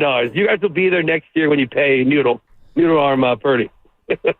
Sal, laugh now, but pay much later, Sal. Sal, you're good at this, but you're not great at it. You're humble pie. You're taking shots while you're eating humble pie over here. I'm gonna be taking shots. Yeah, Sal. Well, you guys let me know the date and time, and Buc-ee's is my drinks are on me for 3 hours, or for you too. 3 hours, is that the deal? 3 hours, and it's just us two. That was the bet. We can't bring our ladies, right? Or you guys should do your show there. Do one of those shows. Do your show at Buc-ee's. Wow. There's a huge room in the back. You're more than welcome. Ask Matt. Hey, Grandy. Ask Matt when he comes in next time if we're allowed to get totally wasted in the middle of a show.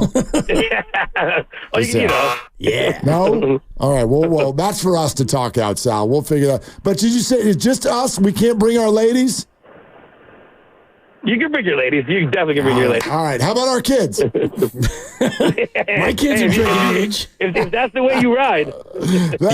Unfortunately, it's not the way I ride. Sometimes it's the way they ride. But anyway, Sal, you're a good sport, and it's Buc-ee's in San Mateo, and you make sure our people over there have your number, okay?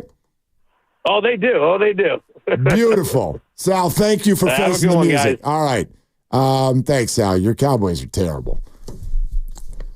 Yeah, they are. They're not terrible. They're terrible. There are teams that are terrible. I think you're being overdramatic. They're not good. They are probably a tiny level below mediocre. Because in the NFL, how many good teams are there? Well, all right. 4? If you want me to rephrase in an intricate manner, I will. When I think...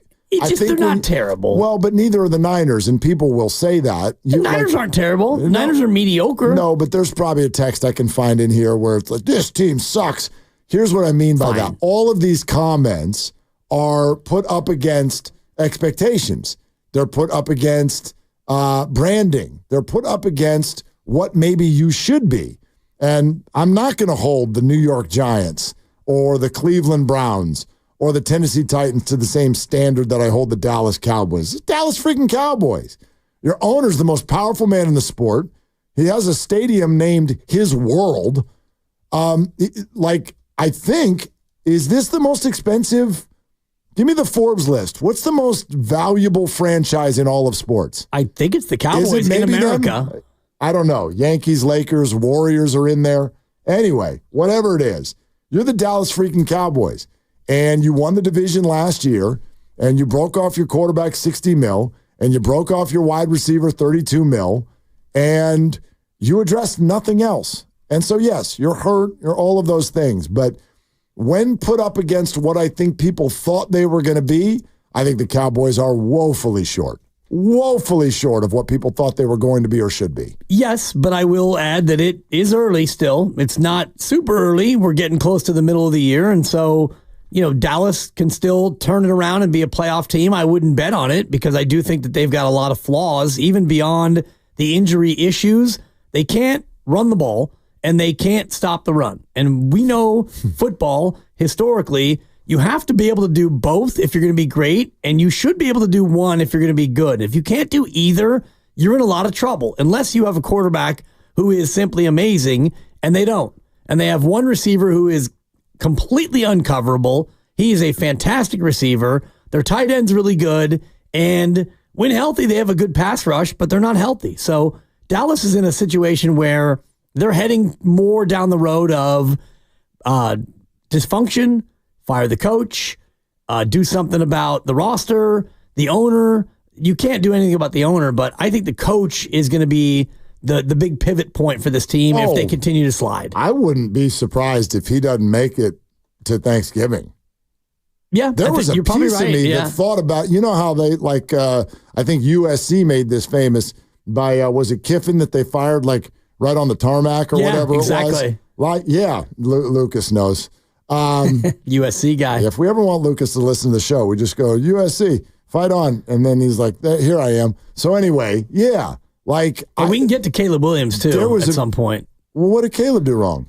He wasn't very good. I mean, it wasn't very bad either. Yeah, that game was just an absolute snooze fest until the end. You saw it? It was 12-7 for the majority of the game. Understood, but by the same token, like, just because something is a little bit of a slugfest, to me, does not make it boring. Like, look, neither of these kids turned the ball over. They found the sledding a little bit tough. Yeah. You know what I mean? It was kind of a damp, dark, remember, that was a night game out there. Not making excuses for the guys. It just was one of those games where it turned into a little bit of a rock fight. But he threw for $131. I understand, but he didn't turn 10 for 24. Didn't turn the ball over. Fine. You know what I mean? Washington's good. That's a good football team. Sure. Their defense is fine. Why are you patting him on the head? Because I was watching a lot of that game, having DJ Moore on my fantasy team, and Caleb Williams is not a very good quarterback. Now we get to the bottom of it. He completed 10 passes in a 4-quarter football game. Understood. I just thought that Caleb Williams was very unimpressive. Okay. Now, Jaden Daniels, a little bit better, but he got bailed out by Chicago having no ability to defend a Hail Mary. I think that this year's QB class is the QB class that people thought the Trey Lance year was going to be, but wasn't. Like right now, we've got 3 of the 5 first-rounders. We're watching 3 of them play. Jaden Daniels has impressed everybody. He's going to be the rookie of the year. Caleb Williams is getting better fast on a week-in and week-out basis. And so, get ready, Grandy. Yeah. So's Bo. Bo Nix is starting to actually look like a real player. And J.J. McCarthy and Michael Penix, we haven't seen yet. Drake May knocked out. Well, I forgot about Drake Injury. May. Oh, no, I don't think he has not done anything to convict himself so far. You know, he didn't play until about 3 weeks ago. So it's very early on him, but there's some interesting signs with him. He's got nothing around him. Yet they had enough to beat the Jets, which is hilarious. It's hysterical. I mean, so anyway, Robert Saleh is up in Green Bay just cackling, laughing, eating cheese by the pound, and just laughing at that Schmidt show that's going on in New York. I think everybody now understands what happened in New York. Right. They committed everything to somebody who's not what he used to be and never will be again. Well, and somebody who is not a real leader of men. I agree with you. And, look at what Devontae's done in the 2 games he's been there. Next to nothing. I don't even has he gotten to 100 yards yet? I'd have to look. 2 games total. I don't think he has. Right. I think he's right around 90 yards for 2 games. Anyway, I didn't mean to divert this into big-time NFL talk, but the whole idea about Dallas being terrible, they're not great, but there are so many other more broken situations, I think. And so, do you want to take that Niner win with a grain of salt, knowing that they beat a team that isn't very good? I actually look at it the way you do as, the glass is more than half full. You're 4-4 at the bye. You've had a lot of injuries, and you're going to get some help after the bye. Your schedule gets tougher. Your division is incredibly weak. I look at their forecast for being a playoff team as very, very bright. And the things that have been broken or have been bad with this team, I think that some of them are fixable. And I think in general, if you do get healthy, this team can still be a player in December and January. Yeah, I mean, I'm with you, but it is funny how the goalposts have sort of moved on the expectations for the 49ers, because if I had come in here 6 or 7 weeks ago and said, I think they can be a playoff team, I'd have gotten laughed out of this room. The bar would be low at that point. It was Super Bowl or bust. Yep. Nobody cares about winning the NFC West and being a playoff team, and now we do. And I'm not saying that that's wrong. We should because we are still. Let's see, count it up. It's October, so November, December, January. We are still 3.5 months away from the Super Bowl. So get in, see where you're at. Mike Holmgren told us a handful of weeks ago this is all injuries. And I can't wait to find out if that's true. And some of them, like Brandon Ayuk, aren't coming back. But if you've got McCaffrey, if you get Jennings, if you get Greenlaw, if all those things happen, if you acquire somebody, could this, in theory, be a completely different football team in a month and a half? I think it's possible. It's possible. The downside is it's going to have to be. I'm thrilled they won, but we can all agree, I would hope, that ain't going to be good enough. That's not going to win in January. Probably not. What we saw last night. Yeah, when you face a team that's really, really good and you're going to have probably 3 of those games in the second half. Green Bay's a good team. Buffalo and Detroit. Tampa Bay will be interesting because they're not what they were 3 weeks ago, and you'll be coming off a bye. That, for me, feels like one that you absolutely should get. I don't know what the look-ahead line is now, but you're probably going to be favored by almost a touchdown by the time you get there at Tampa Bay, but those other games will be tough. That feels hot. You think they'll be favored by a touchdown on the road? Yeah, coming off a bye. Depending on what Tampa does next week, I would imagine that, Tampa Bay is in a tough spot right now. Yeah, I'll see if I can find that one. Let's go back out to the phones, 888-957-9570. You watched that game yesterday. Did it make you feel more optimistic or pessimistic about the second half of the year? I hope I'm getting this somewhat right. Is it Teruke and El Cerrito? Did I get that right? Close enough. It's Teraku. Teraku. Okay. What's up, my man? Yeah. Thanks for calling. Yeah, of course. I don't know. I've been at work, and we had these massive flat TV screens, so we've been watching the NFL pretty much all weekend. But I'm a big Ravens fan, and it kind of hurt me that weekend. We got you. I did not follow what you're saying. You said you're a big Ravens fan, and then what? Yeah, watching that game, it made me hopeful about the later on season, but I was sad to see them lose to the Browns. Yeah, that was an eye-opener. And I don't know if this, and thanks so much for the call. I don't know, does this sort of, when you see stuff like that, the Baltimore Ravens, we think are one of the best teams in the NFL, they've got losses this year to the Browns and the Raiders. Does that make you give your favorite team, whoever it is, like a little bit more space, slack, leeway? Grace. It should. It should. Yeah. And then you look at the Chiefs, who again won a game, so now they're 7-0, and they beat a Raider team that, honestly, for a lot of that game, they were as good, if not better than the Chiefs, but then they continued to find a way to blow it from clock management and questionable play calling and the rest of it, and so the Chiefs somehow win again. But yes, when you look at some of those games yesterday, and especially the Ravens, where the Ravens lose that game to the Browns, they had no business losing to Cleveland and a backup quarterback, yet they did, and it just reminds you that in the NFL especially, it's such a week-to-week thing. So when the Niners blow leads against the Rams and the Cardinals, yes, it's bad, and right now the Niners should be 6-2, and they're not, and that's unfortunate. But, next game they have against Tampa Bay,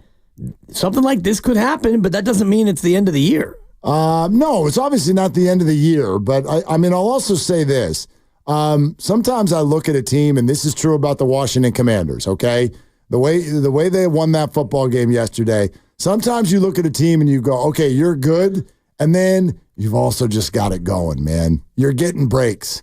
You're getting breaks here and there. You get a close win here, you get a close win there, you get a Hail Mary, and that changes your season. Instead of going 9-8 or 10-7, now you're going 12-5. Or something like that. You can look at what the Commanders, the rest of their schedule, and where they sit right now. That's a double-digit win team. They clearly are. I'm not saying they've clinched the division at all, but they're going to win double-digit games if they're provided with health because of the way things have fallen for them so far.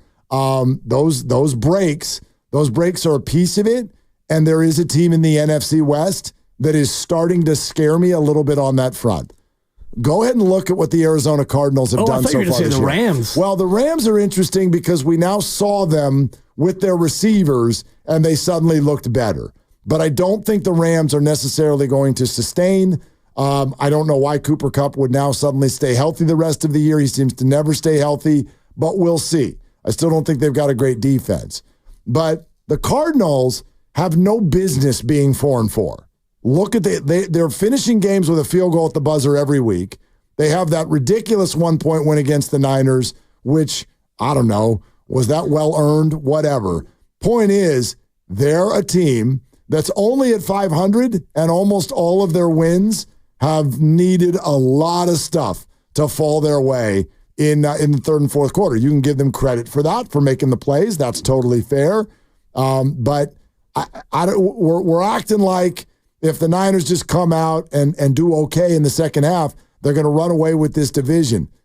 Probably, but these other teams, they've got a couple things going their way, kind of like the opposite of what the Niners have right now. Right, and I don't think there's any running away with this division for anybody, and you still have to go out and beat Arizona and the Rams head-to-head, who you've already lost to, and you have to beat Seattle, who will be coming off a bye. So even if you look at the 3 divisional games that the Niners have remaining of their 9 games, none of them are going to be easy, and you've got a rest discrepancy against Seattle that's going to make that game more difficult than it otherwise would be. So I think whoever gets to 11 wins this division. 10-7 probably will be enough through a tiebreaker.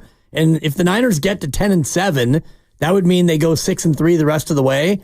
You would hope that would include wins over their divisional opponents so that they would win the tiebreaker. 888-957-9570. We're taking your calls on a Victory Monday all afternoon long, especially and at least until Steve Kerr joins the show coming up in exactly 2 hours. So we can play around with that. We're presented by Fremont Bank, celebrating 60 years of full-service banking with no compromises. That said, there's one other thing that we do want to dive into for a short period of time, and we'll play it for you coming up next. This did not happen in the Niner locker room last night.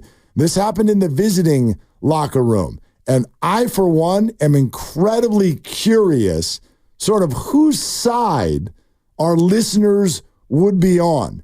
There was a Cowboy player that instead of heading to the locker room, he decided to go start a conversation with a media member. It was all caught on audio tape. We'll play that for you, and then you can weigh in on where you sit. 888-957-9570. So that's around the corner. This is Willard and Dibbs. Are you curious about who offers the best deals on top-rated Samsung, LG?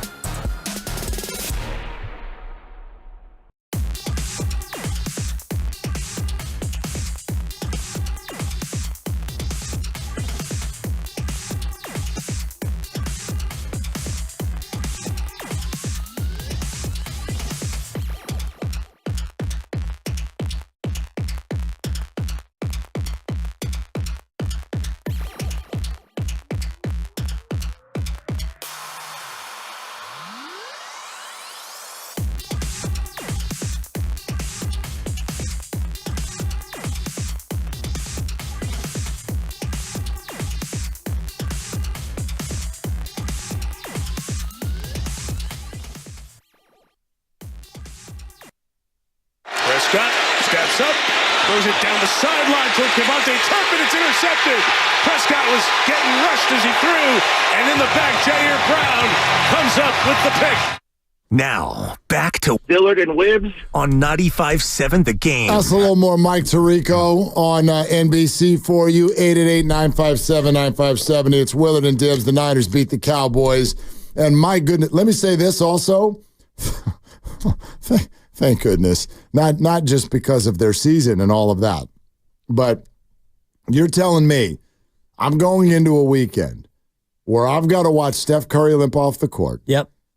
I've got to watch the Dodgers walk off a World Series game with a walk-off grand slam. Freddie Freeman. I mean, that's a feel-good thing. I can even acknowledge that, even with a Dodger uniform even on. You? Sure. Whoa. Come on, man. I'm a human being first.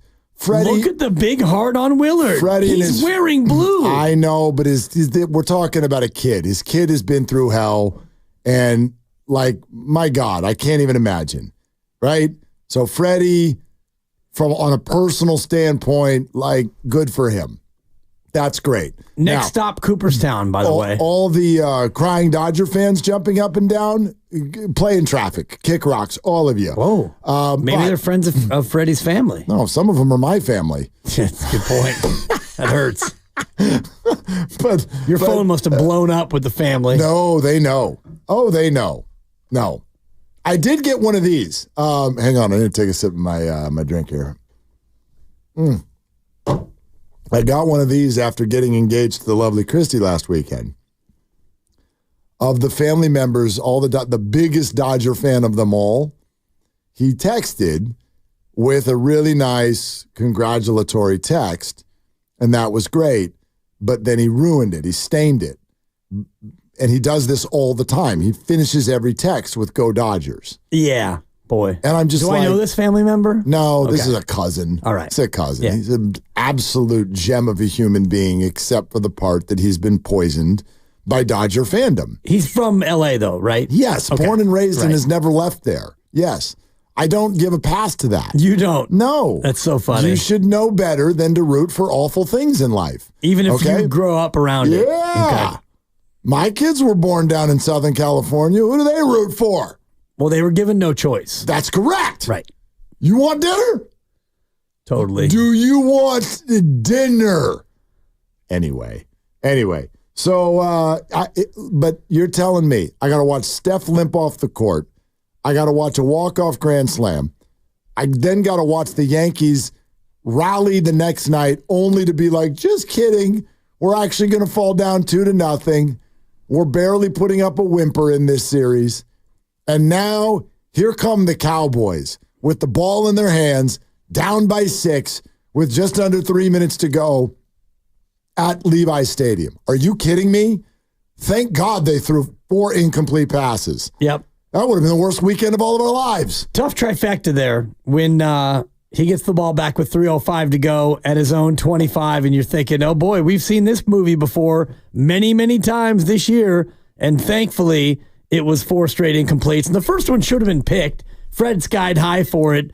Not that it's a drop because you're on defense, but that's one where I'm sure he thinks he should have had it. And if you're Fred Warner, deep down, you're thinking about maybe making a case for DPOY, Defensive Player of the Year. There's no question he's in the running. But if you get that pick, and he already forced a fumble earlier in the game that they didn't recover, but it still goes down as a forced fumble, and he had a couple of massive tackles in a marquee spot, he's building himself a case. So if he gets that pick, it just adds another feather into his cap. You want to know what I think is holding Fred Warner back right now on DPOY is that the Niner defense isn't good enough. And their record's not good enough. And he's not a pass rusher. Yeah, I get that, but I think he get in the mix if the Niners can get double-digit wins and if that defense can start performing like it has in the past. But right now, he's phenomenal, and Bosa is starting to, the last 3 weeks especially, Bosa's really starting to hum and play well.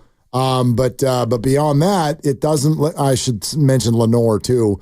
But beyond those 3 guys, everything else has been a little haphazard, a little tough to depend on. Yeah, a little inconsistent. Sam Okawanu again with another good game from the interior, and Got to put some respect on Devondre Campbell's name. That was by far his best game. It was his best game. And, you know, watching the game back again this morning, and Chris Collinsworth with the call 2 or 3 different times where he was the one at the point of attack, making tackles. He actually had a pass defense in coverage, which is something he hadn't really done much this year. So a guy who looks like he might be playing better. Hopefully it lasts. He had his best game of the year. We'll get to the Trayvon Diggs thing here in just a second, but one of our favorites is on the line. Philmo Mike is here. Philmo, thanks for calling. Yo, hey, what's up, man? I was just going to mention that. We need to start putting some more respect on Chris Collinsworth's name, man. He does an excellent job. All these overrated Greg Olsen, Chris Collinsworth, they're pretty good, man. I've been watching football forever. I just love Chris. I know, and then he brought up the 81 thing. That was hilarious. He said he wanted to play Dallas Cowboys. I mean, he wanted to play the Niners instead of Dallas. I love Chris Collinsworth. The Giants, the Niners are like the Giants 2010, 2012. They're freaking torture. I'm 40. They're going to give me a heart attack. They're going to kill me, blood. I swear to God. You know, black people got diabetes and 49ers. It's crazy. That might be the funniest thing you've ever said, Mike, and you've said some pretty funny things. I love it, man. Hey, Dibs, we're going to have to go play some golf, man. I'm always on Steiny. Steiny don't really want to play golf with me, so I'm going to have to holler at Dibs. Dibs, you always show me love. I appreciate you, brother. Yeah, no doubt. And you know the difference between Steiny and I, Philmo, is that I'm a man of the people. Yeah, you a real one. You're a real one, Dibs. You already know. And you know all the rap lyrics. And you know what, Philmo? My partner across the table here, sneaky literate when it comes to rap lyrics. I noticed. He shocked me. He had some Outkast. He had some Biggie in there. Mark Willard is not as white as I thought. There's a drop. Yeah, cut that. I usually get it the other way around. But anyway, Philmo, what did Steiny say to you about not wanting to play golf with you? Oh, Steiny, he just be like, all right, we'll get, all right, come on. And then he don't never respond. You be hitting me back, though, brother. I'll give you that. I hit you on Instagram. Of course. MC Willard. Of course I hit you back. Hit me back. Yeah. People, no, if you slide into my DMs, I'll slide back. That's the way it is. And that's me. I'm that's not. How it is. Yeah, come on. I love it. I love y'all, man. I tell y'all all the time, you guys definitely surprise me. You guys are definitely surprised. I thought you guys were going to suck, but you guys are great. Again, more drops from Philmo. Lucas, redo the open again and put that in there. That's fun. Philmo, thank you, brother. Good to hear from you. Yes, sir. All right, there he goes. That's Philmo. Boom. I thought you guys were going to suck. But you all right. Yeah, that's, it's about as good as it gets from Philmo. That's pretty funny. My Leo brother. I wonder what he thinks about this. Did you hear this? This is a quick aside, if you will. Trayvon Diggs of the Dallas Cowboys. This is outside the visitor locker room at Levi Stadium last night, where he approaches a reporter who had gone on Twitter and essentially, I don't know if he really accused Diggs of loafing, but he took a shot at the pace that Diggs was playing with on the George Kittle pass that went flying down the left sideline on that opening drive in the second half. And Diggs went to go find him after the game. Out of that whole play, that's what you took from that? You don't know football. You can't do nothing that I do. You can't go out there and do nothing. Stay in your lane, buddy. Stop playing with me, bro. Just asking the question, Trayvon. I mean, I'm happy to have you answer the question. Out of that whole play, that's what you took for that? That's what you got from that whole play, that's what you got from that? I'm asking. We can talk about it more. What were you doing there? All right, so at the end, he says, we can talk about it, and Trayvon responds with the incredibly mature, we can talk about D's nuts. Was he holding a can of mixed nuts at the time? I'm going to need some context. Come on, D's nuts. Right. Dan Campbell's one of those people. It's funny if he says it, but you know what got me is when he told him to stay in his lane. Boy, we've really reached a weird spot here where you could tweet something in the second half of a football game, and before the players get to the locker room, they're aware of it. Those are some real rabbit ears right there. And when he tells the reporter to stay in his lane, you want to know what I would have said back if I had been like, I mean, I probably wouldn't have because that's pretty scary, but you know what I mean? You want to know what he should have said back? This is my lane. What are you talking about? Are we not allowed to comment? Are we not allowed to say what we think about what's going on the football field? Like, you're allowed, you're emotional. I'm sure that we are incredibly annoying to the incredible athletes and everything that they do out there. But I always wonder why it doesn't click in when you make $15 to $20 to $25 to $30 million a year. The reason you make that is because of how interested we all are in what you're doing. It's not because you have a specialized skill. There are a lot of people who have a specialized skill. They don't get to make $20 million a year. But we love this stuff so much. That's your salary. So deal with the commentary. And for the media, that is their lane. And that's tweet, literally our lane. The tweet from Mike Leslie was, what is Trayvon Diggs doing on this play? That's the tweet. And it shows a video of George Kittle running by him in man coverage, and Kittle gets the catch, and he goes all the way down to the 2-yard line. So what is Trayvon Diggs doing on this play? It doesn't feel too negative. It is a little bit of like, what is he doing? And so Trayvon could have come out and explained what he was doing, but instead he took offense at the very nature of the tweet. And yes, this is his lane to wonder what he's doing. And maybe he's being more negative in the tweet than I'm giving him credit for, but that's, to your point, that's why it's a multi-billion-dollar industry, because all of us, people with Twitter, reporters, fans, everybody is super, super interested in every single play and every aspect of the game. So it's almost a compliment that he's tweeting about you. Even 510 just texted in, Comcast business text line. Y'all don't even know the context about the Diggs situation. He was checking his phone for updates about Stephon. His brother, who got injured yesterday. I don't care what he was doing on his phone. I don't care if he was door dashing something. Who cares? Like, that's got to be okay. I'm sorry. That's part of the game. It has to be okay. We're sponsored by O'Reilly Auto Parts. We can get into more of that.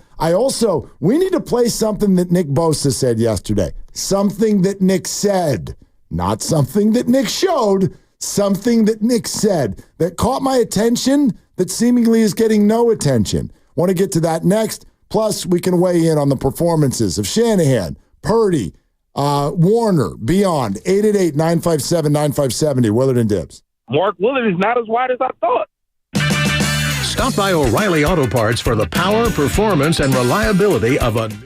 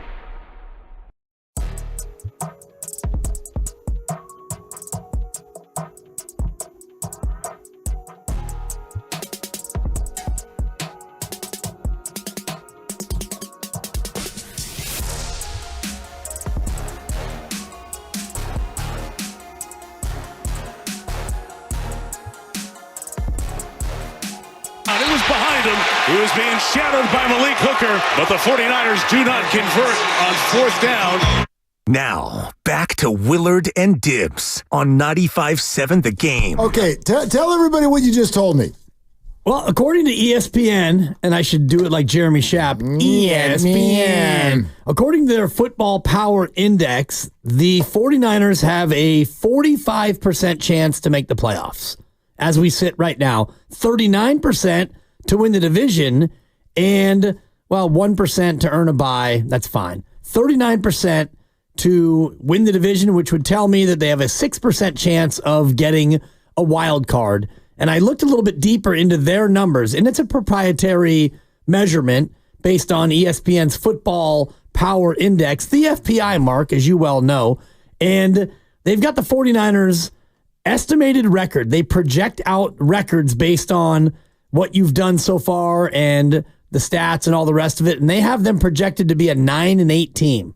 8.9 and 8.0. They rounded. So basically what this metric is saying is that the Niners will be 9-8, Arizona will be 9-8, Seattle will be 8-9, and the Rams will also be 8-9. Good Lord. So that's what this ESPN FPI is saying, and basically it's a kind of a coin toss situation. 9-8 is where they have them projected. Okay, so what you're telling me right now, yep, is that if we just wanted to play math, and good Lord, we spent all summer I love math. Screaming about how the math still works for the Giants. Oh, boy, that bit died. Numbers are numbers, and numbers are numbers. Right, unless they're my numbers, and I don't know if I want these numbers. They're scary numbers. I want to package them in a different way. You gave numbers. Let me give it words. The math says the Niners are less than 50-50 to make the playoffs. Yeah. The math says the Niners probably miss the playoffs. No, because if you look at their division, you've got Arizona at 38.5% to make it. Right. Seattle is 17% to make it. The Rams are 19%. Okay, what the math is saying is it's kind of a coin flip between all four teams. Understood. Yeah. But if it's 45% to make it, then there is a slight probability they won't make it. Again, according to the numbers. Right. I know that obviously someone has to make it, and all four of them are unlikely to make it, and the Niners are the highest probability to make it. So you can take from that, well, I think the Niners are probably going to make it. You can do that if you want. I probably would. I think the Niners will win the division. Then again, they're all locked up halfway through with these teams, two of whom they've lost to. Yep. And oh, by the way, those teams all have an easier schedule the rest of the way because the Niners have a first-place schedule, and they've got to go to Lambeau, and they got to go to Buffalo. And Detroit's going to come here, and they look like the best team in the NFC, bar none. So I want everybody to sit with that for a second. The math says the Niners probably miss the playoffs entirely. How have your expectations, or even just your hopes, your bar, how has that changed through the first half of this season? Yeah, 888-957-9570. And how would you answer My bar's been lowered, and I joked around about it after the Ram collapse or the Arizona collapse. I can't remember which one the collapse was, and I changed my Super Bowl or bust to wild card or bust. And honestly, if you look at their chances to be the wild card, they're not great because you've got Washington or Philadelphia, you've got Detroit or Green Bay or Minnesota. So of those five teams, I would bet that if all five make it, well, now you're plumb out of wild cards right there. And then you've got the whole Tampa Bay and the South situation, and then it comes down to a four-team tickle fest in the NFC West. And, according to ESPN, the Niners have a 37.7% chance to win the division. Arizona's at 34. The Rams are at 16. Seattle's at 13. So it feels like, based on these numbers, it's Niners or Arizona. Niners or the Cardinals are the two big favorites to win the division, and then the Rams and Seattle are lurking. But you've got Like Washington looks, like you said, like an 11-win team. Yep. They're projected at 11.1. Philadelphia is the same, 11.1 wins. So if they both go 11-6, they're both getting in. Detroit is estimated to be 12.5 and 4.5, so give them 13. They're going. Detroit's going. Minnesota's projected to have 10.5, so if they get 11, they're going. Green Bay's projected to have 11, they're going. So if you go Green Bay, Minnesota, and Detroit, Philadelphia, and Washington, there's 5 of your 7. Yeah, that leaves the 2 division winners in the other 2 divisions. That's so it. Yeah. It feels to me like this is where the Niners are. So in terms of recalibrating where we were 9 weeks ago, when, all right, Ayuk is signed and he's coming in and Trent's coming back and, McCaffrey, I can't wait to see him tonight on opening night. We were down there at the Hilton getting ready for CMC and the opener. If we take those feelings and emotions then, and I was saying, yeah, I have them at 12-5 this year, 12-5, and they got a chance to be the 1 seed. And here we are going into the bye at 4-4 with no CMC, no sign of Greenlaw. Hufanga is out again. Ayuk gone for the year. Jordan Mason banged up. Who is that? All the other things that we've seen, 2 blown leads, a near blown lead last night. You're 4-4. It feels to me like the bar that we set that was super, super high and all of the dismissive nature of, Super Bowl hangover, get out of here with that. Well, here we are 8 games in. Well, that's an interesting one. Oh, you're 4-4. Right. So, okay, is it a Super Bowl hangover? First, you need to define what that is. I don't believe in it. Okay, but it depends on what you define it to be. In other words, I do know some people who have said the Super Bowl hangover is not just like this bad luck thing, especially for a team like the 49ers that has had so much regular season success.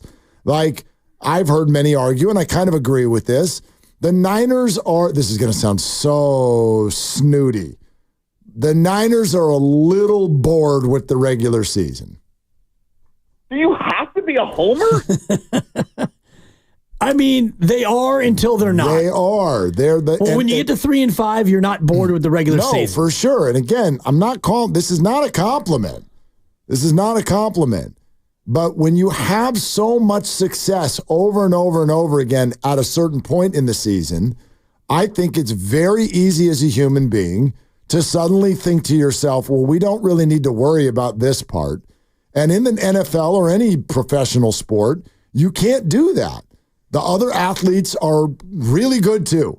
And if you just slip a tiny bit, it leads to things like what you saw against the Cardinals and the Rams. I'm not going to put that on the Vikings and the Chiefs game. The Niners were outplayed in those football games.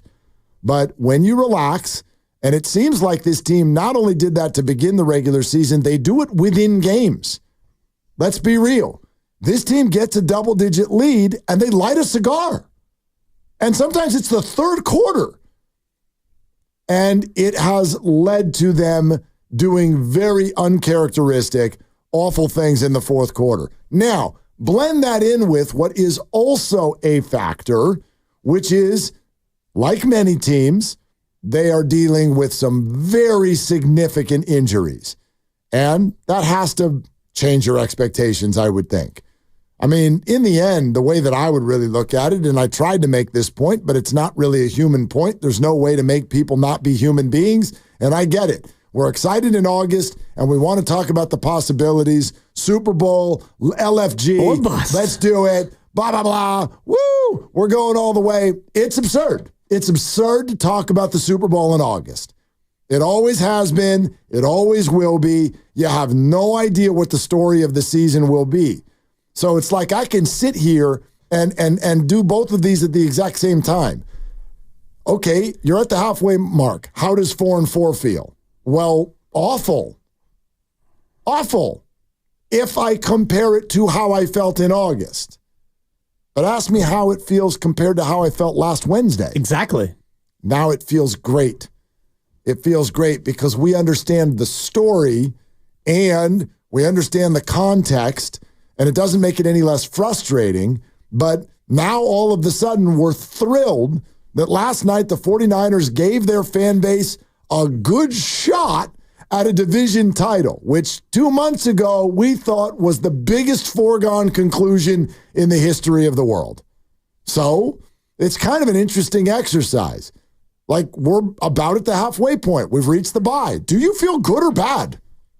Yeah, about where you've been and where it's going. I feel good about it. I feel good because of the pieces they're going to get back and the success that Kyle Shanahan has had almost every year after Halloween, which I checked the notes, is coming up on Thursday. So after Halloween, his teams are really good. His record is really good. You're getting healthier, and you're in a division that is ripe for the taking. No one in this division is going to run away with it.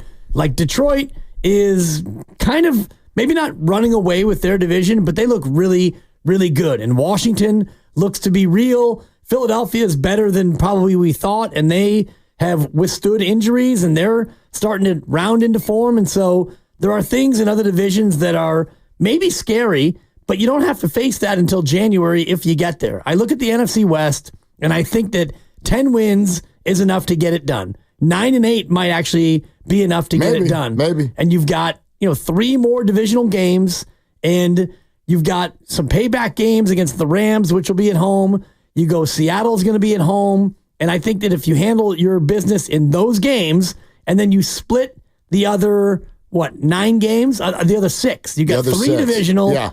So if you go 6-3. That would make you 10-7. That's enough. If you win your 3 divisional and then you split the other 6, you win the division. Well, the thing is, and Grandy, what do you got? Well, you're talking about maybe the Niners appearing like they're a little bored by the regular season. Well, yeah, okay. How about this? In their first 8 games, they have played 3 primetime games. They've won all of those. In all their other games, they're 1-4. Their only win is over the Patriots. That's an interesting way to look at it.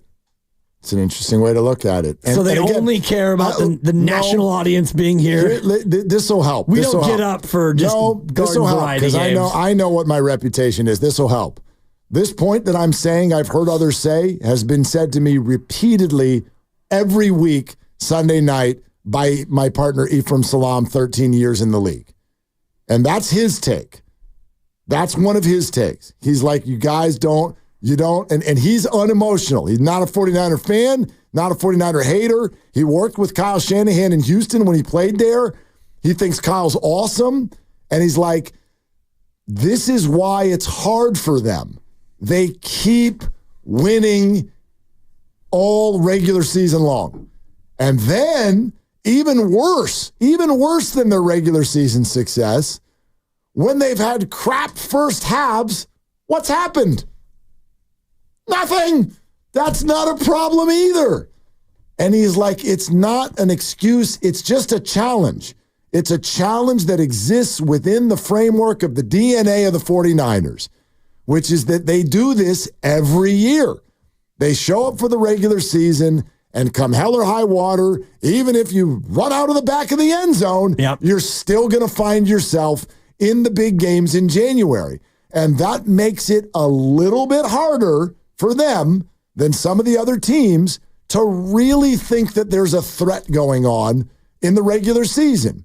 It's a little bit of the Draymond syndrome when he talks about, I can't get up for Orlando on a Wednesday in January. Shaq used to talk about this. Yep. He used to talk about this in the Laker locker room all the time. We'll make them when they matter. Yeah. Blah, blah. Like, he used to do that. We'll flip the switch. And it would get frustrating for fans because at a certain point, they do all the things we do. God dang it, I'm paying what for tickets to go see you, and you won't flip the switch. I don't care that it's only December, Shaq.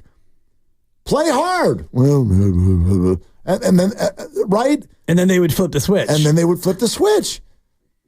And so I'm not telling you right now that the Niners are Super Bowl favorites. They're not. Yeah, they're not. They're most definitely not. And I have concerns about all kinds of things that I see out there. But the truth of the matter is the Super Bowl or bust person in August was talking out of their wahoo. We had no idea what the hell we were even looking at. When you said that, whoever I'm talking about, this is a mythical person. It's me. Well, no, it was everybody. Sure. But when you said that, you had no idea that Jordan Mason was your leading rusher. Right. You had no idea that Brandon Ayuk had a torn ACL. You had no idea that you would blow 2 games that you had no business blowing. You had no idea but that Javon Hargrave, all of that. And so those aren't excuses, but it's interesting to get to today and sort of re-ask you, are you happy or are you mad at where the 49ers sit? Because I would argue when you understand the journey and the story of what got us here, you should probably wake up today feeling pretty good. Right. But if I'd offered this to any of you in August, you all would have tossed it in the trash. This sounds awful. Right. You should be better than 4-4. For sure you should. And, I think about last year where they started 5-0, and after 5 games, their point differential was plus 100. They went 30, 30, 30, 35, and 42. Nobody scored on the defense. You were 5-0, and it was, Super Bowl or bust, because we are the best team in football. And this year hasn't been that. And you just had me thinking about going to a casino, and you walk in with $1,000. I got $1,000 to gamble. I like it. And after about 2.5 hours, you're down 700. Oof. And you're thinking, oh, God. What should we do? Should we punt the season? Should we think about draft picks, whatever? And you got your last 300, and then all of a sudden now you're only down 500, and then you're only down 300, and you scratch and claw, and now you somehow find your way back, and you're dead even. You got your 1,000 back, and it feels like, whoa, I feel like I just won, but in actuality, you're just even. And that's kind of what this Niner season's felt like, where, you gave a couple away. You doubled down. You had an 11 Delta, and the dealer had a 6, and you doubled down, and you got a 2, and then the dealer pulled a 5, and the dealer got 21, and you got 13. It's like, oh my God, how did I not just win that hand? And you had to scratch and claw to get to where you are, and now your first night in Vegas is over, and you check your wallet, and it's like, I got my $1,000 back. I love your analogy. I can't wait to get back in there tomorrow. And obviously the exact opposite runs as well. I show up with $1,000, and in the first half hour, I win 500 more. Yep. And I'm like, let's go tonight. We're going to start. Now we're playing with house money. We're having steak. Let's go. Hey, couple drinks for me and my friends. Yep. And you're rolling. And an hour later, you're back down to 1,000. Yeah. How do you feel? You feel like crap, but you didn't lose a damn thing. Right. You're even. You're back even. So that's that. And that's the yin yang right now of this 49er first half. Like, it just feels like the engine hasn't even started yet. But by the same token, there are ways to look at this where you're like, thank goodness they're 4-4. Sure, they should be 6-2. Sure, they never even should have had this issue with certain games and all of that. But we do the shoulda, coulda, woulda, sort of based on what we thought at the beginning. But even the person who hates excuses the most has to admit, this is not who you thought the Niners were. You didn't run around peacocking in the parking lot back in the second week of September because you thought Jordan Mason, Ricky Pearsall, and Sam Okwonu were going to be playing Dominic Pooney key roles. For this is not who you thought was going to play this year. Yeah, Cowing and Renardo Green and Malik Mustafa. That's not what you thought this was going to be. Right. So do you suspend your expectations or not? Or do you try really hard to do something that fans and humans just don't do, which is toss your expectations into the bucket and kick them out with the trash before the year even starts anyway? That's really hard to do.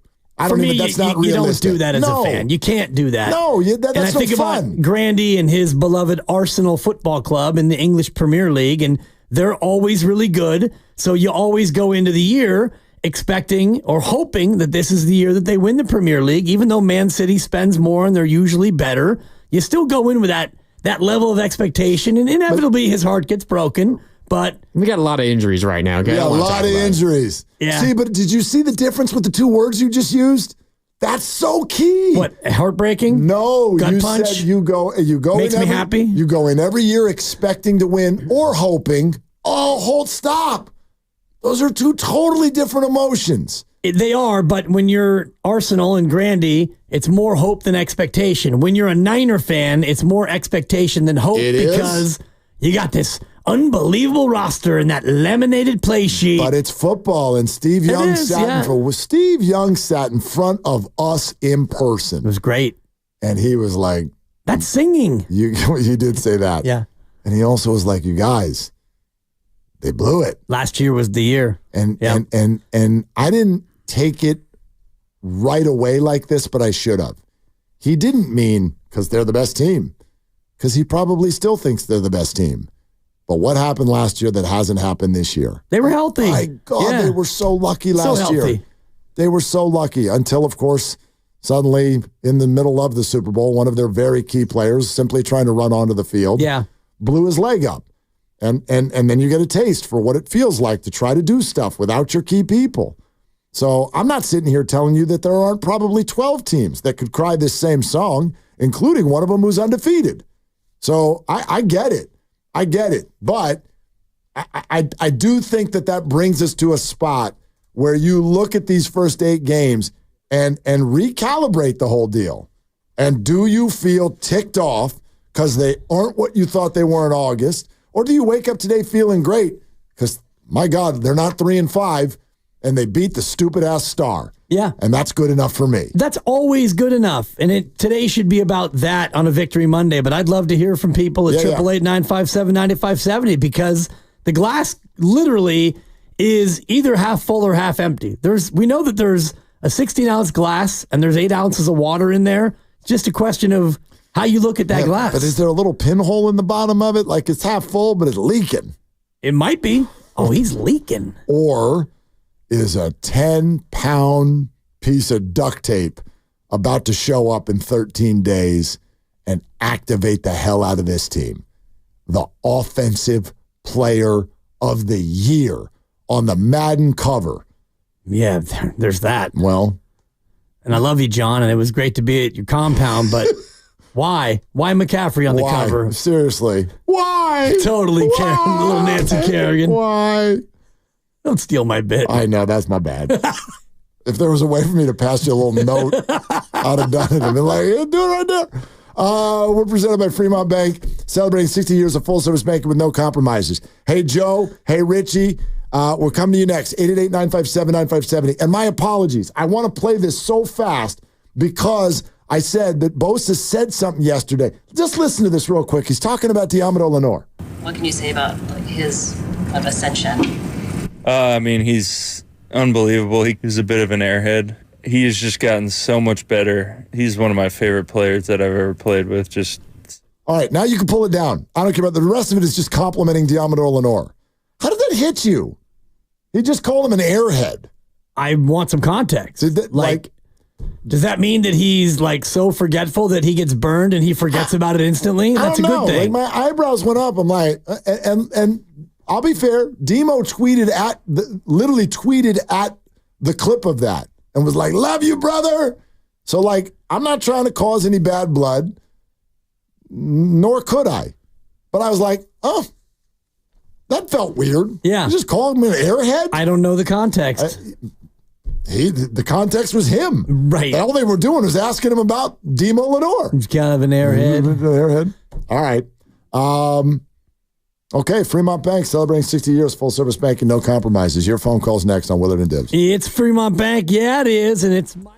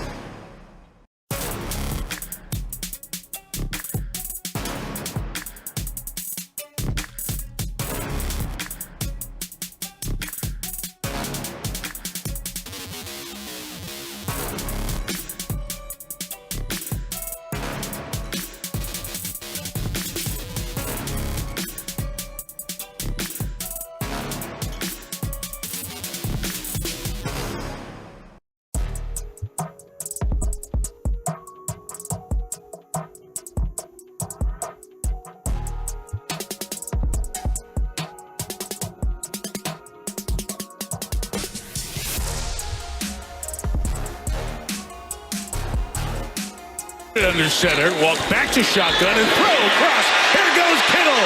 On the run, George Kittle inside the 10. Kittle to the pylon. What a run. He is marked just short. George Kittle took off. They marked him out of bounds at the 3. Now, back to Will and Dibby on 95.7 The Game. Captain Obvious has arrived. I'd like to say this out loud. Do it. Yo, Niner fans, you got yourself one hell of a tight end. My God. Hall of Famer. Hall of Famer. And you know what? We want to go to the phones. I just want to get this off my chest for about 20 seconds because I've dealt with this for the last 3 years on social media. There's always some Kelsey fan out there who's like, that's ridiculous that you think Kittle is the best tight end in football. Do you know what? Eat it. You've been wrong for 3 years, and you still are, and only now you're seeing it because his fantasy numbers are down. So now suddenly you're able to see that all along, George Kittle has been the all-around best tight end in this game. Travis has been the best receiving tight end in this game. But George Kittle is the best tight end in this game. And he still is, by the way. So happy National Tight Ends Day. Yeah. That was started by George. It was finished by George. That is the face of the position in the NFL. Those tight ends had a day now. My across the board, they all. It felt like people were messing with us. I'm like, are you only throwing to the tight ends to celebrate or something? Pretty funny. I have Trey McBride on my fantasy team, and he was just, catcha. Dude. Laporta and Cade Otton. Yeah, Cade Otton. Even Kelsey got a piece. Kelsey had a big game. Finally got in the end zone. Kittle had a big game. Yeah. Dude, the Lions were using Laporta, and then their other dude scored. That's what I noticed. I'm like, backup tight ends are scoring.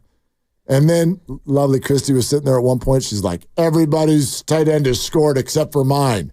And where's Evan Engram? 2 minutes later, boom, touchdown. Nice. I'm like, dude, everybody was amazing yesterday. But the Niners have the best tight end in the game. Looking at the Pro Football Focus numbers for tight ends this year, where do you think George Kittle ranks on overall tight ends? Overall tight end, this is PFF? PFF numbers. Oh. And I never know how those work. It's pass catching, it's blocking, run blocking, it's pass blocking. It's all categories of all things that a tight end can do. Let me just scan. I'll give you a clue. It's not Travis Kelce. No, I know it's not Travis Kelce. He's number 15, tied with A.J. Barner. Are you asking me who's number 1 or where George sits? Where George sits. Where George sits. Let me just scanning. Zach Ertz has had a good year. Scanning. Oh, Kyle Pitts has been kind of fun, finally. I'll put him at number 1. Number 1. Yeah. Number 1. There's a couple other guys doing some really cool things. Brock Bowers has been number a nice pickup for the Raiders. Trey McBride, number 3, and then it's Mark Andrews and Dalton Kincaid. Okay, is your top 5. Yeah. I say this without hesitation whatsoever. That's the best tight end in the game, and he has been for a long time. Kelsey's just the number 1 receiving tight end, but George Kittle affects the game unlike any tight end in football. And at this time where the Niners receivers have been a revolving health door, my goodness, thank God for George Kittle. He has been one of the only stabilizing forces on this 49er offense all year. Yeah, and he did it straight out of the locker room. That Mike Tirico call right there, 43-yard catch and run. Just a simple little slant. Comes off the line, one move, boop, the quick throw, and a lot of yak, and he gets all the way down to the 3 or the 4-yard line. And I want to credit Kyle Shanahan before we go to the phones for listening to the show, because all last week, what did I say, Mark? Quick throws, screens, get the ball to Debo right away. Get the ball out of his hand. And he did a ton of that yesterday where a lot of Brock Purdy just get the ball and boom to Debo, quick throws to George and the rest of it. Then again, there's a reason why they did a lot of that stuff also, which is it worked, which is because the Cowboys' defensive line offered very little. Yep. And the Niners' offensive line, give them credit too, they did a good job. You can only block the people in front of you, and they did, except for the one that Isaac Guerrero missed.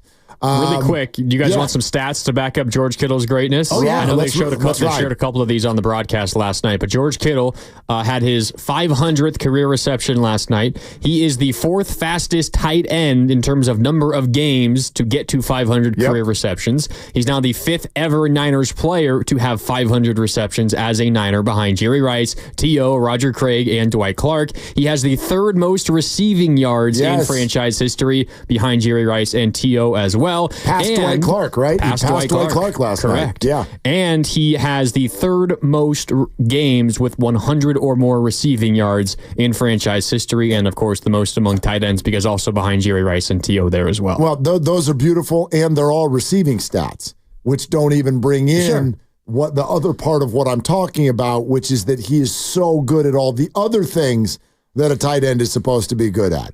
Travis Kelce's an amazing receiver out of the tight end position. He can't hold a candle to what George Kittle does as a blocker, and the rest of what you do in framework with the offensive line. Kittle now 9 catches away from tying Christian McCaffrey. So he's about to go right by his teammate with 10 more catches on the all-time catch list. Wow. Well, except for Christian might show up and start catching more balls too. He might. All right, let's go to Joe in San Jose. What up, Joe? Thank you guys for taking my call. Yeah, about the 49ers, I feel good about their chances. They're in good. They're a well-coached team. I can say that much. And all the games that they were in those games, and they could have won easily. I wouldn't say easily, but they had a shot to win those games. But let me ask you guys a question. If you compare the Niners to the Warriors, which team has a better shot going far in the playoffs or making the playoffs? And do you agree that the Niners are a better coach team than the Warriors? Because the Warriors had 18 turnovers last night. Thank you. Well, okay, that's interesting, Joe. So wait, the way he phrased it, which is which team has a better chance to make the playoffs. Or go further in the playoffs, I think. Is that what he said? Because I think the Warriors definitely have a better chance to make the playoffs than the 49ers. But I'd argue the 49ers have a better chance to go further in the playoffs, assuming they make them. Like, in other words, the Niners, I think, there's a reasonable thought that they get healthy, get right, and actually do have still championship aspirations. I think the Warriors, as constructed right now, are a very good team. I think it's a playoff team. Are they a true championship contender? Probably not. So them moving through the playoffs into the Western Conference Finals or whatever, I find that to be less likely than the Niners doing it. Agreed. I'm wondering about the idea of the playoff odds for the Golden State Warriors. You know, if the over-under for their wins is sitting at 43.5, that would indicate that the odds would say 44 wins is the most likely, which for me would put you into a play-in tournament at 44 wins, most likely. Probably. And, 7, 8, 9, 10 seed goes into the play-in. So if you go into the play-in, let's say you get 44 wins and you're the 8 seed, well, you need to win one game, 50-50 proposition to make the playoffs. So it feels to me like the Warriors are about a 50-50 playoff proposition. And as earlier indicated from the ESPN Football Power Index, they're at 45%. So those two are actually... Could call it similar. Yeah, Joe may be onto something. Maybe, although he called the Niners a very well-coached team and said the Warriors were not, and then he cited one game where the Warriors turned the ball over 18 times.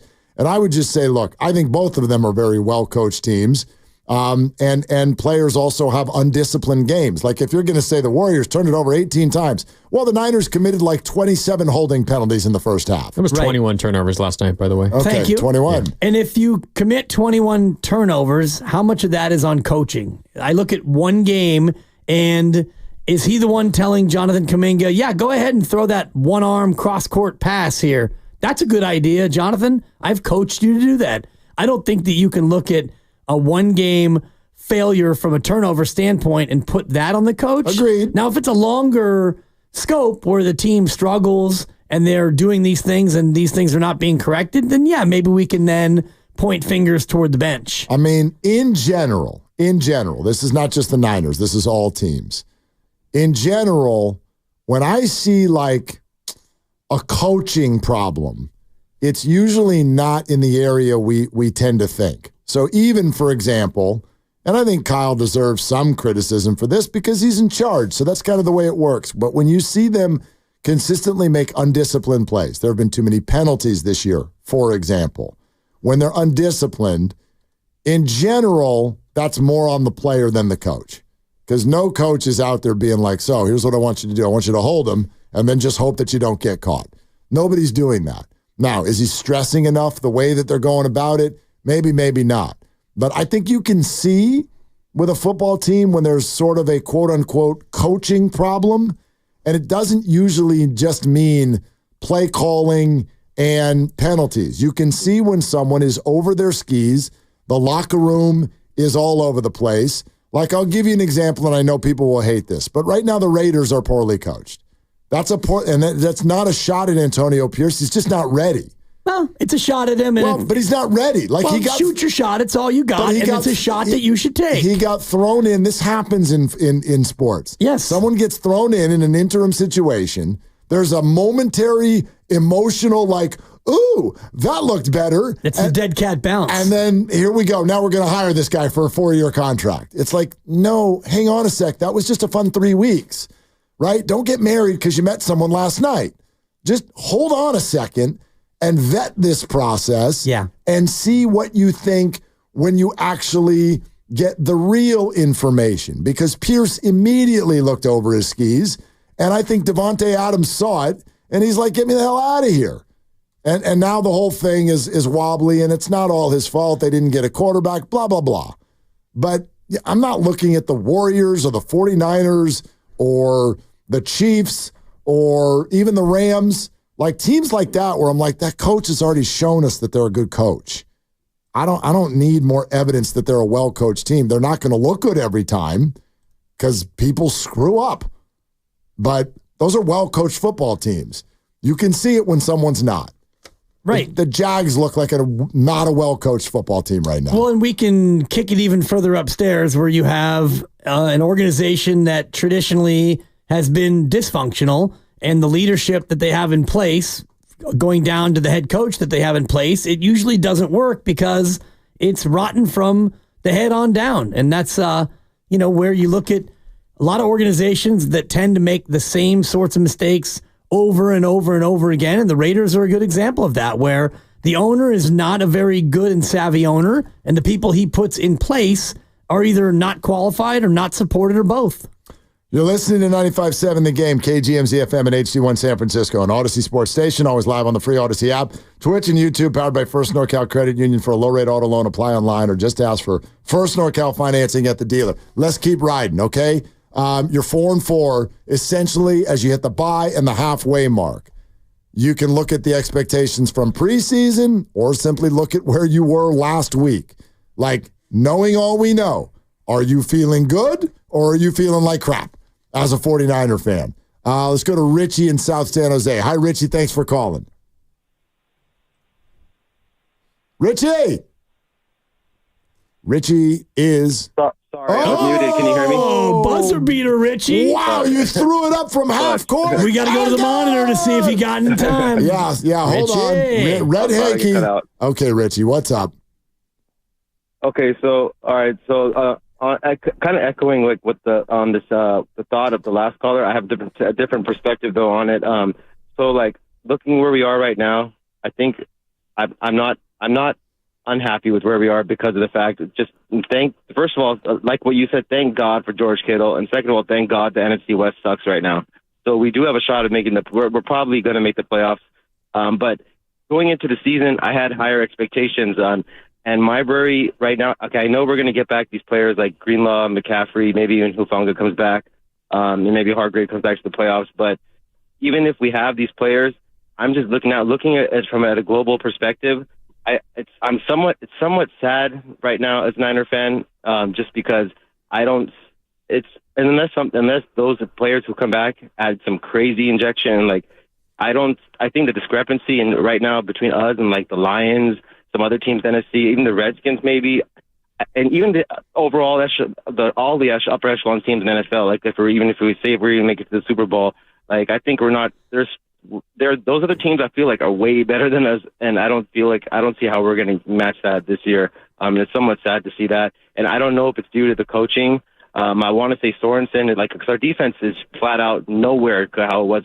That's a big difference between the previous years when we made those runs. Our defense is nothing like that right now. Our defensive line is trash. I mean, okay, maybe that might be extreme. We have Dick Bosa, but we can be run on, and I'm worrying that that's something that we won't be able to fix, and maybe Nick Sorensen doesn't have it in him right now to overcome those flaws. Yeah, Richie, thanks. I think the Nick Sorensen conversation is still a living, breathing thing. It's still evolving. I don't really know yet exactly what to say about the defensive coordinator situation. I think that we'll get more information as players come back and we see a full season. But it's interesting to me that when a team is 4-4, and you can go, well, they're not as good as the Lions and the Commanders. And it's like, well, right, they're not as good right now. But we've already watched this. Like, they were 3-5 a few years ago. And I guarantee you, all of us in that moment were like, oh, God, they're not going to they're not going to compete with the top of the conference. They're not going to be able to do it. And then they did. So, the exercise for me, as hard as this is to just focus in on last night. You beat the Cowboys. Now you've got your bye. And I cannot stress enough how important the next 13 days are.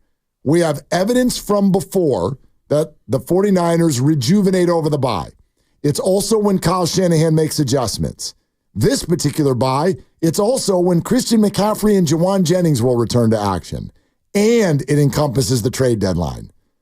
I really believe that there is a way that the 49ers come back in 13 days a completely renewed and refreshed and different football team. It's possible. Even if they come back as the same football team without any trade acquisitions, and maybe you still don't have McCaffrey and you don't have Greenlaw, the very fact that you get 13 days of rest and you get to go take on a Tampa Bay team that's more depleted, I think that you can still be better than you have been in the second half, just based on, being able to turn the page and come off a bye. And you look at what Kyle Shanahan has done in November. His record's been spectacular, and his record after the bye in particular seasons has also been very good. And the whole thing about you're not as good as Detroit, I agree. You're not as good as Washington, I also agree. It doesn't matter if you don't play them, and it also doesn't matter if on one Sunday in January, you are better. And that's the only time that this matters. Now, you do play Detroit, so it would be nice to be better than Detroit when you actually play them. December 30th, my sister's birthday. Nice. Kaner turning 60. She'll be in the house at Levi Stadium. Long time from now. Yeah. Long time from now. That's 2 months. 2 months and 2 days. And, enjoy your 50s, Gail, because in 2 months and 2 days, 6-0, and that's December 30th down there at Levi's. So that's the only time that you have to be better than Detroit. You might not even have to be better than them. I don't know what's going to happen between now and then. Exactly. Who knows? You might have clinched the NFC West already. Yeah. Who knows? You might also be 5-10 or you might, at that point. Yes, that's right. You might have clinched just one quick follow-up on pick in the draft. Joe's call about the playoff odds. I did a quick Googleage, and FanDuel has the Warriors to make the playoffs minus 144. The implied percentage is 59%. Okay. So FanDuel is saying the Warriors have a 59% chance to make the playoffs, and the Niners are at 45, according to ESPN. Yeah, that's ESPN, but I looked at FanDuel's Niners, and they've got them as a favorite to make the playoffs also. What's the number? I'll find it. No, I've got it. I've got it right here. I think the Niners... They're probably about minus 160 to make the playoffs. Well, Bet 365 or Bet Rivers. These are all right. Bet Rivers has the Niners to make the playoffs at minus 182. Yeah, wow. Okay. And Bet 365 has them at minus 170. Okay. Anyway, the point is they're favorite. They're favorite to make the playoffs. Minus 170 would be a 63% implied percentage chance. And ESPN, with all of their fanciness, has them at 45%. So either way, we're not used to them being down in those neighborhoods at 4-4. We didn't even think we'd be talking about make the playoffs. What are we talking about? We're talking about the playoffs. That is not what we, right? That was not what we thought we were going to be worried about going into week 9. Ray in Petaluma. Hi, Ray. Thanks for calling. What's up? Shout out to Dibs from Petaluma, Casa Grande, and Santa Rosa. Yep. Shout out to you, Mark Willard. You got me through COVID 2020 on KNBR. Oh, brother. Couldn't have done it without you, brother. I couldn't have done it without you, Ray. No way. I was lifting strong. But I wanted to talk about the Niners. They Lynch always makes a trade. He's got to do it on the defensive side of the ball. He's got to do either interior lineman or a linebacker just to until help gets there, until the playoffs. And that's really what I'm calling about. And also shout out to Nick Bosa for wearing the MAGA hat last night. Gotta make the message strong. We're gonna win it in a week from now. But what are you guys' thoughts? All right, Ray. Thanks very much. A lot of shout outs there, Ray. Well, now my thoughts are different there because of the last few sentences. But actually, I will say this because I'm not afraid of it. I know nobody wants to talk about it. I think everybody gets to express their opinion. Everybody gets to express their opinion. So there's no fear of that. Everybody gets to express their opinion.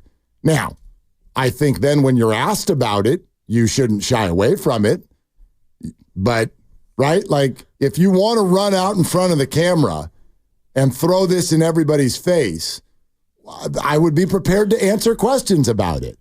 And so that is about as far as I will go into. And his answer was, I don't really want to say much more about it. He said it's an important time. Yes, it's a very important time. Indeed it is. The thing that bothered me the most is that he was upstaging his teammates because his teammates were having a moment and that was their moment. And he made that about himself when it should have been more about them. And yeah, if you want to, you could support whatever you want to support and you're allowed to wear whatever you want to wear. And it's great that we have these First Amendment protections. But in that spot, that just kind of was annoying for me where you had a rookie up there and you had a guy on National Tight End Day where it was their moment. And then he kind of made that about himself. Yeah, absolutely. It's funny to me when people are like, I have a message that I want to tell you. And then someone doubles around to go, oh, tell us about your message. No, I don't want to talk about that message. Yeah. I thought you're supposed to stand on it. Stand on it. You lay the card. Stand on your words. You play the card. Yeah. That's what I would say Waiting about for the that. Draymond Green there. Yeah. Stand on your message. We're It's good, Draymond. We're sponsored by Life Source Water Systems. Nowhere near done with your calls. Steve Kerr at the top of the hour. 888-957-9570. Willard and Dibs. Hi, it's Sherry, owner of Life Source Water. With the Life Source Whole House System, we help your water reach its full potential.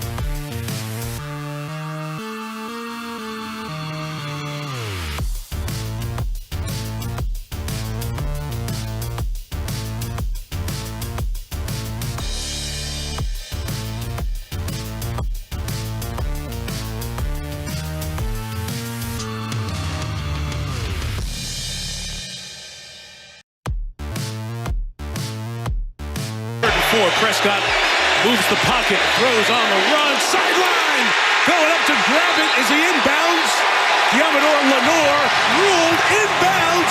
A spectacular interception by Lenore. Now, back to Will and Dibby on 95.7 The Game. All right, there's more Tirico, NBC, Sunday Night Football. I'll just say this quick because it seems more obvious than anything in the whole world. Re-sign Diamador Lenore. What a pick. Thank you very much. That's the end of my TED Talk. Well, and the other piece of it is, and I'll say this, and I don't want to be too dramatic, but you do have the trade deadline coming up, and you may want to think about trading Mooney Ward because maybe two pass interferences yesterday, and there was a stretch of plays where he wasn't on the field. I don't know if it was injury or if they chose to go in a different direction, but he has not been good, and so if he's going to be gone at the end of the year anyway, why not make a move and maybe find him a greener pasture now and get something for him? Well, it provided that you have another corner that you can stick out there that you like. You got corners. You know? Well, do you? Yadim. Ike Yadim. Good Lord, that didn't go well. Bernardo Green has looked really good. He's out there now. Lenore's been special. Yeah, I don't want to lessen the room. If, you know what I mean? And suddenly now you're weak at the position just because he's a free agent at the end of the year. But I hear you. It's a possibility. Hey, before we go back to the phones, how about this, all y'all crazy people? You listen to our show, and you might end up in Vegas. It's that simple. You listen to the show, and you might end up in Vegas. Every day this week, you've got a shot. Between 5 and 5:30, that's when you need to listen. Your chance to win 2 tickets to see the Scorpions on March 6th at PH Live at Planet Hollywood Resort and Casino, and a 2-night hotel stay at Planet Hollywood Resort and Casino, and round-trip airfare for 2. So you get a flight, you get a room, you get tickets to the show. We'll give you a code word between 5 and 5:30 today. That's also right around the time Steve Kerr is going to be on the show. All you have to do once you've got the word is text that word to 20357. 20357, and you'll be entered into the contest. Viva. That is an incredible, and I don't normally say this, but that's an incredible package. I try not to talk about packages too often, but it's a pretty good package. 2 nights, a flight, and Scorpions. That's right. And the show is in the same building as your room, so you can drink. It's stumbling distance. Yeah, I mean, I know you can get Uber or whatever, but you don't even need to do that. Incredible. Just find the elevator. That's your only assignment. Scorpions, Klaus Meiner. You can ask them when you're getting the drinks, how complicated is it to find the elevator? Not that complicated. Yeah. Well, then give me another route. That's right. Let's go. So, anyway. 20357 will be the number to which you need to text. Correct. And we'll give you the code word between 5 and 5:30, okay? And Steve Kerr at 5. Guess who called? It's Kurt, everybody. Kurt in Hayward Hills on Willard and Dibbs. This is becoming a daily dive for us. Kurt, hello, sir. How are you? Hey, how you doing, fellas? How you doing? How's everything now? Better than last Monday, Kurt. Hey, what did I say? I said 30-20 the score was. I was off by 4 points. It's still a cover, Kurt. It's still a cover. There you go, my fellas. There you go, fellas. And let's talk about the 49ers. What? We're 4-4. It's a weak division. I don't think there's anything to worry about. If we make the playoffs, we still got a shot at it because we got Purdy. Purdy is an elite quarterback. And you know that is, fellas. He's elite. And, there's one thing I need a favor from you guys. Okay? I'm going to tell you what the favor is. Anybody that calls over there, when they get out of hand, forget about it and flush them. I love it, Kurt. Kurt, you got it. You got it, my friend. Yep, you got it. We'll never do that to you, though, Kurt. Before you flush them, forget about it, and then flush them. What'd you think of Purdy's performance yesterday, Kurt? I told you he choked at the end. What did I tell you, fellas? At the end, he choked. No, Purdy, not Dak. Purdy. How would you characterize Purdy's performance? Guess what? I characterized his performance as top of the line. I thought he was great. He did a lot of great things. He got the ball out. And what did I tell you about? He was going to give it to the only receiver we got, and he got most of the ball. Yeah, George Kittle. Yeah. That's right. I said Kittle on the other day. I was talking about Kittle. I said they're going to throw to him a lot. Who else do they got? They didn't run the ball much, but the defense came alive, and we're still not going to say anything bad about the defense coordinator yet.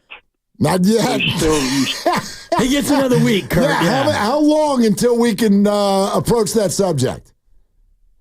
Well, I don't know. I mean, they look pretty good, the defense. We shut them down pretty good. I think our core in the back is great.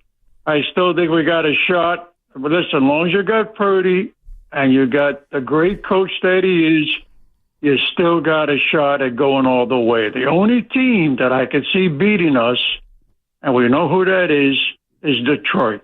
I don't see anybody else in the NFC beating us. At the end of the season, we win that division. We get in the playoff, and we hope we don't run into that runt again at the end of the season. Yeah, that's a good point. Man. I can't wait for next week, Kurt, when we find out what your nickname is for Baker Mayfield. Well, all I could tell you one thing, the guy that, the quarterback of Dallas, he choked just like I told you at the fourth quarter at the end. He threw the ball. There was nobody there. He choked. I mean, listen. He's now worth $60 million. Purdy is worth the $60 million. He showed that he was worth $60 million, not that loser quarterback of Dallas. They're not going anywhere. And as far as the 49ers, hey, fellas, they're going to do something. Don't count them out yet. Anybody that calls that says anything wrong, get out of here and flush them. Thank you, Kurt. Appreciate you bringing it home. That's good advice. What'd you think of Purdy's performance yesterday? I thought he was very good. And, we had a little show thread earlier, and Lucas, director of sports, said something as I was in my rewatch. I was actually in the first quarter of the rewatch, and he thought that Brock was really bad in the first half. And Not a great first half. Really good. Yeah. I thought, watching the game again, he was very good in the first half. He made ostensibly 2 mistakes. Fourth down throw behind Debo. Bad throw. Debo was wide open on fourth down. That moves the chains. And then the Tom Brady tuck play where he tried to pump and hold and it just slid out of his hand, and that was a fumble, but they got the ball back. Other than that, I thought he was damn near flawless in the first half. Did they call that a fumble or did they call it incomplete pass? No, that's a fumble. That was a fumble. His arm is coming forward. No, but when you're trying to collect the ball, when you're clearly not throwing it, it's the empty hand rule. So when you go forward, even though you're going forward, it's not a pass anymore. They changed that rule. I could have sworn that they made it 2nd and 10 right after that, and it was behind the line of scrimmage when it was recovered. I know the Niners recovered it. I could have sworn they did not. Let me go to the notes. Yeah, because let's. Fumble. Yeah, they have the referee who came on right away, and he said, "Yeah, it's the empty hand where it's clear that the intent was not to throw it, and then the ball comes out." And that's a fumble. And they moved the ball back to the spot of the fumble because you can't advance a fumbled ball, the offense. Interesting, because I thought it was still like 2nd and 10 right after that. But okay. All right. Yeah, and that's like, I don't even know if that's just kind of, that's one of those things. Do you know what I mean? Right. Like if you see something and then you're like, nope, I want to pull that thing back and it squirts out, I'm not going to come down someone's road for that. I think he missed more throws than you're sort of mentioning in that first half. I thought he was wobbly. I didn't necessarily know all the time whether that was, I don't know, is the receiver in the right spot, not whatnot. I did not think Brock was as bad as a lot of people were saying. Yeah. But I didn't think he was very good either. It was sort of a run-of-the-mill situation. I was more put off by the holding penalties that kept coming, that kept taking things off the board that I thought really changed the whole 49er offense, not just Purdy, but in the second half, he was fantastic. Yeah, I'm just looking at the first half, and, the 4th and 3, he threw behind Debo, and on that drive, 3rd and 7, they blitz him, and he beats it. He sees it, he beats it, and he goes to Pearsall for 14, which moved the chains. Yep. And that's a play that I definitely highlighted. Debo with the drop on 1st and 20, after Kittle held. They had a screen pass, and that play would have gone for maybe 15, 20 or more, and that's one that hurts Brock in his ledger because that would have been a big play. And the fumble, when he had that, it made it 3rd and 17. It was 2nd and 10. He fumbles it, and Grandy's right. They move it back to the spot. Okay, yeah. And then 3rd and 17, they ended up having to punt after he threw incomplete to Conley. Got it. Okay, 888-957-9570, the number. Austin in San Jose next up. Hey, Austin, what's good? Austin, you there? 3, 2, Austin. 1. Austin. Good. Rich in Fremont. Get out of here. Get out of here. Get out of here and flush them. And he got flushed. All right, Rich, you're next. What's up, fellas? Thanks for taking my call. Yeah, man. So I believe George brought the whole Kittle and caboodle yesterday. Just a phenomenal job by him. And I think you're right. I think he is the best all-around tight end in the league when you look at everything that a tight end does. But, the thing is fans are, really hard on the 49ers right now, particularly the defense. Got a little scared in the fourth quarter, and I know, I get it. People are saying, you know what, this happened so many times this year where, we get a lead, we can't hang on to it, the fourth quarter comes and we fall apart. Okay, and in this sense, we did not. We hung on. But I think the message I need to get to the fan base is this, is that, guys, the defense does not have all of its starters out there. Okay, you saw that. Remember the play with CeeDee Lamb where he's wide open? You got guys running into each other. If that isn't rookie, what is? I mean, come on. That's just his rookie mistake. The only worry there, Rich, though, is that those guys are starters now. I mean, that was Jair Brown and Renardo Green, and I get that Green is just getting mixed in and he is a rook, but, these guys play. They play every game, and so you're not wrong, but they can't do that anymore, not if you're going to play NFL football. Okay, but to your point, you said they're starters now, but how long have they been starters and how long have they been playing together? Not long. Yep. So we know in the NFL, Mark Willard, you have to gel. You got to play together. You have to have consistency. That's why consistency and continuity is so important in the NFL. If you haven't played together a long time, that's going to present itself, and that's what happened in that game last night. You saw that. But my point being is this: they managed to get the win when they needed to, and to your point, they got 13 days. And a lot of people are talking about Washington and Detroit and all these other teams. It's like, hey, guess what? A lot can happen in 13 days. Okay? Hey, the teams that are winning right now, they can start losing. Jared Goff can get injured. Any one of those possibilities could happen. Now, I don't want us to rely on that, but what I am saying is in 13 days, a lot can happen. Thanks, guys. All right, thanks, Rich. That's true, although I will say this. Did you all even notice today that the Chiefs went out and made another acquisition?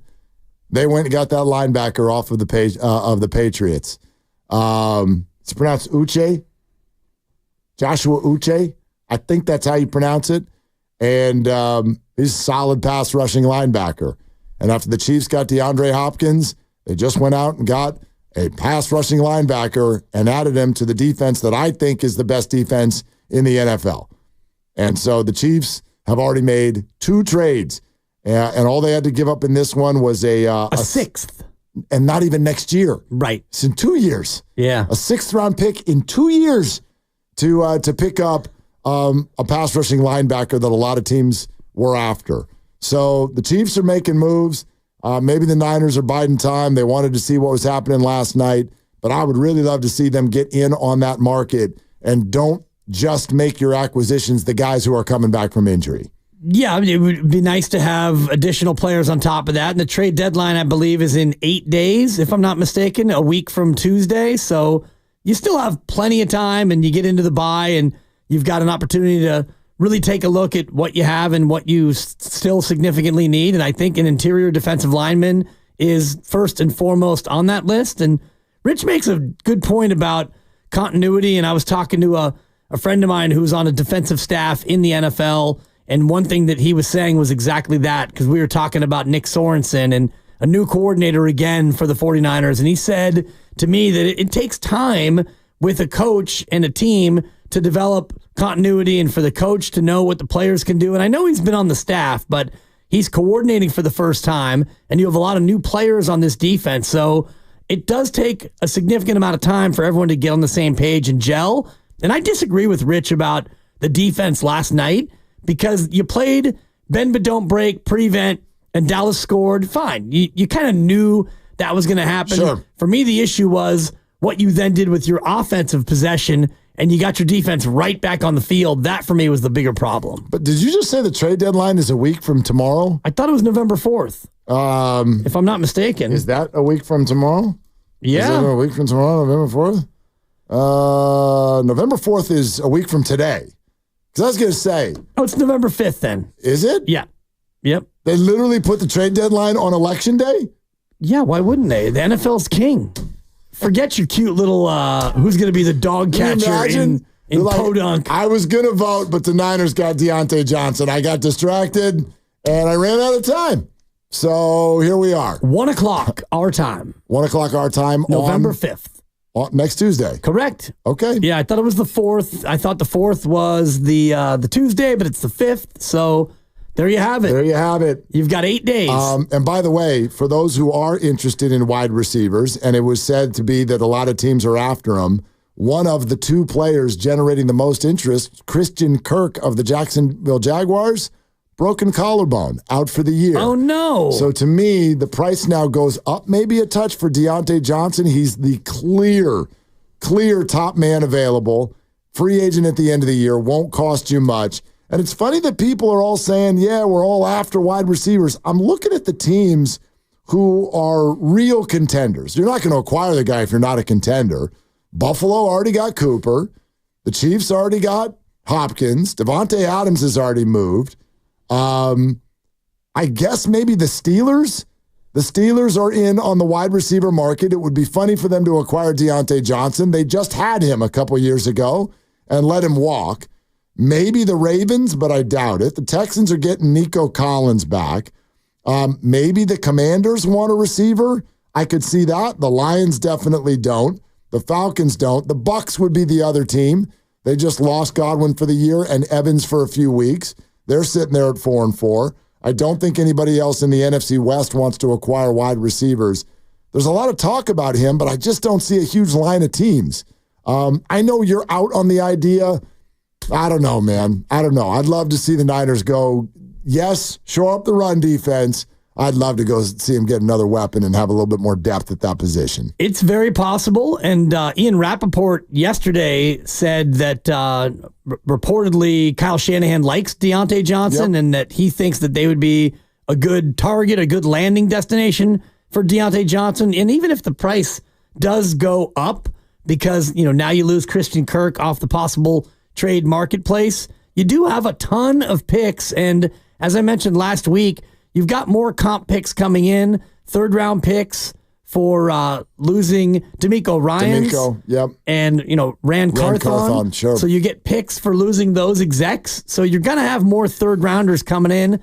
Plus, you've got some comp picks for free agents you lost last year that the value of those is still pending. I do think there's a little bit of a hesitation to go block Ricky Pearsall because they do like what they see, and he's now here, and he's a first-rounder. But I get so concerned because Debo is hurt so much, and Juwan is coming back, but he's coming off injury, and it just feels like the group gets really thin really fast.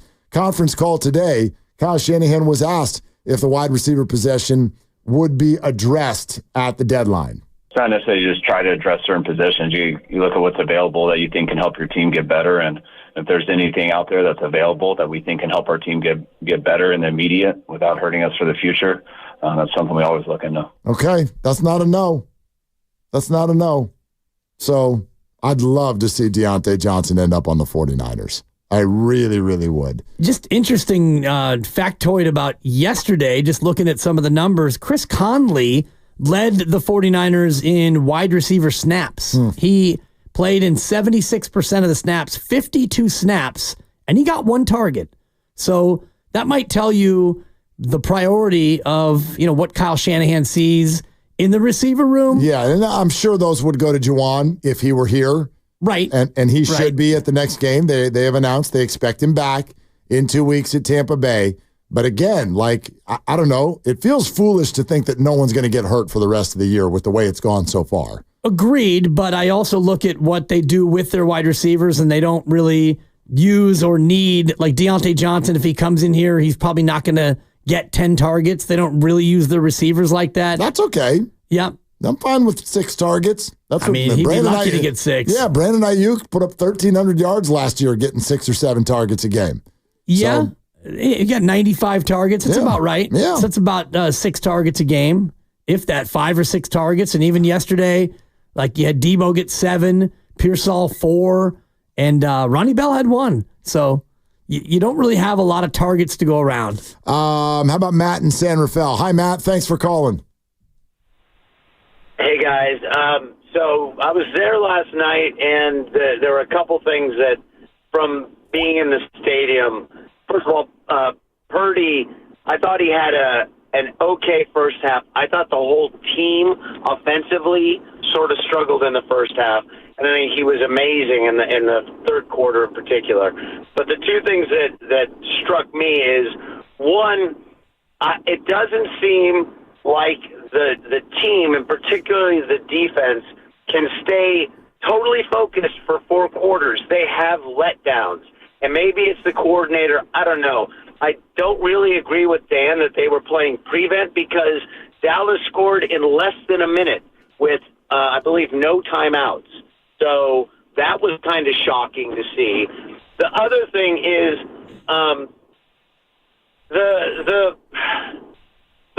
the offense has defined an identity, and I don't think that they found it. They had a great quarter, and it's the first really great quarter I've seen them have in a while. But it seems like Kyle, it's like he's coaching not to lose when he gets a lead. And I think that hamstrings him a lot as far as his play calling. Again, fourth quarter, where it felt like it was slipping away. They need to find who they are as an offense and as a team, I think, if they're going to make the kind of progress that we want them to make, and that they're going to be able to make any kind of run at the end of this. Matt, thanks. I will say this. It's interesting when people say Kyle is coaching not to lose. Sometimes I feel like we get going with narratives that we've had from previous years, and then we stick with them when things sort of play out in a frustrating way. I don't think you can accuse Kyle Shanahan of playing not to lose when he literally comes out in that set of downs where you're trying to burn the other team's timeouts, and he throws the ball all 3 times. Or tries to, anyway. You could accuse him of being overly aggressive. Agreed. Overly, not playing not to lose. He might be playing to win a little bit too much. I don't have a problem with the first down pass. I certainly don't have a problem with the third down pass, because now it's 3rd and long. The 2nd and 3, where instead of running the ball to Garendo, you drop Brock back, Garendo misses a block, and Brock gets absolutely torched. Listen, the 49ers today sit here incredibly lucky that he did not fumble that football. If he fumbles that football, the Niners might have given Brock Purdy the ball, trailing 31-30, and looking for a field goal to win the game with a kicker you just signed off the street a week and a half ago. Yeah, that happens at your own 37. Yep. So 2nd and 3, and they tried to pass it on first down. They didn't, and he scrambled for 7. And then 2nd and 3, you're absolutely right. Just run the ball there. Run it, make them burn a timeout, which they did because you got sacked. And then 3rd and 10, you had to pass it, and you check down to use check, and they used their final timeout. And to the caller's point, it was the previous drive where they did play prevent, and Dallas didn't score in a minute. It was the drive after that they were able to score in a minute, and it was CeeDee Lamb, 70 yards and 3 catches, and that wasn't them playing prevent. That was just CeeDee Lamb owning them. We're presented by Fremont Bank, celebrating 60 years of full-service banking with no compromises. Based on preseason expectations, it was Super Bowl or bust. Now, many people just happy that they got to 4-4 and they're tied for first. So based on all that, and after yesterday's game, do you wake up today feeling good, or do you feel like crap about the Niners? We're taking calls on it. 888-957-9570. Steve Kerr in 20 minutes. And then I also want to remind everybody again that between 5 and 5:30, it's your chance to go to Vegas. And we'll do it every day this week. every day between 5 and 5:30 this week, your chance to go to Vegas, your chance to see the Scorpions show. This is on March 6th. You'll get a room at Planet Hollywood Resort and Casino. You'll get round-trip airfare for two. It'll be a code word that we give to you between 5 and 5:30. You text it in to 20357. That simple. You're entered into the contest, and yes, you can do it again and again every single day this week. Okay, so more of your calls next. We still need to fade to Dibbers. Monday Night Football.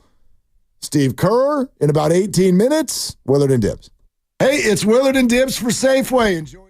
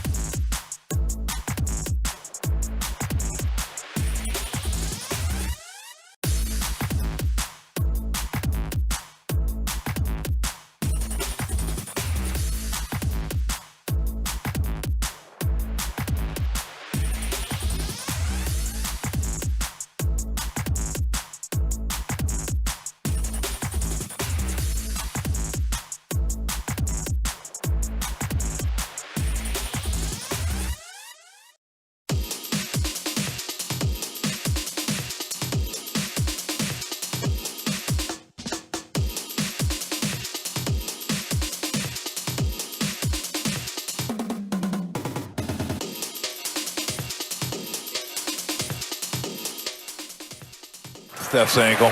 Oh, Steph just hurt himself and has taken himself off the floor, limping badly, and he's going to be helped to the locker room.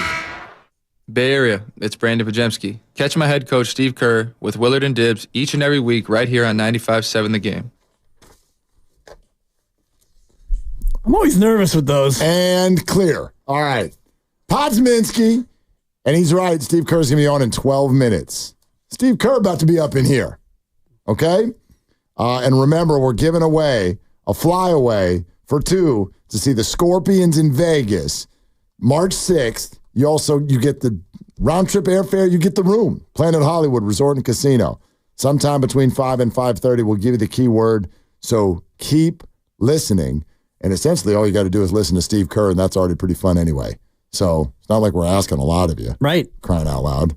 Okay? I mean, all you have to do is sit there and listen. Just sit there. Just sit there. Where are you going? We will do all the work. Yeah. We'll do the entertaining. I'm about to give out a lock. You can make some money. Just sit there. Sit there, win money, listen to Steve Kerr, and go to Vegas. Can we update the proceedings now? Because I'm hot. No, you're not hot. Oh. Because you lost Thursday night. You got the Niners. Yeah, I did. And you're welcome. You have won, as you love to say, one in a row. One game. That's always my favorite. I've won one in a row. That's not a row. It's a fact. That's just a thing. It's just a one. You've won one game. The Niner game. So it was an Ottoman game. If you win, until it wasn't. If you win tonight, yep, you're not hot, but you've won two in a row. I'll be heating up. You're gonna have to win tonight and Thursday to be hot. If I win tonight, I'm back to 500. I believe I'm 12-13 on the year. Is that accurate? That's correct. And some have called me Mr. Monday Night because I've been crushing Monday Night Football. What do you mean by crushing? That means I'm probably 3 and 4 on Monday night. 1 and 1. Although there have been double headers. Yeah, a lot of splits. 1 and 2. A lot of splitskis. 1 and 3. Come on, Mark. 2 and 4. Getting hot. 3 and 4. Yeah. 4 and 4. Yeah. 5 and 4. Mr. You're Monday 6 and 4 on Mr. Monday night. Mr. Monday night. I've always going called backwards. You've been bad on Monday night of late. A lot of double headers. Oh, double headers. I'm like, oh, I'm going to be 6 and 4. It's only week 8. What are we doing? Ska-da-da-da. Fade the Dibbers. I wouldn't. It's time for Fade the Dibbers. Please explain. Nostradamus gives out his pick. You bet against it, you make money. Cash me out one time. It's that simple. Hey, Dibbs, your pick stink. Dibs, what's the lock of the day? Was that taken in a Warriors practice? We have an update. We have an update. Because you had already said the pick was in. Oh, it's in. But the line has moved. So the Steelers are no longer a 6-point favorite over the New York Football Giants. Instead, tonight, the Steelers are 5.5-point favorites. So now it's 6 to win. Dibbs, take her away. Well, your boy's been hot this week. 9-6 against the spread. Not hot. Having a pretty good week. And the pick was made way back on Wednesday. And the more I've thought about it, the better I feel about this pick because Russell Wilson, you stink. I love to root against the little guy. He's not very good. You give me Danny Dimes and a bucket full of points. The pick is the New York Giants in the 5.5. Cuckoo. I'm taking the Giants, yeah. Cuckoo. Yeah. Take those Giants. Oh, my God. 7 games, they've scored a total of 99 points. Cuckoo. It's a low-scoring game. This one feels like a 21-17 Steeler win and a Giants cover. Cuckoosh. And I've been slaying Monday night. 6 and 4. I've been waiting all day for a Monday night. That's how the song goes, right? Something like that. Steelers probably win this game by 3 touchdowns. Fade me. I will. I'll be back to 500 tomorrow, and I'll be 1 win away from being hot. You going down tonight? I don't think so. I do. But what do you know? But lost in the Survivor Pool week 2. Couldn't even make it out of September. That's not true. That's not true. I think it was week 4. But anyway. Is that Survivor thing still going? Oh, Is any Survivor pool? No, they rebooted it. We're starting it again in 2 weeks because the guy was like, we're out of fun already. We're not supposed to be done by week 5. Done. Like we're not even scratching Halloween yet. Somebody won after what, week 6? Yeah, so he rebooted that thing. Man. I mean, might as well make more dough, right? And that's a nice piece for whoever won. Oh. Probably a nice, healthy piece. And to have it be done in 6 weeks, all tidy, like stress-free. Dog. Yeah. That's not a tidy piece. That's a down payment. 5 figures, I'm sure. It's a solid 5 figs. Yep. Knocking on 6's door.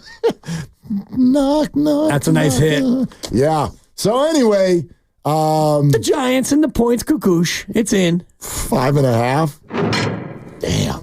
Okay. Yeah. Danny Dimes on the road against a great defense. Good luck. Right. And Pittsburgh's offense, which is not very good. I mean, it's funny that you said that because Russell Wilson has played 1 game so far this year, and they scored 37 points. Right. But go ahead with your bad self. Who'd they beat? The Jets. Okay. Who are they playing tonight, dog? The Jets are terrible, Holmes. Oh, and the Giants are? Giants are ready for a bounce back. I'm happy with it. I'm taking the 5.5 gladly. You have to be happy with it. You're not allowed. There's no backsies. And I'm not going to fade myself because then that would be going weird. against the bit. Right. Even though I'm following the money because the line has moved. It opened at 6.5 and it's moved down to 5.5. So there are many people, including the Sharps out there, who like the Giants as well. Not necessarily what it means. The Sharps are waiting for 5-14 to make their pick. Right. They're waiting for that number to come down so they get a little extra action. Waiting for that thing to tumble all the way down to 5. About that action, boss. Yep, no doubt. You know what I'm saying? Anyway, well, that'll be, you just made the game fun.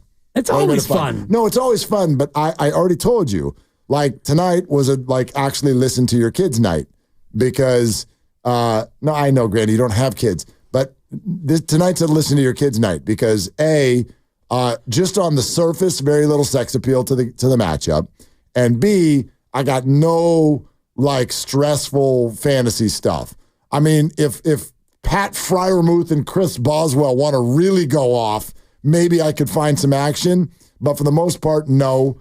I've already taken Sam Lubman behind the woodshed this week here at 95.7 The Game. That's a real tough task. No points needed.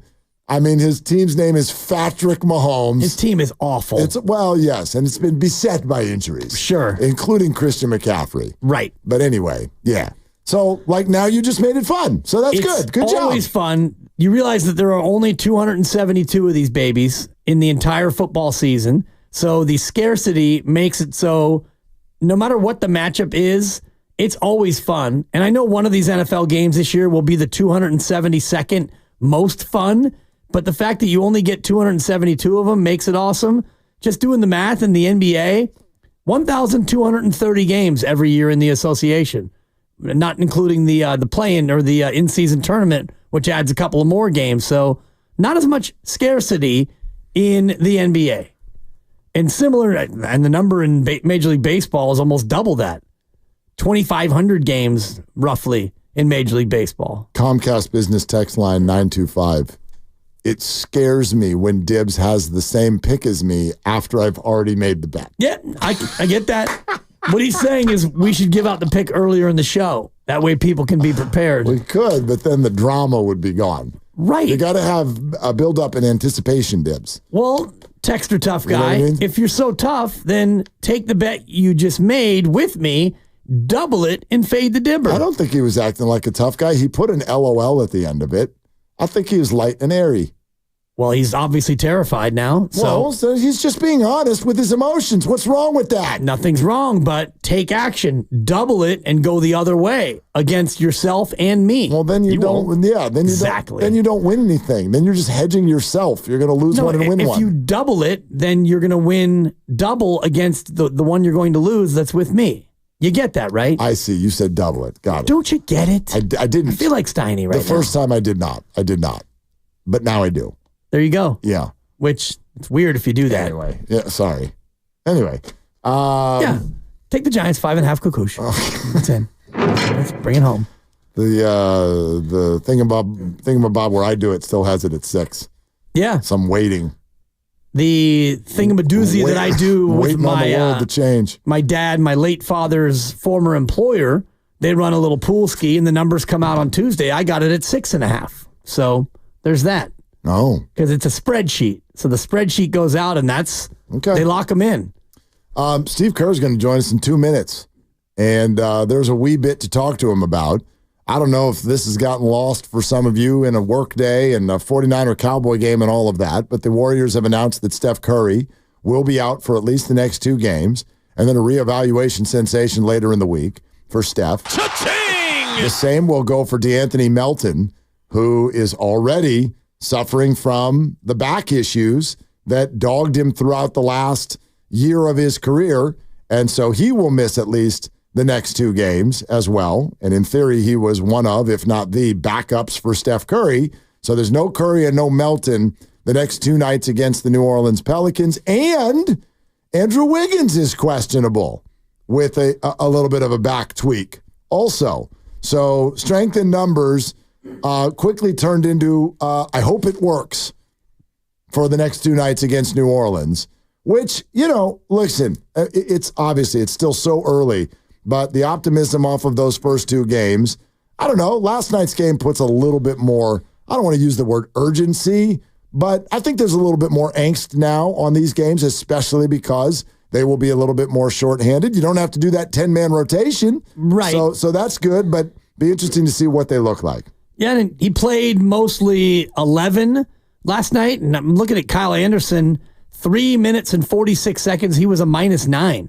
And I don't know if there was an overarching reason why Slow-Mo didn't get additional minutes and was more of an 11-man rotation. And as you mentioned, with no Steph now, the big question for me is, how does this change, obviously, the starting lineup, because Steph won't be in there, but in general, the rotation. And I know you can't replicate what Steph does, but, what's the real plan as far as who gets the additional minutes and all the rest of it? Well, and Murray obviously is injured and out for the Pelicans, DeJounte Murray, who was acquired in the offseason. And then there's this. I don't know if this sort of helps people feel confident about going against the Pelicans. I don't know. Did you see what they did over the weekend? They had not a home and home. They had a not home and not home with the Portland Blazers, the same way they're doing here. 2 games in a row in Portland. And we saw Portland as a team that's like, building, does not have any veteran NBA players on that roster pretty much. Last night, they lost to Portland by 22 points. And then they beat them back on Friday, but only by 2. And so the Pelicans are 2-1 with a home win over the Bulls, a close win over the Blazers, and then they got rocked. They got rocked in Portland by the Blazers.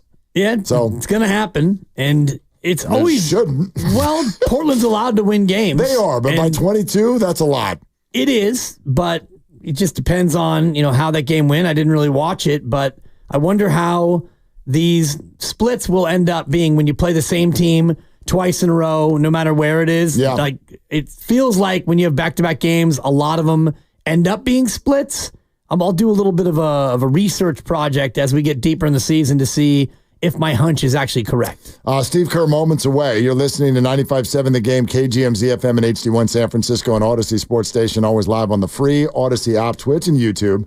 Powered by First NorCal Credit Union for a low-rate auto loan. Apply online or just ask for First NorCal financing at the dealer. And also, the contest we've been telling you about where we can send you to Vegas is officially open. So if you want to get on a plane and the airfare is on us, you and a guest to Vegas to see the Scorpions perform, Planet Hollywood Resort and Casino. Stay tuned. That's on March 6th, and you will not only see them perform there, you will stay there as well. We'll have a room for you there at Planet Hollywood Resort and Casino. Stay tuned. We will tell you the keyword shortly. You will text it to 20357. You will be qualified to win. All right, let's get out to the River Islands guest line. It is time for Coach Kerr. Steve Kerr, presented by Great Clips. In sports, success is about team effort, and the same is true for your hair. Great Clips, it's going to be great. Hey, Coach, how you doing tonight?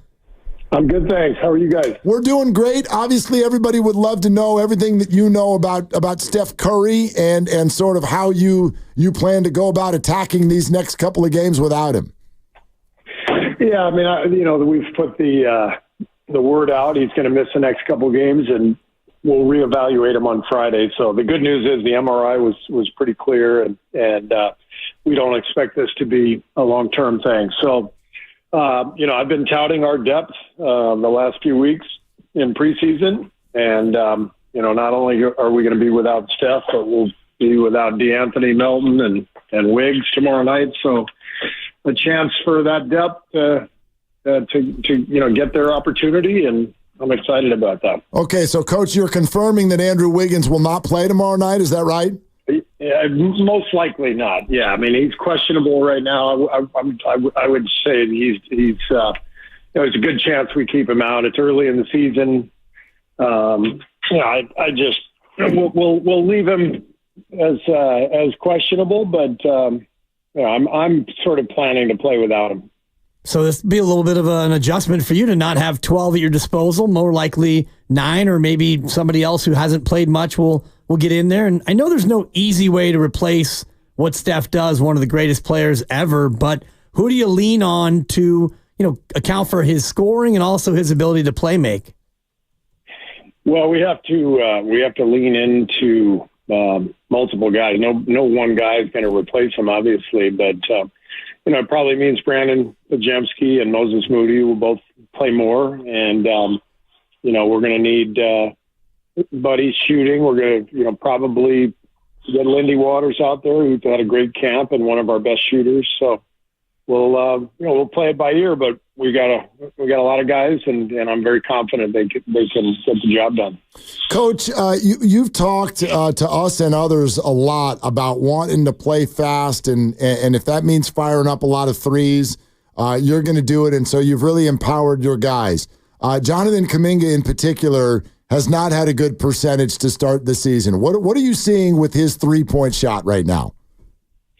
Not really a big deal. I mean, he's not a high volume 3-point shooting guy anyway. So it's just 3 games, and I never worry about a couple of games, especially starting the season. But he's very likely to go out there and knock down a few tomorrow. He shot the ball really well in the preseason. He's put a lot of work in, and so I don't concern myself too much with that. You do want to play faster, and it has been great through 3 games, although last night looked like the turnover bug bit you a little bit. Is that just something you kind of have to live with when you're looking to play faster and you end up having 21 turnovers? No, there's no way we should have the turnovers that we did last night. They really didn't have anything to do with pace. It was more carelessness. Some of it is just execution-wise. We put in some new things. We're not used to them yet. I think guys are still, trying to see the pictures, and we'll get better. I mean, it's literally only been a few weeks, and we'll get better with that. But we have to be very intentional about taking care of the ball, and we weren't last night. And the Clippers had a lot to do with that. They put a lot of pressure on us and did a great job. But it has to be something we're more in tune with this year, because we just can't expect to compete at the highest level if we give away 10, 12 possessions like we did last night. Coach, this is not a new thing with regard to the fact that you guys are at times undersized with certain lineups, and you didn't really get out-rebounded overall last night, 48-47, but the way Zubats was able to affect you guys around the rim, how do you go about planning for height like that throughout the season?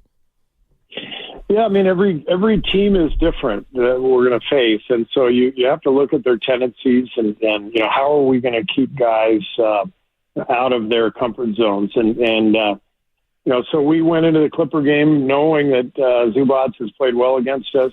I think he's improved quite a bit. I think he's actually one of the toughest players for us to play all year because of that size and skill down in the paint. So. We tried to keep him off of his spots, but they did a good job of getting him there, and he had a big night. And Kevon Looney, I thought, played really well coming off the bench. How much is his contribution critical when facing some of these really big, imposing centers in the West?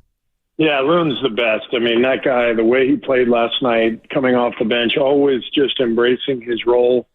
whatever it is from night to night, he just always comes through and prepares, and it's just beautiful to watch him. And I thought last night he was terrific. He was one of the reasons we had a chance down the stretch because of his play, and he helped bring us back. So Loon it's one of the reasons Loon is so important for us and has been a mainstay for us for the better part of a decade.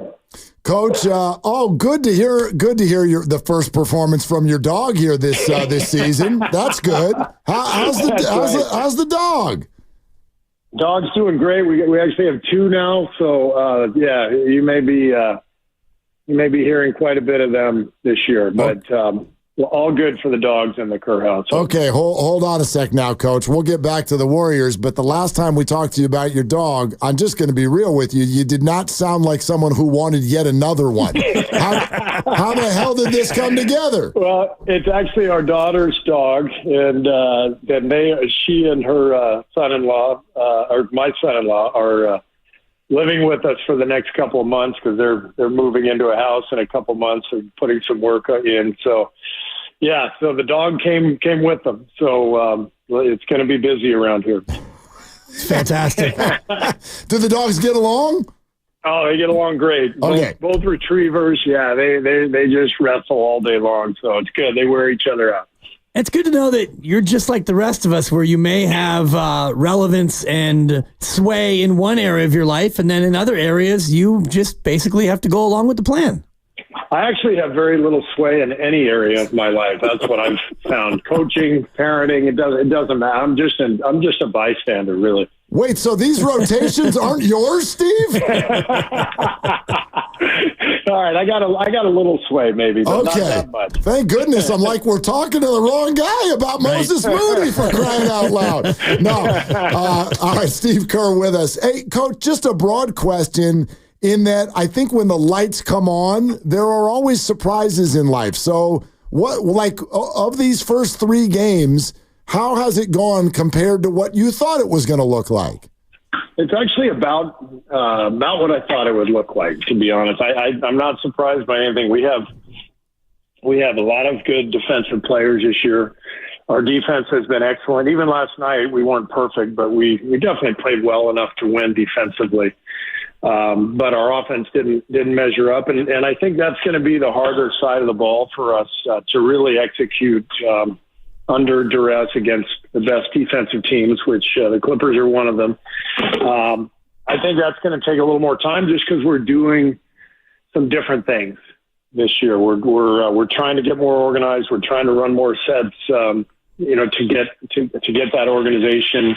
We're playing more people. We're playing people in different spots. So that's going to take a little bit of time for sure. I know one of the challenges last year was Andrew Wiggins and Jonathan Kuminga together. Last night, Wiggins again was spectacular through a small sample of 3 games. Are you seeing them more successful when playing together in games? Yeah, we at the end of last year when we played with Draymond at the 5, JK and Wiggs were actually pretty good together. So the question this year is, can they be good together with Draymond at the 4? And we've been starting that way, Wiggs, JK, Draymond, Trace. And, just to be really honest, I mean, that is not a modern NBA starting lineup. Everybody's playing, shooting at almost every spot. And so we're doing something that's a little different, and for it to work, they got to be great defensively. We got to get out and run. We got to use that force downhill, playing off of our defense, and did that really well the first 2 games. Not very well last night. So again, it's early in the season. We're looking at a lot of different things, and that's still a work in progress. For sure. Yeah, Coach, I wonder how long that lasts, at least in your head. Obviously, injuries could change all of this, but do you have a target date as to when you kind of want to really have a good sense of what you're doing lineup-wise every night?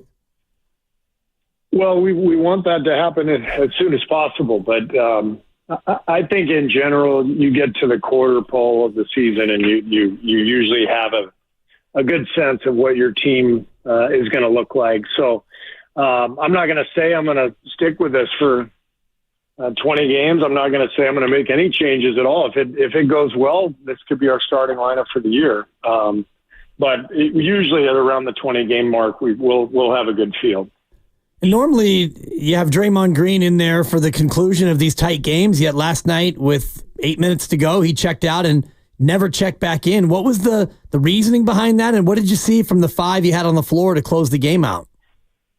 Well, we do that pretty often where if a group has it going, we just stay with them. And I thought that group with Loon really did a great job. And so we just, we just went with it. And, that group gave us a chance. We were right there. We just, we got it to within one, but we couldn't close it. But, I wanted to ride them and reward them for the way they played. Coach, I want to ask you about Buddy Hield, and I know that his first 2 games were just so sparkling. The shot wasn't falling nearly as much last night, but you've talked a lot about what else Buddy brings to the table. And I'm wondering, with what you've said, why has this guy been such a journeyman? Like, why has he never kind of clicked and connected somewhere where they're hell-bent on him staying? Well, don't forget, he was drafted by Sacramento and signed a big contract there. And then I think he was part of the Halliburton trade, if I'm not mistaken. Yeah. So anytime you're part of a big trade involving all-stars, a lot of, there's going to be players who are moved in that case. And he did well in Indiana. The trade to Philly maybe didn't work as well as Philly had hoped, but I don't know. Everybody, this league is about finding the right combination, the right spots, and I think this is a really good spot for Buddy, and I'm excited about him. Yeah, even last night when he wasn't able to shoot it, the energy was great, and he still was able to contribute. Just wondering about Kyle Anderson last night. He got just the one about 4-minute stint, and that's all the time he got. Was that just a question of the combinations that you had, and he wasn't fitting in last night against the Clippers? Well, it just was the night where it didn't go his way. The first 4 minutes of the second quarter, we struggled with that lineup, and then in the second half we were kind of playing uphill. That's where playing 12 gets difficult. Where you're if you're struggling in the game and you can't control the game, then all of a sudden it becomes more difficult to play a lot of different lineups. You've got to find one and then stick with it. So I wouldn't read too much into that. Kyle's going to play a huge role for us. Coach Steve Kerr with us, as he always is every week. Willard and Dibbs, 95.7 The Game. Coach, with no Steph and no Melton the next couple of nights, who's bringing the ball up? Well, that's one of the reasons we have Kyle. Kyle's a point forward. Draymond, BP, we got a lot of guys who can bring the ball up, get us into our offense. So it'll be a chance for a lot of them to really, get their opportunity and take on a little bit more responsibility, which is exciting. Big challenge coming with Zion and Brandon Ingram and the Pelicans and back-to-back games and back-to-back nights. What do those two players in particular pose as far as problems for your defense? Well, Zion is just incredible, getting downhill with that force and that athleticism. And so we know we've got to do a good job trying to stay in front of him and offering help so that he doesn't see a lot of driving lanes. And Brandon Ingram is just a really good all-around player. He gets to spots. Sorry about my dog. You've explained it, Steve. We're good. Yeah, she's apparently a big Brandon Ingram fan. Okay, so, I'll keep that. But no, it's a really talented team, and they handled us last year pretty well. So we got a big challenge for sure. So, hey, Coach, I know last week we brought up the World Series, and you were kind enough to be like, let's not talk about my fandom. But what about this? Will you please take the audience into what happened when you were over on the bench the other night when that Freddie Freeman grand slam happened? What was that conversation that we saw? Well, we were up 30, and I hadn't seen a score or anything since halftime. I saw that it was 2-2 at halftime, when we were in the coach's locker room, and then I forgot about it. I went back out to coach and wasn't even thinking about it, and all of a sudden this fan right behind me just gasps and says, "Oh my God, he hit it out." And of course now my ears are up. I'm like, so I just turned, I said, "Who did?" And he goes, "Freeman." I go, "Yes." All right. And then I got back to coaching again. I love it. And, tomorrow there'll be a little bit of a conflict, game 4, and your game probably being about the 7th or 8th inning. So should we keep an eye on you maybe getting an early ejection to go back and watch that game? Right. Early, getting tossed early, and go sit in the video room with the guys, pretend like I'm doing a little work back there. Am I giving you ideas now on how to proceed? Exactly. Steve Kerr with us. I imagine the answer would be maybe these turnovers, but if I just gave you kind of a broad window to say, like, through 3 games, what do you want to see your guys do better? How would you answer that? Offensive execution. Sorry, I got 2 dogs with the zoomies racing around the living room right now. It's amazing. Chaos. But no, we've got to execute offensively. The turnovers last night were the main reason we didn't win that game. We just can't give away possessions, which means we've got to do a better job as coaches of preparing our guys to execute against really good defenses, and that's the focus right now. You got a couple of barking dogs barking back-to-back, and you're playing the same team in back-to-back games. Do you like that, Steve, when you face the same opponent 2 consecutive nights? Not really, but, I understand it is what it is. It's good for travel. It's good for, for player maintenance, all that stuff. So you get a couple games straight if you're on the road. But, it's not exactly ideal, but it is what it is. Coach, when we post the interview on our social media and whatnot, we always like to list all the people who appeared. So what are the dogs' names, please? We got Lulu and Mabel. Lulu and Mabel. And which one is yours and which one is your daughter's? Yeah, Lulu is ours. Mabel is our daughter's. Okay. And Mabel's a puppy. She's less than a year, so she's got. Oh boy. Yeah, she's got a lot of energy. We'll put it that way. She's got like Pajemski energy. Yes, exactly. All right, all right, Coach. Well, we'll let you go feed them or whatever's going to happen next. Thank you so much. All right, thanhanks, guys. Have a good week. All right, you too. We'll see you out there tomorrow night. Steve Kerr, right here Lulu on 95. And Mabel. Yes. Who's who's the soccer announcer that got famous on social media during COVID? He's got the 2 dogs, and he would do videos where he's sort of doing play-by-play of what the dogs are doing, and I swear one of them is named Mabel. I don't know if the other one's Lulu, but it literally sounds like the same thing. Someone will help me out on that. There's a guy who got famous doing these social media videos where he's following his dogs around. Nick Heath. He's a rugby announcer. Okay, really? Mm-hmm. Okay, what are the dogs' names? Do you know? Give me a moment. Okay, look that up. And this was during the pandemic when there was no sports. Right, and then sorry about my dog. Yeah. Hey, cut it out. That's okay. Anyway, yeah, and then it became a thing, and he kept doing it, and they're hilarious. They're absolutely hysterical. Got racing to see who finishes eating first or whatever, and I swear one of the dogs' name is Mabel. But anyway. And Steve talking about the dogs having the zoomies, it's because the puppy. And, the puppy is playing at a much faster pace than the older dog. And so the older dog's got to keep up. Right. So now they're running around chasing each other. Or the older dog is trying to get the younger one to stop. Totally. Stop. Right. Chill, dude. Yeah. Anyway. Doesn't always work. No. Take it from a guy with a 2-year-old. When she wants to go, she's going to go. Yeah. Oh gosh, dogs are the best, man. Absolutely the best. Okay, you want to do the thingamabob? Want to do the thingamabob now? Let's do it. You want to do it? I can't wait. All right, here we go. It's time.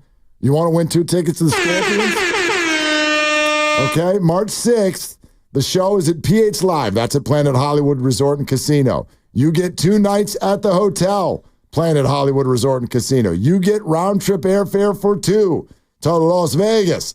And you get tickets to the show, the Scorpions, March 6th. We're about to give you that keyword that you need to text to 20357. Okay, that's where you're going to text it. Again, the number you want to text the keyword to, 20357. Do that, and you'll be entered into a drawing to win the flyaway to Vegas. And then make sure you keep listening to our show, Willard and Dibs, all week, because we're going to do this every single day this week between 5 and 5:30. And oh, by the way, the next 2 nights, we'll be doing it right from the plaza out there at Thrive City. And I'm going to be mad at all of you if you don't come see us. Right. My God, if you've got Warrior tickets the next 2 nights and you don't come see us, I'm breaking up with you. You've got to come by and see us. You can't miss us. We're going to be right out there where to the right, we'll be looking at Chase Center. To the left, we'll be looking at Bonte over there at NBC Sports Bay Area. Tucked right in over there. You have to come say hi. I'm going to bring a little football out there. Let's play catch during commercial breaks, okay? So that's the plan. But anyway, every single day this week between 5 and 5:30, we give out a keyword. The more keywords you text, the better your chances of winning. And today's keyword is Scorpions. Text the word Scorpions to 20357, and you will be entered to win. Good luck. Text the word Scorpions to 20357. Viva Las Vegas. All right, good luck. Get in there. Good luck to everybody. Enter early, enter often, and somebody is going to win this pretty awesome trip. Flight, couple of nights, a concert, Vegas. That's pretty outstanding. Yeah, you don't even need a reason to go to Vegas, but in this particular case, you got one. Right. Yeah, it's a great reason to go. So you got something, Lucas? What are you looking at me? Well, you got something? Those dog names you were talking about. Yeah, Olive and Mabel. And Mabel. Olive and Mabel. That's there you go. So not Lulu and Mabel, but Olive and Mabel. Look it up.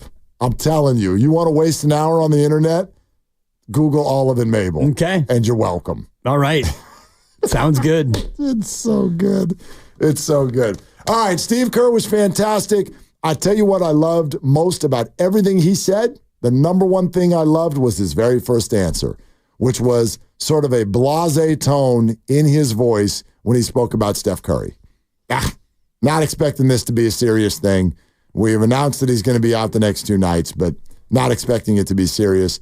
I'm not saying for sure that he's not going to miss a 3rd game or whatever, but kind of blew off the idea that this is anything more than just a game or 2 or 3 or whatever. Right, and that's good news, and the MRI was mostly clean. The thing that is troubling to me is this reminds me of early days Steph Curry, where he just sprains his ankle on his own. And I watched both of the incidents again from when he hurts his ankle, and the first time was non-contact and it just rolled over. And then the second one, same thing. He was trying to guard down in the low block and he took a step and his ankle just rolled over. And that for me is the disturbing part, because we've seen this. We've seen this many, many times where it's a non-contact, non-jumping, just ankle roll. And so, yeah, MRI looks good. You give him the better part of a week off and he's able to come back. That's good, but it just kind of triggers me on the old Steph Curry, the pre-championship Steph Curry, when it felt like this happened all the time. Yeah, ankles and Steph. That's his the thing. ankles. I got it. Yeah, for sure. And I mean, look, fair question. Hindsight always being 2020. To wonder if in Game 3 of the year, after you had already hurt your ankle, should you have sent him back out there to try to power through in your very first home game of the year? Look, if you knew what was going to happen next, obviously the answer would have been no, but unfortunate that the weakened ankle had it happen again. And I saw Doc Pandia, who is Doc going to join us tomorrow? Is that tomorrow for Doc this week? Yeah, that's a yes. So we'll talk to Doc Pandia about it, but I saw him talking about that when that happens and it's already happened, that night it can be significantly more painful, which is why I think you saw Steph immediately without stopping head straight to the locker room. Right to the locker room. Yeah. And so, and he knew, and if you do it once and you feel like you can play through it, and it's Steph Curry, for crying out loud, he knows his ankles better than anybody. So I honestly don't think that he would have toughed it out in Game 3 had he not thought that everything was going to be okay. So you tweak it, and I don't know about you, but I've rolled each of my ankles probably 165 times. And so now most of the time when I roll it, it's like, oh, yeah, okay. I mean, because the ligaments are so stretched out. Yep. And I'm not trying to run and jump and shoot 3-pointers with people guarding me. I'm just trying to walk down the street. And as you see, I'm not always successful doing that. But most of the time. Sometimes when you do, like you step off the curb wrong and it's a quick roll your ankle, it's like, ooh, that's going to hurt. And then an hour later, it's better. And sometimes it actually is really, really bad. The injuries, as you get older, get more embarrassing, bar none. You have no idea, bro. No, I don't even, I don't, but I do. I don't, but I do. Yeah. Like, I don't want to put her on blast, but the last year and a half of my sister's life has literally been just a line of like, are you kidding me? Yeah. I got hurt doing that, and now, I'm sorry, you're telling me this is going to be like a problem for 6 months? Wait, you're telling me it's never fully going to be normal again? Really? Really? Yeah. Welcome to the second half of your life. Right. And that's, you think that you're young and, I got this 2-year-old and, I'm remarried and all this, and pep in my step, and then you just messing around with your 2-year-old and you fall, and now you're in urgent care. It's like, I just fell. And, yeah, there's like 5 injuries resulting from the fall. And, it's like, geez. And then you start thinking about, like, when you fall 25 years from now. And I know your mom had a fall, and like, oh, yeah. And it's when you get older and you have a fall, it's like broken hip, broken leg, broken collarbone, Oh, my gosh. It just. Anyway. Anyhow. Look, we still got a half hour if you want to weigh in on this. 888-957-9570. What we've been talking about is largely the way expectations have sort of changed or not for you for the San Francisco 49ers. They come out of a Sunday night football victory over the Cowboys. There's no way to make that not feel good. Let me say it again slow. They beat the Cowboys on Sunday night football. There's context, but they beat the Cowboys on Sunday night football. So that's wonderful. And they get the win that all of us in this moment were like, oh, you got to have this. And if you get that, you're tied for first. And we're going to boogie in the second half of the season. Christian will be back. We think the 49ers can win the division, and that suddenly feels good. But if I had offered 4-4 to you to start the year back in August, you would have laughed. You would have said, what the hell went wrong? Why is this like this? So when you get to today and you look at the first 8 weeks of the 49ers season, answer that question. Do you largely feel good or do you feel bad? Because this is not the way we thought it was going to look, even with the optimism of yesterday. Well, I was thinking about that, like if you would have said 4-4 at the start of the year, you're going to be 4-4 going into the bye, and I'd look, okay, you lose to the Jets on opening night, I guess, at home. You lose at Minnesota, okay, I could see that. You lose to Kansas City, of course you do, and then you probably lose to Dallas at home, if that's your 4 losses, and you're thinking that's dreadful. That would be home to the Jets, a loss, home to Kansas City, a loss, home to Dallas, a loss. Those are your 4 games. But in fact, you beat Dallas and you beat the Jets and you gave 2 of the other games away that get you to 4-4. So that might color how you feel about this 4-4.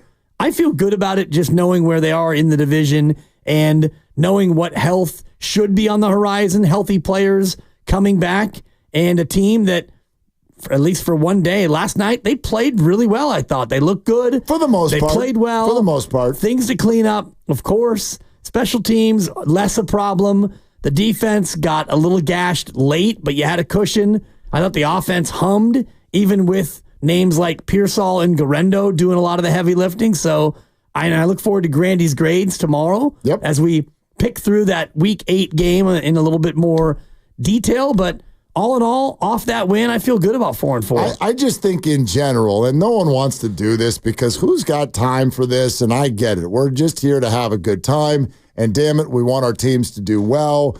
And when there's expectations, there's no way you're going to put those back in the box. I just think you always have to leave room for any team, your favorite team, any other team. You've got to leave room for the journey, especially this group, because they've done such a good job facing these situations in the past. I know. You look at the schedule right now for the 49ers in the second half, and you're like, that looks hard. It really does. It looks hard. It's got a lot of good teams on it. It's got a lot of tough road trips. It's got a lot of cold road trips.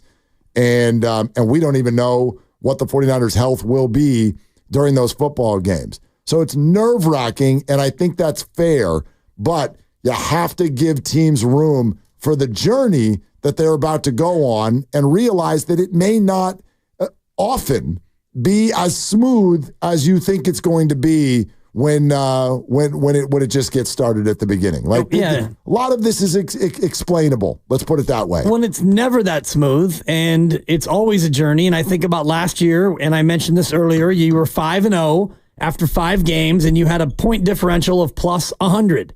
You had scored more than 30 points in virtually every game. You crushed everyone, and then you went about losing 3 straight games, and you went to the bye at 5-3.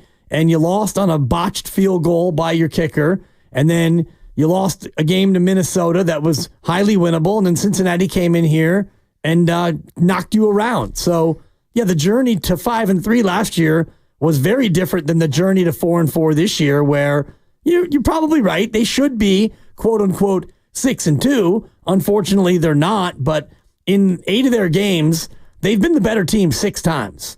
I think Minnesota was better. Kansas City was clearly better. The other 6 games, you were the better team, and you won 4 of those 6, which is the problem. 888-957-9570. As you wake up today, you feeling good, or are you still feeling like crap? Because the Niners, Super Bowl or bust, are still just sitting at 4-4. Let's go to Gene in Oakland. Hi, Gene. Thanks for calling. What's up? Hey. So this may sound a little wishy-washy, but I'm feeling slightly disappointed. I mean, considering, first of all, the beginning of the season, it looked like with Trent and Ayuk holding out, I figured they were going to have slow starts, and then it looked, even going into the season, that we're going to miss McCaffrey for a little bit. So, but then we had some pretty weak competition, and we lost to some weak competition. So, all things considered, if we had been 5-3 right now, I'd feel really good. So I'm a little disappointed, but I'm very hopeful. I mean, we should start getting our quality players back. By the way, is there any news on Greenlaw? I'd love to see that guy come back, although I don't know, how good he's going to be after that injury. But if we can get all these guys back, or most of them back, we should certainly win the division and then see what happens after that, I guess.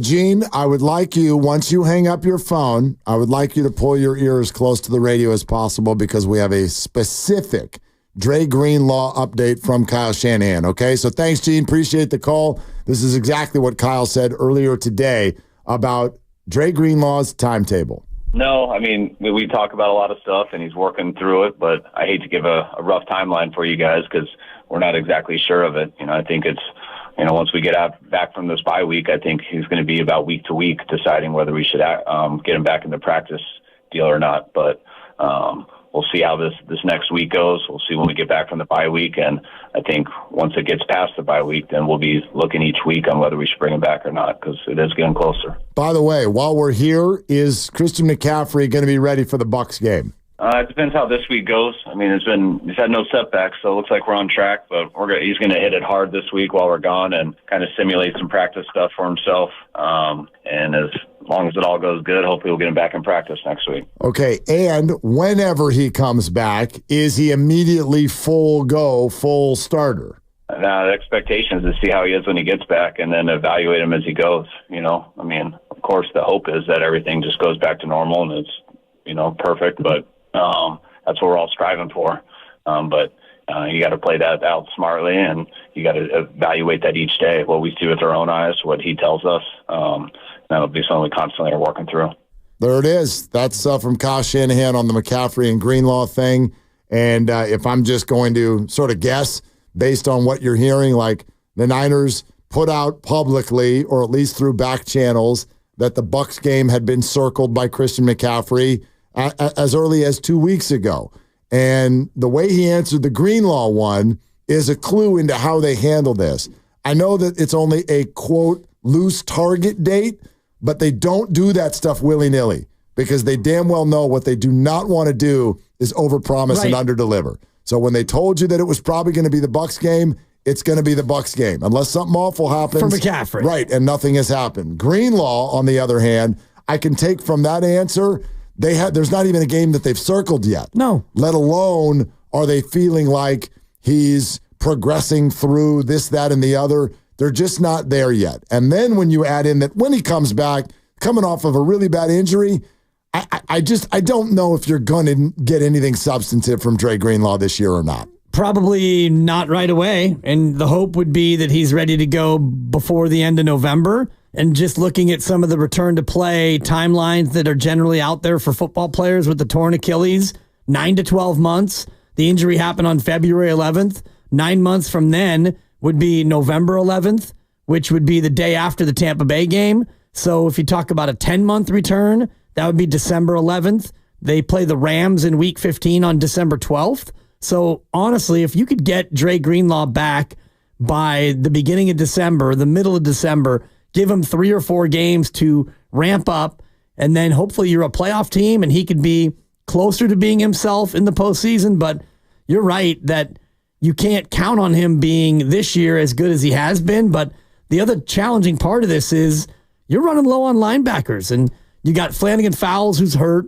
D. Winters is in the concussion protocol. Luckily, you're going into a bye week, and you've got, Devondre Campbell playing better. Fred Warner is amazing, but linebacker depth has been an issue. So depending on how quickly Dre can come back, that might dictate or determine what you do at the trade deadline in 8 days. Because if Dre's not going to be ready until, let's just say, December 8th against Chicago, you may need another linebacker before then. Well, and my bet is they know a lot more behind the scenes right now than we do. So, well, and I think that their actions next Tuesday will dictate to me how quickly Dre can come back. If they go out and they get a linebacker via trade, that might signal that Dre Greenlaw won't be ready earlier, or maybe he won't be ready at all. Or also, do they open up the practice window, which is usually a 21-day practice window? He said the hope is that when they get back from the bye, he's, quote, week to week, which usually means you're not that close, although you just never know. The Commanders called Jaden Daniels week to week, then he went out and played, and then he won a football game.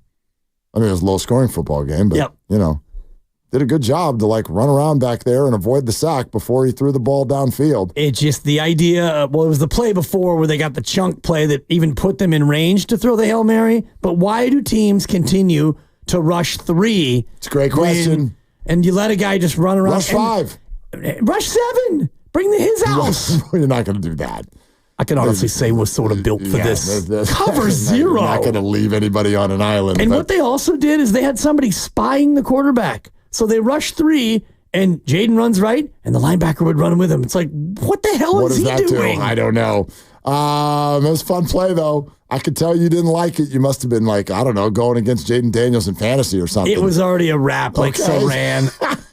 I needed CeeDee Lamb to fumble just once. 0 catches or, fumble once, and I still could have won, and then CeeDee went bananas. Valvoline Instant Oil Change is your 15-minute drive-through oil change. Visit the friendly expert technicians at your local Valvoline Instant Oil Change to check fluids, tire pressure, windshield wipers, batteries, and more. Locations and coupons at BayAreaOilChange.com. We'll be back with some more thoughts here. 888-957-9570, Willard and Dibbs. And it's Dan Dibley here to talk about my weight loss journey thanks to Abundant Life Weight Loss. And I am down 25 pounds. I lost a couple of inches off the waistline.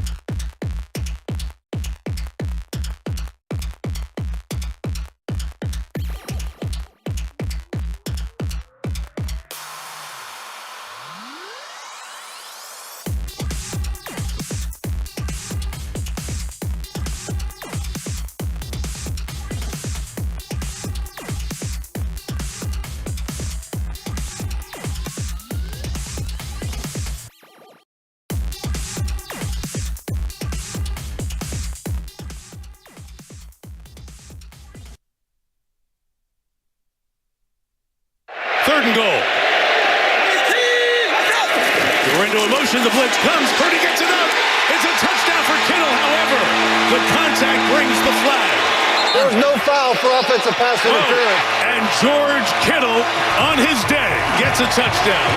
That was my idea. You know, we had 4 active tight ends for the first time this year, so I was really excited about that, getting Braden Willis up. No, it's a holiday. You're trying to, celebrate all tight ends, not just, guys who get a bunch of targets and stuff. Like, tight ends do the gritty stuff, special teams, goal line stuff. So I'm just happy to have them all run out with me. I really do appreciate my tight end room this year. They've been fantastic. Just helped me out as much as I can be. Many other things I do on my holiday, I think I lost the last 2 on the holiday, so getting a win on National Tight Ends Day was very helpful for my confidence. Now, back to Will and Dibby on 95.7 The Game. Niners have lost the last 2 on National Tight Ends Day. It is in October every year, and we know the Niners don't get good until November, so there's that. It's the 4th Sunday in October, traditionally. So, and last year they played on the Monday, and they lost at Minnesota, 22-17. Their first loss of the year. Second loss of the year. They lost to Cleveland the week before. Right. Yeah. I still want Jake Moody to make that kick. Right. Stupid guy. Still feel like he should have made it. The previous year, the 4th Sunday in October, was the 30th. They beat the Rams 31-14 on National Tight Ends Day, which I know that he kind of started it, but how did it start? He just decided that it would be a thing? He just wanted to. He's George Kittle. Right. So he just did it. He has everybody out to his place in the offseason. He does Netflix in the offseason. He's the face of the tight ends in the NFL. That's the dude. It's not Travis Kelce. I don't care who he's dating. I don't care who his brother is or how popular his podcast is. It's George Kittle. That's the guy. And Travis is his buddy. Right. Well, everyone's his buddy, as evidenced by last year in the Super Bowl where, there's a fumble and George Karlaftis is there and you can hear George saying, "You're George and I'm George." Isn't that so cool that we're both Georges? Yeah, he's like, while you're talking about that, let's go have you lose the Super Bowl. Right. McCaffrey had coughed it up and it was a George on George. It was a George love fest. Maybe it was National George Day, but it's hard not to love. Even if you're not a Niner, how do you not love the guy with just the joyful kid-like exuberance that he goes about doing every single thing, This whole thing has become kind of therapeutic for me, coming in here and talking to you about this stuff every week. I tell you, it like last night, I got to be straight honest with everybody. Like, that was not as happy of a win as I thought it would be. It was kind of, it was annoying. It was a little bit annoying. And that didn't overwhelm what had happened. Obviously, it was a win, and you're like, okay, Niners beat the Cowboys. It felt way better than if they had lost. If they had lost, we're talking about DEFCON 5. And I had already said, alarms are going off if they lose this game. And they didn't. So that's great. But every one of the Niners wins this year, I think, has sort of had almost a poison pill in it for the fans, which is there's something that kind of, maybe not the Jets game, maybe not that one, but outside of that, there's something every Niner game you've come away with that's just like, God, that just doesn't feel right. I want it to feel right.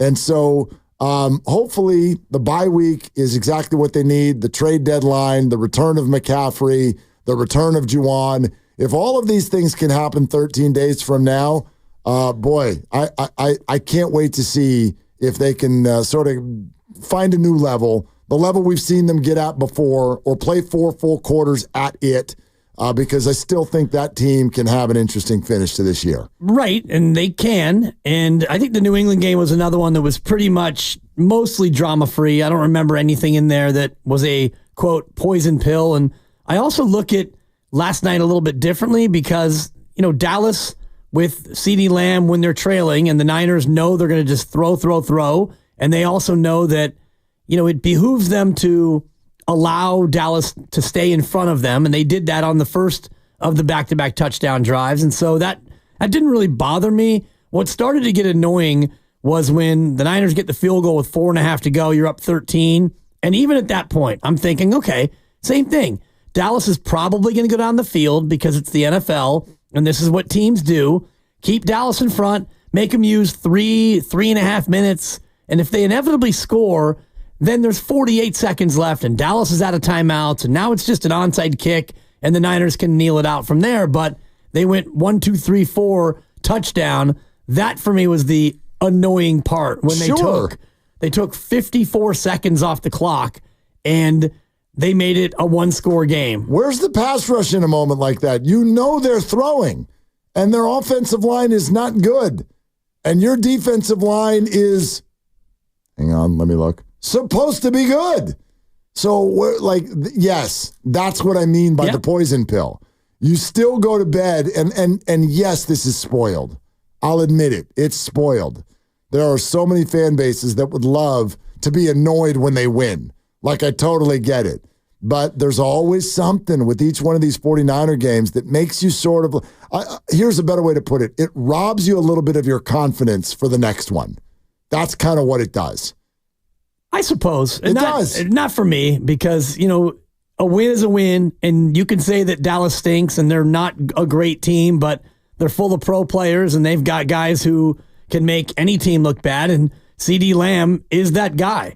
And you had an embarrassing moment where your own defenders collided with each other, and he scored a touchdown, and the previous one where you just kind of forgot to cover the best guy on the field.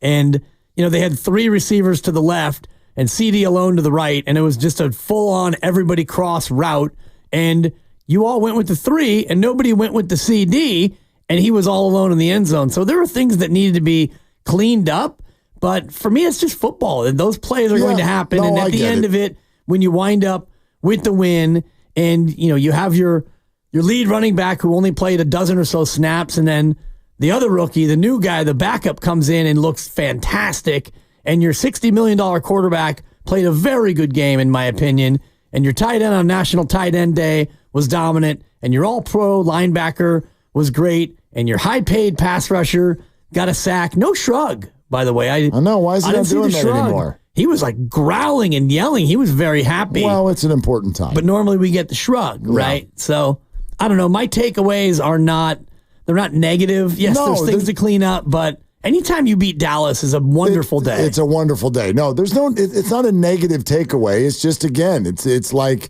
it's wonderful that they won, but it's the acknowledgement that if you really want to go somewhere special this year, they're going to have to find a different level. They're going to have to find a different level that at this point they have not been able to find.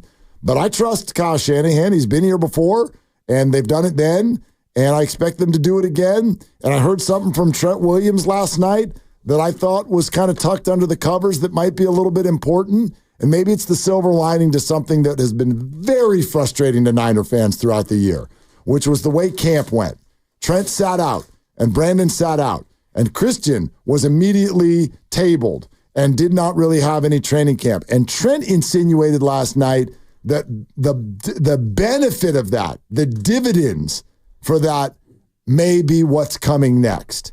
In other words, he was asked, are you excited about the bye? He's like, no. I feel completely rested because I didn't go to camp. Right. So I'm ready to ride. And Christian McCaffrey should be as fresh as they ever come. Who knows? We've been around this thing before where an injury in season becomes a blessing at the end of the season. The latest example being Steph Curry before the playoff run to a championship 2 years ago. Yep.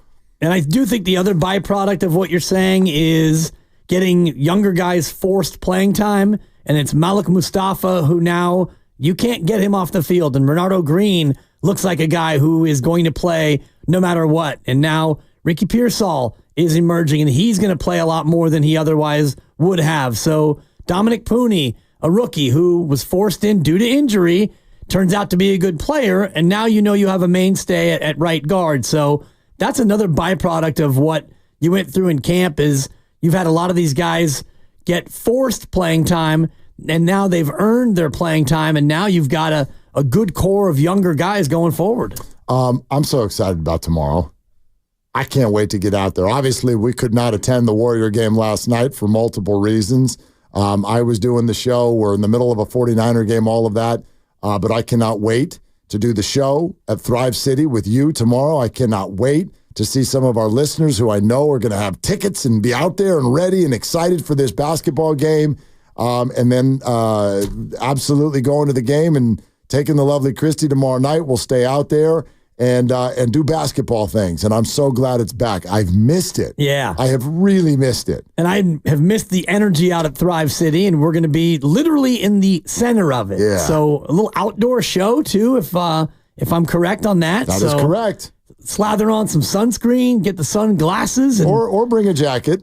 It could be. We're getting there. Yeah, we're starting to. Yeah, summer's finally maybe ending, maybe. I'm trying to think of our last truly outdoor broadcast, and it might have been the parade right there on Market Street. That was the last time we did a show outside? I'm trying to think of another time.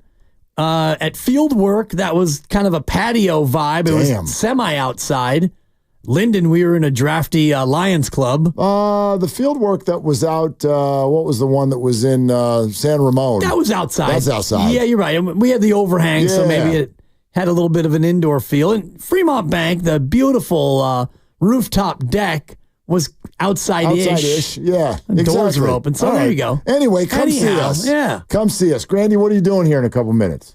I got Kevin Dana and Gary St. Jean. Oh, that's right. It's Warriors Roundtable. Well, let's get out of here and let these guys talk, for goodness sakes. You want to do it again tomorrow? Gucci. Let's do it again tomorrow. It's brought to you by Fremont Bank, celebrating 60 years of full-service banking with no compromises. Warriors Roundtable night.